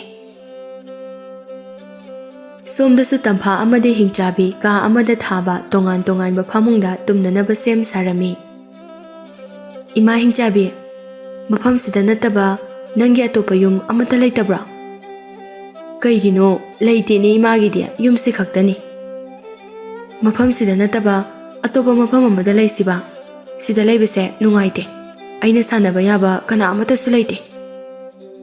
"ꯏꯆꯥ ꯏꯕꯦꯝꯃ, ꯑꯩꯈꯣꯏꯗꯤ ꯇꯥꯏꯕꯪ ꯃꯤ ꯅꯈꯣꯏꯒ ꯅꯛꯅꯅ ꯂꯩꯕ ꯌꯥꯗꯦ꯫ ꯑꯗꯨꯅꯅꯤ ꯑꯩꯅ ꯅꯪꯕꯨ ꯌꯥꯝꯅ ꯂꯥꯞꯅ ꯃꯐꯝ ꯑꯁꯤꯗ ꯄꯨꯔꯛꯂꯤꯕꯁꯦ꯫ ꯑꯩꯕꯨ ꯃꯐꯝꯁꯤꯗ Matau karamna purakibano. Aina nangonda haikhradudi. Aigi tharobigi matengna purai haiduna. Tamphado tharobi hairibase karamba jibano haiba yamna khangninglame. Adubo hek hangnubada hingchabina jingnakini haibasu khale. Ima hingchabia nong phadokti akhoisu tharobigi matengna koiba chase. Yade. Nang amuk sirage haina chongthakhrabadi imadi mangjare ne. Ima hingchabia tharobidi kaida thamge. Ngasai aina mapanda kuina leibada uba phangde. Hingchabi aduna wakhalda khali. Karigino mahakna ngasidi wahang mayam ama hanglibase. Ngasai aina mahaki wakhalse khara nungainaba haiduna mapanda puthoklubadagi mahak aibu thadokduna chaninglaba jala. Tamphada amu yengduna hairei. Ichabu wajibaro. Nahan khaidi ichase wa yamna ngangdabani. Ngasidi yamna ngangida. Kari ururabano khangde. Adudi wa amta ngangaroi. Tumina dum leirage. Haima. Imana haibada nangna sauriba karigino. Ichagi amengba khonjel se tabada imana nungaiba phauribani. Sakta juda ichaga changdamnaba yaba kanasu leite ko malem sida. Ima hingchabe pothabiro matam se thengjilagle. Hayeng amu nganna hogalaga sasan chenba chatoinina. Hingchabi adudi hoi hairamnaga maikai amada cheptuna tumthakre. Tamphado masada mafam adudagi kari pambai sizinaduna nanthokani khanbada tumba yaramde. Mamaido hingchabina tumliba adomda onsenduna amuk yenglai. Mahakna tumlingai sida thang amana thinbada mahak siba ngamgadra. Sihaudrabadi aigi hingpham lairoi. Siraso aina mafam asidagi chatpa ngamoi. Mahaki tharobi haiba paiba ngamba sado. Yumsigi mafam amada mahakna soidana lotuna thamlamgani. Hayeng mahakna chathokiba matamda aina soidana phangnaba thigani. Phangnabadi mafam asidagi ai soidana chatkinaba tawgani. Mahakso wakhal khanduna leiringai ahingi matamdo yamna thengjilagle. Nongale ayuk anganbada hingchabido hogatuna tamphabu haudoraklame. Ichai bema nangbu tabro hogalone nongale. Imadi sanyaw singse hoidokpa chatpagi thoraklabani. Tamphadi thengna tumkibagi tumsit phadribani. Adu oirabaso wakhalda khalliba mayam aduna tumba phawba mapung phana tumninglamde. Hingchabi aduna haudokliba adu mahak sutai adubo yamna tumningliba saduna makholna koinana khomlai. Ima hingchabi ngasidi ai tumsit phadri. Ngahaktang tumkhige. Thong adum hangtoga thambiramo. Ihe masigi angang sidi. Ngarang wa khara ngangkiba aduda masasi wara maleni he. Ningthina tumoko ima thonglukige. Hingchabido thonggi mapanda thokre haiba khangbaga tamphado mahakna sublamba phaijupto jingthaduna kumtharae. Hingchabi aduna chatkraba chatriba khangdoke haiduna phaklangda nakong thamlaga tai. Hingchabi ado thong hangtoklamlaga sangolomda lai. San amasong yaw singdo thadoklaba matungda mahakna hek puba lam henba haiba indaba san phunanaba mahakki chai purakpa kaurami. Aidi kawbu kawini he. Aigi sakti leiba chaidudi aina ka manungda thanamledana. Ase haina mahakki kada chai lawba changlai.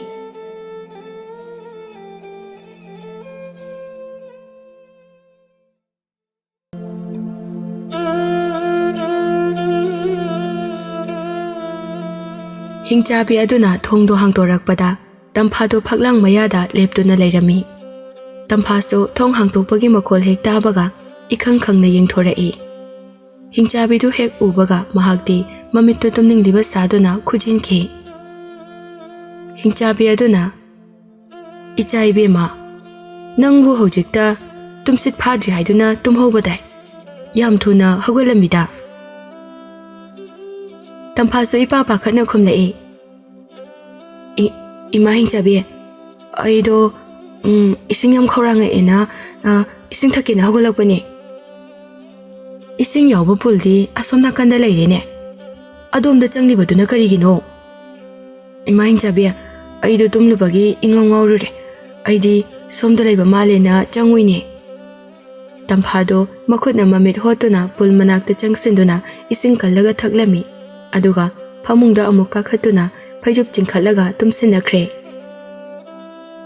Ihe aigi ichanupi se kayada mangaw thiribanu yenguni he. Masakna marol ama nungsiriba. Mafam asida mahak yaudana itomta leiradi ai nungaifam khangloi. Adubu hingchabi ado mabukningda jingnabadi phawrami. Karino ne hoji aina ka sida changbada mahakna tawramdiba mawongduba. Ngarangsu wa yamna ngangi. Nahan khaidi aina hanglabasu pakna khumdabani. Mahakna hek sizinaba sakti leiba chaidu pairaga san amasung yausing aduga chatminakhe. Ngaihak leibaga hingchabido chatlamnani khanglaba matamda tamphado mamit pangthora'e. Mahak hagolaktuna mapanda thogla'e. Yumdu yamna chawbana ka masingsu yamna yami. Ima hingchabina paiba ngami haiba tharobidubu karaida thambu chano. Ai thidaba yade. Yum aduda leiriba ka singdo amamamta oina changduna yengi. Matam kuina sengdoktabagi mirang kharadi thangi. Adubu masanana sakiba ka ngaktani yengbada masak khangdaba akiba phawba pochai mayam amsa leirami. Aina janglakliba ka se masingdi yamle. Athai limhoriba mayam asidaso tharobi leiramgani haibadi thasade. Imung manungda leiramlaroi khanduna mapanda sariba yum manba macha macha sing adudasu changduna yengi. Aroibagi oina achauba sangolda yengduge haiduna lae. Adubu so londuna leirami. Mahakso achauba so adu thugaiba ngamgadra haiduna nung amana kanna yaisili adubu karisu ngamlamde. As ai ngamdreda. Aina thibadadi phanglaroi. Mahakna mantra solaga soidana losilamani. Mangonda tapna tapna hanglagi. Aduga khangthokpana pharani. Somdasu ayuk anganba aduda nganthoigi mapado khulgi pradhan unaruni haiduna lae. Pradhan oiriba nupado khulgi misingna angamba haina kongnei. Ayuk anganbada nupa ama changlakpado angambagi nupina urame. Khulda thaudok ama hek thokpaga pradhangi manakta laktuna wa hek tanai. Aduna nupa ama lakliba aduso wa ama tanabagi lakpa oiramgani haiba angambagi nupina khangle. Lakliba nupa adugi fida ama tharami. Sese, sida ngaihakta phamoibungo. Ai nang tadado amukta kauthorukige. Nganthoigi mapa aduna hoi daima phani. Pradhandu yamna ahal oidre. Khulgi thabak ama leirakpa matamda mahakna mang thaduna saruk yai. Masimakna mahakpu pradhan oiba yare haiduna mayamna mihud oina thagalakpani. Ibungodo kari hairaga wa hudokani haina khali. Angambaso lakliba adu kanano haiduna imungdagi yengba thonglakpada ibungo phamlambadu ure. Ibungo ayuk anganbasida lakpadi kari thabak leibage. Ibungodo makhut anido paisinaduna kari hairaga hausige haina khanjanari.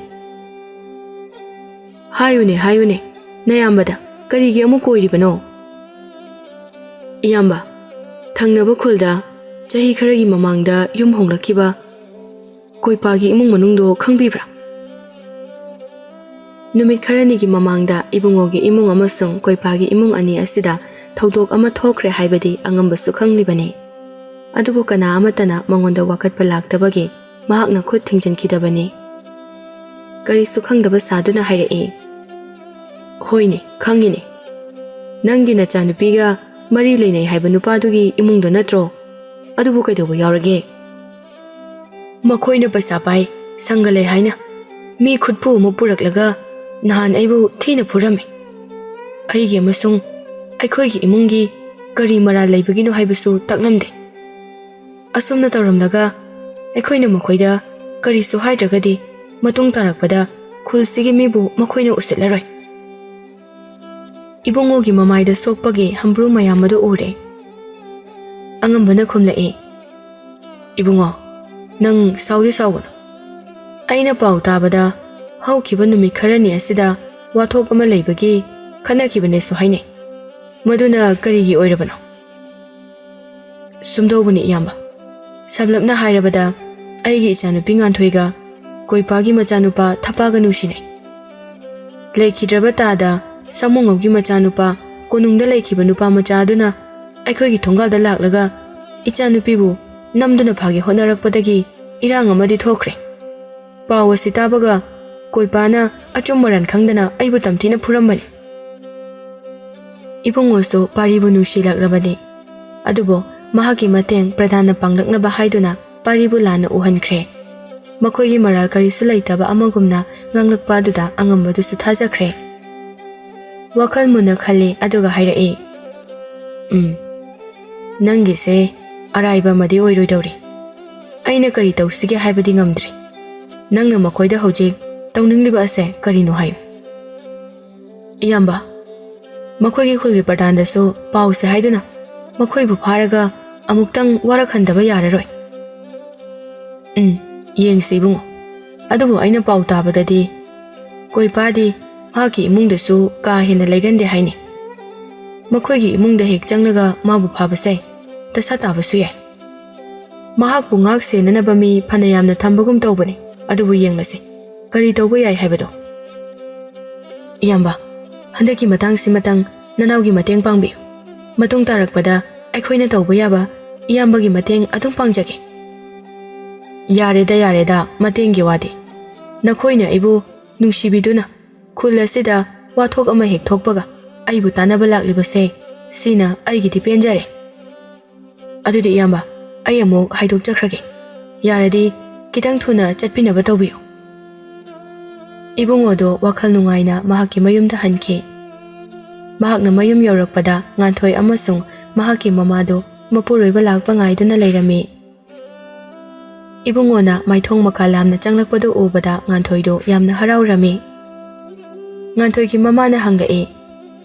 Moi pabo kai hairage. Nupi aina haidra. Iyambado mabuk yamna phabani haiduna. Mahakna makhoigi khulgi pradhangi manakta chatuna kari dandi pigani haibado tanagani haire. Nupido amukso pakhatpa phawrae. Adubo makhoine hena saukiduna mafam asida amuk laktuna tamka tawraklabadi kamdawni. Moi pabo aidi sigi khanbada amuksu kiba phawiko. Karigi kigani. Handaka makhoi laklabadi khul miyam asina hublaga phuraga thakigadabani. Makhoidi khuta khulai pairaga lakpani ne. Kananabu makhoiga manaba ngamoye. Lakjasano. Makhoina irai laina hekta lakpa yapa nate.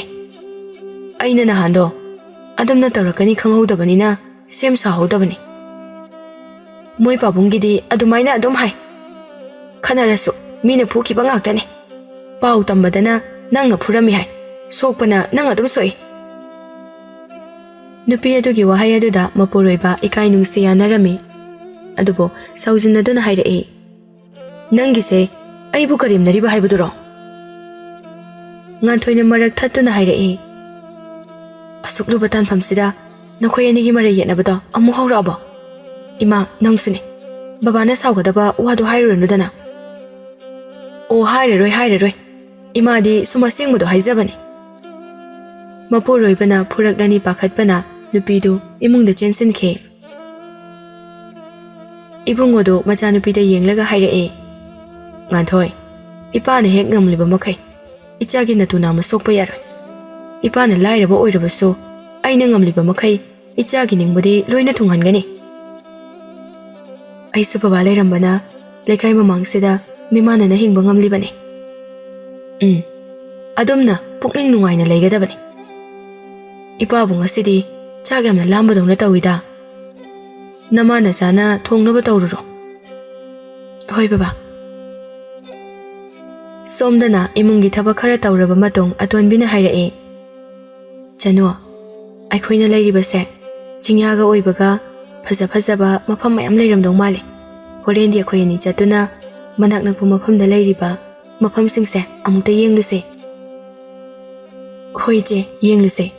ꯑꯩꯈꯣꯏꯗꯤ ꯇꯣꯏꯅ ꯁꯨꯝ ꯎꯔꯕꯅꯤꯅ ꯀꯌꯥ ꯍꯦꯟꯅ ꯈꯟꯖꯤꯜꯂꯨꯗꯕꯅꯦ ꯑꯇꯣꯞꯄ ꯃꯤ ꯑꯃ ꯂꯥꯛꯂꯒ ꯌꯦꯡꯕꯗꯗꯤꯅꯦ ꯌꯥꯝ ꯐꯖꯩ ꯁꯣꯏꯗꯅ ꯍꯥꯏꯔꯛꯀꯅꯤ ꯂꯩꯕꯥꯛ ꯑꯅꯤꯒꯤ ꯇꯥꯏꯅꯐꯝꯗ ꯂꯩꯔꯤꯕ ꯆꯤꯡꯁꯤꯗ ꯀꯥꯔꯒ ꯌꯦꯡꯕꯗ ꯄꯨꯛꯅꯤꯡ ꯍꯨꯅ ꯐꯖꯕ ꯃꯐꯝ ꯃꯌꯥꯝ ꯎꯕꯅꯤ ꯑꯇꯣꯟꯕꯤꯅ ꯑꯩꯗꯤ ꯉꯥꯏ ꯉꯝꯗ꯭ꯔꯦꯗ ꯌꯦꯡꯅꯤꯡꯕꯅ ꯍꯧꯖꯤꯛ ꯑꯣꯏꯅ ꯆꯠꯂꯒ ꯌꯦꯡꯉꯨꯁꯤꯔꯣ ꯍꯣꯏ ꯏꯆꯦ ꯏꯃꯥꯒꯤ ꯍꯤꯗꯥꯛ ꯄꯤꯊꯛꯂꯝꯂꯒꯦ ꯑꯗꯨꯒ ꯆꯠꯂꯁꯦ ꯃꯈꯣꯏ ꯑꯅꯤ ꯇꯝꯃꯥꯒꯤ ꯃꯅꯥꯛꯇ ꯆꯪꯂꯛꯇꯨꯅ ꯍꯤꯗꯥꯛ ꯄꯤꯊꯛꯂꯝꯃꯤ ꯆꯅꯨꯅ ꯏꯃꯥ ꯑꯩ ꯏꯆꯦꯒ ꯆꯤꯡꯈꯣꯡꯗ ꯆꯠꯂꯨꯈꯤꯒꯦ ꯑꯩꯈꯣꯏꯒꯤ ꯈꯨꯜꯁꯤꯗ ꯂꯩꯕ ꯐꯖꯕ ꯃꯐꯝ ꯀꯌꯥ ꯌꯦꯡꯍꯜꯂꯨꯒꯦ ꯏꯃꯥ ꯅꯪ ꯅꯇꯣꯝꯇ ꯂꯩꯔꯝꯕ ꯌꯥꯒꯗ꯭ꯔꯣ ꯌꯥꯅꯤꯗ ꯏꯃꯧ ꯂꯥꯛꯄꯗꯒꯤ ꯍꯧꯖꯤꯛꯇꯤ ꯏꯃꯥꯒꯤ ꯍꯛꯆꯥꯡꯁꯦ ꯌꯥꯝꯅ ꯀꯟꯈꯠꯂꯕꯅꯤ ꯑꯩꯒꯤ ꯑꯋꯥꯕꯁꯦ ꯎꯕꯗ ꯏꯁꯣꯔꯁꯤꯅ ꯅꯨꯡꯉꯥꯏꯇ꯭ꯔ ꯃꯥꯜꯂꯦ ꯑꯅꯥꯕꯁꯦ ꯐꯍꯜꯂꯨꯔꯣ ꯍꯥꯏꯗꯨꯅ ꯏꯃꯧꯕꯨ ꯊꯥꯕꯤꯔꯛꯄꯅꯤ ꯑꯇꯣꯟꯕꯤ ꯁꯇꯃꯥꯅ ꯃꯉꯣꯟꯗ ꯃꯃꯧ ꯍꯥꯏꯅ ꯀꯧꯕꯗ ꯑꯗꯨꯝ ꯈꯨꯝꯂꯕꯅꯤ ꯑꯗꯨꯕꯨ ꯃꯍꯥꯛ ꯔꯥꯖꯀꯨꯃꯥꯔꯤ ꯑꯃꯅꯤ ꯍꯥꯏꯕꯗꯤ ꯃꯃꯥ ꯃꯆꯥꯗ ꯍꯥꯏꯔꯝꯗꯦ ꯏꯃꯥꯅ ꯑꯩꯕꯨ ꯅꯨꯡꯁꯤꯕꯤꯕꯒꯤ ꯁꯨꯝ ꯈꯟꯕ ꯑꯣꯏꯔꯝꯒꯅꯤꯌꯦ ꯏꯃꯥꯅ ꯅꯨꯡꯉꯥꯏꯇ꯭ꯔꯒꯅ ꯑꯩꯈꯣꯏ ꯀꯣꯟꯅ ꯆꯠꯂꯁꯨ ꯆꯠꯂꯒꯦ ꯏꯃꯧꯅ ꯆꯠꯅꯤꯡꯕꯗꯣ ꯑꯗꯨꯝ ꯆꯠꯂꯣ ꯌꯦꯡꯅꯤꯡꯕꯗꯣ ꯌꯦꯡꯉꯨ ꯏꯃꯥꯅ ꯊꯤꯡꯗꯦꯀꯣ ꯃꯆꯥꯅꯨꯄꯤꯗ ꯑꯃꯨꯛ ꯑꯣꯟꯁꯤꯟꯗꯨꯅ ꯍꯥꯏꯔꯛꯑꯦ ꯆꯅꯨ ꯅꯆꯦꯒ ꯆꯠꯃꯤꯟꯅꯔꯨꯔꯣ ꯉꯥꯏꯍꯥꯛ ꯌꯦꯡꯂꯒ ꯄꯨꯟꯅ ꯑꯃꯨꯛ ꯍꯟꯃꯤꯟꯅꯔꯛꯎꯀꯣ ꯍꯣꯏ ꯃꯥ ꯑꯩꯈꯣꯏ ꯊꯣꯛꯂꯨꯈꯤꯒꯦ ꯌꯥꯝ ꯊꯨꯅ ꯍꯜꯂꯛꯀꯅꯤꯗ ꯃꯈꯣꯏ ꯑꯅꯤ ꯄꯨꯟꯅ ꯊꯣꯛꯂꯛꯇꯨꯅ ꯂꯝꯕꯤꯗ ꯆꯠꯃꯤꯟꯅꯔꯤ ꯈꯨꯜꯒꯤ ꯃꯤꯁꯤꯡꯅ ꯑꯇꯣꯟꯕꯤ ꯎꯕꯗ ꯃꯤ ꯈꯨꯗꯤꯡꯃꯛ ꯊꯋꯥꯏ ꯄꯥꯟꯗꯕ ꯃꯤ ꯑꯃꯒꯨꯝꯅ ꯂꯦꯞꯇꯨꯅ ꯌꯦꯡꯅꯩ ꯑꯉꯥꯡ ꯃꯆꯥ ꯈꯔꯗꯤ ꯁꯥꯟꯅꯔꯝꯕꯗꯨ ꯂꯦꯞꯂꯒ ꯃꯈꯣꯏꯒꯤ ꯃꯇꯨꯡ ꯏꯟꯅꯔꯛꯏ ꯆꯅꯨꯁꯨ ꯑꯇꯣꯟꯕꯤꯗꯨ ꯏꯀꯥꯏꯔꯅꯤ ꯈꯟꯗꯨꯅ ꯑꯉꯥꯡꯁꯤꯡ ꯑꯗꯨ ꯂꯩꯍꯧꯔꯣ ꯍꯥꯏꯗꯨꯅ ꯆꯩꯔꯝꯃꯤ ꯄꯥꯈꯪ ꯅꯍꯥ ꯈꯔꯅ ꯆꯨꯝꯅ ꯂꯛꯅꯔꯛꯄꯁꯨ ꯌꯥꯎꯏ ꯆꯅꯨ ꯅꯪꯒ ꯆꯠꯃꯤꯟꯅꯔꯤꯕ ꯂꯩꯁꯥꯕꯤꯗꯣ ꯀꯩ ꯂꯝꯗꯩꯅꯣ ꯑꯩꯒ ꯈꯪꯅꯔꯒꯦꯗꯅ ꯆꯅꯨꯁꯨ ꯑꯗꯨꯃꯛ ꯈꯨꯝꯃꯤ ꯅꯈꯣꯏꯒꯤ ꯅꯨꯄꯤ ꯃꯁꯛ ꯐꯖꯕ ꯑꯃ ꯎꯕꯒ ꯂꯛꯅꯕꯗꯣ ꯍꯧꯖꯤꯛꯁꯨ ꯂꯦꯞꯇ꯭ꯔꯤ ꯃꯍꯥꯛꯇꯤ ꯑꯩꯒꯤ ꯏꯅꯝꯃꯅꯤ ꯑꯣ ꯑꯗꯨꯗꯤ ꯅꯣꯏ ꯗꯗꯥꯒꯤ ꯅꯨꯄꯤꯔꯣ ꯑꯧ ꯃꯥꯅꯦ ꯍꯧꯖꯤꯛꯇꯤ ꯑꯣꯏꯗꯣꯔꯕ ꯄꯥꯈꯪ ꯑꯗꯨꯅ ꯑꯃꯨꯛ ꯍꯥꯏꯔꯛꯏ ꯀꯥꯏꯗꯒꯤ ꯂꯥꯛꯄ ꯅꯤꯡꯉꯣꯜꯅꯣ ꯑꯩꯈꯣꯏ ꯈꯨꯜꯒꯤ ꯃꯤꯗꯤ ꯅꯠꯇꯦ ꯊꯪꯅꯕ ꯈꯨꯜꯗꯁꯨ ꯅꯣꯡꯃꯇ ꯎꯈꯤꯗ꯭ꯔꯤ ꯑꯩꯈꯣই ꯗꯗꯥꯅ ꯀꯣꯅꯨꯡꯗꯒꯤ ꯄꯨꯔꯛꯏꯅꯦ ꯈꯔ ꯂꯩꯔꯒ ꯑꯃꯨꯛ ꯄꯨꯔꯒ ꯆꯠꯈ꯭ꯔꯅꯤ ꯑꯗꯨꯗꯤ ꯑꯩꯒꯤꯁꯨ ꯅꯨꯄꯤ ꯑꯃꯇꯪ ꯌꯦꯞꯂꯛꯎ ꯍꯥꯏꯗꯨꯅ ꯅꯣꯏ ꯗꯗꯥꯗ ꯍꯥꯏꯈꯣꯗꯅ ꯅꯈꯣꯏꯗꯤ ꯑꯃꯗ ꯑꯃꯨꯛ ꯂꯛꯅ ꯇꯧꯔꯤꯉꯩꯗ ꯅꯨꯄꯤ ꯐꯪꯍꯧꯗ ꯇꯥꯕꯅꯤ ꯑꯃꯈꯛꯇꯗ ꯁꯨꯝ ꯁꯪꯉꯒ ꯂꯩꯕ ꯑꯣꯏꯔꯗꯤꯅꯦ ꯅꯁꯛ ꯊꯤꯔꯁꯨ ꯑꯗꯨꯝ ꯐꯪꯗꯧꯕ ꯑꯩꯈꯣꯏꯗꯤ ꯅꯨꯃꯤꯠꯂꯩꯒꯤ ꯃꯄꯣꯛꯅꯦ ꯐꯖꯕ ꯑꯃ ꯍꯦꯛ ꯎꯕꯒ ꯍꯦꯛꯇ ꯂꯛꯅꯅꯤꯡꯉꯤ ꯑꯗꯣ ꯑꯩꯅ ꯅꯨꯡꯁꯤꯕꯗꯤ ꯅꯪ ꯈꯛꯇꯅꯤꯀꯣ ꯆꯅꯨ ꯁꯤꯃꯗꯤ ꯅꯪ ꯀꯥꯎꯒꯅꯨ ꯋꯥꯍꯩꯗꯨ ꯇꯥꯕꯗ ꯉꯁꯥꯏꯗꯒꯤ ꯇꯨꯃꯤꯟꯅ ꯂꯩꯔꯝꯕ ꯑꯇꯣꯟꯕꯤꯗꯨ ꯈꯥꯡꯕ ꯉꯝꯗ꯭ꯔꯗꯨꯅ ꯅꯣꯛꯊꯣꯔꯛꯏ ꯑꯗꯨꯕꯨ ꯆꯅꯨꯗꯤ ꯁꯥꯎꯅ ꯅꯨꯄꯥ ꯑꯗꯨꯗ ꯈꯨꯇꯨꯝ ꯎꯠꯇꯨꯅ ꯆꯩꯔꯝꯃꯤ ꯑꯗꯨꯃꯗꯤ ꯅꯃꯪꯗ ꯐꯥꯎꯕ ꯑꯣꯏꯊꯣꯛꯑꯔꯣꯏ ꯑꯁꯤ ꯍꯥꯏꯔꯝꯂꯒ ꯃꯈꯥ ꯇꯥꯅ ꯑꯃꯨꯛ ꯑꯣꯟꯁꯤꯜꯂꯨꯗ꯭ꯔꯦ ꯆꯠꯐꯝ ꯊꯣꯛꯄ ꯑꯗꯨꯝ ꯆꯠꯈ꯭ꯔꯦ ꯂꯝꯕꯤꯒꯤ ꯅꯥꯀꯟ ꯅꯥꯀꯟꯗ ꯎ ꯋꯥ ꯌꯥꯝꯅ ꯍꯧꯏ ꯃꯤꯁꯨ ꯌꯥꯝꯅ ꯀꯨꯡꯅ ꯇꯥꯕ ꯅꯠꯇꯦ ꯆꯤꯡꯈꯣꯡ ꯌꯧꯔꯝꯗꯥꯏꯗꯤ ꯌꯨꯝ ꯃꯁꯤꯡ ꯈꯔꯗꯒꯤ ꯍꯦꯟꯅ ꯂꯩꯇꯦ ꯁꯨꯝ ꯂꯥꯛꯄꯗ ꯑꯁꯥꯕ ꯅꯨꯡꯁꯤꯠ ꯑꯃ ꯆꯅꯨꯒꯤ ꯃꯁꯥꯗ ꯁꯤꯠꯆꯤꯜꯂꯛꯏ ꯅꯨꯡꯁꯤꯠ ꯑꯗꯨꯅ ꯃꯁꯥꯗ ꯊꯦꯡꯕꯗ ꯃꯍꯥꯛꯇꯨ ꯇꯨ ꯈ꯭ꯌꯥꯎ ꯂꯥꯎꯅ ꯆꯣꯡꯉꯤ ꯅꯥꯀꯟꯗ ꯌꯦꯡꯊꯣꯛꯂꯨꯕꯗ ꯑꯉꯟꯕ ꯃꯇꯝꯗ ꯎꯃꯪ ꯂꯥꯏ ꯍꯔꯥꯎꯐꯝꯒꯤ ꯃꯃꯥꯡꯗ ꯑꯣꯏꯔꯝꯃꯤ ꯂꯥꯏ ꯍꯔꯥꯎꯐꯝꯗꯨ ꯌꯥꯝꯅ ꯆꯥꯎꯕ ꯃꯐꯝꯗꯤ ꯅꯠꯇꯦ ꯂꯥꯏ ꯍꯔꯥꯎꯈꯤꯕ ꯀꯨꯏꯕꯅ ꯏꯁꯣꯡ ꯁꯣꯡꯅ ꯎꯃꯪ ꯑꯣꯏꯅ ꯂꯩꯈꯤꯕꯅꯤ ꯃꯍꯥꯛ ꯀꯔꯤꯁꯨ ꯈꯟꯖꯤꯜꯂꯨꯗꯦ ꯂꯥꯏ ꯂꯩꯔꯝꯕꯒꯤ ꯇꯧꯕ ꯑꯣꯏꯔꯝꯒꯅꯤ ꯍꯥꯏꯅ ꯈꯜꯂꯤ ꯃꯈꯣꯏ ꯑꯅꯤ ꯆꯤꯡꯈꯣꯡꯗ ꯂꯥꯛꯇꯨꯅ ꯃꯈꯥꯗ ꯂꯩꯔꯤꯕ ꯈꯨꯜ ꯃꯌꯥꯝꯗꯣ ꯃꯄꯨꯡ ꯐꯥꯅ ꯎꯔꯝꯃꯤ ꯏꯆꯦ ꯃꯊꯛꯇ ꯈꯖꯤꯛꯇꯪꯒ ꯀꯥꯈꯠꯈꯤꯁꯦ ꯑꯗꯨ ꯑꯣꯏꯔꯗꯤ ꯄꯨꯝꯅꯃꯛ ꯎꯕ ꯐꯪꯒꯅꯤ ꯀꯥꯈꯠꯅꯕ ꯂꯝꯕꯤꯕꯨ ꯂꯩꯕ꯭ꯔꯣ ꯂꯩꯌꯦ ꯏꯆꯦ ꯑꯩꯒꯤ ꯇꯨꯡꯗ ꯏꯟꯅꯔꯛꯑꯣ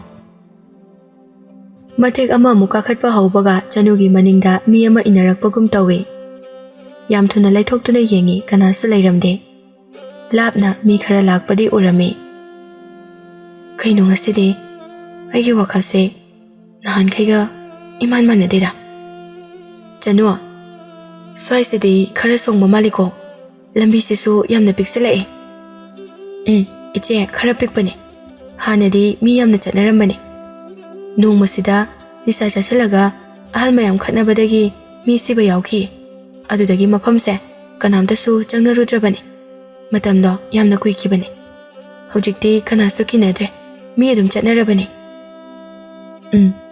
asibagi thawainadi taibang miyoiba aikhoida kaisu tawba ngamloi aigi khudangda siriba langse achamba nate laya matana aikhoigi inakta changba ngamloi Janusu atonbigi khudangna siriba lang aduda yenglami aidi ichena khangnaba sum haibane ayuk nungthildabu kadaidagi laino warina nangna hodoraga lanbana aingonda mu tahale mathakta khara ka khalaklaga lampa kumba apakpa mada leptuna atonbido koichen chenduna akoibadu yengli Janudi maram laitana masadu tu pangchongda chongduna leire Maikai khangdana mahaki mingpanduna kaurakpagum tawi mahakna laithoklaga yenglabaso kanagumba amata leiramde mahak yamna kiba phawrae Janu nang kadorage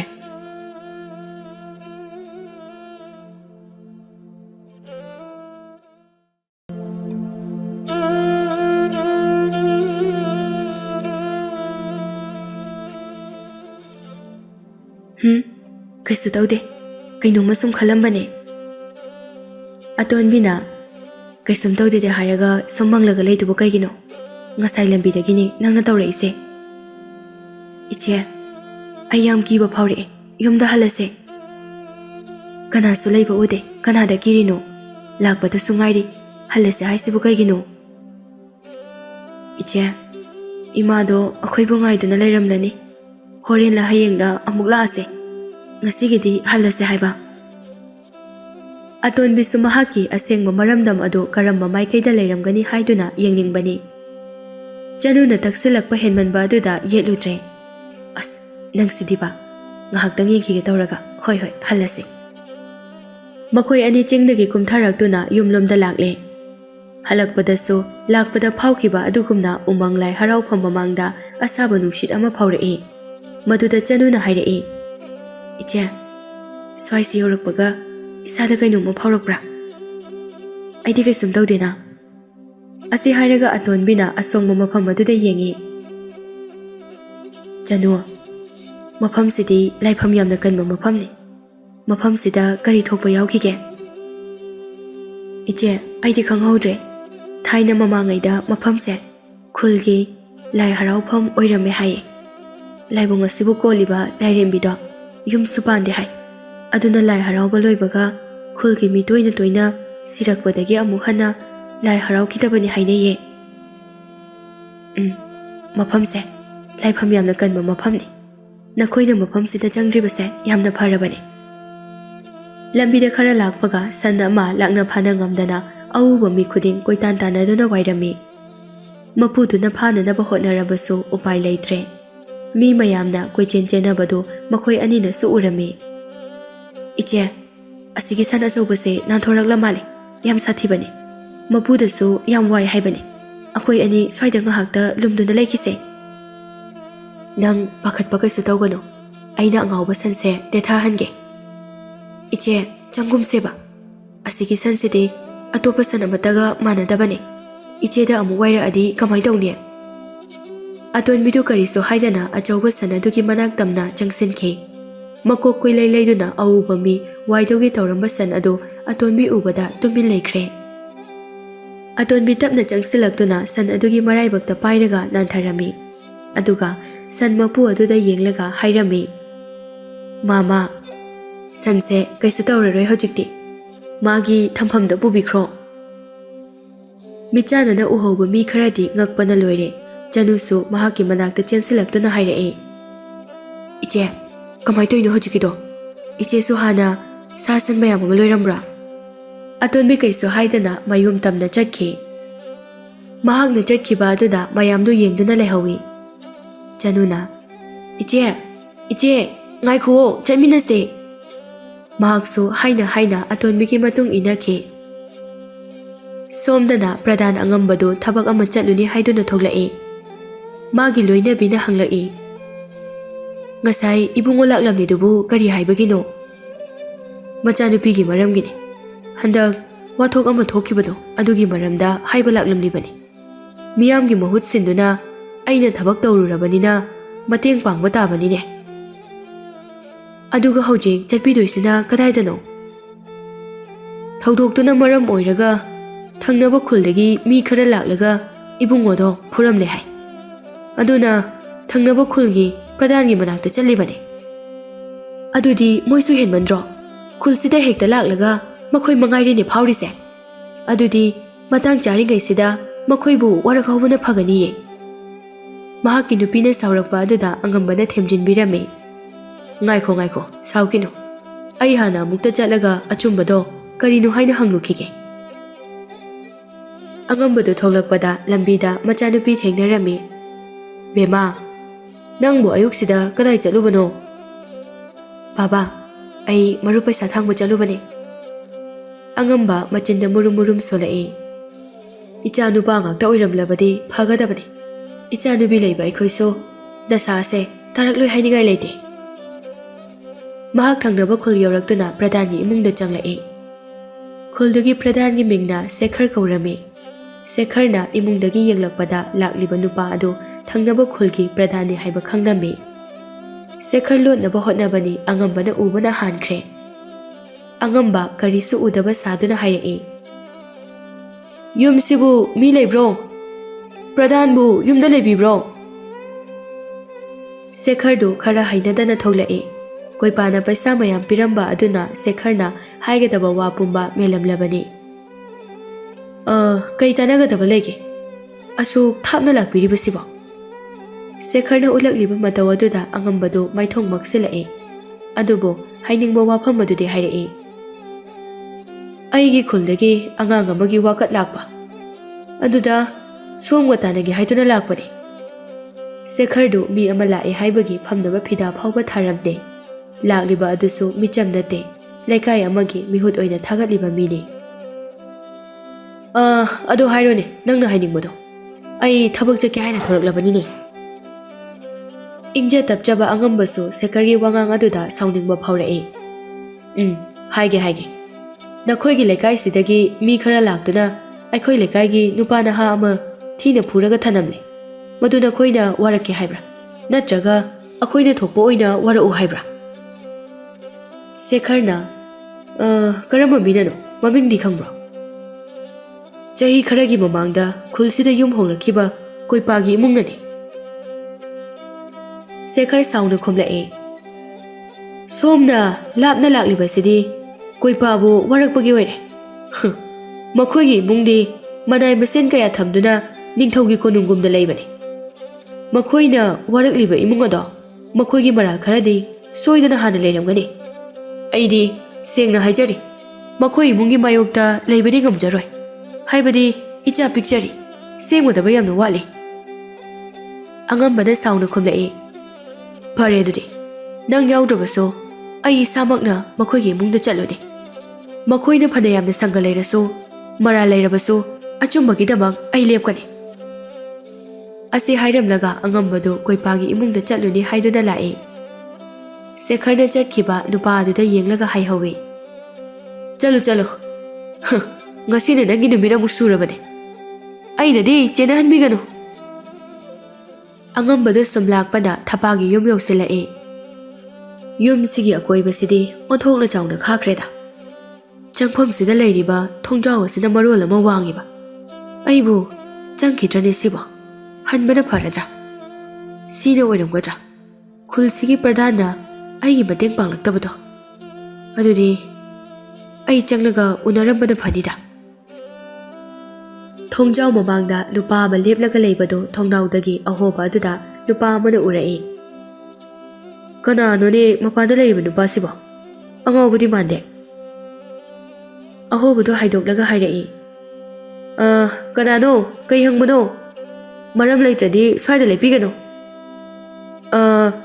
thapabu leikibra leile adu ngasaina haiba kaidoge manungda changlao haiduna thongdo hangtoklami manungda changlakpaga uriba drisa adu yengbada angakpagi angakpa ngaktani khariba chekpal mayam aduna mapandagi yengbada manung adu uba phangdabani ꯃꯅꯨꯡꯗ ꯑꯣꯏꯔꯝꯂꯤꯕ ꯃꯇꯧ ꯑꯗꯨꯗꯤ ꯑꯇꯣꯞꯄ ꯁꯪꯁꯥꯔ ꯑꯃꯗ ꯍꯤꯡꯕꯒ ꯆꯞ ꯃꯥꯟꯅꯩ꯫ ꯌꯥꯝꯅ ꯁꯥꯡꯕ ꯀꯥ ꯀꯌꯥ ꯂꯥꯟꯗꯨꯅ ꯄꯨꯁꯤꯜꯂꯛꯄ ꯑꯗꯨꯗꯗꯤ ꯑꯉꯝꯕꯗꯨ ꯌꯥꯝꯅ ꯀꯤꯔꯝꯃꯤ꯫ ꯃꯐꯝ ꯑꯗꯨꯗ ꯃꯍꯥꯛꯄꯨ ꯍꯥꯠꯈꯤꯕꯗ ꯀꯅꯥ ꯑꯃꯠꯇꯅ ꯃꯍꯥꯛꯄꯨ ꯊꯤꯕ ꯐꯪꯂꯣꯏ꯫ ꯊꯄꯥꯒꯤ ꯀꯥ ꯇꯝꯅ ꯄꯨꯁꯤꯜꯂꯛꯏ꯫ ꯊꯄꯥꯗꯨ ꯐꯃꯨꯡꯗ ꯍꯤꯞꯇꯨꯅ ꯂꯩꯔꯝꯕꯅꯤ꯫ ꯃꯤ ꯆꯪꯂꯛꯄꯗꯨ ꯎꯕꯗ ꯌꯦꯡꯊꯣꯔꯛꯏ꯫ ꯃꯁꯛ ꯈꯪꯗꯕ ꯑꯃ ꯌꯥꯎꯕ ꯑꯗꯨꯗ ꯍꯪꯂꯛꯏ, "ꯀꯅꯥꯅꯣ ꯃꯍꯥꯛꯇꯤ?"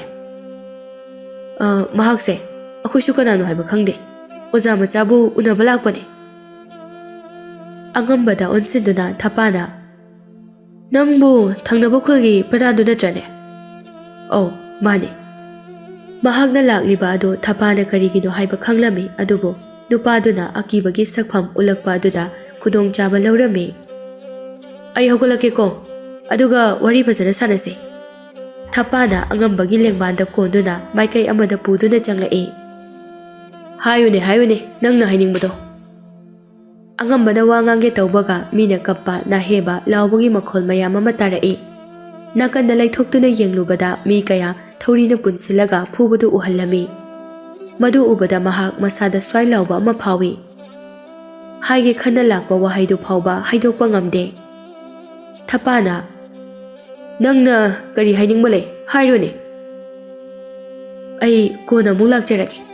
ꯑꯩꯗꯤ ꯅꯪꯒꯤ ꯅꯄꯥ ꯏꯕꯨꯡꯉꯣ ꯈꯣꯏꯄꯥ ꯎꯅꯕ ꯂꯥꯛꯄꯅꯦ꯫ ꯃꯍꯥꯛ ꯂꯩꯇ꯭ꯔꯕꯅꯤꯅ ꯀꯣꯟꯅ ꯑꯃꯨꯛ ꯂꯥꯛꯆꯔꯒꯦ." ꯊꯄꯥꯗꯣ ꯌꯥꯝꯅ ꯎꯁꯤꯠꯇꯅ ꯅꯣꯛꯂꯒ ꯍꯥꯏꯔꯛꯏ꯫ "ꯍꯩ ꯑꯍꯜ, ꯍꯧꯖꯤꯛ ꯅꯪꯒꯤ ꯊꯃꯣꯏꯗ ꯀꯔꯤ ꯈꯜꯂꯤ ꯍꯥꯏꯕ ꯑꯩꯅ ꯃꯌꯦꯛ ꯁꯦꯡꯅ ꯎꯕ ꯉꯝꯃꯤ꯫ ꯉꯁꯤꯗꯤ ꯅꯪꯕꯨ ꯑꯩꯅ ꯉꯥꯛꯄꯤꯔꯕꯅꯤ. ꯃꯇꯨꯡꯗ ꯑꯃꯨꯛ ꯂꯥꯛꯄ ꯊꯣꯛꯂꯕꯗꯤ ꯊꯋꯥꯏ ꯃꯥꯡꯒꯅꯤꯀꯣ." "ꯍꯣꯏ ꯐꯒꯅꯤ ꯏꯕꯨꯡꯉꯣ, ꯑꯩ ꯍꯟꯖꯈ꯭ꯔꯒꯦ."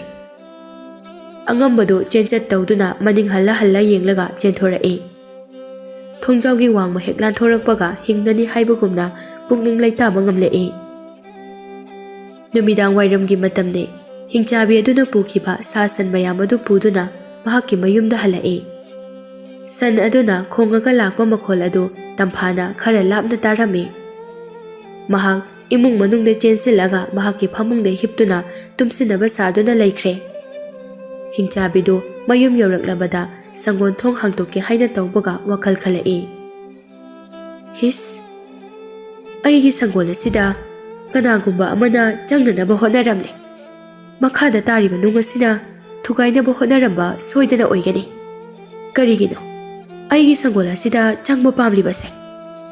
ꯅꯠꯇ꯭ꯔꯒ ꯑꯇꯣꯞꯄ ꯃꯤ ꯂꯥꯛꯇꯨꯅ ꯇꯧꯔꯝꯂꯤꯕ ꯖꯥꯠꯂꯥ?" ꯇꯝꯐꯥꯗꯨ ꯂꯩꯔꯤꯕ꯭ꯔꯥ ꯍꯥꯏꯕꯗꯨ ꯈꯪꯅꯤꯡꯕꯅ ꯏꯃꯨꯡꯗ ꯊꯨꯅ ꯆꯦꯟꯁꯤꯜꯂꯛꯏ꯫ ꯇꯝꯐꯥꯗꯨ ꯏꯃꯨꯡꯗ ꯅꯤꯡꯊꯤꯅ ꯇꯨꯝꯂꯒ ꯂꯩꯔꯝꯕ ꯑꯗꯨꯗ ꯋꯥꯈꯜ ꯌꯥꯡꯂꯛꯏ꯫ ꯃꯍꯥꯛꯅ ꯇꯧꯕ ꯑꯣꯏꯔꯝꯒꯗ꯭ꯔꯅꯦ?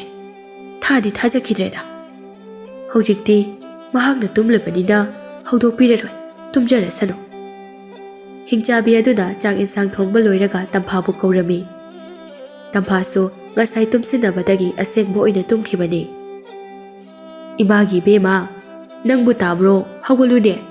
ꯉꯁꯥꯏ ꯑꯌꯨꯛꯇꯁꯨ ꯅꯪꯕꯨ ꯇꯨꯝꯂꯒ ꯂꯩꯍꯧꯕꯗꯥꯏꯅꯦ." "ꯏꯃꯥ ꯍꯤꯡꯆꯥꯕꯤ, ꯉꯔꯥꯡ ꯑꯩꯗꯣ ꯋꯥꯈꯜ ꯈꯜꯂꯤꯉꯩ ꯑꯍꯤꯡꯗꯣ ꯌꯥꯝ ꯇꯨꯝꯍꯧꯗ꯭ꯔꯦ, ꯑꯗꯨꯅ ꯇꯨꯝꯕꯅꯦ." "ꯍꯩꯃꯥ, ꯅꯪꯕꯨ ꯀꯔꯤ ꯋꯥꯈꯜ ꯈꯜꯂꯤꯅꯣꯅꯦ?" ꯍꯤꯡꯆꯥꯕꯤ ꯑꯗꯨꯅ ꯑꯁꯨꯝꯅ ꯍꯥꯏꯔꯛꯄ ꯑꯁꯤꯗꯗꯤ ꯇꯝꯐꯥꯗꯨ ꯃꯃꯤꯠ ꯈꯪꯁꯤꯡ-ꯁꯤꯡꯂꯛꯏ꯫ "ꯏꯃꯥ, ꯑꯩꯅ ꯍꯥꯏꯕꯗꯤ ꯉꯔꯥꯡꯗꯣ ꯃꯪꯗ ꯑꯀꯤꯕ ꯑꯃ ꯎꯕꯗꯒꯤ ꯇꯨꯝꯕ ꯌꯥꯗꯕꯅꯦ." "ꯑꯣ, ꯑꯗꯨꯒꯤ ꯑꯣꯏꯔꯦ. ꯅꯪꯕꯨ ꯌꯥꯝ ꯀꯤꯔꯗꯤ ꯏꯃꯥ ꯍꯧꯗꯣꯔꯛꯄ ꯀꯩꯗꯧꯒꯦ? ꯍꯣꯔꯦꯟꯗꯒꯤꯗꯤ ꯏꯃꯥꯒ ꯄꯨꯟꯅ ꯇꯨꯝꯂꯁꯤꯔꯣ?" "ꯏꯃꯥ, ꯑꯩ ꯑꯗꯨꯝ ꯏꯇꯣꯝꯇ ꯇꯨꯝꯖꯒꯦ. ꯍꯣꯔꯦꯟꯗꯒꯤꯗꯤ ꯀꯩꯁꯨ ꯀꯤꯔꯔꯣꯏꯕ." "ꯍꯣꯏ ꯍꯣꯏ ꯍꯣꯏ, ꯌꯥꯔꯦ ꯌꯥꯔꯦ. ꯆꯥꯅꯅꯕ ꯄꯨꯝꯕ ꯏꯃꯥꯅ ꯁꯦꯝ ꯁꯥꯔꯕꯅꯤ. ꯆꯥꯕ ꯍꯧꯔꯁꯤ, ꯀꯨꯝꯊꯔꯛꯑꯣ." ꯃꯈꯣꯏ ꯑꯅꯤ ꯆꯥꯃꯤꯟꯅꯔꯤꯉꯩ ꯇꯝꯐꯥꯅ ꯍꯪꯂꯛꯏ꯫ "ꯏꯃꯥ ꯍꯤꯡꯆꯥꯕꯤ, ꯑꯩ ꯀꯩꯅꯣꯝꯇ ꯍꯥꯏꯖꯒꯦ. ꯏꯃꯥꯅ ꯌꯥꯔꯛꯀꯗ꯭ꯔꯥ?"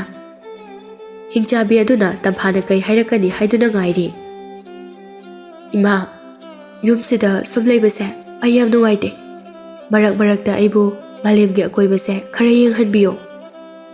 ꯇꯝꯐꯥꯅ ꯍꯥꯏꯔꯤꯕꯗꯨ ꯍꯤꯡꯆꯥꯕꯤ ꯑꯗꯨꯅ ꯌꯥꯅꯤꯡꯂꯝꯗꯦ꯫ ꯃꯉꯣꯟꯗ ꯃꯄꯥꯟꯒꯤ ꯁꯪꯁꯥꯔ ꯑꯁꯤ ꯇꯣꯏꯅ ꯎꯍꯜꯂꯨꯕ ꯊꯣꯛꯂꯕꯗꯤ ꯃꯍꯥꯛꯄꯨ ꯊꯥꯗꯣꯛꯂꯒ ꯁꯣꯏꯗꯅ ꯆꯠꯈꯤꯅꯤ ꯍꯥꯏꯅ ꯄꯥꯈꯠꯂꯤ꯫ "ꯀꯔꯤꯒꯤꯅꯣ ꯏꯆꯥꯅ ꯍꯟꯗꯛ ꯃꯔꯛ ꯍꯥꯟꯅ ꯑꯃꯨꯛꯇ ꯍꯥꯏꯈꯤꯗꯕ ꯋꯥꯍꯩ ꯃꯌꯥꯝ ꯑꯃ ꯍꯥꯏꯔꯛꯂꯤꯕ ꯑꯁꯤꯕꯣ?" "ꯏꯃꯥ ꯍꯤꯡꯆꯥꯕꯤ, ꯑꯩꯕꯨ ꯐꯠꯇꯅ ꯈꯟꯕꯤꯒꯅꯨ. ꯑꯩ ꯏꯃꯥꯕꯨ ꯊꯥꯗꯣꯛꯂꯒ ꯃꯐꯝ ꯀꯩꯗꯁꯨ ꯆꯠꯂꯣꯏꯌꯦ꯫ ꯑꯩ ꯏꯇꯣꯝꯇ ꯌꯨꯝꯁꯤꯗ ꯂꯩꯍꯧꯕꯗꯣ ꯀꯤꯖꯩ ꯍꯥꯏꯗꯨꯅ ꯇꯧꯕꯅꯦ꯫ ꯍꯤꯡꯆꯥꯕꯤ ꯑꯗꯨ ꯉꯥꯏꯍꯥꯛ ꯋꯥꯈꯜ ꯇꯧꯔꯛꯏ꯫ ꯐꯔꯦ ꯐꯔꯦ ꯑꯗꯨ ꯑꯣꯏꯔꯗꯤ ꯍꯌꯦꯡꯗꯒꯤꯗꯤ ꯏꯃꯥꯒ ꯄꯨꯟꯅ ꯆꯠꯃꯤꯟꯅꯔꯁꯤ꯫ ꯅꯪꯅ ꯌꯥꯎ ꯃꯆꯥꯁꯤꯡꯗꯣ ꯁꯦꯟꯅꯔꯣ, ꯑꯗꯨꯒ ꯑꯩꯅ ꯁꯟꯁꯤꯡꯗꯣ ꯁꯦꯟꯅꯔꯒꯦ꯫ ꯇꯝꯐꯥꯗꯣ ꯍꯔꯥꯎꯕꯅꯗꯤ ꯂꯣꯏꯔꯕꯅꯤ, ꯑꯗꯨꯕꯨ ꯀꯩꯁꯨ ꯈꯟꯖꯗꯕ ꯁꯥꯗꯨꯅ ꯍꯥꯏꯔꯛꯏ꯫ ꯏꯃꯥ, ꯑꯩꯕꯨ ꯌꯥꯎꯁꯤꯡꯗꯣ ꯁꯦꯟꯅꯕ ꯍꯩꯒꯗ꯭ꯔꯅꯦ? ꯀꯤꯗꯤ ꯑꯣꯟꯊꯣꯛꯅ ꯀꯤꯖꯈ꯭ꯔꯦꯗ꯫ ꯀꯩꯁꯨ ꯇꯧꯔꯣꯏꯗ, ꯏꯃꯥꯁꯨ ꯅꯪꯒꯤ ꯅꯅꯥꯛꯇ ꯂꯦꯡꯗꯅ ꯂꯩꯗꯣꯏꯅꯦ꯫ ꯍꯣꯏ, ꯑꯗꯨꯗꯤ ꯍꯌꯦꯡ ꯉꯟꯅ ꯏꯃꯥ ꯍꯤꯡꯆꯥꯕꯤꯅ ꯆꯠꯂꯝꯗꯥꯏꯗ ꯑꯩꯁꯨ ꯍꯧꯗꯣꯔꯛꯎꯀꯣ꯫ ꯍꯣꯏ ꯍꯣꯏ, ꯏꯆꯥꯗꯤ ꯉꯟꯅ ꯇꯨꯝꯗꯕ ꯌꯥꯔꯣꯏ, ꯅꯠꯇ꯭ꯔꯗꯤ ꯍꯌꯦꯡ ꯁꯣꯏꯗꯅ ꯋꯥꯔꯛꯀꯅꯤ꯫ ꯑꯩ ꯆꯥꯕꯁꯦ ꯍꯦꯛ ꯂꯣꯏꯕꯒ ꯑꯗꯨꯝ ꯇꯨꯝꯈ꯭ꯔꯗꯕꯅꯦ꯫ ꯃꯕꯨꯛ ꯊꯟꯅ ꯆꯥꯔꯕ ꯃꯇꯨꯡꯗ ꯇꯝꯐꯥꯗꯨ ꯇꯨꯝꯂꯅꯤ ꯍꯥꯏꯗꯨꯅ ꯐꯃꯨꯡꯗ ꯀꯥꯈꯠꯈ꯭ꯔꯦ꯫ ꯁꯣꯝꯗꯅ ꯀꯣꯏꯄꯥ ꯑꯃꯁꯨꯡ ꯃꯍꯥꯛꯀꯤ ꯈꯣꯡꯕꯨꯔꯣꯏ ꯈꯔꯒ ꯑꯋꯥꯡ ꯂꯩꯕꯥꯛꯇ ꯚꯥꯁꯀꯔ ꯎꯅꯕ ꯆꯠꯈꯤꯕꯗꯨ ꯌꯧꯁꯤꯜꯂꯛꯂꯦ꯫ ꯃꯈꯣꯏꯁꯤꯡꯗꯨ ꯁꯒꯣꯜ ꯑꯃꯃꯝ ꯇꯣꯡꯗꯨꯅ ꯂꯥꯛꯄꯅꯤ꯫ ꯀꯣꯅꯨꯡ ꯃꯃꯥꯡꯒꯤ ꯊꯣꯡꯖꯥꯎ ꯌꯧꯔꯛꯄꯗ ꯁꯒꯣꯜꯗꯒꯤ ꯀꯨꯝꯊꯔꯛꯏ꯫ ꯊꯣꯡꯖꯥꯎ ꯑꯗꯨꯒꯤ ꯃꯅꯥꯛꯇ ꯆꯪꯁꯤꯟꯗꯨꯅ ꯊꯣꯉꯥꯛꯄ ꯅꯨꯄꯥ ꯑꯗꯨꯗ ꯍꯥꯏꯔꯝꯃꯤ, ꯑꯩ ꯁꯦꯅꯥꯄꯇꯤ ꯎꯅꯕ ꯂꯥꯛꯄꯅꯤ꯫ ꯂꯥꯟꯃꯤꯗꯨ ꯃꯍꯥꯛꯅ ꯄꯥꯏꯔꯝꯕ ꯃꯩꯔꯥ ꯑꯗꯨꯅ ꯀꯣꯏꯄꯥꯒꯤ ꯃꯅꯥꯛꯇ ꯊꯥꯡꯖꯤꯟꯗꯨꯅ ꯀꯅꯥꯅꯣ ꯍꯥꯏꯗꯨꯅ ꯌꯦꯡꯏ꯫ ꯑꯊꯦꯡꯕ ꯃꯇꯝꯗ ꯐꯝꯅꯥꯏꯕ ꯑꯃꯕꯨ ꯍꯦꯛ ꯎꯅꯒꯦ ꯍꯥꯏꯕꯁꯤ ꯌꯥꯐꯝ ꯊꯣꯛꯇꯕꯅꯤ꯫ ꯑꯗꯨꯕꯨ ꯃꯃꯥꯡꯉꯩꯗ ꯚꯥꯁꯀꯔ ꯑꯃꯁꯨꯡ ꯀꯣꯏꯄꯥ ꯆꯠꯃꯤꯟꯅꯕ, ꯋꯥꯔꯤ ꯁꯥꯅꯕ, ꯂꯥꯛꯃꯤꯟꯅꯕ ꯑꯗꯨ ꯎꯕ ꯌꯥꯎꯈ꯭ꯔꯦ꯫ ꯂꯥꯟꯃꯤ ꯑꯗꯨꯅ ꯍꯥꯏꯔꯛꯏ, ꯃꯐꯝꯁꯤꯗ ꯉꯥꯏꯍꯥꯛꯇ ꯉꯥꯏꯕꯤꯔꯝꯃꯨ, ꯑꯩ ꯁꯦꯅꯥꯄꯇꯤꯗꯒꯤ ꯑꯌꯥꯕ ꯑꯃꯨꯛꯇ ꯂꯧꯖꯔꯨꯈꯤꯒꯦ꯫ ꯀꯣꯏꯄꯥꯗꯨ ꯈꯔ ꯎꯁꯤꯠꯇꯅ ꯈꯨꯝꯂꯛꯏ, ꯁꯠ ꯆꯠꯂꯣ, ꯑꯩ ꯀꯨꯏꯅ ꯂꯩꯕ ꯌꯥꯕ ꯅꯠꯇꯦ꯫ ꯊꯣꯉꯥꯛꯄ ꯅꯨꯄꯥꯗꯨ ꯌꯥꯝꯅ ꯊꯨꯅ ꯁꯦꯅꯥꯄꯇꯤꯅ ꯂꯩꯔꯤꯕ ꯃꯅꯥꯛꯇ ꯂꯥꯛꯇꯨꯅ ꯄꯥꯎ ꯇꯝꯂꯝꯃꯤ꯫ ꯚꯥꯁꯀꯔ ꯑꯗꯨ ꯌꯥꯝꯅ ꯊꯨꯅ ꯂꯥꯛꯇꯨꯅ ꯊꯣꯡꯖꯥꯎꯗꯨ ꯈꯖꯤꯛꯇꯪ ꯍꯥꯡꯇꯣꯛꯇꯨꯅ ꯀꯅꯥꯅꯣ ꯍꯥꯏꯗꯨꯅ ꯌꯦꯡꯏ꯫ ꯀꯣꯏꯄꯥꯅꯤ ꯍꯥꯏꯕ ꯈꯪꯂꯕꯗ ꯚꯥꯁꯀꯔꯗꯨ ꯆꯦꯟꯁꯤꯟꯗꯨꯅ ꯅꯨꯄꯥ ꯑꯗꯨꯗ ꯀꯣꯜꯂꯤ, ꯀꯀꯥ, ꯃꯅꯨꯡꯗ ꯆꯪꯁꯦ, ꯁꯤꯗ ꯀꯩꯒꯤ ꯀꯨꯏꯅ ꯂꯦꯞꯄꯒ ꯂꯩꯔꯤꯕꯅꯣ?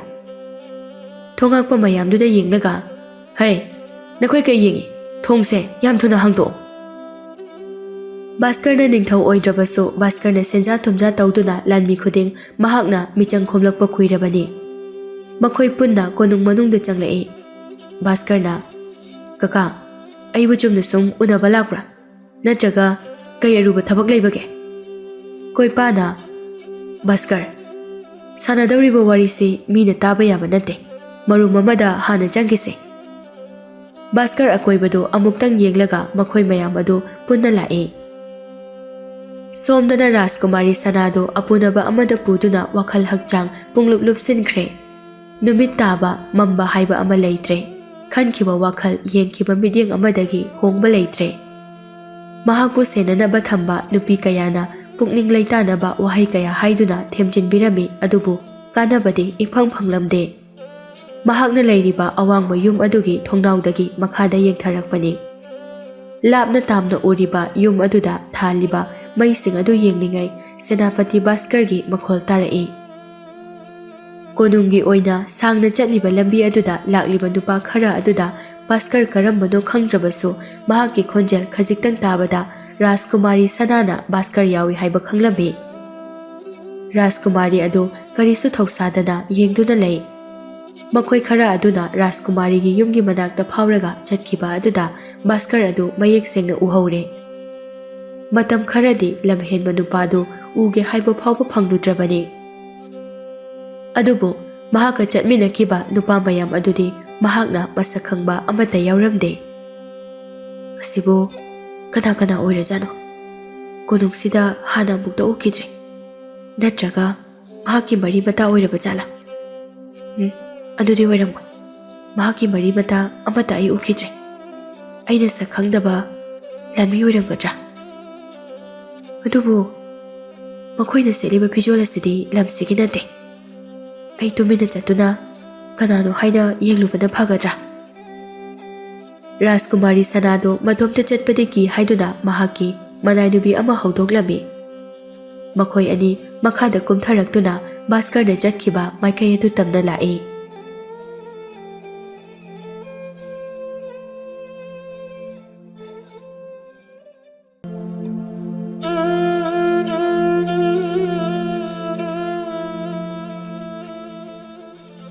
ꯀꯣꯏꯄꯥꯅ ꯚꯥꯁꯀꯔ ꯏꯃꯨꯡꯗ ꯆꯪꯂꯒꯗꯤ ꯁꯥꯟꯅꯒꯨꯝꯁꯦ ꯅꯪꯒꯤ ꯅꯅꯥꯏꯁꯤꯡ ꯑꯁꯤꯅ ꯇꯥꯔꯒ ꯅꯤꯡꯊꯧꯗ ꯄꯥꯎ ꯇꯝꯈ꯭ꯔꯕꯗꯤ ꯋꯥꯊꯣꯛꯁꯦ ꯆꯥꯎꯊꯣꯔꯛꯀꯅꯤ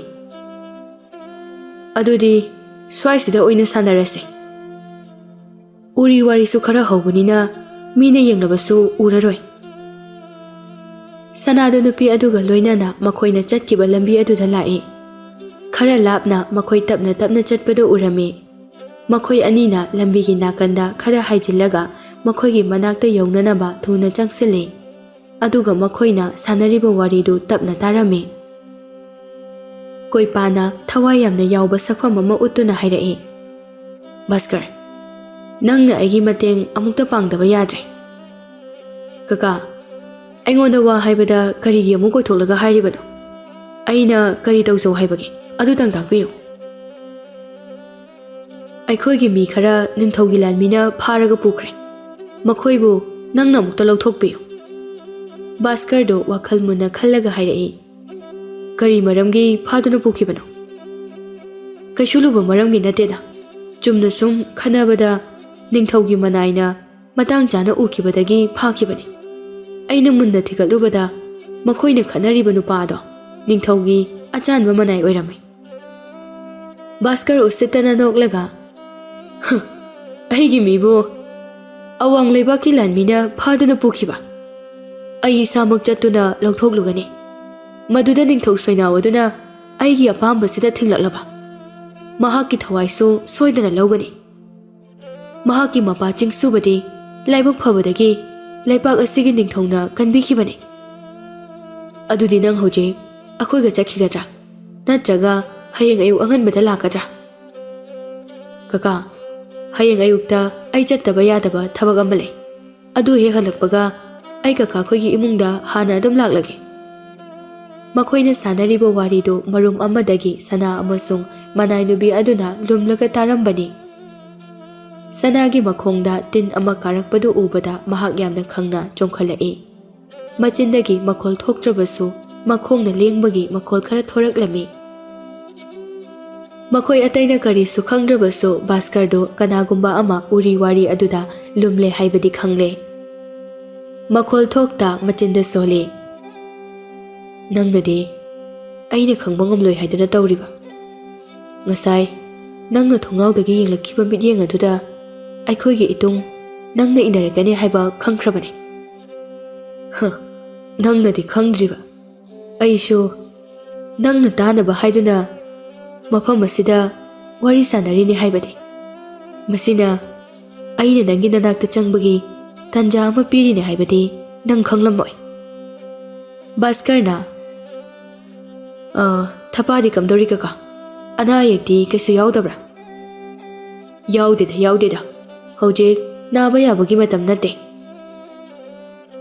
ꯃꯈꯣꯏ ꯑꯅꯤ ꯋꯥꯔꯤ ꯁꯥꯟꯅꯗꯨꯅ ꯀꯣꯅꯨꯡꯒꯤ ꯊꯣꯡꯖꯥꯎ ꯂꯩꯔꯤꯕ ꯑꯗꯣꯝꯗ ꯑꯃꯨꯛ ꯊꯣꯛꯂꯛꯏ ꯃꯈꯣꯏ ꯀꯥꯏꯅꯔꯝꯗꯥꯏ ꯃꯤꯀꯨꯞ ꯑꯗꯨꯗ ꯚꯥꯁꯀꯔꯅ ꯇꯞꯅ ꯍꯥꯏꯔꯛꯏ ꯀꯀꯥ ꯊꯕꯛꯇꯨꯗꯤ ꯍꯧꯖꯤꯛꯁꯨ ꯂꯦꯞꯇ꯭ꯔꯤꯕ ꯅꯠꯇ꯭ꯔꯥ ꯃꯍꯥꯛꯅ ꯊꯕꯛ ꯍꯥꯏꯔꯤꯕꯁꯤ ꯅꯤꯡꯊꯧꯗ ꯂꯥꯟ ꯇꯧꯅꯅꯕ ꯂꯥꯟꯃꯤ ꯀꯌꯥ ꯈꯣꯝꯖꯤꯟꯕꯒꯤ ꯊꯕꯛꯅꯤ ꯀꯣꯏꯄꯥꯅ ꯂꯦꯞꯇꯦ ꯃꯇꯝ ꯈꯖꯤꯛꯇꯪꯒ ꯉꯥꯏꯈꯣ ꯑꯗꯨꯒ ꯅꯤꯡꯊꯧꯒ ꯂꯝꯕꯥꯕꯗ ꯌꯥꯔꯛꯂꯒꯅꯤ ꯚꯥꯁꯀꯔꯅ ꯑꯩꯁꯨ ꯂꯦꯞꯄ ꯅꯠꯇꯦ ꯀꯣꯅꯨꯡꯁꯤꯗ ꯑꯩꯒꯤ ꯃꯤꯆꯪꯗ ꯂꯩꯔꯛꯀꯗꯕ ꯂꯥꯟꯃꯤ ꯇꯪꯈꯥꯏꯃꯨꯛꯇꯤ ꯁꯨꯖꯤꯜꯂꯛꯂꯕꯅꯤ ꯏꯃꯥꯗ ꯊꯣꯛꯈꯤꯕ ꯊꯧꯗꯣꯛ ꯑꯗꯨꯗꯒꯤ ꯅꯤꯡꯊꯧꯒꯤ ꯁꯥꯒꯩꯁꯦ ꯑꯩꯅ ꯂꯣꯏꯅ ꯃꯨꯊꯠꯀꯅꯤ ꯀꯣꯏꯄꯥꯅ ꯚꯥꯁꯀꯔꯒꯤ ꯄꯥꯝꯕꯣꯝꯗ ꯄꯥꯏꯗꯨꯅ ꯊꯦꯝꯖꯤꯟꯕꯤꯔꯛꯏ ꯅꯪꯒꯤ ꯑꯋꯥꯕ ꯑꯩꯅ ꯂꯣꯏꯅ ꯈꯪꯏ ꯅꯪꯒꯤ ꯕꯕꯥꯗ ꯂꯩꯈꯤꯕ ꯊꯧꯅꯥ ꯑꯗꯨꯃꯛ ꯅꯪꯉꯣꯟꯗ ꯂꯣꯏꯅ ꯂꯩ ꯉꯥꯏꯕꯇ ꯀꯜꯂꯨ ꯅꯣꯡꯃꯗꯤ ꯑꯩꯈꯣꯏꯒꯤ ꯑꯅꯤꯡꯕ ꯑꯄꯥꯝꯕꯁꯦ ꯏꯁꯣꯔꯅ ꯈꯪꯗꯨꯅ ꯁꯣꯏꯗꯅ ꯅꯤꯡꯕ ꯊꯨꯡꯍꯜꯂꯛꯀꯅꯤ ꯈꯔ ꯆꯠꯊꯣꯛꯂꯒ ꯊꯥꯜꯂꯤꯕ ꯃꯩꯔꯥ ꯑꯗꯨꯅ ꯚꯥꯁꯀꯔꯒꯤ ꯃꯃꯤꯠꯇ ꯑꯆꯥꯛꯄꯒꯤ ꯃꯩꯔꯤ ꯆꯦꯟꯕꯗꯨ ꯐꯥꯎꯕ ꯎꯏ ꯚꯥꯁꯀꯔꯗꯨ ꯊꯋꯥꯏ ꯅꯨꯡꯉꯥꯏꯇꯅ ꯍꯥꯏꯔꯛꯏ ꯀꯀꯥ ꯑꯩ ꯏꯃꯥ ꯏꯄꯥꯒꯤ ꯂꯃꯟꯁꯤꯡꯗꯅ ꯂꯦꯝꯅ ꯇꯣꯛꯑꯦ ꯂꯝꯆꯠ ꯅꯥꯏꯗꯕ ꯅꯤꯡꯊꯧ ꯑꯗꯨꯅ ꯑꯩꯒꯤ ꯏꯄꯥ ꯍꯥꯠꯈꯤꯕ ꯑꯃꯗꯤ ꯉꯝꯃꯤ ꯍꯥꯏꯗꯨꯅ ꯑꯩꯒꯤ ꯏꯃꯥꯕꯨ ꯁꯂꯥꯛ ꯁꯥꯟꯅꯈꯤꯕ ꯑꯗꯣ ꯑꯩꯅ ꯃꯇꯧ ꯀꯔꯝꯅ ꯀꯥꯎꯒꯅꯤ ꯃꯇꯝꯗꯨꯗ ꯑꯩꯅ ꯌꯨꯝꯊꯣꯡ ꯈꯨꯗꯤꯡ ꯆꯠꯇꯨꯅ ꯃꯇꯦꯡ ꯅꯤꯕꯗ ꯀꯅꯥꯅꯁꯨ ꯃꯇꯦꯡ ꯄꯥꯡꯂꯛꯈꯤꯗꯦ ꯑꯗꯨꯕꯨ ꯀꯀꯥꯒꯤ ꯏꯃꯨꯡꯗꯤ ꯑꯩꯅ ꯀꯩꯗꯧꯅꯨꯡꯗ ꯀꯥꯎꯕ ꯉꯝꯂꯣꯏ꯫ ꯀꯀꯥꯒꯤꯗꯃꯛ ꯑꯩꯒꯤ ꯉꯛꯁꯦ ꯃꯥꯂꯦꯝꯗ ꯊꯝꯕꯗ ꯃꯤꯀꯨꯞ ꯑꯃ ꯈꯟꯊꯕꯒꯤ ꯃꯇꯝ ꯂꯧꯖꯔꯣꯏ꯫ ꯀꯣꯏꯄꯥꯅ ꯀꯞꯀꯅꯨꯅꯦ ꯅꯪꯕꯣ꯫ ꯄꯟꯊꯨꯡ ꯌꯧꯔꯝꯗꯥꯏꯁꯤꯗ ꯀꯔꯤꯒꯤ ꯑꯃꯨꯛ ꯄꯨꯛꯅꯤꯡ ꯁꯣꯟꯊꯔꯤꯕꯅꯣ?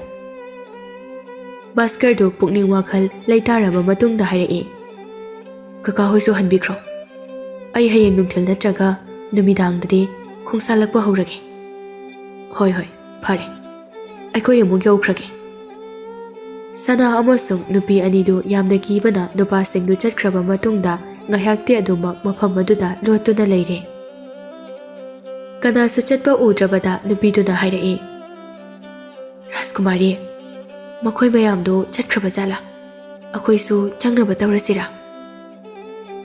ꯁꯅꯥꯗꯤ ꯁꯥꯟꯅꯈꯤꯕ ꯋꯥꯔꯤ ꯃꯌꯥꯝ ꯑꯗꯨ ꯇꯥꯔꯒ ꯁꯥꯎꯅꯤꯡꯕꯅ ꯁꯦꯅꯥꯄꯇꯤꯗꯨ ꯍꯨ ꯄꯤꯖꯗꯨꯅ ꯍꯥꯠꯂꯁꯤꯔꯥ ꯍꯥꯏꯕ ꯐꯥꯎꯕ ꯈꯜꯂꯕꯅꯤ꯫ ꯅꯨꯄꯤꯗꯨꯅ ꯉꯥꯡꯂꯛꯄꯗꯨ ꯇꯥꯔꯒ ꯈꯨꯝꯂꯛꯏ, ꯍꯣꯏ ꯆꯪꯂꯁꯦ, ꯑꯩꯈꯣꯏꯒꯤ ꯀꯣꯅꯨꯡꯅꯤ, ꯀꯅꯥꯁꯨ ꯑꯀꯤꯕ ꯂꯩꯇꯦ꯫ ꯃꯈꯣꯏꯅ ꯁꯥꯟꯅꯔꯤꯕ ꯋꯥꯔꯤꯗꯣ ꯀꯔꯤꯅꯣ ꯈꯪꯅꯤꯡꯕꯅ ꯇꯨꯃꯤꯟꯅ ꯂꯨꯝꯗꯨꯅ ꯂꯩꯕꯅꯤ꯫ ꯃꯈꯣꯏ ꯑꯅꯤꯗꯨ ꯃꯁꯥ ꯃꯁꯥꯒꯤ ꯇꯨꯝꯐꯝꯗ ꯂꯥꯛꯏ꯫ ꯔꯥꯖꯀꯨꯃꯥꯔꯤ, ꯉꯁꯤꯗꯤ ꯐꯖꯅ ꯄꯣꯊꯥꯕꯤꯔꯣ꯫ ꯑꯍꯦꯟꯕ ꯀꯔꯤꯁꯨ ꯈꯜꯂꯨꯔꯅꯨ꯫ ꯍꯌꯦꯡ ꯑꯌꯨꯛ ꯅꯣꯡꯉꯥꯜꯂꯛꯄꯗ ꯑꯩꯈꯣꯏ ꯃꯌꯥꯝ ꯇꯥꯟꯅꯔꯒ ꯀꯔꯤ ꯇꯧꯕ ꯌꯥꯏ ꯍꯥꯏꯕꯗꯣ ꯑꯃꯨꯛ ꯇꯥꯟꯅꯔꯁꯤ꯫ ꯅꯨꯄꯤꯗꯨ ꯂꯩꯍꯧꯔꯦ꯫ ꯁꯅꯥꯗꯨ ꯃꯊꯛꯇ ꯀꯥꯈꯠꯂꯛꯇꯨꯅ ꯃꯍꯥꯛꯀꯤ ꯀꯥꯒꯤ ꯃꯄꯥ ꯌꯧꯁꯤꯜꯂꯛꯏ꯫ ꯑꯩꯒꯤ ꯊꯣꯡꯁꯤ ꯉꯁꯥꯏ ꯉꯥꯁꯤꯜꯂꯝꯕꯒꯨꯝ ꯇꯧꯕꯅꯤ, ꯑꯩꯒꯤ ꯋꯥꯈꯜꯅ ꯑꯣꯏꯒꯗ꯭ꯔꯥ? ꯃꯍꯥꯛ ꯀꯔꯤꯁꯨ ꯈꯟꯗꯅ ꯀꯥꯗꯨꯗ ꯍꯦꯛ ꯆꯪꯕꯒ ꯊꯣꯡꯗꯨ ꯂꯣꯟꯁꯤꯜꯂꯤ꯫ ꯇꯨꯝꯂꯒꯦ ꯍꯥꯏꯗꯨꯅ ꯐꯃꯨꯡꯂꯣꯝꯗ ꯂꯥꯛꯄꯗ ꯃꯍꯥꯛꯀꯤ ꯐꯃꯨꯡꯗ ꯅꯨꯄꯥ ꯑꯃ ꯐꯝꯂꯝꯕꯗꯨ ꯎꯕꯗ ꯈꯪꯕꯣꯏ ꯀꯔꯤꯕꯣꯏ ꯀꯅꯥꯅꯣ ꯍꯥꯏꯅ ꯍꯪꯂꯛꯏ꯫ ꯅꯨꯄꯥꯗꯨ ꯀꯔꯤꯁꯨ ꯍꯥꯏꯗꯅ ꯅꯨꯄꯤ ꯑꯗꯨꯗ ꯆꯥꯒꯗꯧꯒꯤ ꯌꯦꯡꯂꯒ ꯂꯩ꯫ ꯁꯦꯅꯥꯄꯇꯤ, ꯑꯩꯒꯤ ꯑꯌꯥꯕ ꯌꯥꯎꯗꯅ ꯑꯩꯒꯤ ꯀꯥꯁꯤꯗ ꯀꯔꯤꯒꯤ ꯆꯪꯂꯛꯂꯤꯕꯅꯣ? ꯚꯥꯁꯀꯔꯗꯨ ꯌꯥꯝꯅ ꯎꯁꯤꯠꯇꯅ ꯅꯣꯛꯂꯒ ꯃꯅꯥꯛꯇ ꯂꯩꯕ ꯁꯦꯝ ꯑꯃ ꯄꯥꯏꯔꯒ ꯁꯅꯥꯒꯤ ꯃꯅꯥꯛꯇ ꯆꯪꯂꯛꯏ꯫ ꯁꯅꯥꯗꯨ ꯑꯀꯤꯕ ꯐꯥꯎꯔꯛꯏ꯫ ꯀꯥ ꯑꯗꯨꯗꯒꯤ ꯆꯦꯟꯊꯣꯛꯈ꯭ꯔꯁꯤꯔꯥ ꯍꯥꯏꯕ ꯐꯥꯎꯕ ꯈꯜꯂꯛꯏ꯫ ꯑꯗꯨꯕꯨ ꯃꯍꯥꯛꯅ ꯍꯦꯟꯅ ꯑꯀꯤꯕ ꯃꯇꯧ ꯎꯠꯂꯕꯗꯤ ꯅꯨꯄꯥ ꯑꯗꯨꯅ ꯍꯦꯟꯖꯤꯜꯂꯛꯀꯅꯤ ꯈꯟꯕꯅ ꯊꯧꯅꯥ ꯐꯕꯤ ꯑꯃꯒꯨꯝꯅ ꯅꯨꯄꯥ ꯑꯗꯨꯗ ꯃꯃꯤꯠ ꯈꯥꯅ ꯌꯦꯡꯂꯒ ꯂꯩ꯫ ꯚꯥꯁꯀꯔꯗꯨ ꯁꯅꯥꯒꯤ ꯃꯅꯥꯛꯇ ꯇꯞ ꯅꯞꯅ ꯃꯅꯥꯛ ꯆꯪꯁꯤꯜꯂꯒ ꯂꯦꯞꯇꯨꯅ ꯅꯥꯇꯣꯟꯗ ꯁꯣꯔꯗꯨ ꯑꯃꯨꯛꯇꯪ ꯆꯤꯡꯁꯤꯜꯂꯤ꯫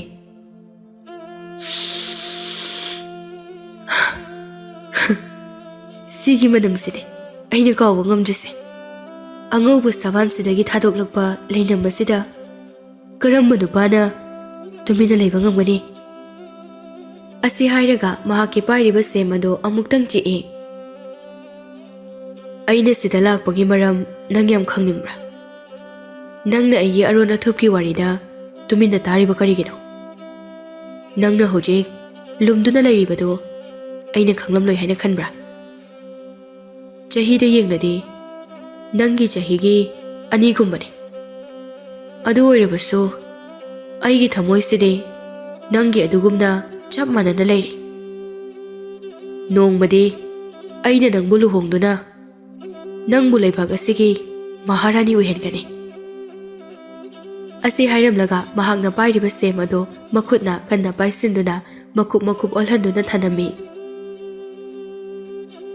ꯁꯣꯝꯗꯅ ꯅꯨꯃꯤꯗꯥꯡ ꯊꯦꯡꯂꯗꯨ ꯐꯥꯎꯕ ꯑꯉꯝꯕꯗꯨ ꯇꯨꯝꯕ ꯌꯥꯔꯝꯗ꯭ꯔꯦ꯫ ꯀꯔꯤꯅꯣ ꯉꯁꯥꯏ ꯑꯩꯅ ꯎꯔꯛꯂꯤꯕ ꯃꯌꯥꯝ ꯑꯗꯨꯕꯨ?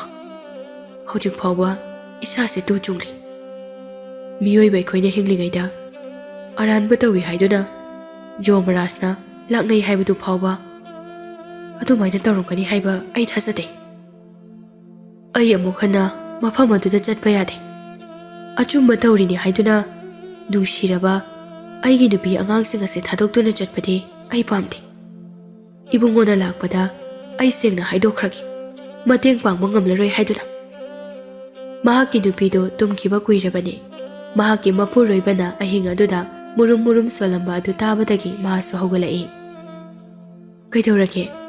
ꯑꯍꯤꯡ ꯑꯊꯦꯡꯕꯁꯤꯗ ꯇꯨꯝꯕꯒꯤ ꯃꯍꯨꯠ ꯑꯉꯥꯎꯕ ꯑꯃꯒꯨꯝꯅ ꯃꯔꯣꯜ ꯈꯪꯗꯕ ꯄꯉꯥꯡꯗ ꯉꯥꯡꯂꯤꯕꯗꯨꯕꯣ? ꯀꯩꯁꯨ ꯇꯧꯗꯦ, ꯉꯁꯤꯗꯤ ꯑꯩ ꯇꯨꯝꯕ ꯌꯥꯗꯦ ꯑꯗꯨꯅꯅꯤ꯫ ꯑꯗꯨꯕꯨꯕ ꯀꯩꯗꯧꯏ ꯍꯥꯏꯕꯗꯨꯗꯤ ꯑꯇꯣꯞꯄꯗ ꯍꯥꯏꯗ꯭ꯔꯕꯁꯨ ꯑꯩꯉꯣꯟꯗꯗꯤ ꯁꯦꯡꯅ ꯍꯥꯏꯌꯨ꯫ ꯉꯁꯥꯏ ꯍꯜꯂꯛꯄꯗꯒꯤꯅꯦ ꯅꯪꯅ ꯋꯥ ꯑꯃꯇ ꯉꯥꯡꯉꯨ ꯌꯥꯗꯅ ꯂꯩꯔꯛꯂꯤꯕꯁꯦ? ꯑꯩꯅ ꯀꯩꯗꯧꯔꯦ ꯍꯪꯂꯕꯁꯨ ꯀꯔꯤꯁꯨ ꯈꯨꯝꯂꯛꯇꯦ. ꯏꯁꯥ ꯏꯇꯣꯝꯇ ꯑꯋꯥꯕ ꯅꯨꯡꯉꯥꯏꯇꯕ ꯈꯪꯖꯤꯟꯕꯁꯦ ꯌꯥꯝꯅ ꯋꯥꯕꯅꯤ. ꯑꯩꯉꯣꯟꯗ ꯍꯥꯏꯗꯣꯛꯂꯕꯗꯤ ꯅꯪꯒꯤ ꯑꯋꯥꯕꯗꯣ ꯈꯔꯗ ꯑꯣꯏꯔꯕꯁꯨ ꯁꯣꯏꯗꯅ ꯐꯒꯅꯤ. ꯑꯉꯝꯕꯗꯨ ꯃꯍꯥꯛꯀꯤ ꯅꯨꯄꯤꯗ ꯑꯣꯟꯁꯤꯜꯂꯛꯏ ꯑꯗꯨꯒ ꯍꯥꯏꯔꯛꯏ, ꯉꯁꯥꯏ ꯑꯩꯅ ꯎꯔꯛꯈꯤꯕꯗꯣ ꯑꯁꯦꯡꯕꯅꯤ ꯍꯥꯏꯕ ꯍꯧꯖꯤꯛ ꯐꯥꯎꯕ ꯊꯥꯖꯗ꯭ꯔꯤ. ꯑꯩ ꯏꯕꯨꯡꯉꯣꯒꯤ ꯃꯇꯦꯡꯗꯣ ꯄꯥꯡꯕ ꯉꯝꯂꯣꯏꯗꯧꯔꯤ. ꯀꯔꯤ ꯎꯔꯛꯏꯕ ꯅꯪꯗꯤ? ꯑꯗꯨꯒ ꯏꯕꯨꯡꯉꯣꯒꯤ ꯃꯇꯦꯡ ꯄꯥꯡꯕ ꯉꯝꯂꯣꯏ ꯍꯥꯏꯔꯤꯁꯤꯅ ꯀꯔꯤꯒꯤꯅꯣ? ꯑꯉꯝꯕꯅ ꯊꯣꯛꯈꯤꯕ ꯊꯧꯗꯣꯛꯇꯨ ꯃꯍꯥꯛꯀꯤ ꯅꯨꯄꯤꯗ ꯀꯩꯁꯨ ꯍꯥꯏꯗ꯭ꯔꯦ. ꯍꯥꯏꯔꯨꯔꯒ ꯃꯍꯥꯛꯅ ꯍꯧꯖꯤꯛ ꯐꯥꯎꯔꯤꯕ ꯑꯀꯤꯕ ꯑꯁꯤꯒꯨꯝꯅ ꯃꯍꯥꯛꯀꯤ ꯅꯨꯄꯤꯅ ꯑꯃꯨꯛ ꯐꯥꯎꯈ꯭ꯔꯕꯗꯤ ꯍꯥꯏꯗꯨꯅ ꯃꯥ ꯌꯥꯝꯅ ꯄꯥꯈꯠꯆꯩ. ꯋꯥꯗꯨ ꯊꯩꯗꯣꯛꯂꯒ ꯈꯨꯝꯂꯛꯏ, ꯉꯁꯥꯏ ꯀꯣꯏꯄꯥꯒꯤ ꯏꯃꯨꯡꯒ ꯋꯥꯔꯤ ꯐꯖꯅ ꯁꯥꯟꯅꯔꯦ. ꯏꯕꯨꯡꯉꯣꯒꯤ ꯃꯆꯥꯅꯨꯄꯤꯗꯨꯅ ꯂꯥꯜꯂꯨꯕꯒꯤ ꯑꯣꯏꯔꯝꯂꯦꯅꯦ. ꯑꯩꯗꯤ ꯀꯌꯥꯗ ꯏꯀꯥꯏꯈ꯭ꯔꯦ. ꯑꯩꯅ ꯂꯩꯇꯕ ꯃꯇꯝꯗ ꯏꯕꯨꯡꯉꯣꯗꯣ ꯂꯥꯛꯂꯕꯁꯨ ꯃꯇꯦꯡ ꯄꯥꯡꯕ ꯉꯝꯂꯔꯣꯏ ꯍꯥꯏꯗꯣꯛꯈꯣꯀꯣ. ꯍꯣꯏ, ꯏꯕꯨꯡꯉꯣꯗꯨꯗꯤ ꯅꯨꯄꯤꯅ ꯈꯔ ꯉꯝꯂꯞ ꯇꯧꯔꯗꯅ ꯏꯪ ꯇꯞꯆꯕꯅꯤ. ꯃꯍꯥꯛꯀꯤ ꯃꯆꯥꯅꯨꯄꯤ ꯑꯃ ꯂꯩꯕꯗꯨꯗꯤ ꯋꯥ ꯉꯥꯡꯅꯕ ꯀꯌꯥ ꯅꯨꯡꯉꯥꯏꯇꯦ ꯍꯥꯏꯅ ꯃꯤꯅ ꯋꯥꯔꯤ ꯁꯥꯟꯅꯩ. ꯃꯃꯥꯡꯗꯁꯨ ꯑꯊꯦꯡꯕ ꯑꯍꯤꯡꯗ ꯅꯨꯄꯥꯒ ꯎꯅꯔꯝꯃꯤ ꯍꯥꯏꯕꯒꯤ ꯋꯥꯊꯣꯛ ꯑꯃꯁꯨ ꯂꯩꯈ꯭ꯔꯕꯅꯤ. ꯐꯔꯦ ꯐꯔꯦ, ꯃꯇꯝꯁꯦ ꯊꯦꯡꯂꯦ. ꯑꯩꯁꯨ ꯄꯣꯊꯥꯅꯕ ꯇꯧꯔꯒꯦ. ꯅꯪꯁꯨ ꯄꯣꯊꯥꯔꯣ. ꯑꯌꯨꯛ ꯅꯣꯡꯉꯥꯜꯂꯦ. ꯍꯤꯡꯆꯥꯕꯤ ꯑꯗꯨꯅ ꯇꯝꯐꯥꯕꯨ ꯍꯧꯗꯣꯔꯛꯂꯝꯃꯤ. ꯏꯆꯥ ꯏꯕꯦꯝꯃ, ꯅꯪꯕꯨ ꯇꯥꯕ꯭ꯔꯣ? ꯅꯣꯡꯉꯥꯜꯂꯦꯅꯦ, ꯍꯧꯒꯠꯂꯣ. ꯅꯃꯥꯏ ꯅꯃꯤꯠ ꯍꯥꯟꯅ ꯇꯥꯊꯣꯛꯎꯔꯣ. ꯇꯝꯐꯥꯁꯨ ꯌꯥꯝꯅ ꯅꯨꯡꯉꯥꯏꯅ ꯇꯨꯝꯂꯝꯕꯅꯤ. ꯍꯤꯡꯆꯥꯕꯤ ꯑꯗꯨꯅ ꯍꯧꯗꯣꯔꯛꯄ ꯑꯗꯨꯗ ꯃꯃꯤꯠ ꯃꯅꯥꯒ ꯂꯣꯏꯅ ꯁꯤꯡꯂꯛꯏ. ꯏꯃꯥ ꯍꯤꯡꯆꯥꯕꯤ, ꯑꯩ ꯍꯧꯒꯠꯂꯦ. ꯑꯩꯒꯤ ꯃꯥꯏ ꯃꯤꯠꯁꯦ ꯍꯥꯟꯅ ꯑꯃꯨꯛꯇ ꯇꯥꯔꯨꯈꯤꯒꯦ. ꯇꯥꯔꯨꯔꯣ ꯇꯥꯔꯨꯔꯣ. ꯍꯣꯔꯦꯟ ꯅꯪꯅ ꯆꯥꯅꯅꯕ ꯀꯩꯅꯣ ꯄꯣꯠꯌꯣꯝ ꯈꯔ ꯌꯣꯝꯈꯤꯒꯦꯀꯣ. ꯇꯝꯐꯥꯗꯨ ꯆꯍꯤ ꯀꯨꯏꯔꯕꯒꯤ ꯇꯨꯡꯗ ꯑꯀꯣꯏꯕꯒꯤ ꯃꯐꯝ ꯈꯔ ꯑꯗꯨ ꯎꯕ ꯐꯪꯂꯅꯤ ꯈꯟꯕꯗ ꯌꯥꯝꯅ ꯍꯔꯥꯎꯖꯔꯝꯃꯤ. ꯉꯥꯏꯍꯥꯛ ꯂꯩꯕꯒ ꯁꯪꯒꯣꯟꯗꯒꯤ ꯁꯟ ꯑꯃꯁꯨꯡ ꯌꯥꯎ ꯊꯥꯗꯣꯔꯛꯂꯝꯃꯤ. ꯍꯤꯡꯆꯥꯕꯤ ꯑꯗꯨꯅ, ꯏꯆꯥ ꯏꯕꯦꯝꯃ, ꯁꯤꯒꯤ ꯆꯩꯁꯦ ꯄꯥꯏꯌꯨ. ꯂꯝ ꯈꯖꯤꯛꯇꯪ ꯍꯦꯜꯂꯛꯄ ꯌꯥꯎ ꯌꯧꯔꯛꯄꯗ ꯐꯨꯗ꯭ꯔꯕꯁꯨꯅꯦ ꯈꯖꯤꯛꯇꯪ ꯊꯦꯡꯉꯨ. ꯃꯈꯣꯏ ꯅꯥꯕꯅ ꯈꯥꯡꯕ ꯉꯝꯂꯣꯏ. ꯑꯗꯨꯗꯒꯤꯅꯦ ꯑꯃꯨꯛ ꯍꯟꯅ ꯂꯝ ꯍꯦꯜꯂꯛꯂꯔꯣꯏ. ꯍꯣꯏ ꯏꯃꯥ ꯍꯤꯡꯆꯥꯕꯤ. ꯑꯁꯤ ꯍꯥꯏꯔꯒ ꯍꯤꯡꯆꯥꯕꯤꯗꯨꯅ ꯄꯤꯔꯛꯂꯤꯕ ꯆꯩ ꯑꯗꯨ ꯂꯧꯏ. ꯆꯩꯗꯨ ꯌꯥꯝꯅ ꯄꯤꯛꯂꯕꯁꯨ ꯄꯥꯏꯕꯗꯗꯤ ꯂꯨꯝ ꯂꯨꯝ ꯂꯥꯎꯏ. ꯇꯝꯐꯥꯗꯨ ꯌꯥꯝꯅ ꯑꯄꯪꯕ ꯑꯉꯥꯡ ꯁꯥꯗꯨꯅ ꯍꯥꯏꯔꯛꯏ, ꯏꯃꯥ ꯍꯤꯡꯆꯥꯕꯤ, ꯁꯤꯒꯤ ꯆꯩꯁꯦ ꯁꯛꯇꯤ ꯂꯩꯕ꯭ꯔꯥ? ꯃꯍꯥꯛꯅ ꯐꯨꯁꯨ ꯐꯨꯗꯅ ꯈꯤꯇꯪ ꯊꯦꯡꯕꯗ ꯅꯥꯒꯅꯤ ꯍꯥꯏꯁꯤꯕꯣ? ꯃꯥꯡꯕ ꯇꯦꯛꯄ ꯂꯩꯔꯔꯣꯏꯗꯕ ꯆꯩꯅꯤ. ꯑꯩꯒꯤꯅꯦ ꯍꯥꯏꯅ ꯑꯩꯒꯤ ꯏꯃꯥꯅ ꯄꯤꯕꯤꯈꯤꯕꯅꯤ. ꯑꯩꯉꯣꯟꯗꯒꯤ ꯌꯥꯝ ꯀꯥ ꯍꯦꯟꯅ ꯂꯥꯞꯈ꯭ꯔꯕꯗꯤ ꯃꯍꯥꯛꯇꯤ ꯁꯛꯇꯤ ꯄꯨꯝꯕ ꯑꯃꯠꯇ ꯌꯥꯎꯔꯛꯂꯔꯣꯏ. ꯇꯝꯐꯥꯗꯨ ꯆꯩꯗꯨ ꯀꯔꯤ ꯀꯔꯤ ꯇꯧꯕ ꯉꯝꯃꯤ ꯍꯥꯏꯕꯁꯨ ꯌꯥꯝꯅ ꯌꯦꯡꯅꯤꯡꯂꯝꯃꯤ. ꯏꯃꯥ ꯍꯤꯡꯆꯥꯕꯤ, ꯆꯩꯁꯦ ꯁꯛꯇꯤ ꯌꯥꯝ ꯂꯩꯇꯦ ꯍꯥꯏ. ꯑꯗꯨꯒ ꯑꯩꯉꯣꯟꯗ ꯅꯣꯡꯃꯇꯁꯨ ꯎꯠꯄꯤꯗꯦ. ꯅꯪ ꯌꯥꯝ ꯐꯠꯇꯦ. ꯍꯤꯡꯆꯥꯕꯤ ꯑꯗꯨꯅ, ꯎꯠꯀꯦ. ꯅꯪꯅ ꯅꯣꯡꯃꯇꯗꯤ ꯑꯩꯉꯣꯟꯗ ꯍꯪꯁꯨ ꯍꯪꯗꯅ ꯑꯩꯅ ꯃꯇꯧ ꯀꯔꯝꯅ ꯎꯠꯀꯅꯤ? ꯍꯧꯖꯤꯛ ꯍꯪꯉꯤꯁꯤꯗꯤ ꯀꯩ ꯇꯧꯕ ꯉꯝꯃꯤ ꯍꯥꯏꯕ ꯑꯃꯇꯪꯗꯤ ꯎꯠꯂꯨ. ꯆꯠꯂꯤꯕ ꯁꯟ ꯃꯌꯥꯝ ꯑꯗꯨꯒꯤ ꯃꯔꯛꯇꯒꯤ ꯈ꯭ꯋꯥꯏꯗꯒꯤ ꯃꯥꯡ ꯊꯥꯕ ꯑꯗꯨꯗ ꯆꯩꯗꯨꯅ ꯂꯪꯉꯤ. ꯆꯩ ꯑꯗꯨꯗꯒꯤ ꯃꯩꯔꯤꯒꯤ ꯁꯛꯇꯤ ꯑꯃ ꯊꯣꯔꯛꯄꯒꯨꯝꯅ ꯑꯆꯧꯕ ꯁꯟ ꯑꯗꯨ ꯃꯈꯣꯏꯒꯤ ꯃꯅꯥꯛꯇ ꯁꯣꯔꯣ ꯁꯣꯔꯣ ꯆꯤꯡꯁꯤꯜꯂꯛꯏ. ꯇꯝꯐꯥꯗꯨ ꯃꯗꯨ ꯎꯕꯗ ꯄꯨꯡꯉꯛ ꯉꯛꯂꯝꯃꯤ. ꯀꯃꯥꯏ ꯇꯧꯔꯤꯅꯣ? ꯑꯁꯨꯛ ꯆꯥꯎꯕ ꯁꯟꯁꯦ ꯑꯩꯈꯣꯏꯒꯤ ꯏꯅꯥꯛꯇ ꯆꯤꯡꯁꯤꯜꯂꯛꯏꯁꯤꯕꯣ? ꯑꯩꯁꯨ ꯑꯃꯨꯛꯇ ꯇꯥꯛꯄꯤꯌꯨ. ꯍꯧꯖꯤꯛꯀꯤꯗꯣ ꯀꯃꯥꯏ ꯇꯧꯔꯤꯅꯣ ꯍꯥꯏꯕ? ꯏꯆꯥ ꯏꯕꯦꯝꯃ, ꯆꯤꯟꯗ ꯃꯟꯇ꯭ꯔ ꯑꯃ ꯁꯣꯜꯂꯒ ꯇꯧꯒꯗꯕꯅꯤ. ꯅꯈꯨꯠꯇꯒꯤ ꯆꯩ ꯑꯁꯤꯗꯤ ꯇꯥꯍꯟꯕ ꯌꯥꯗꯦ. ꯃꯟꯇ꯭ꯔ ꯑꯗꯨꯗꯤꯅꯦ ꯍꯣꯔꯦꯟ ꯅꯨꯃꯤꯗꯥꯡ ꯐꯖꯅ ꯇꯥꯛꯂꯒꯦꯀꯣ. ꯇꯝꯐꯥꯁꯨ ꯍꯤꯡꯆꯥꯕꯤ ꯑꯗꯨꯕꯨ ꯄꯥꯡꯒꯜ ꯁꯛꯇꯤꯅ ꯃꯥꯏꯊꯤꯕ ꯄꯤꯕ ꯉꯝꯂꯣꯏꯗꯕꯅꯤꯅ ꯋꯥꯈꯜ ꯁꯤꯖꯤꯟꯅꯗꯨꯅ ꯃꯥꯏꯊꯤꯕ ꯄꯤꯗꯨꯅ ꯃꯐꯝ ꯑꯗꯨꯗꯒꯤ ꯅꯥꯟꯊꯣꯛꯄ ꯄꯥꯝꯃꯤ. ꯃꯈꯣꯜ ꯊꯣꯛꯇ ꯋꯥꯈꯜꯗ ꯈꯜꯂꯤ, ꯆꯩꯁꯤꯒꯤ ꯇꯧꯕ ꯉꯝꯕ ꯁꯛꯇꯤ ꯄꯨꯝꯕ ꯍꯥꯟꯅ ꯈꯪꯂꯗꯤ ꯃꯐꯝ ꯑꯁꯤꯗꯒꯤ ꯑꯩ ꯆꯦꯟꯕ ꯉꯝꯕꯁꯨ ꯌꯥꯏ. ꯑꯗꯨꯕꯨ ꯊꯕꯛ ꯄꯨꯝꯕ ꯇꯍꯥ-ꯇꯍꯥꯅ ꯇꯧꯕꯗꯤ ꯌꯥꯗꯦ. ꯃꯍꯥꯛꯅ ꯈꯖꯤꯛꯇꯪ ꯆꯤꯡꯅꯈꯤꯕꯗ ꯑꯩꯕꯨ ꯏꯃꯨꯡꯗ ꯁꯣ ꯂꯣꯟꯁꯤꯜꯂꯒ ꯑꯃꯨꯛ ꯊꯝꯕꯤꯈꯤꯒꯅꯤ. ꯑꯗꯨꯅ ꯑꯩ ꯈꯥꯡꯕ ꯀꯟꯕ ꯇꯥꯏ. ꯃꯈꯣꯜ ꯊꯣꯛꯅ ꯑꯃꯨꯛ ꯍꯥꯏꯔꯛꯏ, Horen nattrasu ima hingchabida takningba matamda adum takpiyu. Aisu nanga punsi chupa adum leminadoi oirabadina hayeng ima hingchabida ahal oiraklaba matamda aina nangi mateng pangbidoine. Tamphana asumna yamna phadokna hairakpa asidadi hingchabidu fattaba wakhal amata khanba ngamdre. Chumbine hayeng aina khwang kolaklaba matamda ichana aigi mahut sinduna sa sansing ase amuk senagadoribani. Aduna haujiktagi imana loina tambigani. Ado sanjabungdi yaugadaba kya walige? Yaurani yamna lapa nateda. Imana nungtigi chatlabanina yumdagi hek kanthokpaga leirabani kaina khali.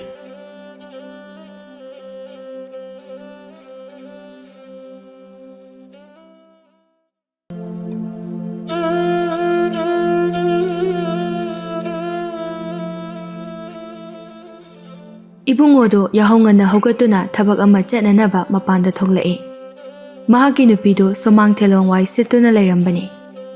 Mapureba thorakpa ubada sitlamba sumjitu maningda losili. Ayuk anganbasida kaida chatpigadabano. Thorakani hairadi aham ahada oirabasu tawba yaidana. Nupana thabak chathoklamdaida wasi sumjit ubase ahal lamana phatte hainaribani. Phatte haise kaisu nateda. Sumsitudagi paithorakpa amotpa nungsitunane chaithokpadagi fizolda paklabadi motkani haiduna mayamna phatte hainabani. Nupiduna hairai thainadagi ngangnaduna laklaba haibase achumba kharadi adum yawbani. Chatliba thabakdo mangol oigande hairibani. Khoi pharese moi pabungna chakkadoriba thabakdubu kadaidano? Pradhangi manaktani. Aina ngarang hairambado mahag chalurabra hangluge tawbani. Chatpirura adudi. Ibungodo Pradhangi mayum yaurakpada Pradhangi loinabi adusu mangolda wai situna leirami. Itaima iyambabu laikibra. Madi ayungantana thabak ama chaluni haidana chathokhrine. Hoi itaima horen mahak halaklaga ai laklami haidana amukta tambiyo. Nupi adusu ibungo lai haibagi karisu khandana sumsitu sitpa leplamde. Ibungodo khajiktangdi nungaizade adubu ahenba karisu hairamdana chatke haina mamai leithokre. Maningdagi nupiduna amu hairai. Ibungo amta ngaikhone nangna laise nacha nupidugi wathoki hangba laklibra. Ibungodo saudi sauninglabani adubu nupigi wangang haitabagi oiramgani khanduna khumlai. Chatluribra chatribra haibadu matangdi khangge haiduna lakjabani. Adugi oirabadi nayambado laitrabasu aina oina dum hairage. Nangi nachanupiduna hana khara soiba tawrura male. Makhoigidi selsu paibaga mina lakjaba yadaba imung oibaga. Nakhoigi natawduda saungingbagi sum pangtaw tawba oiramgani. Masida nangbu phurame haiduna saufam toktabra khali itaimadi. Itaima wagi wachumna ngangbiyo. Achumarangi maramdadi nakhoina lepkadaba nate. Iyamba angambana khulasigi pradhan oibagi aidi chumna watanaba lakjabani. Wa ahenba nganglabadi aisu sauninglakpa yai. Ibungo nangna sauraga kaitawdoiba. Tainagadaba mida tainaba ngamdraga akhoida oina tainarage hairibro. Nang akhoisi phuge haiduna laklibro. Wathokse itaimana amuk chawthokhale. Aidi supnadagi achumba matang hangge haiduna lakjabani. Kochi kholaga ngangleise itaimana horakpani. Aina kai kochi kholaga ngangkhrage. Nakhoigi matengdo pangba ngamoroi hairame hairidana aina. Aduda nangna sum makha sangdabagi kari maram leibage. Mateng pangba ngamoi hairabasu masamaki machindagi taba pami. Angambasu thongjil marumda lumduna mapanda mahaki nupi amasung ibungona wari sanabadu taribani. Mahaksu mapanda thoglaktuna ibungogi wahangi pakhum khumlai. Ibungo nataimana hairibase achumbani. Ai nangi nateng pangba ngamlaroi. Thogdokdo nakhoina hana laluba oiramale. Ikhang khanghaudana angambadu tholakpaduda ibungodo ngaklami mahaksu machin khumlai. Aikhoina makhoida lankhiba kaisu leite. Matau karamna aikhoina lale hairibano. Nakhoigi mateng pangba ngamlaroi haise hojikti aigi chindagi taraba natra. Makhatana wahang hanglakano atopa matana ruro. Miyamgi thabak tawge haiduna sinpham asi pasilaga thabak tawdrabadi kai kanani. Adugi mahutta nasana yana ngana tokhobuna phagani. ꯃꯤꯅꯗꯤ ꯏꯌꯥꯝꯕꯁꯦ ꯃꯌꯥꯝꯒꯤ ꯃꯇꯦꯡ ꯌꯥꯝꯅ ꯄꯥꯡꯏ ꯑꯆꯨꯝꯕ ꯆꯠꯂꯦ ꯍꯥꯏꯅꯔꯤꯕ ꯑꯁꯤꯗꯤ ꯃꯇꯧ ꯀꯔꯝꯅ ꯍꯥꯏꯕꯅꯣ ꯑꯩ ꯈꯪꯗꯦ ꯑꯩꯁꯨ ꯈꯨꯜ ꯑꯁꯤꯒꯤ ꯃꯇꯦꯡ ꯄꯥꯡꯕ ꯌꯥꯕꯗꯤ ꯄꯥꯡꯂꯤꯗꯅ ꯅꯣꯏ ꯑꯃꯈꯛꯀꯤ ꯅꯤꯡꯕ ꯊꯨꯡꯍꯟꯕ ꯉꯝꯗꯦ ꯍꯥꯏꯗꯨꯅ ꯑꯩꯕꯨ ꯋꯥꯔꯧꯕꯗꯤ ꯂꯥꯟꯒꯅꯤ ꯐꯔꯦ ꯑꯗꯨꯗꯤ ꯃꯀꯣꯛ ꯊꯣꯡꯕ ꯅꯈꯣꯏꯅ ꯇꯧꯕ ꯉꯝꯗ꯭ꯔꯕꯅꯤꯅ ꯑꯩ ꯏꯁꯥꯃꯛꯅ ꯑꯣꯏꯅ ꯂꯃꯟ ꯈꯨꯝꯕ ꯇꯥꯔꯦꯗꯅ ꯅꯪꯒꯤ ꯑꯄꯥꯝꯕꯅꯦ ꯑꯗꯨꯗꯤ ꯑꯩꯈꯣꯏꯗꯗꯤ ꯆꯦꯟꯅꯍꯜꯂꯛꯀꯅꯨ ꯏꯕꯨꯡ ꯑꯗꯨ ꯁꯥꯎꯅ ꯍꯨꯠ ꯂꯩꯊꯣꯛꯂꯒ ꯃꯌꯨꯝꯗ ꯂꯥꯛꯏ ꯌꯨꯝ ꯌꯧꯕꯒ ꯃꯍꯥꯛꯅ ꯁꯞꯇ꯭ꯔ ꯇꯧꯕ ꯑꯗꯨ ꯎꯕꯗ ꯃꯍꯥꯛꯀꯤ ꯅꯨꯄꯤꯅ ꯍꯪꯂꯛꯏ ꯀꯔꯤ ꯍꯥꯏꯔꯛꯑꯒꯦ ꯃꯈꯣꯏ ꯄꯥꯕꯨꯡꯅ ꯑꯁꯨꯛ ꯌꯥꯝ ꯁꯥꯎꯅ ꯍꯜꯂꯛꯂꯤꯕꯁꯤꯕꯣ ꯑꯩꯈꯣꯏꯅ ꯂꯥꯟꯕ ꯑꯣꯏꯔꯝꯒꯅꯤ ꯑꯗꯨꯅ ꯃꯇꯦꯡ ꯄꯥꯡꯂꯔꯣꯏꯁꯤꯅꯤꯗꯅ ꯅꯨꯄꯤ ꯑꯗꯨꯅ ꯇꯞꯊꯔꯛꯏ ꯍꯟꯗꯛꯀꯤ ꯃꯇꯥꯡꯁꯤꯗꯤ ꯃꯔꯥꯡ ꯇꯧꯕꯗ ꯑꯩꯈꯣꯏꯒꯤꯁꯨ ꯑꯁꯣꯏꯕ ꯈꯔꯗꯤ ꯑꯗꯨꯝ ꯌꯥꯎꯔꯤꯕꯅꯤ ꯇꯨꯃꯤꯟꯅ ꯂꯩꯊꯣꯛꯂꯁꯤ ꯑꯗꯨꯅ ꯐꯔꯅꯤ ꯑꯩꯗꯤ ꯇꯨꯃꯤꯟꯅ ꯂꯩꯊꯣꯛꯄ ꯁꯨꯡꯉꯝ ꯉꯝꯂꯣꯏ ꯅꯈꯣꯏꯅ ꯆꯩꯅꯥ ꯐꯪꯗꯕꯅꯤꯅ ꯈꯪꯂꯝꯂꯣꯏ ꯑꯩꯗꯤ ꯍꯧꯖꯤꯛ ꯐꯥꯎꯕ ꯈꯅꯥꯎꯗ ꯏꯁꯤꯡ ꯈꯖꯤꯛꯇꯪ ꯌꯣꯠꯄꯗ ꯆꯩꯅꯥ ꯐꯪꯂꯤ ꯑꯁꯤ ꯍꯥꯏꯔꯝꯂꯒ ꯏꯕꯨꯡꯉꯣ ꯑꯗꯨ ꯁꯥꯎꯅ ꯑꯃꯨꯛ ꯊꯣꯛꯈꯤ ꯃꯍꯥꯛꯀꯤ ꯅꯨꯄꯤꯅ ꯉꯥꯏꯈꯣ ꯍꯥꯏꯔꯕꯁꯨ ꯍꯟꯅ ꯌꯦꯡꯂꯝꯗ꯭ꯔꯦ ꯅꯨꯃꯤꯗꯥꯡꯒꯤ ꯃꯇꯝ ꯑꯣꯏꯔꯛꯂꯕꯗ ꯀꯣꯏꯄꯥꯗꯣ ꯈꯣꯡꯕꯨꯔꯣꯏ ꯃꯌꯥꯝꯒ ꯃꯌꯨꯝꯗ ꯌꯧꯔꯛꯂꯝꯃꯤ ꯃꯆꯥꯅꯨꯄꯥ ꯊꯄꯥꯒꯤ ꯃꯅꯥꯛꯇ ꯆꯪꯂꯛꯇꯨꯅ ꯋꯥ ꯍꯪꯂꯛꯏ ꯊꯄꯥ ꯅꯪꯒꯤ ꯑꯁꯣꯛꯄꯗꯨꯗꯤ ꯈꯔ ꯐꯔꯕ꯭ꯔꯥ ꯏꯄꯥ ꯀꯩꯁꯨ ꯇꯧꯗꯦ ꯏꯇꯥꯎꯒꯤ ꯃꯅꯥꯛ ꯌꯧꯔꯨꯔꯕ꯭ꯔꯥ ꯃꯍꯥꯛꯅꯗꯤ ꯀꯔꯤ ꯍꯥꯏꯔꯛꯏ ꯃꯍꯥꯛꯁꯨ ꯉꯁꯤ ꯅꯨꯡꯊꯤꯜꯗꯒꯤ ꯈꯣꯡꯁꯥꯜꯂꯛꯄ ꯍꯧꯔꯛꯀꯅꯤ ꯍꯥꯏꯕꯅꯤ ꯍꯌꯦꯡꯗꯤ ꯁꯣꯏꯗꯅ ꯑꯩꯈꯣꯏꯒꯤ ꯌꯨꯝꯁꯤꯗ ꯊꯨꯡꯂꯒꯅꯤ ꯃꯍꯥꯛ ꯃꯇꯣꯝꯗ ꯂꯥꯛꯀꯗꯕ꯭ꯔꯥ ꯑꯍꯦꯟꯕ ꯂꯥꯟꯃꯤ ꯂꯣꯏꯅꯔꯛꯀꯗ꯭ꯔꯥ ꯑꯗꯨꯗꯤ ꯏꯄꯥꯁꯨ ꯍꯥꯏꯕ ꯉꯝꯗꯦꯅꯦꯍꯦ ꯂꯩꯕꯥꯛ ꯑꯃ ꯂꯥꯟꯁꯤꯜꯂꯒ ꯂꯥꯛꯀꯗꯕ ꯑꯣꯏꯕꯅꯤꯅ ꯃꯍꯥꯛ ꯃꯇꯣꯝꯇ ꯃꯤꯆꯝ ꯁꯥꯗꯨꯅ ꯂꯥꯛꯀꯗꯕ ꯑꯣꯏꯔꯝꯒꯅꯤ ꯑꯃꯨꯛꯀꯁꯨ ꯃꯈꯥ ꯇꯥꯔꯛꯏ ꯉꯁꯤ ꯏꯄꯥꯕꯨ ꯍꯪꯕ ꯀꯅꯥ ꯂꯥꯛꯂꯝꯕꯒꯦ ꯏꯄꯥ ꯃꯔꯨꯑꯣꯏꯕ ꯀꯅꯥꯁꯨ ꯂꯥꯛꯂꯝꯗꯦ ꯏꯍꯦ ꯏꯄꯥꯒꯤ ꯏꯅꯥꯛꯇ ꯂꯥꯛꯄꯕꯨ ꯃꯔꯨꯑꯣꯏꯕ ꯑꯣꯏꯗꯕ ꯍꯥꯏꯕ ꯑꯃ ꯂꯩꯕ꯭ꯔꯣ ꯂꯥꯛꯄ ꯃꯤ ꯈꯨꯗꯤꯡꯃꯛ ꯑꯩꯈꯣꯏꯅ ꯅꯨꯡꯁꯤꯕ ꯁꯥꯗꯨꯅ ꯀꯧꯁꯤꯟꯒꯗꯕꯅꯤ ꯑꯩꯈꯣꯏꯒꯤꯗꯤ ꯃꯤ ꯋꯥꯠꯄ ꯌꯥꯕ ꯅꯠꯇꯦꯅꯦꯍꯦ ꯏꯄꯥ ꯑꯩꯁꯨ ꯂꯣꯏ ꯈꯪꯏ ꯅꯨꯄꯥ ꯑꯃꯗꯤ ꯂꯥꯛꯂꯝꯃꯤ ꯊꯪꯅꯕ ꯈꯨꯜꯒꯤ ꯄ꯭ꯔꯙꯥꯟ ꯑꯣꯏꯔ ꯃꯥꯜꯂꯦ ꯑꯩꯅ ꯑꯩꯈꯣꯏꯒꯤ ꯃꯤ ꯐꯨꯐꯝ ꯀꯥꯗ ꯄꯨꯁꯤꯜꯂꯒ ꯃꯤ ꯐꯨꯕ ꯈꯔ ꯎꯍꯟꯈꯤꯕꯗꯒꯤ ꯑꯗꯨꯝ ꯀꯤꯗꯅ ꯆꯦꯟꯈ꯭ꯔꯦ ꯋꯥꯗꯨ ꯇꯥꯕꯗ ꯀꯣꯏꯄꯥꯗꯨ ꯌꯥꯝꯅ ꯁꯥꯎꯒꯠꯂꯛꯏ ꯃꯆꯥꯒꯤ ꯃꯅꯥꯛꯇ ꯆꯪꯁꯤꯜꯂꯒ ꯃꯆꯥꯒꯤ ꯃꯀꯣꯛ ꯑꯗꯨꯗ ꯈꯨꯗꯣꯝꯕꯤꯅ ꯏꯜꯂꯒ ꯍꯥꯏꯔꯛꯏ ꯍꯩ ꯅꯪꯒꯤ ꯁꯤꯒꯤ ꯅꯀꯣꯛꯁꯤꯗ ꯂꯧꯁꯤꯡꯒꯤ ꯋꯥꯈꯜ ꯀꯔꯤꯁꯨ ꯈꯟꯕ ꯉꯝꯗꯕ꯭ꯔꯣ ꯑꯁꯨꯛ ꯌꯥꯝꯅ ꯆꯥꯎꯔꯕ ꯅꯪꯅ ꯑꯉꯥꯡꯒꯤ ꯋꯥꯈꯜꯗ ꯑꯗꯨꯝ ꯂꯩꯔꯤꯕꯁꯤ ꯀꯔꯤꯒꯤꯅꯣ ꯊꯄꯥꯗꯣ ꯃꯄꯥꯅ ꯑꯄꯪꯕ ꯑꯃꯒꯨꯝꯅ ꯆꯩꯔꯛꯄꯗꯣ ꯌꯥꯅꯤꯡꯗꯕ ꯃꯇꯧ ꯎꯠꯂꯤ ꯏꯄꯥ ꯑꯩꯅ ꯃꯍꯥꯛꯄꯨ ꯐꯨꯈꯤꯗꯦ ꯍꯥꯏꯗꯨꯅ ꯁꯥꯎꯔꯤꯕ꯭ꯔꯥ ꯄꯥꯈꯪ ꯃꯄꯨꯡ ꯐꯥꯔꯕ ꯃꯆꯥꯅꯨꯄꯥꯅ ꯃꯍꯥꯛꯅ ꯍꯥꯏꯅꯤꯡꯂꯤꯕ ꯑꯗꯨ ꯀꯔꯤꯅꯣ ꯈꯪꯕ ꯉꯝꯗꯕ ꯑꯗꯨꯗ ꯀꯣꯏꯄꯥꯅ ꯑꯃꯨꯛ ꯃꯈꯥ ꯇꯥꯔꯛꯏ ꯑꯩꯈꯣꯏꯅ ꯃꯅꯨꯡꯗ ꯇꯧꯔꯤꯕ ꯊꯕꯛꯁꯤ ꯅꯪꯅ ꯃꯤ ꯑꯃꯗ ꯍꯦꯛꯇ ꯇꯔꯥꯏꯅ ꯈꯪꯍꯟꯈ꯭ꯔꯤꯕꯁꯤ ꯀꯔꯤꯒꯤꯅꯣ ꯂꯥꯛꯂꯝꯂꯤꯕ ꯃꯤꯗꯨꯁꯨ ꯈꯨꯜ ꯑꯃꯒꯤ ꯄ꯭ꯔꯙꯥꯟꯅꯤ ꯄ꯭ꯔꯙꯥꯟ ꯑꯗꯨꯅ ꯁꯥꯎꯗꯨꯅ ꯍꯌꯦꯡ ꯅꯣꯡꯉꯥꯟꯕꯗ ꯃꯤ ꯃꯌꯥꯝ ꯑꯃ ꯍꯨꯞꯇꯨꯅ ꯄꯨꯔꯛꯂꯕꯗꯤ ꯑꯩꯈꯣꯏꯕꯨ ꯃꯈꯣꯏꯒ ꯂꯥꯟ ꯊꯣꯛꯅꯕ ꯇꯥꯔꯤꯕ꯭ꯔꯣ ꯏꯄꯥ ꯑꯩꯅ ꯀꯤꯕ ꯀꯅꯥꯁꯨ ꯂꯩꯇꯦ ꯃꯈꯣꯏꯒꯤ ꯈꯨꯜꯗ ꯂꯩꯕ ꯅꯨꯄꯥ ꯈꯨꯗꯤꯡꯃꯛ ꯂꯣꯏꯅ ꯂꯥꯛꯂꯕꯁꯨ ꯑꯩꯈꯣꯏꯅ ꯂꯥꯏꯅ ꯃꯥꯏꯊꯤꯕ ꯄꯤꯕ ꯉꯝꯒꯅꯤ ꯑꯗꯨꯒꯤ ꯑꯣꯏꯔꯗꯤ ꯊꯕꯛ ꯄꯨꯝꯕ ꯅꯆꯥꯅꯗꯥꯏꯗ ꯂꯧꯖꯒꯦ ꯊꯕꯛ ꯄꯨꯝꯕ ꯅꯪꯅ ꯂꯣꯏꯅ ꯁꯤꯜꯍꯧꯔꯣꯀꯣ ꯏꯄꯥ ꯃꯐꯝ ꯑꯃꯗ ꯆꯠꯂꯒ ꯂꯩꯈ꯭ꯔꯒꯦ ꯃꯁꯤ ꯍꯥꯏꯔꯒ ꯃꯍꯥꯛ ꯌꯥꯝꯅ ꯁꯥꯎꯅ ꯃꯆꯥꯒꯤ ꯂꯨꯈꯝꯗ ꯃꯈꯨꯠꯅ ꯄꯥꯏꯔꯒ ꯃꯄꯥꯟꯗ ꯄꯨꯊꯣꯔꯛꯏ ꯌꯦꯡꯉꯨ ꯌꯨꯝꯁꯤꯒꯤ ꯑꯀꯣꯏꯕꯗ ꯆꯦꯛꯄꯜꯅ ꯋꯥꯡꯅ ꯆꯥꯎꯅ ꯈꯥꯔꯤꯕꯁꯦ ꯃꯁꯤ ꯀꯔꯤꯒꯤꯅꯣ ꯅꯪ ꯈꯪꯕ ꯉꯝꯕ꯭ꯔꯥ ꯊꯄꯥꯗꯨ ꯀꯔꯤꯁꯨ ꯈꯨꯝꯂꯛꯇꯦ ꯂꯨꯈꯝꯗ ꯃꯈꯨꯠꯇꯨ ꯅꯥꯟꯗꯨꯅ ꯃꯀꯣꯛꯇꯨ ꯅꯣꯟꯊꯗꯨꯅ ꯂꯩ ꯅꯤꯡꯊꯧ ꯑꯣꯏꯅꯤꯡꯂꯕꯗꯤ ꯅꯤꯡꯊꯧ ꯍꯥꯟꯅ ꯃꯥꯏꯊꯤꯕ ꯄꯤꯕ ꯇꯥꯏ ꯅꯤꯡꯊꯧꯗ ꯂꯥꯟ ꯇꯥꯗ꯭ꯔꯤꯉꯩ ꯃꯍꯥꯛꯀ ꯂꯝꯕꯥꯕꯗ ꯉꯝꯅꯅꯕ ꯍꯥꯟꯅ ꯃꯇꯤꯛ ꯆꯥꯕ ꯂꯥꯟꯃꯤ ꯈꯨꯠꯁꯨ ꯈꯨꯠꯂꯥꯏ ꯂꯩꯕ ꯇꯥꯏ ꯍꯧꯖꯤꯛ ꯂꯣꯟꯅ ꯇꯨꯃꯤꯟꯅ ꯃꯤ ꯀꯟꯅ ꯈꯣꯝꯂꯤꯉꯩ ꯅꯪꯅ ꯏꯔꯥꯏ ꯂꯥꯏꯅ ꯃꯅꯨꯡꯗ ꯃꯤ ꯄꯨꯁꯤꯜꯂꯒ ꯑꯔꯣꯟ ꯑꯊꯨꯞ ꯄꯨꯝꯅꯃꯛ ꯎꯍꯟꯈ꯭ꯔꯕꯅꯤꯅꯅꯦ ꯐꯖꯔꯅꯤ ꯍꯧꯖꯤꯛꯇꯤ ꯃꯍꯥꯛꯅ ꯅꯤꯡꯊꯧꯗ ꯇꯝꯗꯨꯅ ꯅꯤꯡꯊꯧꯒꯤ ꯂꯥꯟꯃꯤ ꯂꯣꯏꯅ ꯆꯪꯁꯤꯜꯂꯛꯂꯕꯗꯤ ꯅꯪꯒꯤ ꯅꯆꯤꯟꯗꯨꯅ ꯀꯟꯕ ꯉꯝꯗꯧꯔꯤꯕ꯭ꯔꯥ ꯍꯥꯏꯌꯨꯅꯦ ꯊꯄꯥꯗꯣ ꯍꯧꯖꯤꯛꯇ ꯚꯥꯞ ꯇꯥꯔꯛꯄꯒꯨꯝꯅ ꯁꯣꯏꯈ꯭ꯔꯦ ꯍꯥꯏꯔꯛꯏ ꯏꯄꯥ ꯑꯩ ꯋꯥꯈꯜ ꯈꯟꯊꯕ ꯈꯔ ꯋꯥꯠꯈ꯭ꯔꯦ ꯑꯗꯨꯕꯨ ꯑꯩꯅ ꯁꯣꯏꯈꯤꯕꯅꯤꯅ ꯑꯩ ꯑꯃꯨꯛ ꯁꯦꯝꯗꯣꯛꯀꯅꯤ ꯑꯁꯤ ꯍꯥꯏꯔꯒ ꯊꯄꯥꯗꯣ ꯃꯈꯨꯠꯇꯣ ꯈꯠꯂꯒ ꯃꯤ ꯈꯔꯒ ꯂꯣꯏꯅꯅ ꯆꯠꯈꯤ ꯃꯆꯥꯅ ꯊꯣꯛꯈꯤꯕꯗꯨ ꯎꯔꯒ ꯀꯣꯏꯄꯥꯅ ꯍꯪꯂꯛꯏ ꯀꯥꯏꯗꯅꯣ ꯅꯪꯅ ꯆꯠꯂꯤꯕꯗꯣ ꯑꯁꯣꯛꯄꯗꯣ ꯃꯄꯨꯡ ꯐꯥꯅ ꯐꯕꯁꯨ ꯅꯠꯇ꯭ꯔꯤ ꯃꯤꯒ ꯈꯠꯅ ꯆꯩꯅꯕ ꯇꯧꯒꯅꯨꯀꯣ ꯊꯄꯥꯗꯣ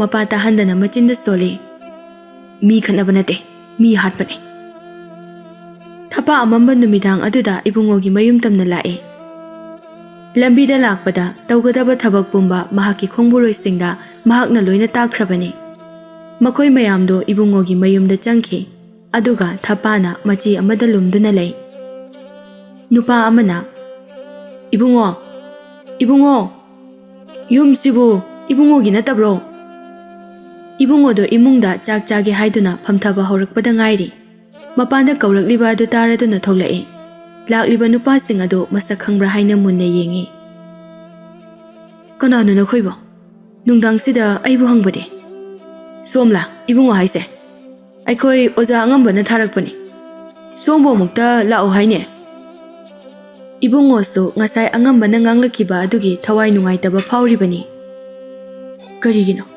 ꯃꯍꯥꯛꯅ ꯑꯩꯕꯨ ꯂꯥꯛꯑꯣ ꯍꯥꯏꯔꯤꯕꯗꯤ ꯑꯩꯈꯣꯏꯗ ꯆꯞ ꯆꯥꯕ ꯃꯔꯝꯗꯤ ꯍꯥꯏꯔꯛꯇꯦ ꯊꯪꯅꯕ ꯈꯨꯜꯗꯒꯤ ꯅꯨꯄꯥ ꯑꯃꯁꯨ ꯂꯥꯛꯇꯨꯅ ꯂꯩꯍꯧꯕꯅꯤ ꯑꯩꯈꯣꯏꯅ ꯇꯥꯍꯧꯕꯒꯤ ꯃꯇꯨꯡ ꯏꯟꯅꯗꯤ ꯅꯨꯄꯥꯗꯨꯅ ꯅꯪꯕꯨ ꯎꯅꯕ ꯄꯥꯝꯕ ꯃꯥꯜꯂꯤ ꯂꯥꯛꯂꯤꯕ ꯅꯨꯄꯥꯗꯨ ꯀꯣꯏꯄꯥ ꯑꯣꯏꯔꯝꯒꯅꯤ ꯍꯥꯏꯗꯨꯅ ꯏꯕꯨꯡꯉꯣ ꯃꯄꯨꯛꯅꯤꯡꯗ ꯈꯜꯂꯤ ꯅꯨꯄꯥꯗꯨ ꯀꯣꯏꯄꯥ ꯀꯧꯕ꯭ꯔꯥ ꯑꯩꯈꯣꯏꯅ ꯇꯥꯕꯗ ꯑꯗꯨꯃꯥꯏꯅ ꯍꯥꯏꯒꯨꯝ ꯇꯧꯏ ꯏꯕꯨꯡꯉꯣꯁꯨ ꯋꯥꯈꯜ ꯀꯔꯤꯁꯨ ꯈꯟꯊꯕ ꯇꯧꯗꯅ ꯏꯔꯥꯏ ꯂꯥꯏꯅ ꯈꯨꯝꯗꯣꯔꯛꯏ ꯅꯈꯣꯏ ꯁꯤꯗ ꯉꯥꯛꯇ ꯂꯩꯔꯝꯃꯨꯀꯣ ꯑꯩ ꯏꯃꯨꯡꯗ ꯑꯃꯨꯛꯇ ꯆꯪꯂꯨꯈꯤꯒꯦ ꯏꯃꯨꯡꯗ ꯆꯪꯂꯛꯂꯒ ꯃꯍꯥꯛꯀꯤ ꯅꯨꯄꯤꯗ ꯍꯥꯏꯔꯝꯃꯤ ꯍꯧꯖꯤꯛꯃꯛ ꯑꯩ ꯄ꯭ꯔꯙꯥꯟꯅ ꯂꯥꯛꯇꯕ ꯌꯥꯗꯦ ꯍꯥꯏꯗꯨꯅ ꯍꯥꯏꯔꯛꯏ ꯀꯣꯏꯄꯥꯁꯨ ꯂꯥꯛꯇꯨꯅ ꯑꯩꯕꯨ ꯉꯥꯏꯍꯧꯏ ꯍꯥꯏ ꯑꯩ ꯑꯃꯨꯛꯇ ꯌꯧꯔꯨꯈꯤꯒꯦ ꯑꯩ ꯌꯥꯝ ꯊꯨꯅ ꯍꯜꯂꯛꯀꯅꯤ ꯅꯨꯄꯤ ꯑꯗꯨꯅ ꯍꯥꯏꯔꯛꯏ ꯆꯥꯛꯁꯤꯗꯪ ꯆꯥꯔꯒ ꯆꯠꯂꯕꯗꯤ ꯐꯒꯗꯕꯅꯤ ꯀꯨꯏꯔꯣꯏ ꯋꯥꯔꯤ ꯉꯥꯏꯍꯥꯛ ꯁꯥꯟꯅꯔꯒ ꯑꯗꯨꯝ ꯍꯜꯂꯛꯀꯅꯤ ꯑꯗꯨꯒ ꯆꯥꯔꯒꯦꯀꯣ ꯃꯍꯥꯛ ꯐꯤ ꯑꯃ ꯏꯟꯁꯤꯜꯂꯒ ꯃꯄꯥꯟꯗ ꯊꯨꯅ ꯊꯣꯛꯂꯛꯏ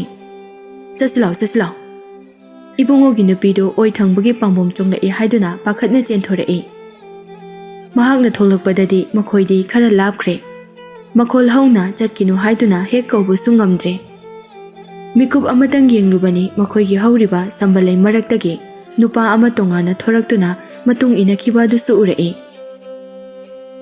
ꯀꯅꯥꯅꯣ ꯑꯃ ꯃꯈꯣꯏꯒꯤ ꯃꯇꯨꯡ ꯏꯟꯅꯈ꯭ꯔꯤꯁꯤꯅ ꯑꯁꯤꯕꯨ ꯃꯈꯣꯏꯒ ꯄꯨꯟꯅ ꯂꯥꯛꯃꯤꯟꯅꯕ ꯑꯣꯏꯔꯕ ꯖꯥꯠꯂꯥ ꯊꯄꯥꯁꯨ ꯃꯈꯣꯏ ꯃꯌꯥꯝꯅ ꯃꯥꯡ ꯊꯥꯈ꯭ꯔꯦ ꯈꯪꯕꯗꯒꯤ ꯁꯝꯕꯜꯂꯩ ꯃꯔꯛꯇꯒꯤ ꯊꯣꯛꯂꯛꯇꯨꯅ ꯃꯈꯣꯏꯒꯤ ꯇꯨꯡꯗ ꯏꯟꯅꯔꯛꯏ ꯊꯄꯥꯗꯨ ꯉꯥꯟꯊꯣꯏꯒꯤ ꯃꯃꯥꯅ ꯃꯁꯛ ꯃꯨꯟꯅ ꯈꯪꯉꯤ ꯑꯗꯨꯕꯨ ꯊꯥꯕꯜꯒꯤ ꯃꯉꯥꯜ ꯈꯔ ꯑꯗꯨꯅ ꯅꯨꯄꯥ ꯑꯗꯨ ꯊꯄꯥꯅꯤ ꯍꯥꯏꯕꯗꯤ ꯈꯪꯕ ꯉꯝꯗ꯭ꯔꯦ ꯃꯃꯥꯅ ꯊꯣꯡꯗ ꯂꯦꯞꯂꯒ ꯌꯦꯡꯈꯤꯕ ꯑꯃꯗ ꯌꯦꯡꯗꯨꯅ ꯂꯩꯔꯤꯕ ꯑꯗꯨꯗ ꯉꯥꯟꯊꯣꯏꯅ ꯍꯥꯏꯔꯛꯏ ꯏꯃꯥ ꯀꯅꯥ ꯌꯦꯡꯉꯤꯅꯣ ꯍꯧꯖꯤꯛ ꯑꯩꯈꯣꯏ ꯕꯕꯥ ꯍꯪꯕ ꯂꯥꯛꯑꯝꯃꯤꯗꯨꯕꯨ ꯀꯅꯥꯅꯣ ꯏꯃꯥꯁꯨ ꯀꯅꯥꯅꯣ ꯍꯥꯏꯕ ꯈꯪꯍꯧꯗ꯭ꯔꯦ ꯄ꯭ꯔꯙꯥꯟꯒꯤ ꯃꯌꯨꯝꯗꯒꯤ ꯊꯥꯔꯛꯄ ꯑꯣꯏꯔ ꯃꯥꯜꯂꯦ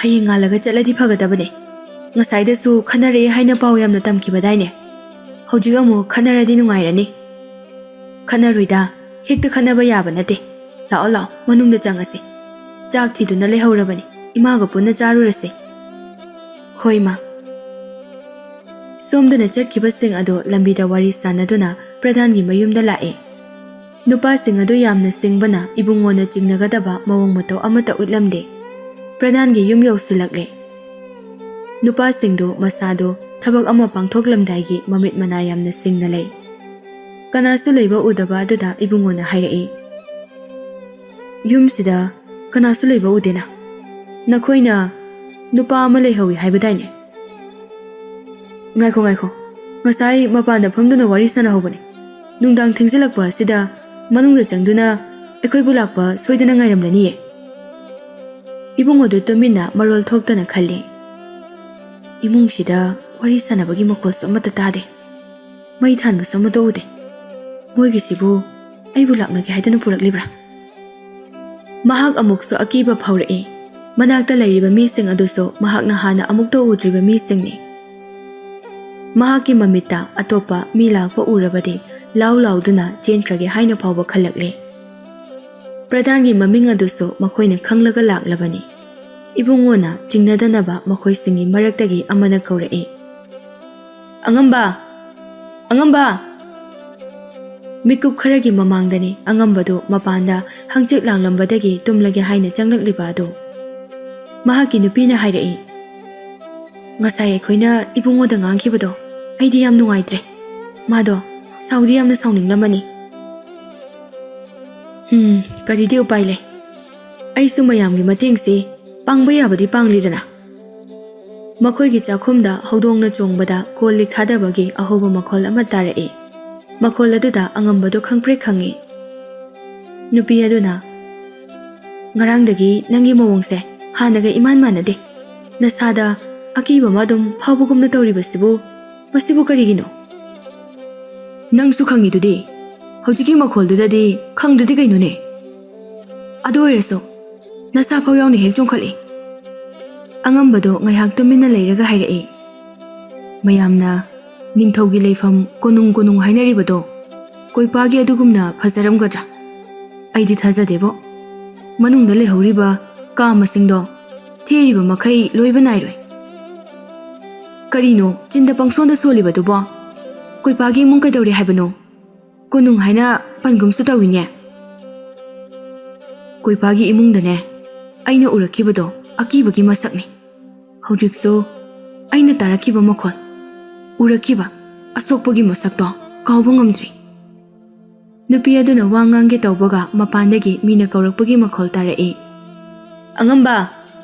ꯑꯉꯝꯕ! ꯑꯉꯝꯕꯅ ꯇꯞꯅ, ꯀꯅꯥꯅꯣ ꯑꯊꯦꯡꯕ ꯑꯍꯤꯡ ꯑꯁꯤꯗ ꯑꯩꯕꯨ ꯀꯧꯔꯛꯂꯤꯕ ꯑꯁꯤꯕꯣ? ꯃꯈꯣꯜꯗꯤ ꯈꯔ ꯑꯉꯥꯡ マꯂꯤ. ꯃꯤꯡꯒ ꯄꯟꯗꯨꯅ ꯍꯦꯛꯇ ꯀꯧꯔꯛꯂꯤꯕꯁꯤꯕꯣ? ꯈꯨꯝꯒꯅꯨꯀꯣ, ꯃꯈꯣꯏꯅ ꯀꯧꯔꯛꯂꯤꯕꯁꯦ. ꯑꯩꯈꯣꯏꯁꯨ ꯃꯤꯅꯤ, ꯃꯌꯥꯝꯒꯤ ꯁꯦꯕꯥ ꯇꯧꯔꯤꯅꯤ ꯍꯥꯏꯕꯗꯨꯅꯕꯨ ꯄꯣꯊꯥꯕꯒꯤ ꯃꯇꯝ ꯐꯥꯎꯕ ꯅꯤꯡꯇꯝꯅ ꯐꯪꯗ꯭ꯔꯕꯗꯤ ꯁꯥꯎꯅꯤꯡꯕ ꯐꯥꯎꯔꯛꯏ. ꯈꯨꯝꯂꯒꯨꯝꯁꯦ, ꯃꯁꯛ ꯈꯪꯕ ꯃꯤꯁꯨ ꯃꯥꯟꯗꯦ. ꯑꯗꯨꯝ ꯇꯜꯂꯒ ꯇꯣꯛꯆꯈ꯭ꯔꯅꯤ. ꯃꯄꯥꯟꯗ ꯂꯩꯔꯤꯕ ꯃꯤꯁꯤꯡꯗꯣ ꯏꯕꯨꯡꯉꯣꯗ ꯌꯦꯡꯂꯒ ꯍꯥꯏꯔꯛꯏ, ꯇꯥꯗꯕ꯭ꯔꯥ ꯀꯩꯅꯣ ꯈꯨꯝꯂꯛꯇꯦꯅꯦ. ꯅꯨꯄꯥꯗꯨꯕꯨ ꯃꯌꯨꯝꯗ ꯍꯟꯈ꯭ꯔꯕ ꯖꯥꯠꯂꯥ? ꯏꯕꯨꯡꯉꯣꯅ ꯑꯣꯏꯅ ꯑꯃꯨꯛ ꯀꯧꯔꯛꯏ. ꯏꯌꯥꯝꯕ! ꯏꯌꯥꯝꯕ! ꯑꯩꯅꯦ, ꯏꯕꯨꯡꯉꯣꯅꯦ. ꯀꯣꯏꯄꯥ ꯂꯥꯛꯑꯝꯃꯦ ꯍꯥꯏꯕꯗꯨꯕꯨ ꯆꯠꯈ꯭ꯔꯕꯣ? ꯏꯕꯨꯡꯉꯣꯒꯤ ꯃꯈꯣꯜꯅꯤ ꯍꯥꯏꯕꯗꯤ ꯑꯉꯝꯕ ꯑꯃꯁꯨꯡ ꯃꯍꯥꯛꯀꯤ ꯅꯨꯄꯤꯅ ꯈꯪꯂꯝꯃꯤ. ꯏꯕꯨꯡꯉꯣ ꯑꯣꯏꯔ ꯃꯥꯜꯂꯦꯅꯦ ꯂꯥꯛꯏꯁꯤꯗꯤ. ꯃꯍꯥꯛꯀꯤꯁꯤꯕꯨ ꯑꯩꯈꯣꯏꯅ ꯉꯁꯥꯏ ꯈꯔ ꯉꯥꯡꯂꯨꯕꯗꯨꯒꯤ ꯑꯊꯦꯡꯕ ꯑꯍꯤꯡ ꯑꯁꯤꯗ ꯃꯤ ꯄꯨꯔꯒ ꯀꯤꯍꯟꯕ ꯂꯥꯛꯂꯤꯕ ꯖꯥꯠꯂꯥ? ꯑꯗꯨꯗꯤ ꯑꯣꯏꯔꯝꯃꯣꯏꯗ. ꯃꯍꯥꯛꯅ ꯑꯗꯨꯝꯅ ꯇꯧꯒꯗꯕ ꯅꯠꯇꯦ. ꯀꯗꯥꯏꯗꯒꯤ ꯃꯍꯥꯛꯅ ꯑꯩꯕꯨ ꯐꯨꯅꯕ ꯃꯤ ꯅꯦꯛꯇꯧꯔꯤꯕꯅꯣ? ꯃꯄꯥꯟꯗꯒꯤ ꯏꯕꯨꯡꯉꯣꯅ ꯁꯨꯝ ꯂꯦꯞꯇꯨꯅ ꯀꯧꯁꯤꯜꯂꯛꯄ ꯑꯗꯨꯗꯗꯤ ꯃꯍꯥꯛꯁꯨ ꯁꯥꯎꯅꯤꯡꯕ ꯑꯃ ꯐꯥꯎꯔꯛꯂꯦ. ꯑꯩ ꯑꯃꯨꯛꯇ ꯊꯣꯛꯂꯒ ꯉꯥꯡꯂꯨꯈꯤꯒꯦ. ꯑꯊꯦꯡꯕꯁꯤꯗ ꯃꯍꯥꯛꯅ ꯎꯔꯥꯎ ꯊꯔꯥꯎꯔꯤꯕ ꯑꯁꯤꯕꯨ ꯀꯔꯤꯒꯤꯅꯣ? ꯑꯁꯤ ꯍꯥꯏꯔꯒ ꯑꯉꯝꯕꯗꯨ ꯊꯣꯡ ꯍꯥꯡꯇꯣꯛꯇꯨꯅ ꯃꯄꯥꯟꯗ ꯊꯣꯛꯂꯛꯏ. ꯃꯍꯥꯛꯅ ꯍꯦꯛ ꯊꯣꯔꯛꯄꯒ ꯀꯅꯥꯅꯁꯨ ꯋꯥ ꯉꯥꯡꯅꯗ꯭ꯔꯤꯉꯩꯗ ꯑꯉꯝꯕꯒꯤ ꯃꯕꯨꯛꯇ ꯑꯊꯧꯕ ꯊꯥꯡ ꯑꯃꯅ ꯍꯟꯖꯤꯟ ꯍꯟꯖꯤꯟ ꯊꯤꯜꯂꯝꯃꯤ. ꯆꯞ ꯃꯥꯟꯅꯕ ꯃꯇꯝꯗ ꯏꯕꯨꯡꯉꯣꯒꯤ ꯆꯤꯟꯕꯥꯜ ꯃꯅꯨꯡꯗ ꯐꯤ ꯅꯝꯁꯤꯟꯗꯨꯅ ꯊꯝꯈꯤ. ꯏꯕꯨꯡꯉꯣꯗꯨ ꯃꯈꯣꯏ ꯑꯍꯨꯝ ꯃꯔꯤꯅ ꯀꯟꯅ ꯐꯥꯈꯤꯕꯅ ꯂꯥꯎꯕ ꯉꯝꯗ꯭ꯔꯦ. ꯑꯗꯨꯕꯨ ꯑꯉꯝꯕꯗꯤ ꯃꯊ꯭ꯋꯥꯏ ꯍꯤꯡꯂꯕꯗꯤ ꯍꯥꯏꯗꯨꯅ ꯃꯍꯥꯛꯀꯤ ꯅꯨꯄꯤꯕꯨ ꯀꯧꯅꯅꯕ ꯍꯣꯠꯅꯕꯅꯤ. ꯃꯍꯥꯛꯁꯨ ꯃꯆꯤꯟ ꯃꯦꯟꯈꯤꯕꯅ ꯃꯈꯣꯜ ꯊꯣꯛꯄ ꯉꯝꯗꯦ. ꯃꯈꯣꯡꯗꯣ ꯐꯤꯔꯤꯡ ꯐꯤꯔꯤꯡ ꯀꯥꯎꯗꯨꯅ ꯃꯍꯥꯛꯀꯤ ꯅꯨꯄꯤꯕꯨ ꯈꯪꯅꯅꯕ ꯍꯣꯠꯅꯩ. ꯐꯃꯨꯡꯗ ꯂꯩꯔꯤꯕ ꯅꯨꯄꯤ ꯑꯗꯨꯁꯨ ꯉꯥꯏꯍꯥꯛ ꯍꯤꯞꯂꯝꯕꯗꯒꯤ ꯇꯞꯅ ꯍꯧꯒꯠꯂꯛꯏ. ꯀꯔꯤꯅꯣꯅꯦ ꯍꯧꯖꯤꯛꯐꯥꯎ ꯆꯪꯂꯛꯇ꯭ꯔꯤꯕ ꯑꯁꯤꯕꯣ? ꯋꯥꯔꯤ ꯁꯥꯟꯅꯕꯒꯤ ꯃꯈꯣꯜꯁꯨ ꯑꯃꯠꯇ ꯇꯥꯈꯤꯗꯦ. ꯃꯍꯥꯛꯅ ꯊꯣꯡꯖꯤꯜ ꯍꯦꯛ ꯀꯥꯟꯊꯣꯔꯛꯄ ꯃꯇꯝꯗꯗꯤ ꯃꯄꯨꯔꯣꯏꯕꯗꯨ ꯇꯥꯗꯨꯅ ꯂꯩꯔꯝꯃꯤ. ꯃꯄꯨꯔꯣꯏꯕꯒꯤ ꯊꯋꯥꯏꯅ ꯍꯛꯆꯥꯡꯗꯒꯤ ꯈꯥꯏꯗꯣꯛꯂꯝꯗꯥꯏ ꯃꯤꯀꯨꯞꯇꯨ ꯐꯥꯎꯕ ꯌꯦꯡꯕ ꯐꯪꯍꯧꯗ꯭ꯔꯦ. ꯃꯈꯣꯜ ꯍꯧꯅ ꯍꯧꯅ ꯀꯧꯗꯨꯅ ꯃꯌꯨꯝ ꯑꯗꯨꯗ ꯂꯩꯔꯤꯕ ꯃꯆꯥ ꯑꯃꯁꯨꯡ ꯂꯩꯀꯥꯏꯒꯤ ꯃꯤ ꯇꯥꯅꯅꯕ ꯂꯥꯎꯔꯝꯃꯤ. ꯁꯣꯝꯗꯅ ꯏꯕꯨꯡꯉꯣ ꯑꯗꯨ ꯃꯆꯤꯟ ꯃꯦꯜꯂꯒ ꯃꯍꯥꯛꯀꯤ ꯌꯨꯝ ꯐꯥꯎꯕ ꯄꯨꯔꯛꯇꯨꯅ ꯃꯥꯡꯒꯣꯜꯗꯥꯔꯤ ꯑꯗꯨꯗ ꯏꯟꯁꯤꯜꯂꯝꯃꯤ. ꯊꯄꯥꯗꯨ ꯃꯍꯥꯛꯀꯤ ꯊꯕꯛ ꯃꯥꯏ ꯄꯥꯛꯂꯦ ꯍꯥꯏꯕꯒꯨꯝꯅ ꯋꯥꯈꯜ ꯅꯨꯡꯉꯥꯏꯅ ꯃꯌꯨꯝꯗ ꯍꯜꯂꯛꯏ. ꯃꯍꯥꯛꯅ ꯃꯈꯣꯏ ꯃꯌꯥꯝꯒꯤ ꯃꯅꯤꯡꯗ ꯏꯟꯅꯗꯨꯅ ꯂꯥꯛꯄꯅ ꯊꯕꯛ ꯑꯗꯨꯗ ꯃꯍꯥꯛ ꯌꯥꯎꯏ ꯍꯥꯏꯕꯗꯤ ꯏꯕꯨꯡꯉꯣꯅ ꯈꯪꯂꯝꯗꯦ.